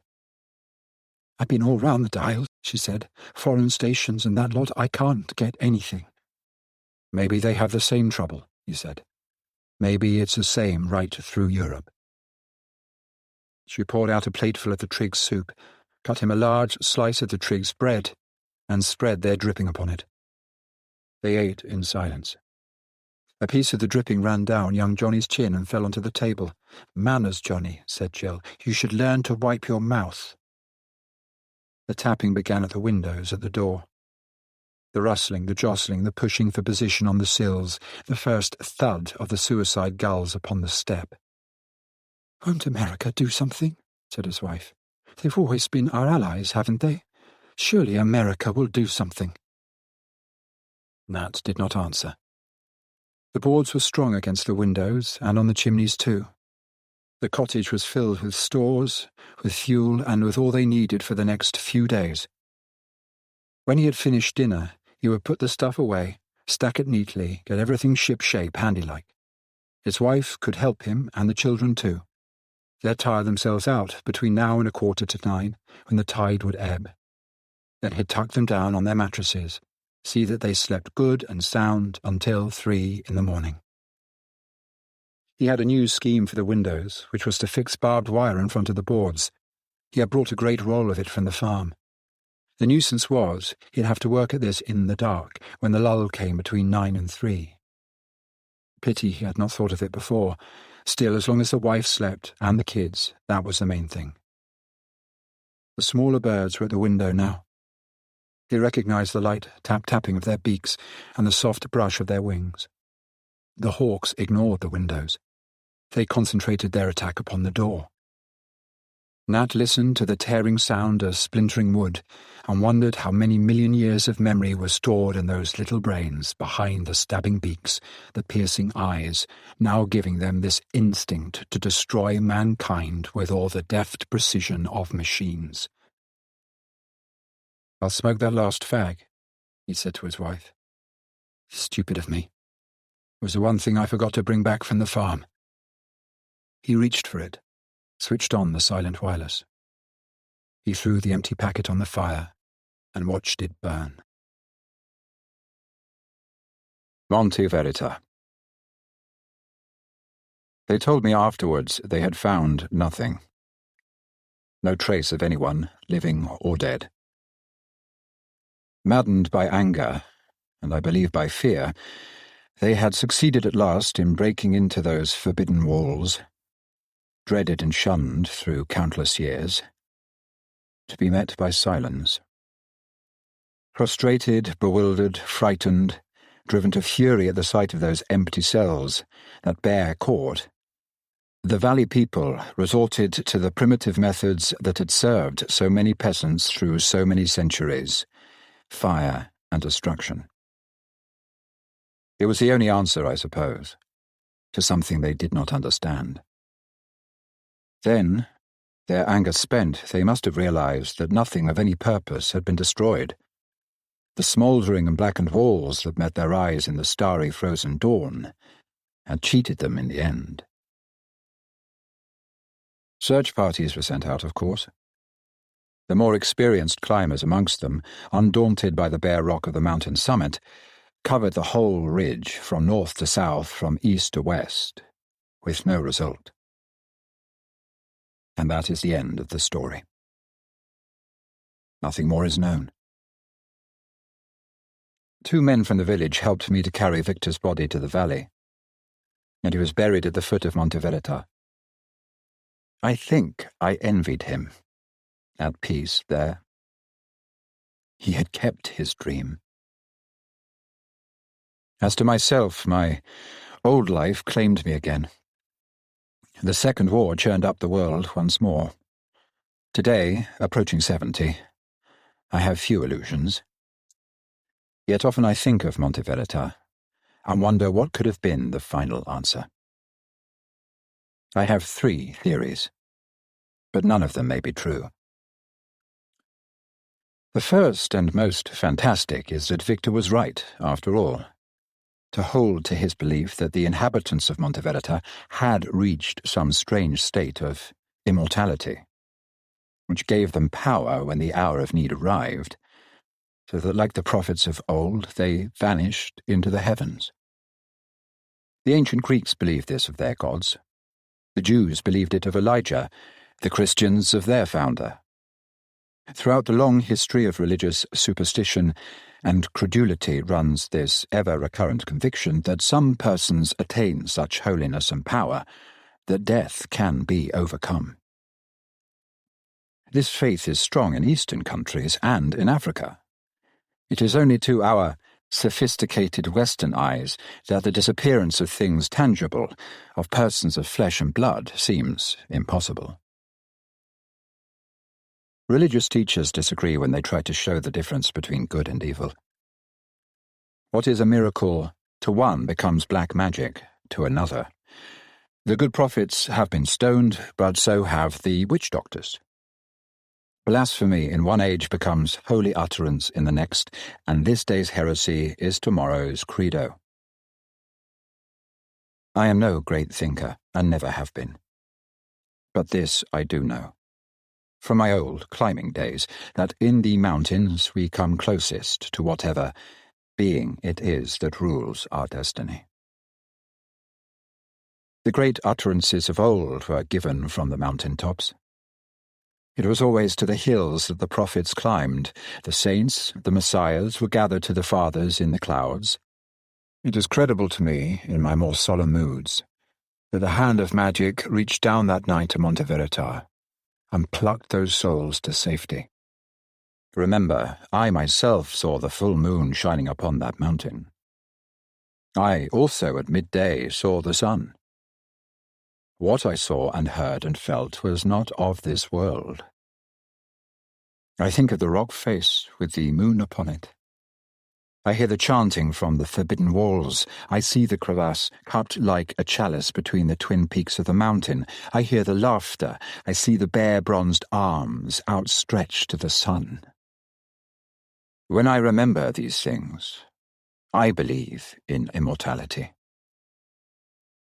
Then, and this is perhaps because my climbing days are over, and the magic of the mountains loses its grip over old memories, as it does over old limbs, I remind myself that the eyes I looked into that last day on Monteverita were the eyes of a living, breathing person, and the hands I touched were flesh.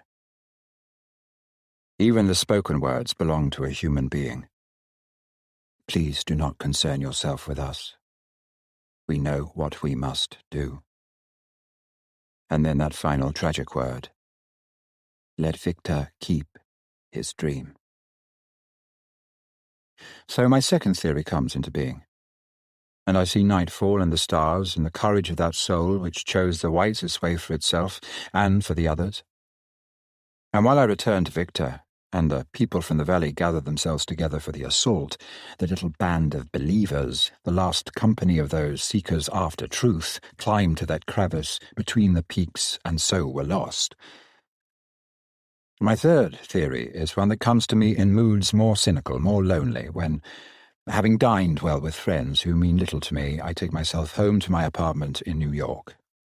Looking from the window at the fantastic light and colour of my glittering fairy world of fact that holds no tenderness, no quietude, I long suddenly for peace, for understanding. Then I tell myself, perhaps the inhabitants of Monteverita had long prepared themselves against departure, and when the moment came, it found them ready, neither for immortality nor for death, but for the world of men and women. In stealth, in secret, they came down into the valley unobserved, and mingling with the people went their separate ways. I wonder, looking down from my apartment into the hub and hustle of my world, if some of them wander there, in the crowded streets and subways, and whether, if I went out and searched the passing faces, I should find such a one and have my answer. Sometimes, when travelling, I have fancied to myself, in coming upon a stranger, that there is something exceptional in the turn of the head, in the expression of an eye, that is at once compelling and strange. I want to speak and hold such a person instantly in conversation, but, or possibly it is my fancy, it is as though some instinct warns them. A momentary pause, a hesitation, and they are gone.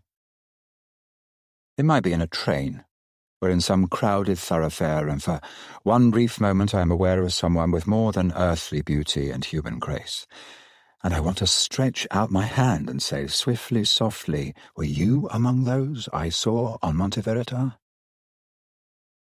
But there is never time. They vanish, they are gone, and I am alone again, and my third theory still unproven.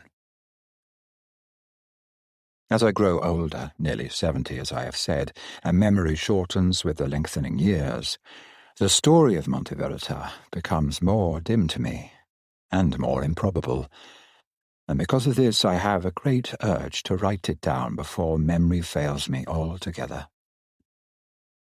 It may be that someone reading it will have the love of mountains that I had once, and so bring his own understanding to the tale, his own interpretation. One word of warning. There are many mountain peaks in Europe, and countless numbers may bear the name of Monteverita. They can be found in Switzerland, in France, in Spain, in Italy, in the Tyrol. I prefer to give no precise locality to mine. In these days, after 2 world wars, no mountain seems inaccessible. All can be climbed. None with due caution need be dangerous. My Monte Verità was never shunned because of difficulties of height, of ice and snow. The track leading to the summit could be followed by anyone of sure and certain step, even in late autumn. No common danger kept the climber back, but awe and fear. I have little doubt that today my Monte Verità has been plotted upon the map with all the others. There may be resting camps near the summit, even a hotel in the little village on the eastern slopes, and the tourists lifted to the twin peaks by electric cable. Even so, I like to think there can be no final desecration. That at midnight, when the full moon rises, the mountain face is still inviolate, unchanged, and that in winter, when snow and ice, great wind and drifting clouds make the climb impassable to man, the rock face of Monte Verità, her twin peaks lifted to the sun, stares down in silence and compassion upon a blinded world. We were boys together, Victor and I.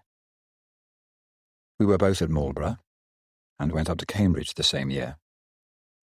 In those days I was his greatest friend, and if we did not see so much of each other after we left the varsity, it was only because we moved in rather different worlds. My work took me much abroad, while he was busily employed running his own estate in Shropshire. When we saw each other, we resumed our friendship without any sense of having grown apart. My work was absorbing, so was his, but we had money enough and leisure too to indulge in our favourite pastime, which was climbing. The modern expert, with his equipment and his scientific training, would think our expeditions amateur in the extreme. I am talking of the idyllic days before the First World War, and looking back on them, I suppose they were just that. Certainly there was nothing professional about the two young men who used to cling with their hands and feet to those projecting rocks in Cumberland and Wales, and later, when some experience was gained, tried the more hazardous ascents in southern Europe. In time we became less foolhardy and more weather-wise, and learned to treat our mountains with respect, not as an enemy to be conquered, but as an ally to be won.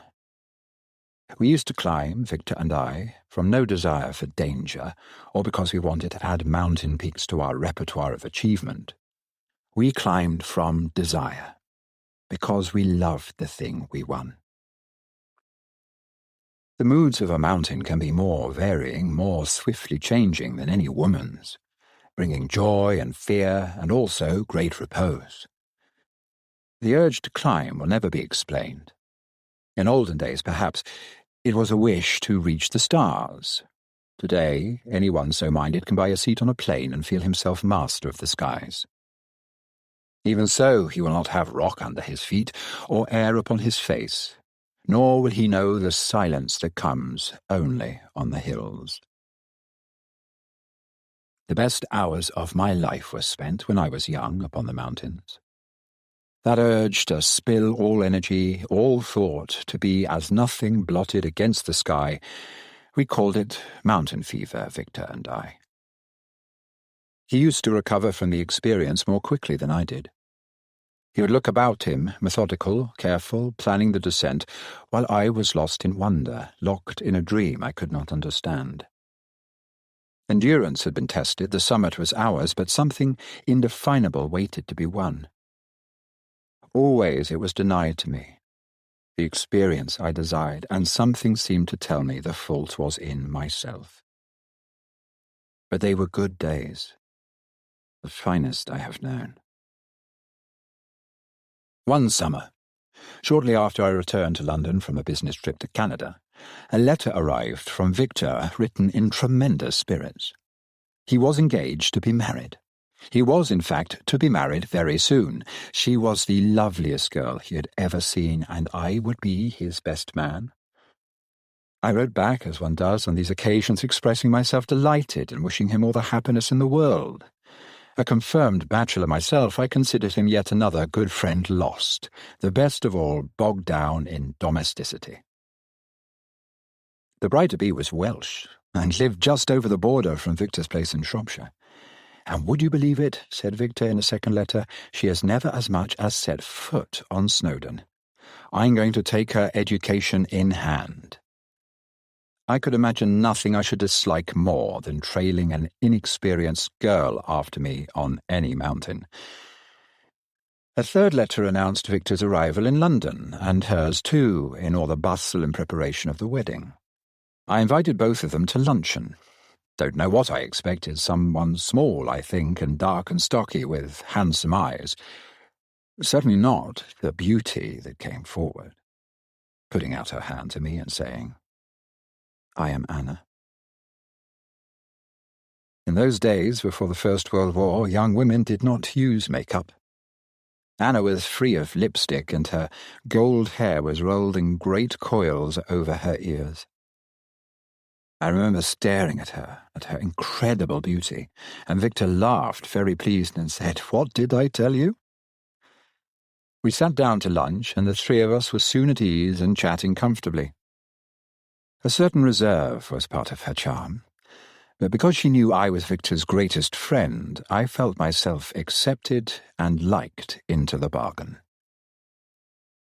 Victor certainly was lucky, I said to myself, and any doubt I might have felt about the marriage went on sight of her. Inevitably, with Victor and myself, the conversation turned to mountains and to climbing, before lunch was halfway through. "So you are going to marry a man whose hobby is climbing mountains," I said to her, "and you've never even gone up your own Snowdon?"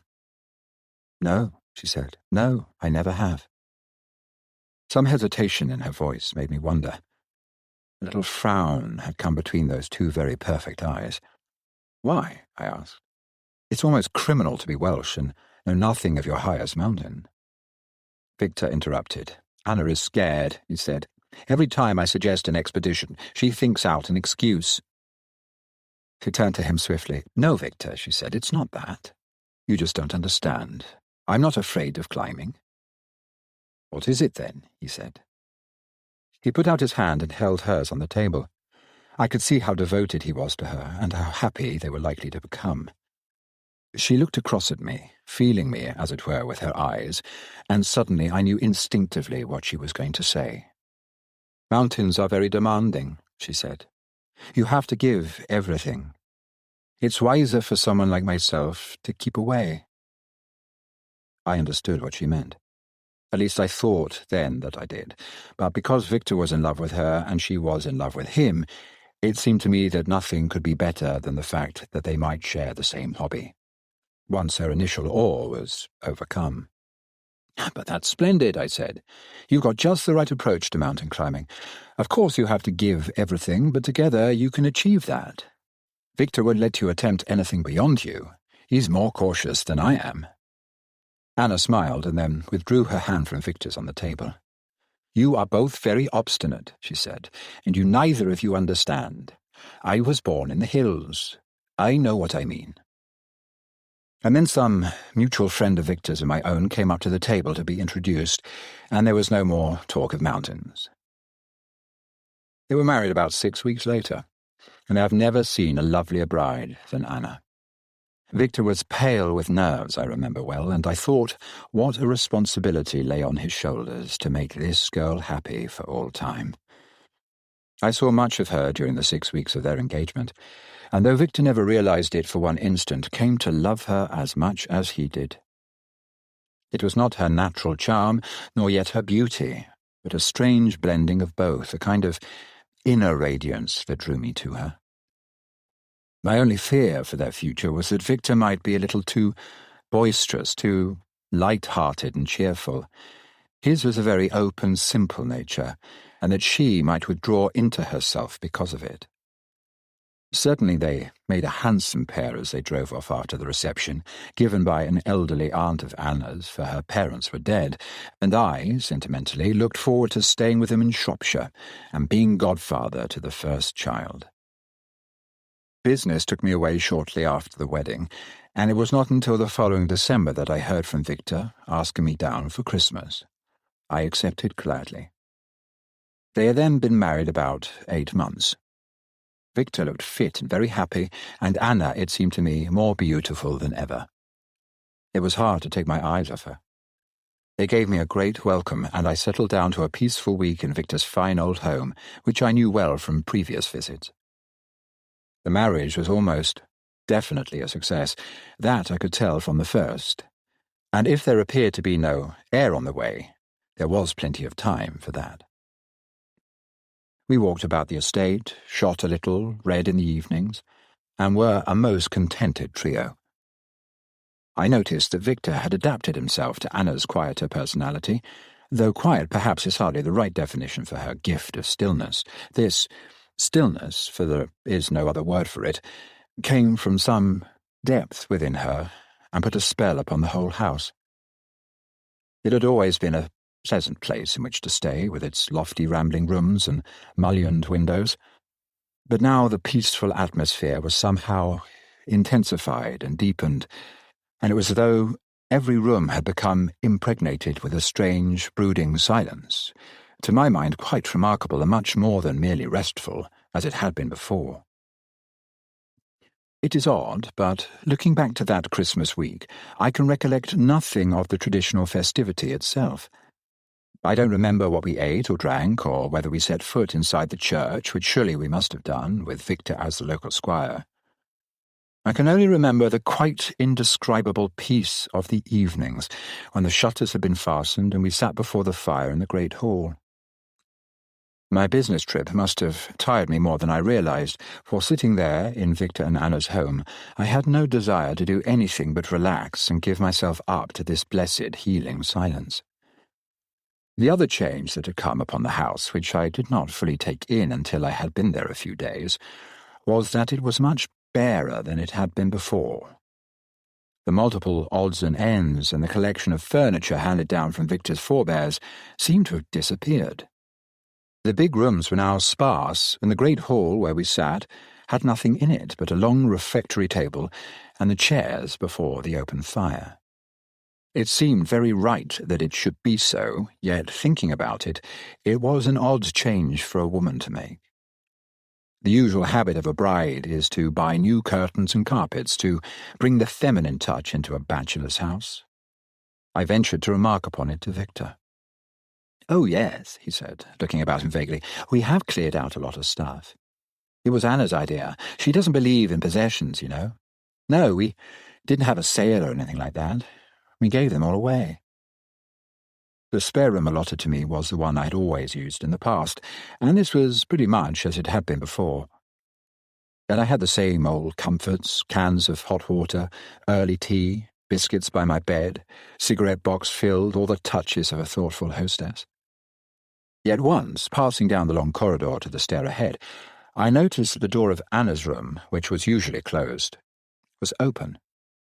And knowing it to have been Victor's mother's room in former days, with a fine old four-poster bed and several pieces of heavy, solid furniture, all in keeping with the style of the house, ordinary curiosity made me glance over my shoulder as I passed the open door.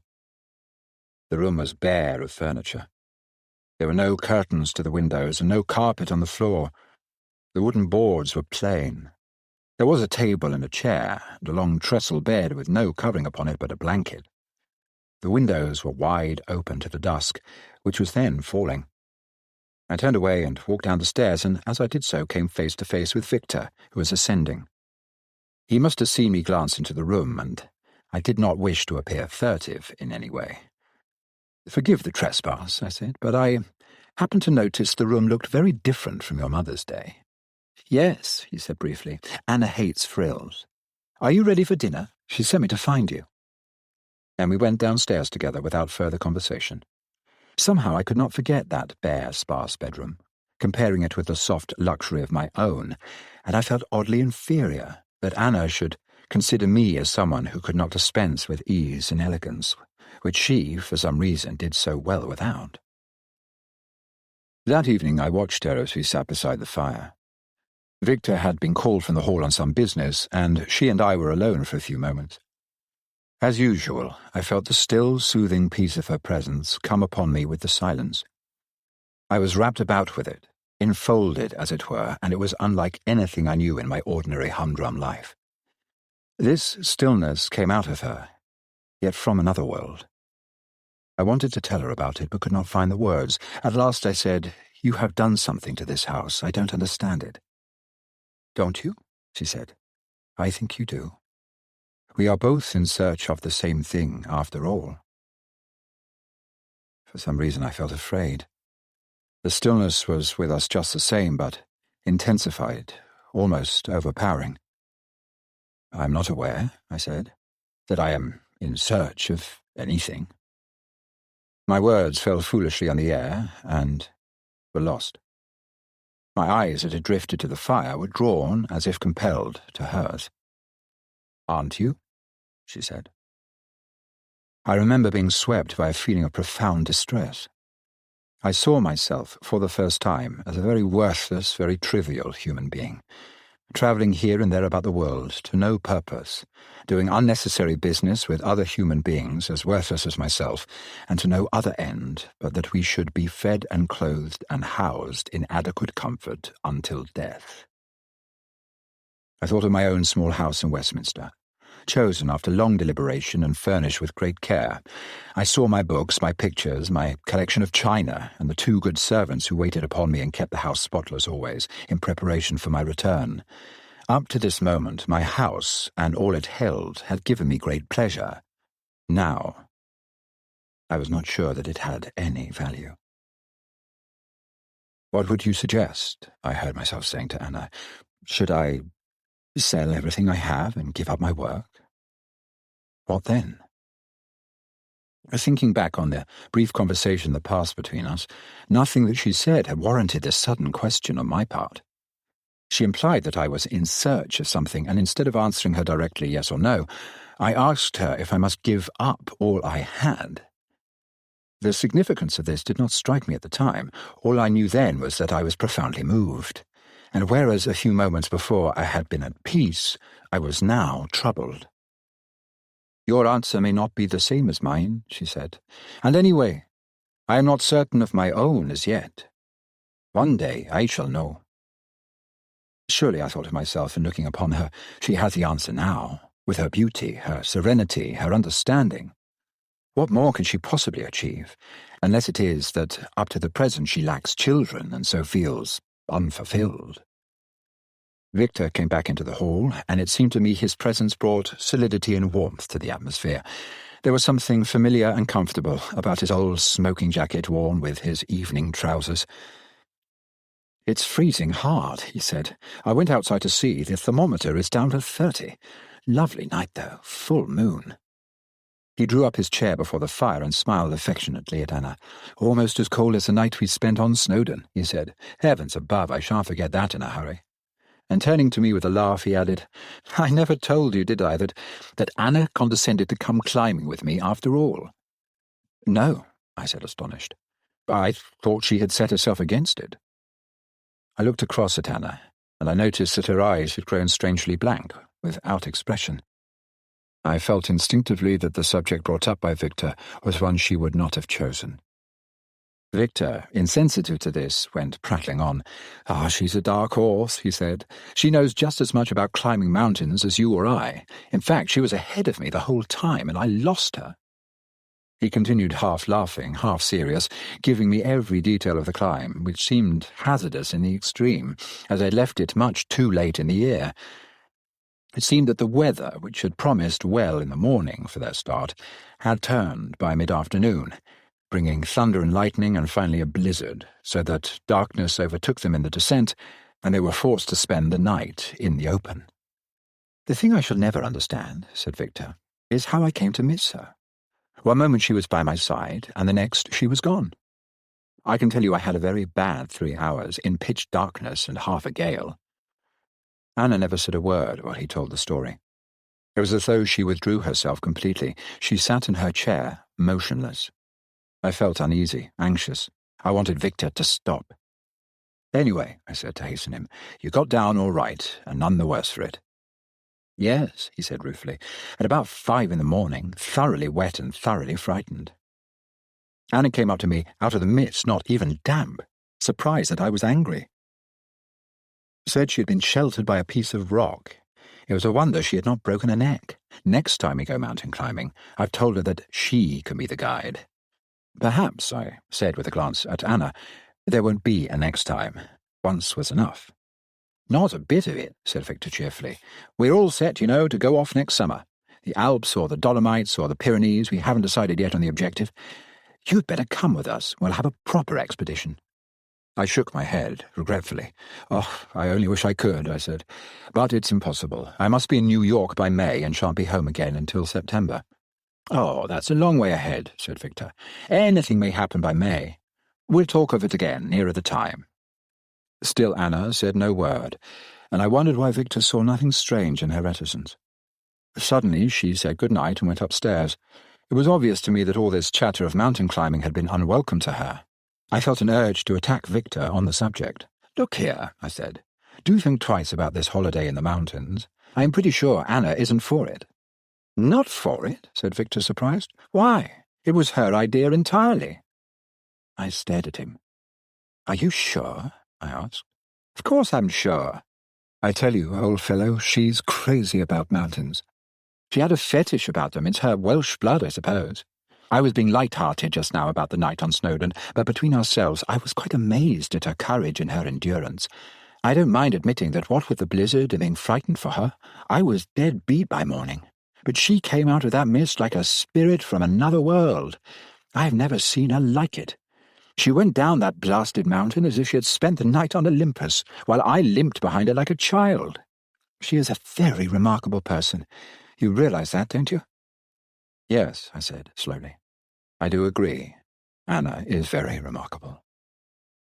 Shortly afterwards we went upstairs to bed, and as I undressed and put on my pyjamas, which had been left to warm for me before the fire, and noticed a thermos flask of hot milk on the bedside table in case I should be wakeful, and padded about the thick carpeted room in my soft slippers, I thought once again of that strange bare room where Anna slept, and of the narrow trestle bed.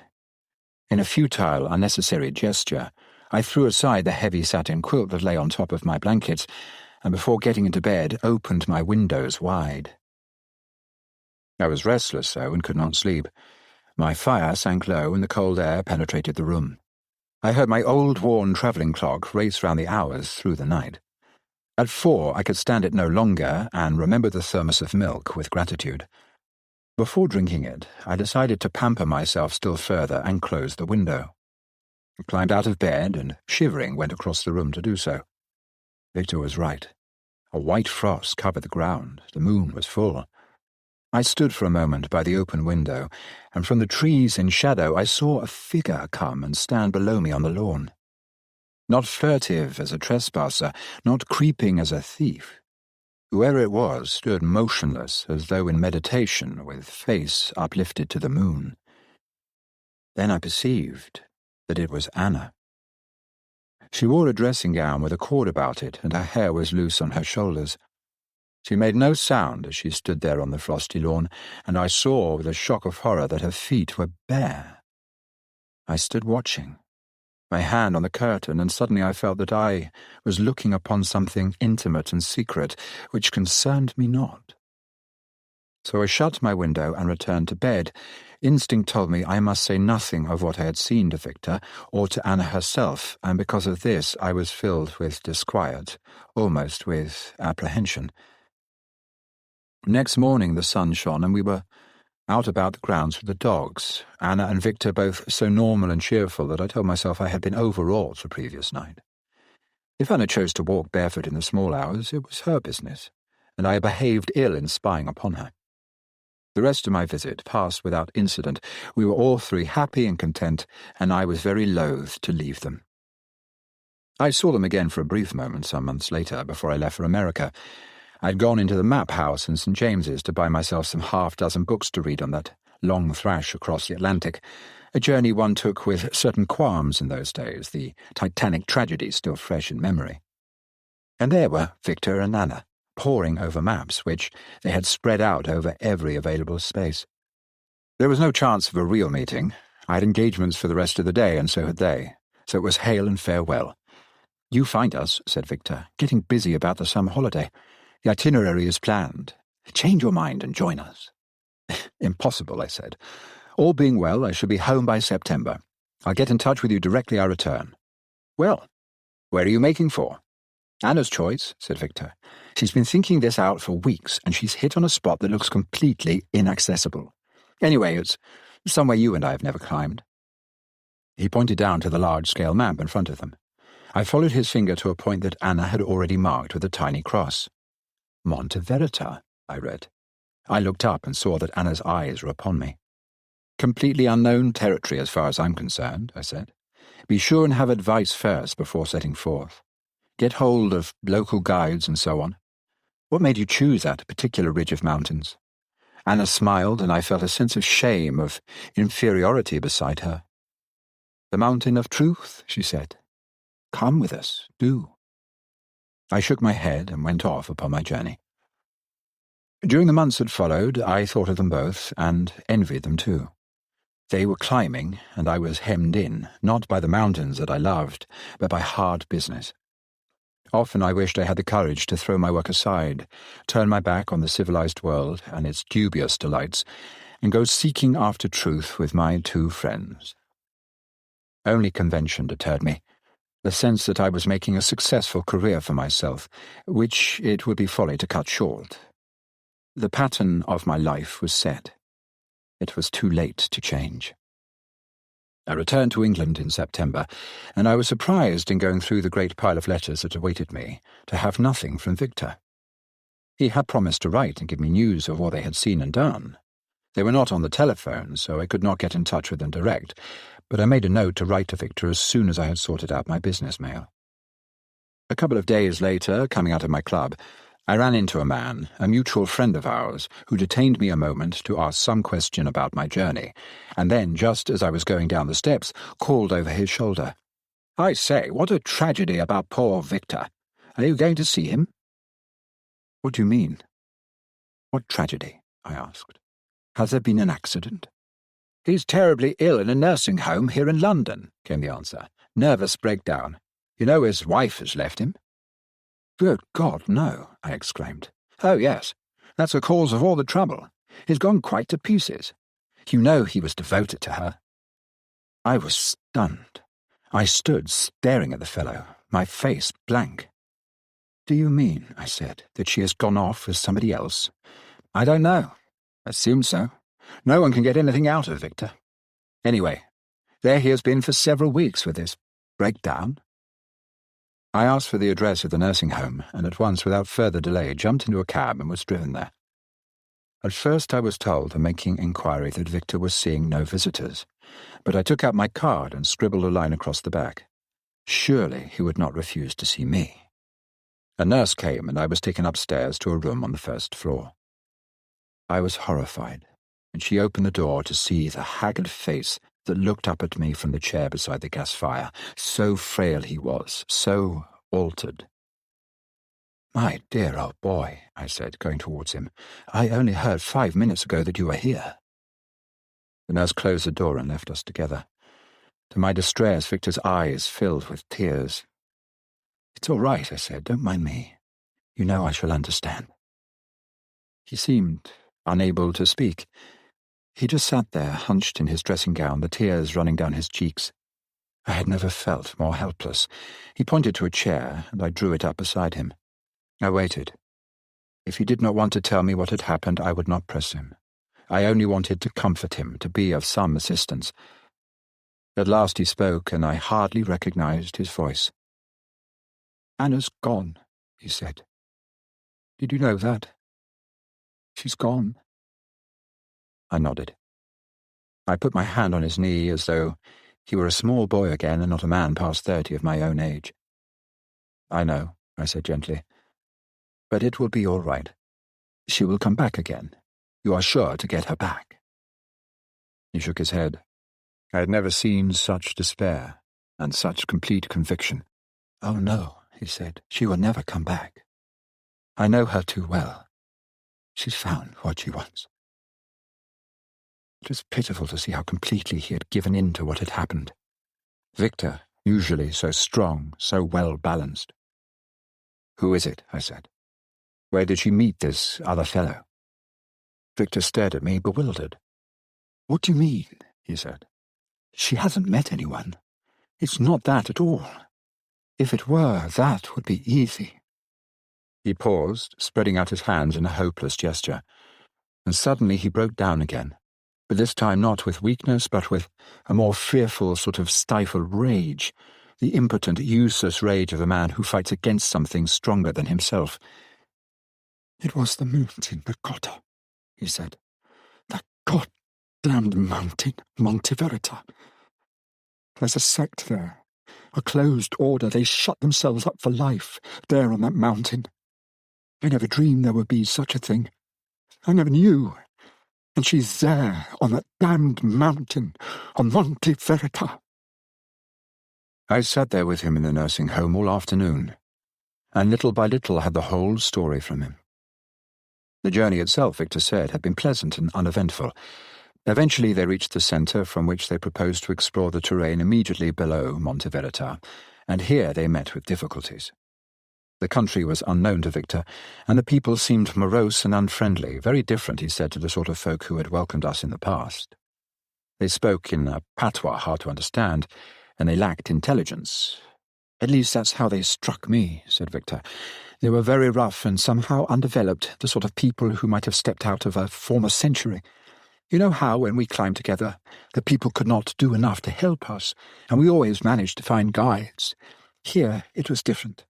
When Anna and I tried to find out the best approach to Monte Verita, they would not tell us. They just stared at us in a stupid sort of way and shrugged their shoulders. They had no guides, one fellow said. The mountain was savage, unexplored." Victor paused and looked at me with the same expression of despair. "You see," he said, "that's when I made my mistake. I should have realized the expedition was a failure, to that particular spot at any rate, and suggested to Anna that we turn back and tackle something else. Something nearer to civilization anyhow, with the people who are more helpful and the country more familiar. But you know how it is. You get a stubborn feeling inside you on the mountains, and any opposition somehow rouses you. And Monte Verita itself—" He broke off and stared in front of him. It was as though he was looking upon it again in his own mind. "I've never been one for lyrical description, you know that," he said. "On our finest climbs I was always the practical one, and you the poet. For sheer beauty I've never seen anything like Monte Verita. We've climbed many higher peaks, you and I, and far more dangerous ones too. But this was somehow sublime." After a few moments' silence, he continued talking. "I said to Anna, 'What shall we do?' And she answered me without hesitation, 'We must go on.' I did not argue. I knew perfectly well that would be her wish. The place had put a spell on both of us." They left the valley and began the ascent. "It was a wonderful day," said Victor. "Hardly a breath of wind and not a cloud in the sky. Scorching sun, you know how it can be, cut the air clean and cold. I chaffed Anna about that other climb, up Snowdon, and made her promise not to leave me behind this time. She was wearing an open shirt and a brief kilted skirt, and her hair was loose. She looked quite beautiful." As he talked, slowly, quietly, I had the impression that it must surely be an accident that had happened, but that his mind, unhinged by tragedy, balked at Anna's death. It must be so. Anna had fallen. He had seen her fall and had been powerless to help her. He then returned, broken in mind and spirit, telling himself she still lived on Monte Verita. "We came to a village an hour before sundown," said Victor. "The climb had taken us all day. We were still about 3 hours from the peak itself, or so I judged. The village consisted of some dozen dwellings or so, huddled together, and as we walked towards the first one, a curious thing happened." He paused and stared in front of him. "Anna was a little ahead of me," he said, moving swiftly with those long strides of hers. You know how she does. "I saw 2 or 3 men with some children and goats come on to the track from a piece of pasture land to the right of us. Anna raised her hand in salute, and at sight of her the men started, as if terrified, and snatching up the children ran to the nearest group of hovels, as if all the fiends in hell were after them. I heard them bolt the doors and shutter the windows. It was the most extraordinary thing. The goats went scattering down the track, equally scared." Victor said he made some joke to Anna about her charming welcome, and that she seemed upset. She did not know what she could have done to frighten them. Victor went to the first hut and knocked upon the door. Nothing happened at all, but he could hear whispers inside and a child crying. Then he lost patience and began to shout. This had effect, and after a moment one of the shutters was removed and a man's face appeared at the gap and stared at him. Victor, by way of encouragement, nodded and smiled. Slowly the man withdrew the whole of the shutter, and Victor spoke to him. At first the man shook his head. Then he seemed to change his mind and came and unbolted the door. He stood in the entrance, peering nervously about him, and ignoring Victor, looked at Anna. He shook his head violently and, speaking very quickly and quite unintelligibly, pointed towards the summit of Monte Verita. Then, from the shadows of the small room, came an elderly man, leaning on 2 sticks, who motioned aside the terrified children and moved past them to the door. He, at least, spoke a language that was not entirely patois. "Who is that woman?" he asked. "What does she want with us?" Victor explained that Anna was his wife, that they had come from the valley to climb the mountain, that they were tourists on holiday, and they would be glad of shelter for the night. He said the old man stared away from him to Anna. "She is your wife?" he said. "She is not from Monte Verita?" "She is my wife," repeated Victor. "We come from England. We are in this country on holiday. We have never been here before." The old man turned to the younger, and they muttered together for a few moments. Then the younger man went back inside the house, and there was further talk from the interior. A woman appeared, even more frightened than the younger man. She was literally trembling, Victor said, as she looked out of the doorway towards Anna. It was Anna who disturbed them. "She is my wife," said Victor again. "We come from the valley." Finally, the old man made a gesture of consent, of understanding. "I believe you," he said. "You are welcome to come inside. If you are from the valley, that is all right. We have to be careful." Victor beckoned to Anna, and slowly she came up the track and stood beside Victor, on the threshold of the house. Even now the woman looked at her with timidity, and she and the children backed away. The old man motioned his visitors inside. The living room was bare but clean, and there was a fire burning. "We have food," said Victor, unshouldering his pack, "and mattresses too. We don't want to be a nuisance, but if we could eat here and sleep on the floor, it will do very well indeed." The old man nodded. "I am satisfied," he said. "I believe you." Then he withdrew with his family. Victor said he and Anna were both puzzled at their reception and could not understand why the fact of their being married and coming from the valley should have gained them admittance after that first odd show of terror. They ate and unrolled their packs, and then the old man appeared again with milk for them and cheese. The woman remained behind, but the younger man, out of curiosity, accompanied the elder. Victor thanked the old fellow for his hospitality and said that now they would sleep, and in the morning, soon after sunrise, they would climb to the summit of the mountain. "Is the way easy?" he asked. "It is not difficult," came the reply. "I would offer to send someone with you, but no one cares to go." His manner was diffident, and Victor said he glanced again at Anna. "Your wife will be all right in the house here," he said. "We will take care of her." "Well, my wife will come with me," said Victor. "She won't want to stay behind." A look of anxiety came into the old man's face. "It is better that your wife does not go up Monte Verita," he said. "It will be dangerous." "Why is it dangerous for me to go up to Monte Verita?" asked Anna. The old man looked at her, his anxiety deepening. "For girls," he said. "For women, it is dangerous." "But how?" asked Anna. "Why? You told my husband the path is easy." "It is not the path that is dangerous," he answered. "My son can set you on the path. It is because of the..." And Victor said he used a word that neither he nor Anna understood, but that it sounded like sacerdotessa or sacerdotio. "That's priestess or priesthood," said Victor. "It can't be that. I wonder what on earth he means."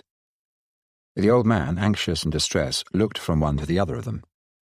"It is safe for you to climb Monte Verita and to descend again," he repeated to Victor, "but not for your wife.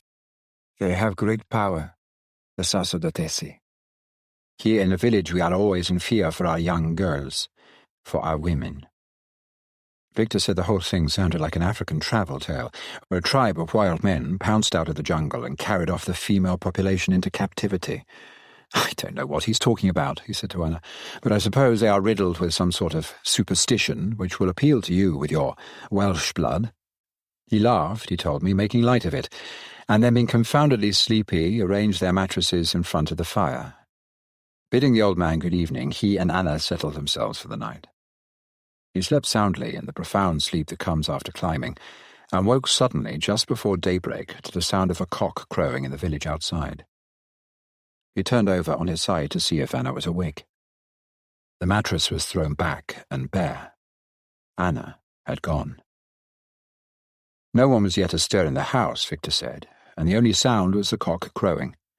He got up and put on his shoes and coat, went to the door and stepped outside. It was a cold, still moment that comes just before sunrise. The last few stars were paling in the sky. Clouds hid the valley some thousands of feet below. Only here, near the summit of the mountain, was it clear. At first, Victor felt no misgiving. He knew by this time that Anna was capable of looking after herself, and was as sure-footed as he, more so, possibly. She would take no foolish risks, and anyway, the old man had told them that the climb was not dangerous. He felt hurt, though, that she had not waited for him. It was breaking the promise that they should always climb together, and he had no idea how much of a start she had in front of him. The only thing he could do was to follow her as swiftly as he could. He went back into the room to collect their rations for the day. She had not thought of that. Their packs they could fetch later for the descent, and they would probably have to accept hospitality here for another night. His movements must have roused his host, for suddenly the old man appeared from the inner room and stood beside him. His eyes fell on Anna's empty mattress. Then he searched Victor's eyes, almost in accusation. "My wife's gone ahead," Victor said. "I'm going to follow her." The old man looked very grave. He went to the open door and stood there, staring away from the village up the mountain. "It was wrong to let her go," he said. "You should not have permitted it." He appeared very distressed, Victor said, and he shook his head to and fro, murmuring to himself. "It's all right," said Victor. "I shall soon catch her up, and we shall probably be back again soon after midday." He put his hand on the old fellow's arm to reassure him. "I fear very much that it will be too late," said the old man. "She will go to them, and once she is with them, she will not come back." Once again he used the word sacerdotesse, the power of the sacerdotesse, and his manner, his state of apprehension, now communicated itself to Victor so that he too felt a sense of urgency and of fear. "Do you mean that there are living people at the top of Monte Verita?" he said. "People who may attack her and harm her bodily?" The old man began to talk rapidly, and it was difficult to make any sense out of the torrent of words that now sprang from him. "No," he said, "the sacerdotesse would not hurt her. They hurt no one. It was that they would take her to become one of them. Anna would go to them. She could not help herself. The power was so strong. 20, 30 years ago, the old man said, his daughter had gone to them. He had never seen her again. Other young women from the village and from down below in the valley were called by the sacerdotesse. And once they were called, they had to go. No one could keep them back. No one saw them again. Never, never.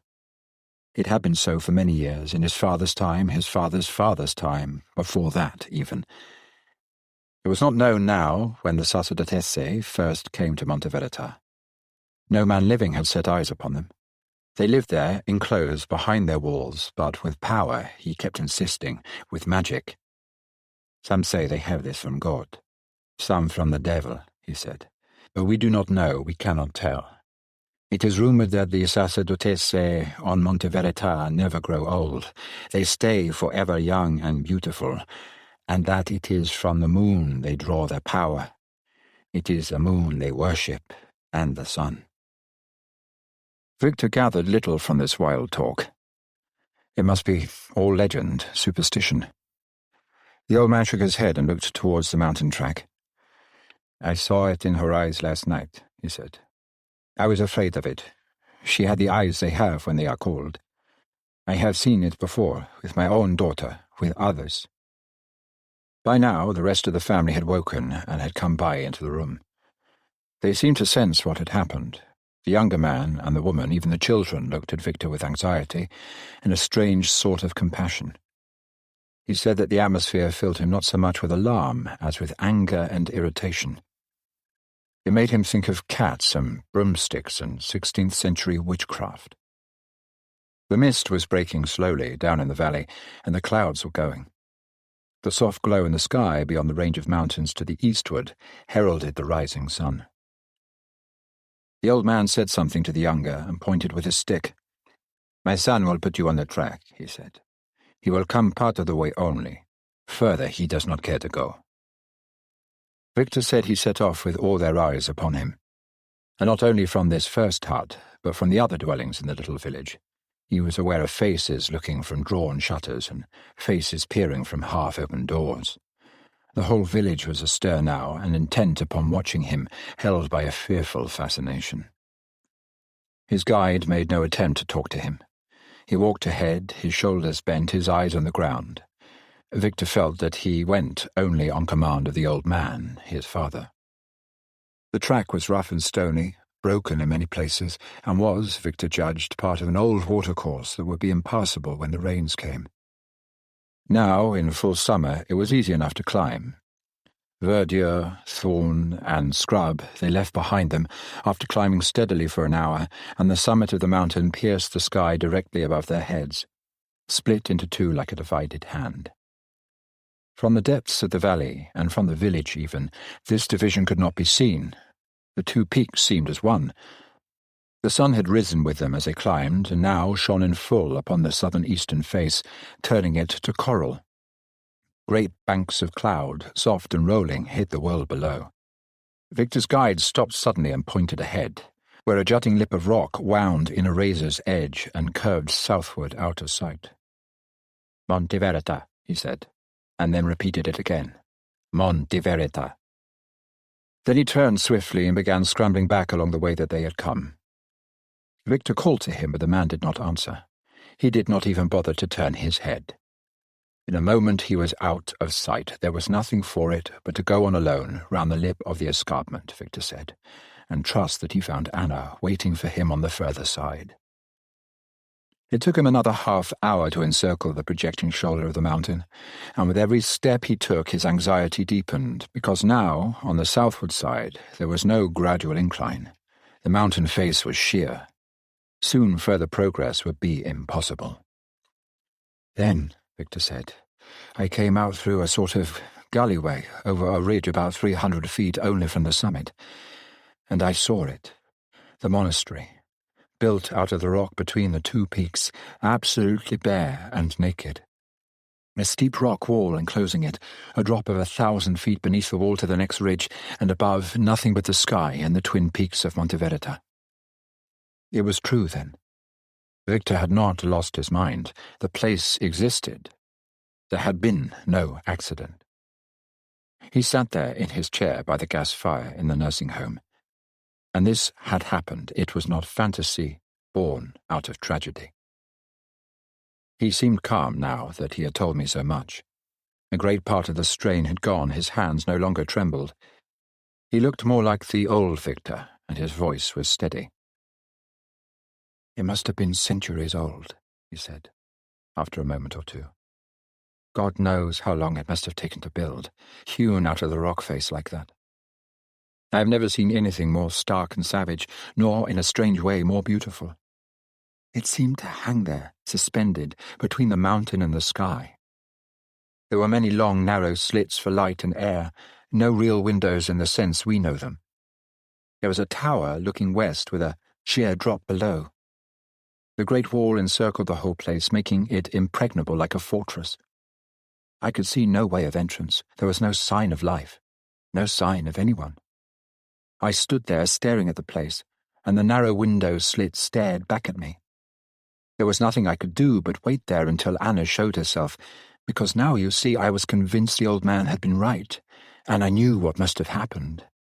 The inhabitants had seen Anna from behind those slit windows and had called to her. She was with them now, inside. She must see me standing outside the wall and presently come out to me.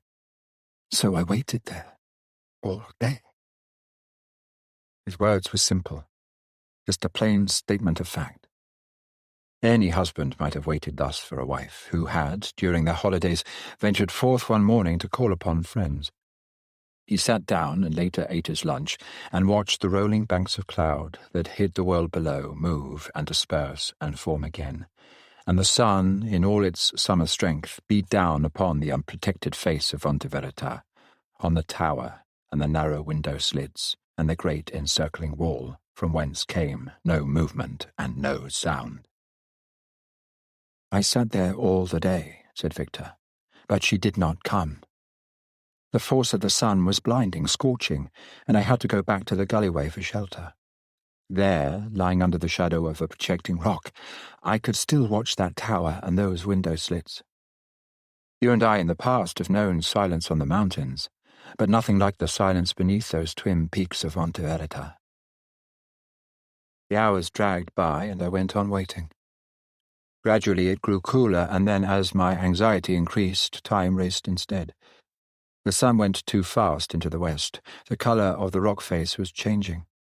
There was no longer any glare. I began to panic then. I went to the wall and shouted. I felt along the wall with my hands, but there was no entrance. There was nothing.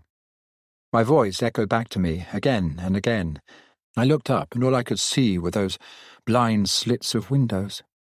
I began to doubt everything, the old man's story, all that he had said. This place was uninhabited. No one had lived there for 1,000 years. It was something built long ago in time and now deserted. And Nana had never come to it at all. She had fallen on that narrow slipway where the track ended and the man had left me. She must have fallen into the sheer depths where the southern shoulder of the mountain ridge began. And this is what had happened to the other women who had come this way, the old man's daughter, the girls from the valleys. They had all fallen. None of them had ever reached the ultimate rock face here between the peaks. The suspense would have been easier to bear if the first strain and sign of breakdown had come back in Victor's voice. As it was, sitting there in the London nursing home, the room impersonal and plain, the routine bottles of medicines and pills on the table by his side, and the sound of traffic coming from Wigmore Street, his voice took on a steady, monotonous quality, like a clock ticking. It would have been more natural had he turned suddenly and screamed. "Yet I dare not go back," he said, "unless she came. I was compelled to go on waiting there beneath the wall. The clouds banked up towards me and turned grey. All the warning evening shadows that I knew too well crept into the sky. One moment the rock face and the wall and the slit windows were golden. Then suddenly the sun was gone. There was no dusk at all. It was cold and it was night." Victor told me that he stayed there against the wall until daybreak. He did not sleep. He paced up and down to keep warm.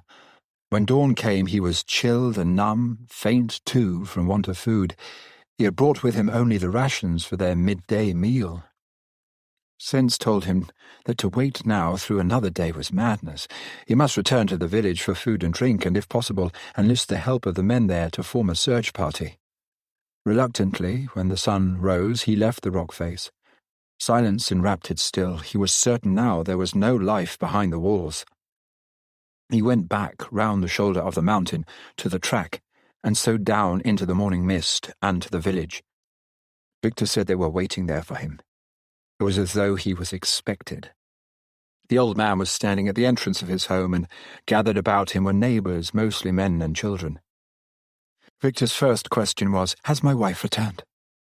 Somehow, descending from the summit, hope had come back to him again, that she had never climbed the mountain track, that she had walked another way and had come back to the village by a different path. When he saw their faces, his hope went. "She will not come back," said the old man. "We told you she would not come back. She has gone to them on Monteverita." Victor had wisdom enough to ask for food and drink before entering into argument. They gave him this. They stood beside him, watching him with compassion. Victor said the greatest agony was the sight of Anna's pack, her mattress, her drinking bottle, her knife, the little personal possessions she had not taken with her. When he had eaten, they continued to stand there, waiting for him to speak. He told the old man everything, how he had waited all day and through the night, how there was never a sound or a sign of life in those slit windows on the rock face on Monte Verita. Now and again the old man translated what Victor said to the neighbours. When Victor had finished, the old man spoke. "It is as I said. Your wife is there. She is with them." Victor, his nerves to pieces, shouted aloud, "How can she be there? There is no one alive in that place. It's dead. It's empty. It's been dead for centuries." The old man leaned forward and put his hand on Victor's shoulder. "It is not dead. That is what many have said before. They went and waited as you waited. 25 years ago, I did the same. This man here, my neighbor, waited 3 months, day after day, night after night, many years ago, when his wife was called. She never came back. No one who is called to Monte Verita returns." Well, she had fallen then. She had died. It was that, after all. Victor told them this. He insisted upon it. He begged that they would go now with him and search the mountain for her body. Gently, compassionately, the old man shook his head. "In the past, we did that too," he said. "There are those among us who climb with great skill, who know the mountain every inch of it, and who have descended the southern side even to the edge of the great glacier, beyond which no one can live. There are no bodies. Our women never fell. They were not there. They are in Monte Verita with the sacerdotesse." It was hopeless, Victor said. There was no use to try argument.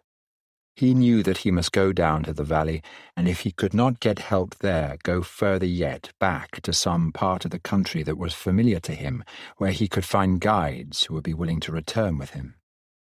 "My wife's body is somewhere on this mountain," he said. "I must find it. If your people won't help me, I will get others." The old man looked over his shoulder and spoke a name. From the little crowd of silent spectators came a child, a small girl of about 9 years old. He laid his hand upon her head.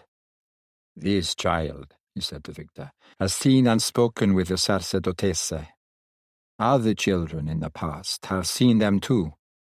Only to children, and then rarely do they show themselves. She will tell you what she saw." The child began her recitation in a high sing-song voice, her eyes fixed upon Victor, and he could tell, he said, that it was a tale she had repeated so many times to the same listeners that it was now a chant, a lesson learnt by heart. And it was all in patois. Not one word could Victor understand. When she had finished, the old man acted as interpreter, and from force of habit he too declaimed as the child had done, his tone taking that same sing-song quality.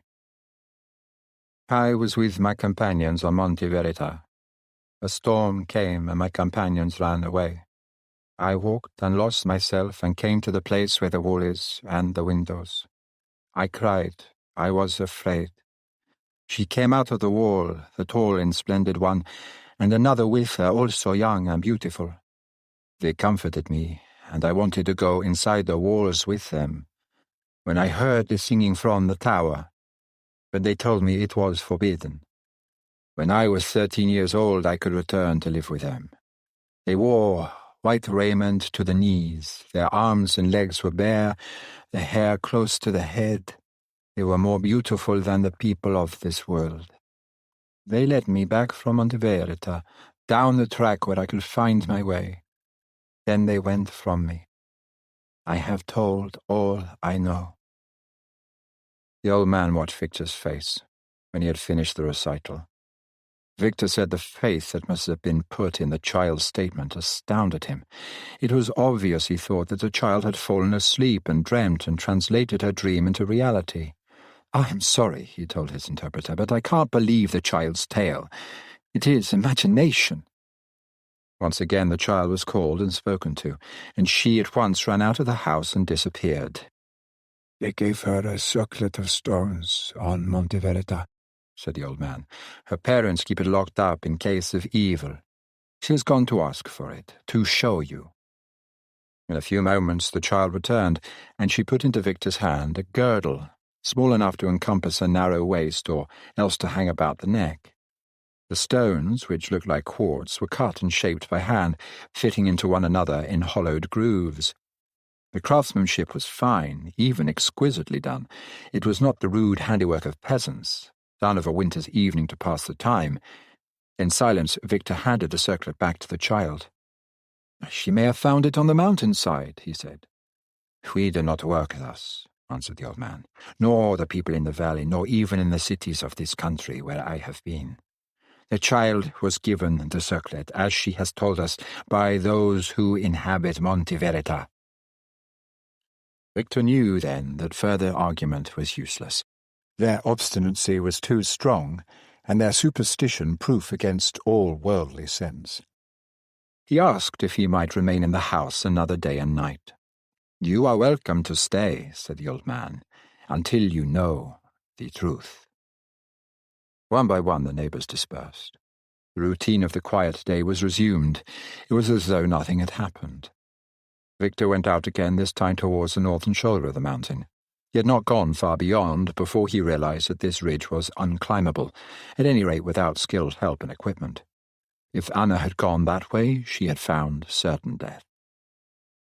He came back to the village, which, situated as it was on the eastern slopes, had already lost the sun. He went into the living room and saw that there was a meal there prepared for him, and his mattress lay on the floor beneath the hearth. He was too exhausted to eat. He flung himself down on the mattress and slept. Next morning he rose early and climbed once more to Monte Verita, and sat there all the day. He waited, watching the slit windows, while the hot sun scorched the rock face through the long hours, and then sank down into the western sky. And nothing stirred, and no one came. He thought of that other man from the village who some years ago had waited there 3 months, day after day, night after night, and Victor wondered what limitation time would put to his endurance, and whether he would equal the other in fortitude. On the third day, at that moment of midday when the sun was strongest, he could bear the heat no longer and went to lie in the gullyway, in the shadow and blessed coolness of the projecting rock. Worn with the strain of watching, and with the despair that now filled his entire being, Victor slept. He awoke with a start. The hands of his watch pointed to 5 o'clock, and it was already cold inside the gully. He climbed out and looked towards the rock face, golden now in the setting sun. Then he saw her. She was standing beneath the wall, but on a ledge only a few feet in circumference, and below her the rock face fell away sheer, 1,000 feet or more. She waited there, looking towards him, and he ran towards her, shouting, "Anna! Anna!" And he said that he heard himself sobbing, and he thought his heart would burst. When he drew closer, he saw that he could not reach her. The great drop to the depths below divided them. She was a bare 12 feet away from him, and he could not touch her. "I stood where I was, staring at her," said Victor. "I did not speak. Something seemed to choke my voice. I felt the tears running down my face. I was crying. I had made up my mind that she was dead, you see, that she had fallen. And she was there. She was alive. Ordinary words wouldn't come. I tried to say, 'What has happened? Where have you been?' But it wasn't any use. Because as I looked at her, I knew in one moment, with terrible, blinding certainty, that it was all true. What the old man had said and the child, it wasn't imagination, it wasn't superstition. Though I saw no one but Anna, the whole place suddenly became alive. From behind those window slits above me, there were God knows how many eyes watching, looking down on me. I could feel the nearness of them beyond those walls, and it was uncanny and horrible and real. Now the strain had come back into Victor's voice. Now his hands trembled once again. He reached out for a glass of water and drank thirstily. "She was not wearing her own clothes," he said.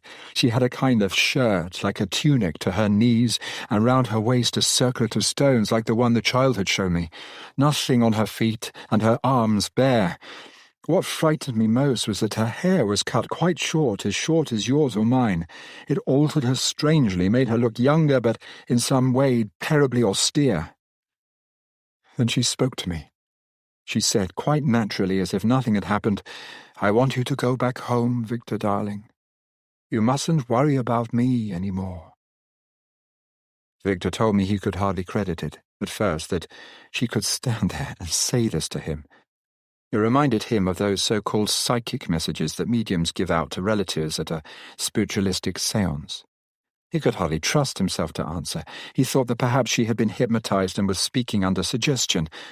"Why do you want me to go home?" he said very gently, not wanting to damage her mind, which these people might have destroyed.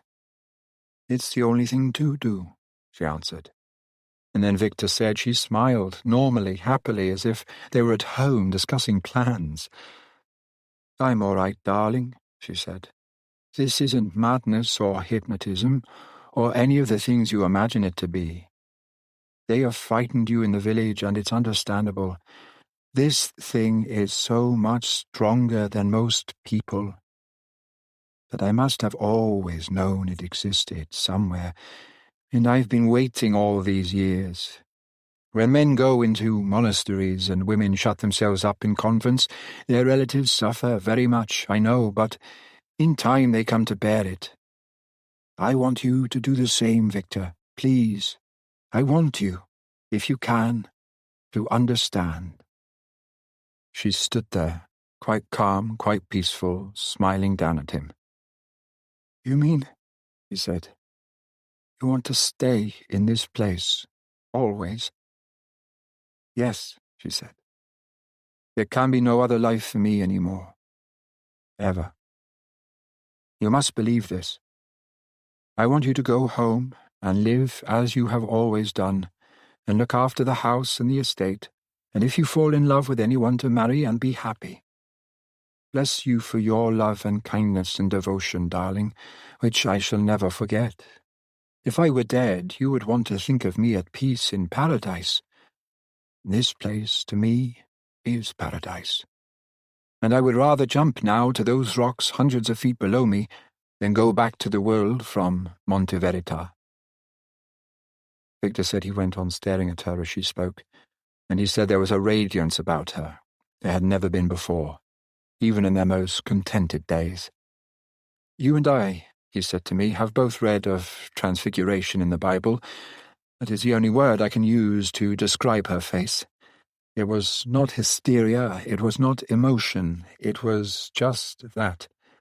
Something out of this world of ours had put its hand upon her. To plead with her was useless, to attempt force impossible. Anna, rather than go back to the world, would throw herself off the rock face. I should achieve nothing." He said the feeling of utter helplessness was overwhelming. The knowledge that there was nothing he could do. It was as if he and she were standing on a dockway, and she was about to set foot in a ship bound to an unknown destination, and the last few minutes were passing by before the ship's siren blew, warning him the gangways would be withdrawn and she must go. He asked her if she had all she needed, if she would be given sufficient food, enough covering, and whether there were any facilities should she fall ill. He wanted to know if there was anything she wanted that he could send to her. And she smiled back at him, saying she had everything, within those walls, that she would ever need. He said to her, "I shall return every year at this time to ask you to come back. I shall never forget." She said, "It will be harder for you if you do that, like putting flowers on a grave. I would rather you stayed away." "I can't stay away," he said, "with the knowledge that you are here behind these walls." "I won't be able to come to you again," she said. "This is the last time you will see me. Remember, though, that I shall go on looking like this, always. That is part of the belief. Carry me with you." Then Victor said she asked him to go. She could not return inside the walls until he had gone. The sun was low in the sky, and already the rock face was in shadow. Victor looked at Anna a long time. Then he turned his back on her, standing by the ledge, and walked away from the wall towards the gully, without looking over his shoulder. When he came to the gully, he waited there a few minutes, then looked out again towards the rock face. Anna was no longer standing on the ledge. There was nothing there but the wall and the slit windows, and above, not yet in shadow, the twin peaks of Monte Verita. I managed to spare half an hour or so every day to go and visit Victor in the nursing home. Each day he appeared stronger and more himself. I spoke to the doctor attending him, to the matron and the nurses. They told me there was no question of a deranged mind. He came to them suffering from severe shock and nervous collapse. It had already done him immense good to see me and to talk to me. In a fortnight he was well enough to leave the nursing home, and he came to stay with me in Westminster. During those autumn evenings he went over all that had happened again and again. I questioned him more closely than I had done before. He denied that there had ever been anything abnormal about Anna. Theirs had been a normal, happy marriage. Her dislike of possessions, her Spartan way of living was, he agreed, unusual, but it had not struck him as peculiar. It was Anna. I told him of the night I had seen her standing with bare feet in the garden on the frosted lawn. Yes, he said, that was the sort of thing she did. But she had a fastidiousness, a certain personal reticence that he respected. He never intruded upon it. I asked him how much he knew of her life before he married her. He told me there was very little to know. Her parents had died when she was young, and she had been brought up in Wales by an aunt. There was no peculiar background, no skeletons in the cupboard. Her upbringing had been entirely ordinary in every way. "It's no use," said Victor. "You can't explain Anna. She is just herself, unique." You can't explain her any more than you can explain the sudden phenomenon of a musician born to ordinary parents, or a poet, or a saint. There is no accounting for them, they just appear. It was my great fortune, praise God, to find her, just as it is my own personal hell now to have lost her. Somehow I shall continue living as she expected me to do, and once a year I shall go back to Monteverita. His acquiescence to the total breakup of his life astounded me. I felt that I could not have overcome my own despair had the tragedy been mine. It seemed to me monstrous that an unknown sect on a mountainside could, in the space of a few days, have such power over a woman of intelligence and personality. It was understandable that ignorant peasant girls could be emotionally misled and their relatives, blinded by superstition, do nothing about it. I told Victor this. I told him that it should be possible, through the ordinary channels of our embassy, to approach the government of that country, to have a nationwide inquiry, to get the press onto it, the backing of our own government. I told him I was prepared, myself, to set all this in motion. We were living in the 20th century, not in the Middle Ages. A place like Monteverita should not be permitted to exist. I would arouse the whole country with the story, create an international situation. "But why?" said Victor quietly. "To what end?" "To get Anna back," I said, "and to free the rest, to prevent the break-up of other people's lives." "We don't," said Victor, "go about destroying monasteries or convents. There are hundreds of them all over the world." "That is different," I argued. "They are organized bodies of religious people. They have existed for centuries." "I think very probably Monteverita has too." "How do they live? How do they eat? What happens when they fall ill, when they die?" "I don't know. I try not to think about it. All I cling to is that Anna said she had found what she was searching for, that she was happy. I'm not going to destroy that happiness." Then he looked at me, in a way half puzzled, half wise, and said, "It's odd, you talking in this way, because by rights you should understand Anna's feelings more than I do. You were always the one with mountain fever. You were the one, in old climbing days, to have your head in the clouds, and quote to me, 'The world is too much with us, late and soon. Getting and spending, we lay waste our powers.'" I remember getting up and going over to the window and looking out over the foggy street down to the embankment. I said nothing. His words had moved me very much. I could not answer them. And I knew, in the depths of my heart, why I hated the story of Monteverita and wanted the place to be destroyed. It was because Anna had found her truth, and I had not. That conversation between Victor and myself made, if not a division in our friendship, at least a turning point. We had reached a halfway mark in both our lives. He went back to his home in Shropshire, and later wrote to me that he intended making over the property to a young nephew still at school, and during the next 2 years intended having the lad to stay with him in the holidays to get him acquainted with the place. After that he did not know. He would not commit himself to plans. My own future at this time was full with change. My work necessitated living in America for a period of 2 years. Then, as it turned out, the whole tenor of the world became disrupted. The following year was 1914. Victor was one of the first to join up. Perhaps he thought this would be his answer. Perhaps he thought he might be killed. I did not follow his example until my period in America was over. It certainly was not my answer, and I disliked every moment of my army years. I saw nothing of Victor during the whole of the war. We fought on different fronts and did not even meet on leave. I did hear from him once, and this is what he said. In spite of everything, I have managed to get to Monte Verita each year as I promised to do. I stayed a night with the old man in the village and climbed on to the mountain top the following day. It looked exactly the same, quite dead and silent. I left a letter for Anna beneath the wall and sat there all the day, looking at the place, feeling her near. I knew she would not come to me. The next day I went again and was overjoyed to find a letter from her in return. If you can call it a letter.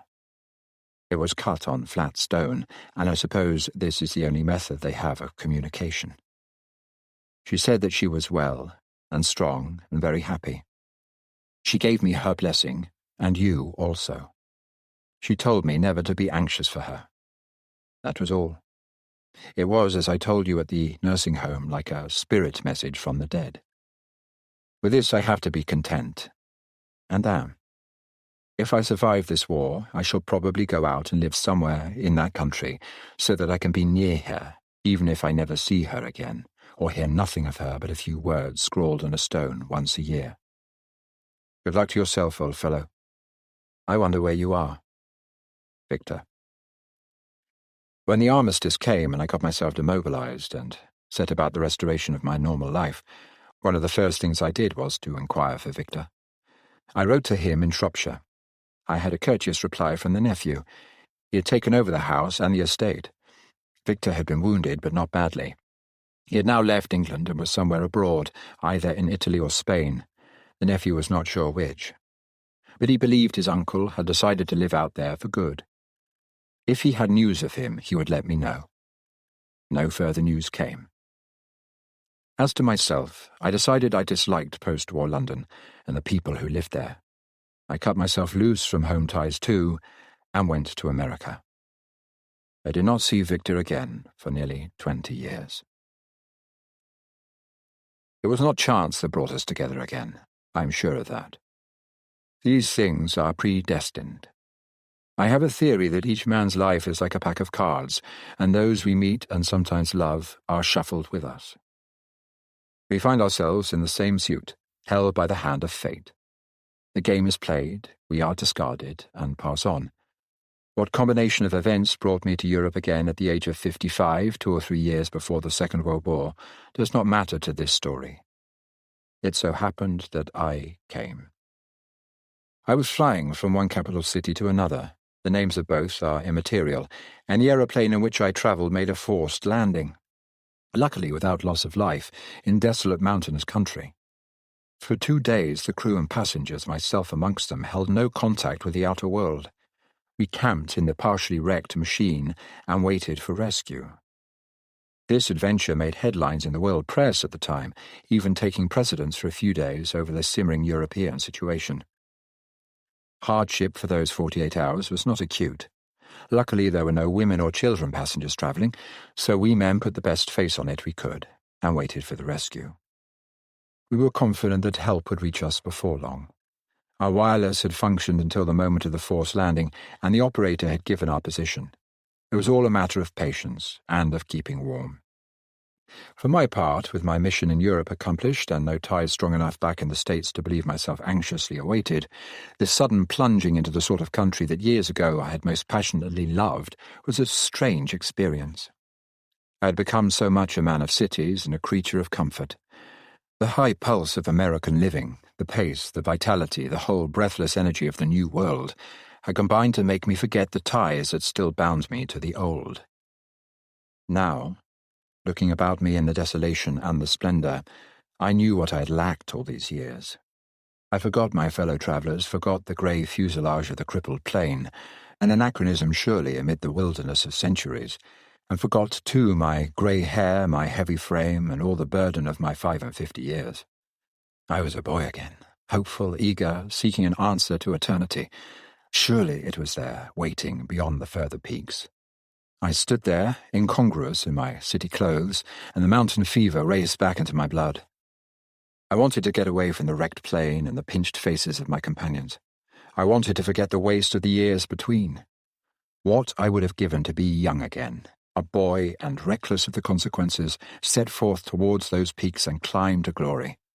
I knew how it would feel up there on the higher mountains, the air keener and still more cold, the silence deeper, the strange burning quality of ice, the penetrating strength of the sun, and that moment when the heart misses a beat as the foot, momentarily slipping on the narrow ledge, seeks safety, the hands clutch to the rope. I gazed up at them, the mountains that I loved, and felt a traitor. I betrayed them for baser things, for comfort, ease, security. When rescue came to me and to my fellow travellers, I would make amends for the time that had been lost. There was no pressing hurry to return to the States. I would take a vacation here in Europe and go climbing once again. I would buy proper clothes, equipment, set myself to it. This decision taken, I felt light-hearted, irresponsible. Nothing seemed to matter anymore. I returned to my little party, sheltering beside the plane, and laughed and joked through the remaining hours. Help reached us on the second day. We had been certain of rescue when we had sighted an aeroplane at dawn hundreds of feet above us. The search party consisted of true mountaineers and guides, rough fellows, but likeable. They had brought clothing, kit, and food for us, and were astonished, they admitted, that we were all in condition to make use of them. They had thought to find none of us alive. They helped us down to the valley in easy stages, and it took us until the following day. We spent the night encamped on the north side of the great ridge of mountains that had seemed to us, beside the useless plain, so remote and so inaccessible. At daybreak we set forth again, a splendid clear day, and the whole of the valley below our camp lay plain to the eye. Eastward the mountain range ran sheer, and as far as I could judge impassable to a snow-capped peak, or possibly two, that pierced the dazzling sky like the knuckles on a closed hand. I said to the leader of the rescue expedition, just as we were starting out on the descent, "I used to climb much in old days, when I was young. I don't know this country at all. Do many expeditions come this way?" He shook his head. He told me conditions were difficult. He and his companions came from some distance away. The people in the valley to the eastward there were backward and ignorant. There were few facilities for tourists or for strangers. If I cared about climbing, he could take me to other places where I should find good sport. It was already rather late in the year, though, for expeditions. I went on looking at that eastward ridge, remote and strangely beautiful. "What do they call them?" I said. "Those twin peaks to the east." He answered, "Monte Verita." I knew then what had brought me back to Europe. We parted, my fellow travellers and I, at a little town some 20 miles from the spot where the aeroplane had crashed. Transport took them onto the nearest railway line and to civilization. I remained behind. I booked a room at the small hotel and deposited my luggage there. I bought myself strong boots, a pair of breeches, a jerkin, and a couple of shirts. Then I turned my back upon the town and climbed. It was, as the guide had told me, late in the year for expeditions. Somehow I did not care. I was alone and on the mountains once again. I had forgotten how healing solitude could be. The old strength came back to my legs and to my lungs, and the cold air bit into the whole of me. I could have shouted with delight at 55. Gone was the turmoil and the stress, the anxious stir of many millions.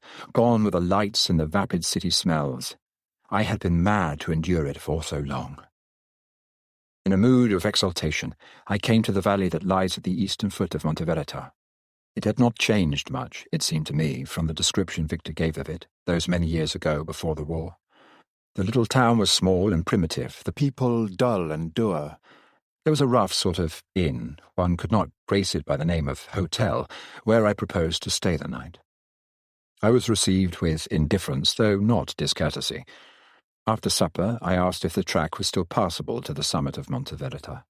My informant behind his bar, for bar and cafe were in one, and I ate there, being the only visitor, regarded me without interest as he drank the glass of wine I offered him. "It is passable, I believe," As far as the village. Beyond that, I do not know, he said. Is there much coming and going between your people in the valley here and those in the village on the mountain? I asked. Sometimes, perhaps. Not at this time of year, he answered. Do you ever have tourists here? Few tourists. They go north. It is better in the north. Is there any place in the village where I could sleep tomorrow night? I do not know. I paused a moment, watching his heavy, sullen face. Then I said to him, And the sacerdotesse? Do they still live on the rock face on the summit of Monte Verita? He started. He turned his eyes full upon me and leant over the bar. Who are you, then? What do you know of them? Then they do exist still, I said. He watched me, suspicious. Much had happened to his country in the past 20 years. Violence, revolution, hostility between father and son, and even this remote corner must have had its share. It may have been this that made reserve. There are stories, he said slowly. I prefer not to mix myself up in such matters. It is dangerous. One day there will be trouble. Trouble for whom? For those in the village, for those who may live on Monte Verita. I know nothing of them. For us here in the valley, I do not know. If I do not know, no harm can come to me. He finished his wine and cleaned his glass and wiped the bar with a cloth. He was anxious to be rid of me. At what time do you wish for your breakfast in the morning? He said. I told him 7 and went up to my room. I opened the double windows and stood out on the narrow balcony. The little town was quiet. Few lights winked in the darkness. The night was clear and cold. The moon had risen and would be full tomorrow or the day after. It shone upon the dark mountain mass in front of me. I felt oddly moved, as though I had stepped back into the past. This room where I should pass the night might have been the same one where Victor and Anna slept all those years ago in the summer of 1913. Anna herself might have stood here, on the balcony, gazing up at Monte Verita, while Victor, unconscious of the tragedy so few hours distant, called to her from within. And now, in their footsteps, I had come to Monte Verita. The next morning I took my breakfast in the cafe bar, and my landlord of the night before was absent. My coffee and bread were brought to me by a girl, perhaps his daughter. Her manner was quiet and courteous, and she wished me a pleasant day. I am going to climb, I said. The weather seems set fair. Tell me, have you ever been to Monte Verita? Her eyes flickered away from mine instantly. No, she said. No, I have never been away from the valley. My manner was matter-of-fact and casual. I said something about friends of mine having been here some while ago. I did not say how long, and that they had climbed to the summit and had found the rock face there between the peaks, and had been much interested to learn about the sect who lived enclosed within the walls. Are they still there, do you know? I asked, lighting a cigarette, elaborately at ease. She glanced over her shoulder nervously, as though conscious that she might be overheard. It is said so, she answered. My father does not discuss it before me. It is a forbidden subject to young people. I went on smoking my cigarette. I live in America, I said, and I find that there, as in most places, when the young people get together, there is nothing they like discussing so well as forbidden subjects. She smiled faintly, but said nothing. I dare say you and your young friends often whisper together about what happens on Monte Verita, I said. I felt slightly ashamed of my duplicity, but I felt that this method of attack was the most likely one to produce information. Yes, she said, that is true, but we say nothing out loud. But just lately, once again she glanced over her shoulder and then resumed, her voice pitched lower. A girl I knew quite well. She was to marry shortly. She went away one day. She has not come back, and they are saying she has been called to Monte Verita. No one saw her go? No. She went by night. She left no word, nothing. Could she not have gone somewhere quite different, to a large town, to one of the tourist centres? It is believed not. Besides, just before she had acted strangely, she had been heard talking in her sleep about Monte Verita. I waited for a moment, then continued my inquiry, still nonchalant, still casual. What is the fascination in Monte Verita? I asked. The life there must be unbearably harsh, and even cruel. Not to those who are called, she said, shaking her head. They stay young always. They never grow old. If nobody has ever seen them, how can you know? It has always been so. That is a belief. That is why here in the valley they are hated and feared and also envied. They have the secret of life on Monte Verita. She looked out of the window towards the mountain. There was a wistful expression in her eyes. And you, I said, do you think you will ever be called? I am not worthy, she said. Also, I am afraid. She took away my coffee and offered me some fruit. And now, she said, her voice still lower, since this last disappearance there is likely to be trouble. The people are angry here in the valley. Some of the men have climbed to the village and are trying to rouse them there to get a force of numbers, and then they will attack the rock. Our men will go wild. They will try to kill those who live there. Then there will be more trouble. We shall get the army here. There will be inquiries, punishments, shooting. It will all end badly. So it is not pleasant at the moment. Everyone goes about afraid. Everybody is whispering in secret. A footstep outside sent her swiftly behind the bar. She busied herself there, her head low, as her father came into the room. He glanced at both of us suspiciously. I put out my cigarette and rose from the table. So you are still intent to climb? He asked me. Yes, I said. I shall be back in a day or two. It would be imprudent to stay there longer, he said. You mean the weather will break? The weather will break, yes. Also, you might not be safe. In what way might it not be safe? There may be disturbance. Things are unsettled just now. Men are out of temper. When they are out of temper, they lose their heads, and strangers, foreigners, can come to harm at such time. It would be better if you gave up your idea of climbing Monte Verita and turned northwards. There is no trouble there. Thank you, but I have set my heart on climbing Monte Verita. He shrugged his shoulders. He looked away from me. As you will, he said. It is not my affair. I walked out of the inn, down to the street, and crossing the little bridge above the mountain stream, I set my face to the track through the valley that led me to the eastern face of Monte Verita. At first the sounds from the valley were distinct. The barking of dogs, the tinkle of cowbells, the voices of men calling to one another, all these rose clearly to me in the still air. Then the blue smoke from the houses merged and became one misty haze, and the houses themselves took on a toy town quality. The track wound above me and away, ever deeper into the heart of the mountain itself, until by midday the valley was lost in the depths, and I had no other thought in my mind but to climb upwards, higher, always higher, win my way beyond that first ridge to the left, leave it behind me, and gain the second. Forget both in turn to achieve the third, steeper yet and overshadowed. My progress was slow, with untuned muscles and imperfect wind, but exhilaration of spirit kept me going, and I was in no way tired, rather the reverse. I could have gone on forever. It was with a shock of surprise that I came finally upon the village, for I had pictured it at least another hour away. I must have climbed at a great pace, for it was barely 4 o'clock. The village wore a forlorn, almost deserted appearance, and I judged that today there were few remaining inhabitants. Some of the dwellings were boarded up, others fallen in and partly destroyed. Smoke came only from 2 or 3 of them, and I saw no one working in the pasture land around. A few cows, lean-looking and unkempt, grazed by the side of the track, the jangling bells around their necks sounding hollow somehow in the still air. The place had a sombre, depressing effect after the stimulation of the climb.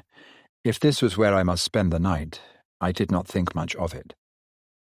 I went to the door of the first dwelling that had a thin wisp of smoke coming from the roof and knocked upon the door. It was opened after some time by a lad of about 14, who after one look at me called over his shoulder to somebody within. A man of about my own age, stupid-looking and heavy, came to the door. He said something to me in patois, then, staring a moment and realizing his mistake, he broke, even more hauntingly than I, into the language of the country. You are the doctor from the valley, he said to me. No, I replied. I am a stranger on vacation, climbing in the district. I want a bed for the night if you can give me one. His face fell. He did not reply directly to my request. "We have someone here, very sick," he said. "I do not know what to do. They said a doctor will come from the valley. You met no one?" "I'm afraid not. No one climbed from the valley except myself. Who is ill? A child?" The man shook his head. No, we have no children here." He went on looking at me in a dazed, helpless sort of way, and I felt sorry for his trouble, but I did not see what I could do. I had no sort of medicines upon me but a first aid packet and a small bottle of aspirin. The aspirin might be of use, if there was fever. I undid it from my pack and gave a handful to the man. "These may help," I said, "if you care to try them." He beckoned me inside. "Please, to give them yourself," he said. I had some reluctance to step within and be faced with the grim spectacle of a dying relative, but plain humanity told me I could hardly do otherwise. I followed him into the living room. There was a trestle bed against the wall, and lying upon it, covered with 2 blankets, was a man, his eyes closed. He was pale and unshaven, and his features had the sharp, pointed look about them that comes upon the face when near to death. I went close to the bed and gazed down upon him. He opened his eyes. For a moment we stared at one another, unbelieving. Then he put out his hand to me and smiled. It was Victor. "Thank God," he said. I was too much moved to speak. I saw him beckon to the fellow who stood apart and speak to him in patois, and he must have told him we were friends, for some sort of light broke in the man's face, and he withdrew. I went on standing by the trestle bed, with Victor's hand in mine. "How long have you been like this?" I asked at length. "Nearly 5 days," he said. "Touch of pleurisy. I've had it before. Rather worse this time. I'm getting old." Once again he smiled, and although I guessed him to be desperately ill, he was little changed. He was the same Victor still. "You seem to have prospered," he said to me, still smiling. "You have all the sleek appearance of success." I asked him why he had never written, and what he had been doing with himself for 20 years. "I cut myself adrift," he said. "I gather you did the same, but in a different way. I haven't been back to England since I left. What is it that you're holding there?" I showed him the bottle of aspirin. "I'm afraid that's no use to you," I said. "The best thing I can suggest is for me to stay here tonight, and then first thing in the morning get the chap here and 1 or 2 others to help me carry you down to the valley." He shook his head. "A waste of time," he said. "I'm done for. I know that." "Nonsense. You need a doctor, proper nursing. That's impossible in this place." I looked round the primitive living room, dark and airless. "Never mind about me," he said. "Someone else is more important." "Who?" "Anna," he said. And then as I answered nothing, at a loss for words, he added, "She's still here, you know, on Monte Verita." "You mean," I said, "that she's still in that place, enclosed? She never left it?" "That's why I'm here," said Victor. "I come every year and have done since the beginning. I wrote and told you, surely, after the war. I live in a little fishing port all the year round, very isolated and quiet, and then come here once in 12 months. I left it later this year because I had been ill." It was incredible. What an existence all these years, without friends, without interests, enduring the long months until the time came for this hopeless annual pilgrimage. "Have you ever seen her?" I asked. "Never." "Do you write to her?" "I bring a letter every year. I take it up with me and leave it beneath the wall, and then return the following day." "The letter gets taken?" "Always. And in its place there is a slab of stone, with writing scrawled upon it, never more than a few words. I take the stones away with me. I have them all down on the coast where I live." It was heart-rending, his faith in her, his fidelity through the years. "I've tried to study it," he said. "This religion, belief, it's very ancient, way back before Christianity. There are old books that hint at it. I've picked them up from time to time, and I've spoken to people, scholars, who have made a study of mysticism and the old rites of ancient Gaul and the Druids. There's a strong link between all mountain folk of those times. In every instance that I have read, there is this insistence on the power of the moon and the belief that the followers stay young and beautiful. You talk, Victor, as if you believe that too, I said. I do, he answered. The children believe it here in the village, the few that remain. Talking to me had tired him. He reached out for a pitcher of water that stood beside the bed. Look here, I said. These aspirins can't hurt you. They can only help if you have fever. And you might get some sleep. I made him swallow 3 and drew the blankets closer round him. Are there any women in the house? I asked. No, he said. I've been puzzled about that since I've been here this time. The village is pretty much deserted. All the women and children have shifted to the valley. There are about 20 men and boys left, or told. Do you know when the women and children went? I gather they left a few days before I came. This fellow here, he's the son of the old man who used to live here, who died many years ago. He's such a fool that he never knows anything. He just looks vague if you question him, but he's competent in his own way. He'll give you food and find bedding for you, and the little chap is bright enough. Victor closed his eyes, and I hoped that he might sleep. I thought I knew why the women and children had left the village. It was since the girl from the valley had disappeared. They had been warned that trouble might come to Monteverita. I did not dare tell Victor this. I wished I could persuade him to be carried down into the valley. But by this time it was quite dark, and I was hungry. I went through a sort of recess to the back. There was no one there but the boy. I asked him for something to eat and drink, and he understood. He brought me bread and meat and cheese, and I ate it in the living room, with the boy watching me. Victor's eyes were still closed, and I believed he slept.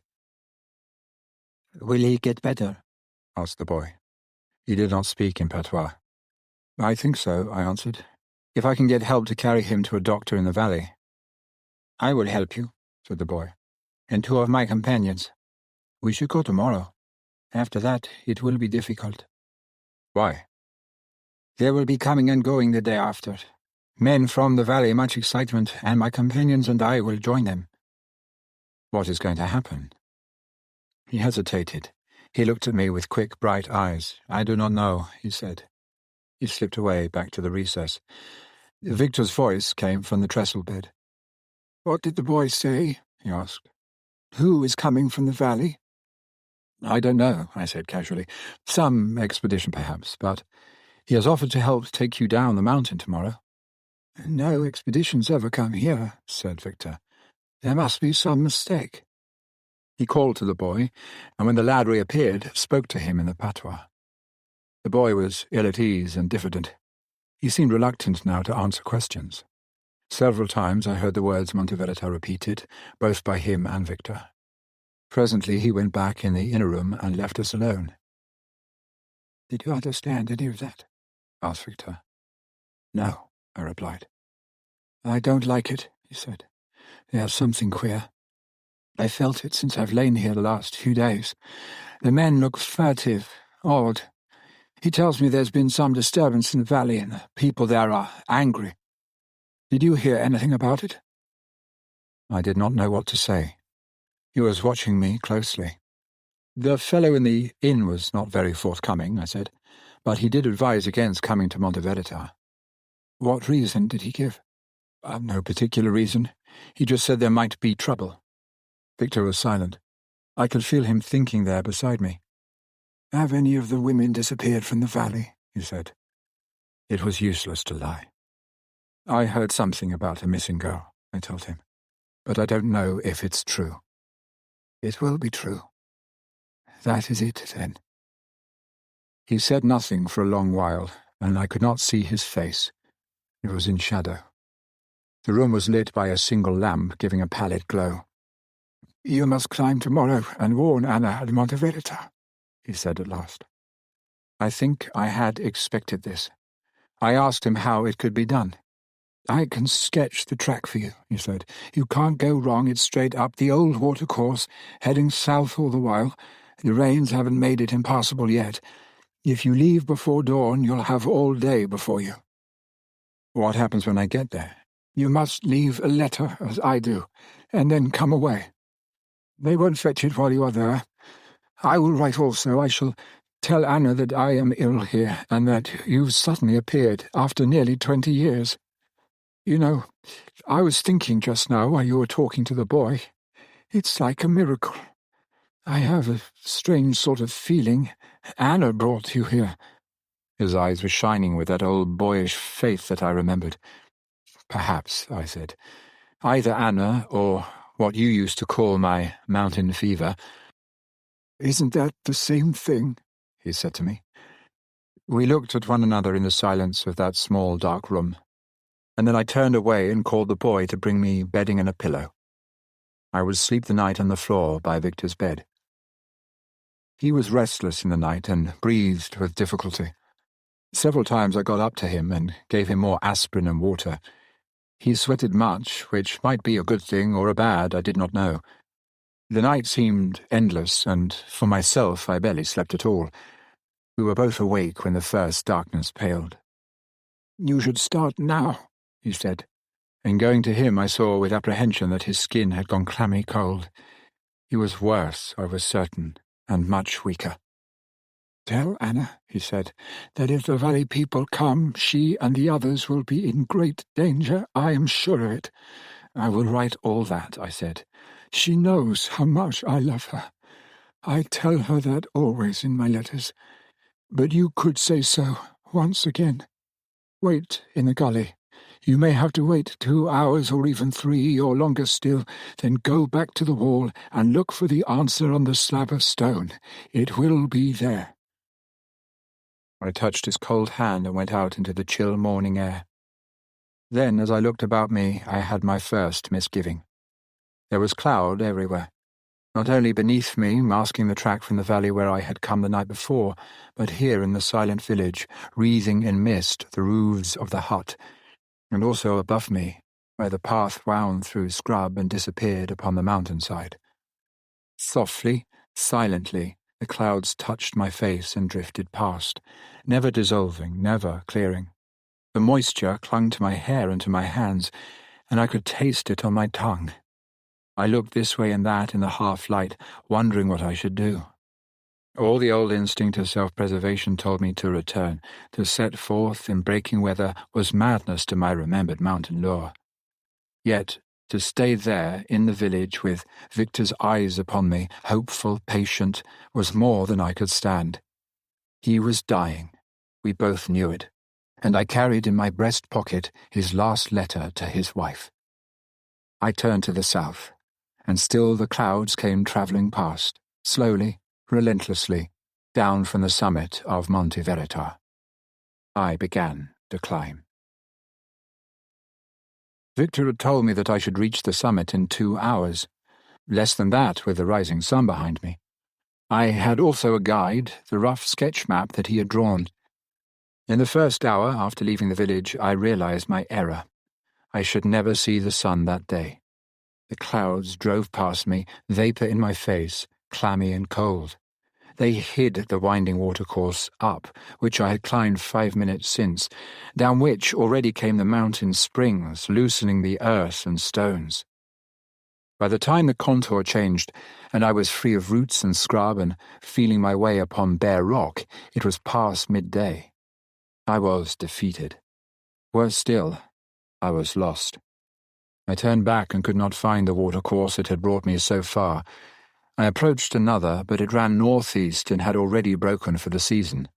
A torrent of water washed away down the mountainside. One false move, and the current would have borne me away, tearing my hands to pieces as I sought for a grip among the stones. Gone was my exultation of the day before. I was no longer in the thrall of mountain fever, but held instead by the equally well-remembered sense of fear. It had happened in the past, many a time, the coming of cloud. Nothing renders a man so helpless unless he can recognize every inch of the way by which he has come and so descend. But I had been young in those days, trained and climbing fit. Now I was a middle-aged city dweller, alone on a mountain I had never climbed before. and I was scared. I sat down under the lee of a great boulder, away from the drifting cloud, and ate my lunch, the remainder of sandwiches packed at the Valley Inn, and waited. Then, still waiting, I got up and stamped about for warmth. The air was not penetrating yet, but seeping cold, the moist, chill cold that always comes with cloud. I had this one hope, that with the coming of darkness and with a fall in temperature, the cloud would lift. I remembered it would be full moon, a great point to my advantage, for cloud rarely lingers at these times, but tends to break up and dissolve. I welcomed, therefore, the coming of a sharper cold into the atmosphere. The air was perceptibly keener, and looking out towards the south, from which direction the cloud had drifted all the day, I could now see some 10 feet ahead. Below me it was still as thick as ever. A wall of impenetrable mist hid the descent. I went on, waiting. Above me, always to the south, the distance that I could see increased from 12 feet to 15, from 15 to 20.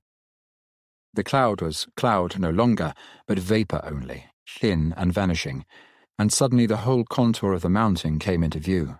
Not the summit as yet, but the great jutting shoulder, leaning south, and beyond it my first glimpse of the sky. I looked at my watch again. It was 5:45. Night had fallen onto Monte Verita.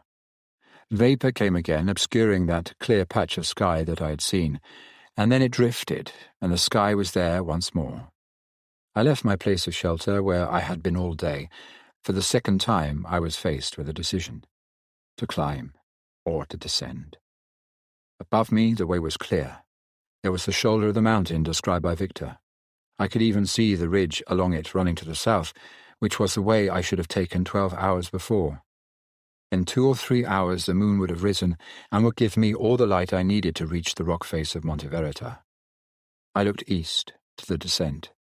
The whole of it was hidden in the same wall of cloud. Until the cloud dissolved, I should still be in the same position I had been all day, uncertain of direction, helpless invisibility that was never more than 3 feet. I decided to go on, and to climb to the summit of the mountain with my message. Now the cloud was beneath me. My spirits revived. I studied the rough map drawn by Victor and set out towards the southern shoulder. I was hungry. I would have given much to have back the sandwiches I'd eaten at midday.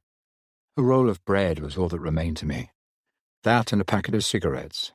Cigarettes were not helpful to the wind, but at least they staved off the desire for food. Now I could see the twin peaks themselves, clear and stark against the sky, and a new excitement came to me as I looked up at them, for I knew that when I had rounded the shoulder and had come to the southern face of the mountain, I should have reached my journey's end. I went on climbing, and I saw how the ridge narrowed and how the rock steepened, becoming more sheer as the southern slopes opened up to view, and then over my shoulder rose the first tip of the moon's great face out of the misty vapour to the east. The sight of it stirred me to a new sense of isolation. It was as though I walked alone on the earth's rim, the universe below me and above. No one trod this empty discus but myself, and it spun its way through space to ultimate darkness. As the moon rose, the man that climbed with it shrank to insignificance. I was no longer aware of personal identity. This shell in which I had my being moved forward without feeling, drawn to the summit of the mountain by some nameless force which seemed to hold suction from the moon itself. I was impelled, like the flow and ebb of tide upon water. I could not disobey the law that urged me on, any more than I could cease to breathe. This was not mountain fever in my blood, but mountain magic. It was not nervous energy that drove me, but the tug of the full moon. The rock narrowed and closed above my head, making an arch, a gully, so that I had to stoop and feel my way. Then I emerged from darkness into light, and there before me, silver white, were the twin peaks and the rock face of Monte Verita. For the first time in my life, I looked on beauty bare. My mission was forgotten. My anxiety for Victor, my own fear of Cloud that had clamped me through the day. This indeed was journey's end. This was fulfillment. Time did not matter. I had no thought of it. I stood there staring at the rock face under the moon. How long I remained motionless I do not know, nor do I remember when the change came to the tower and the walls. But suddenly the figures were there. It had not been before. They stood, one behind the other on the walls, silhouetted against the sky, and they might have been stone images carved from the rock itself. So still they were, so motionless. I was too distant from them to see their faces or their shape. One stood alone, within the open tower. This one alone was shrouded, in a garment reaching from head to foot. Suddenly there came to my mind old tales of ancient days, of druids, of slaughter, and of sacrifice. These people worshipped the moon, and the moon was full. Some victim was going to be flung to the depths below, and I would witness the act. I had known fear in my life before, but never terror. Now it came upon me in full measure. I knelt down in the shadow of the gully, for surely they must see me standing there in the moon's path. I saw them raise their arms above their heads, and slowly a murmur came from them, low and indistinct at first, then swelling louder, breaking upon the silence that hitherto had been profound.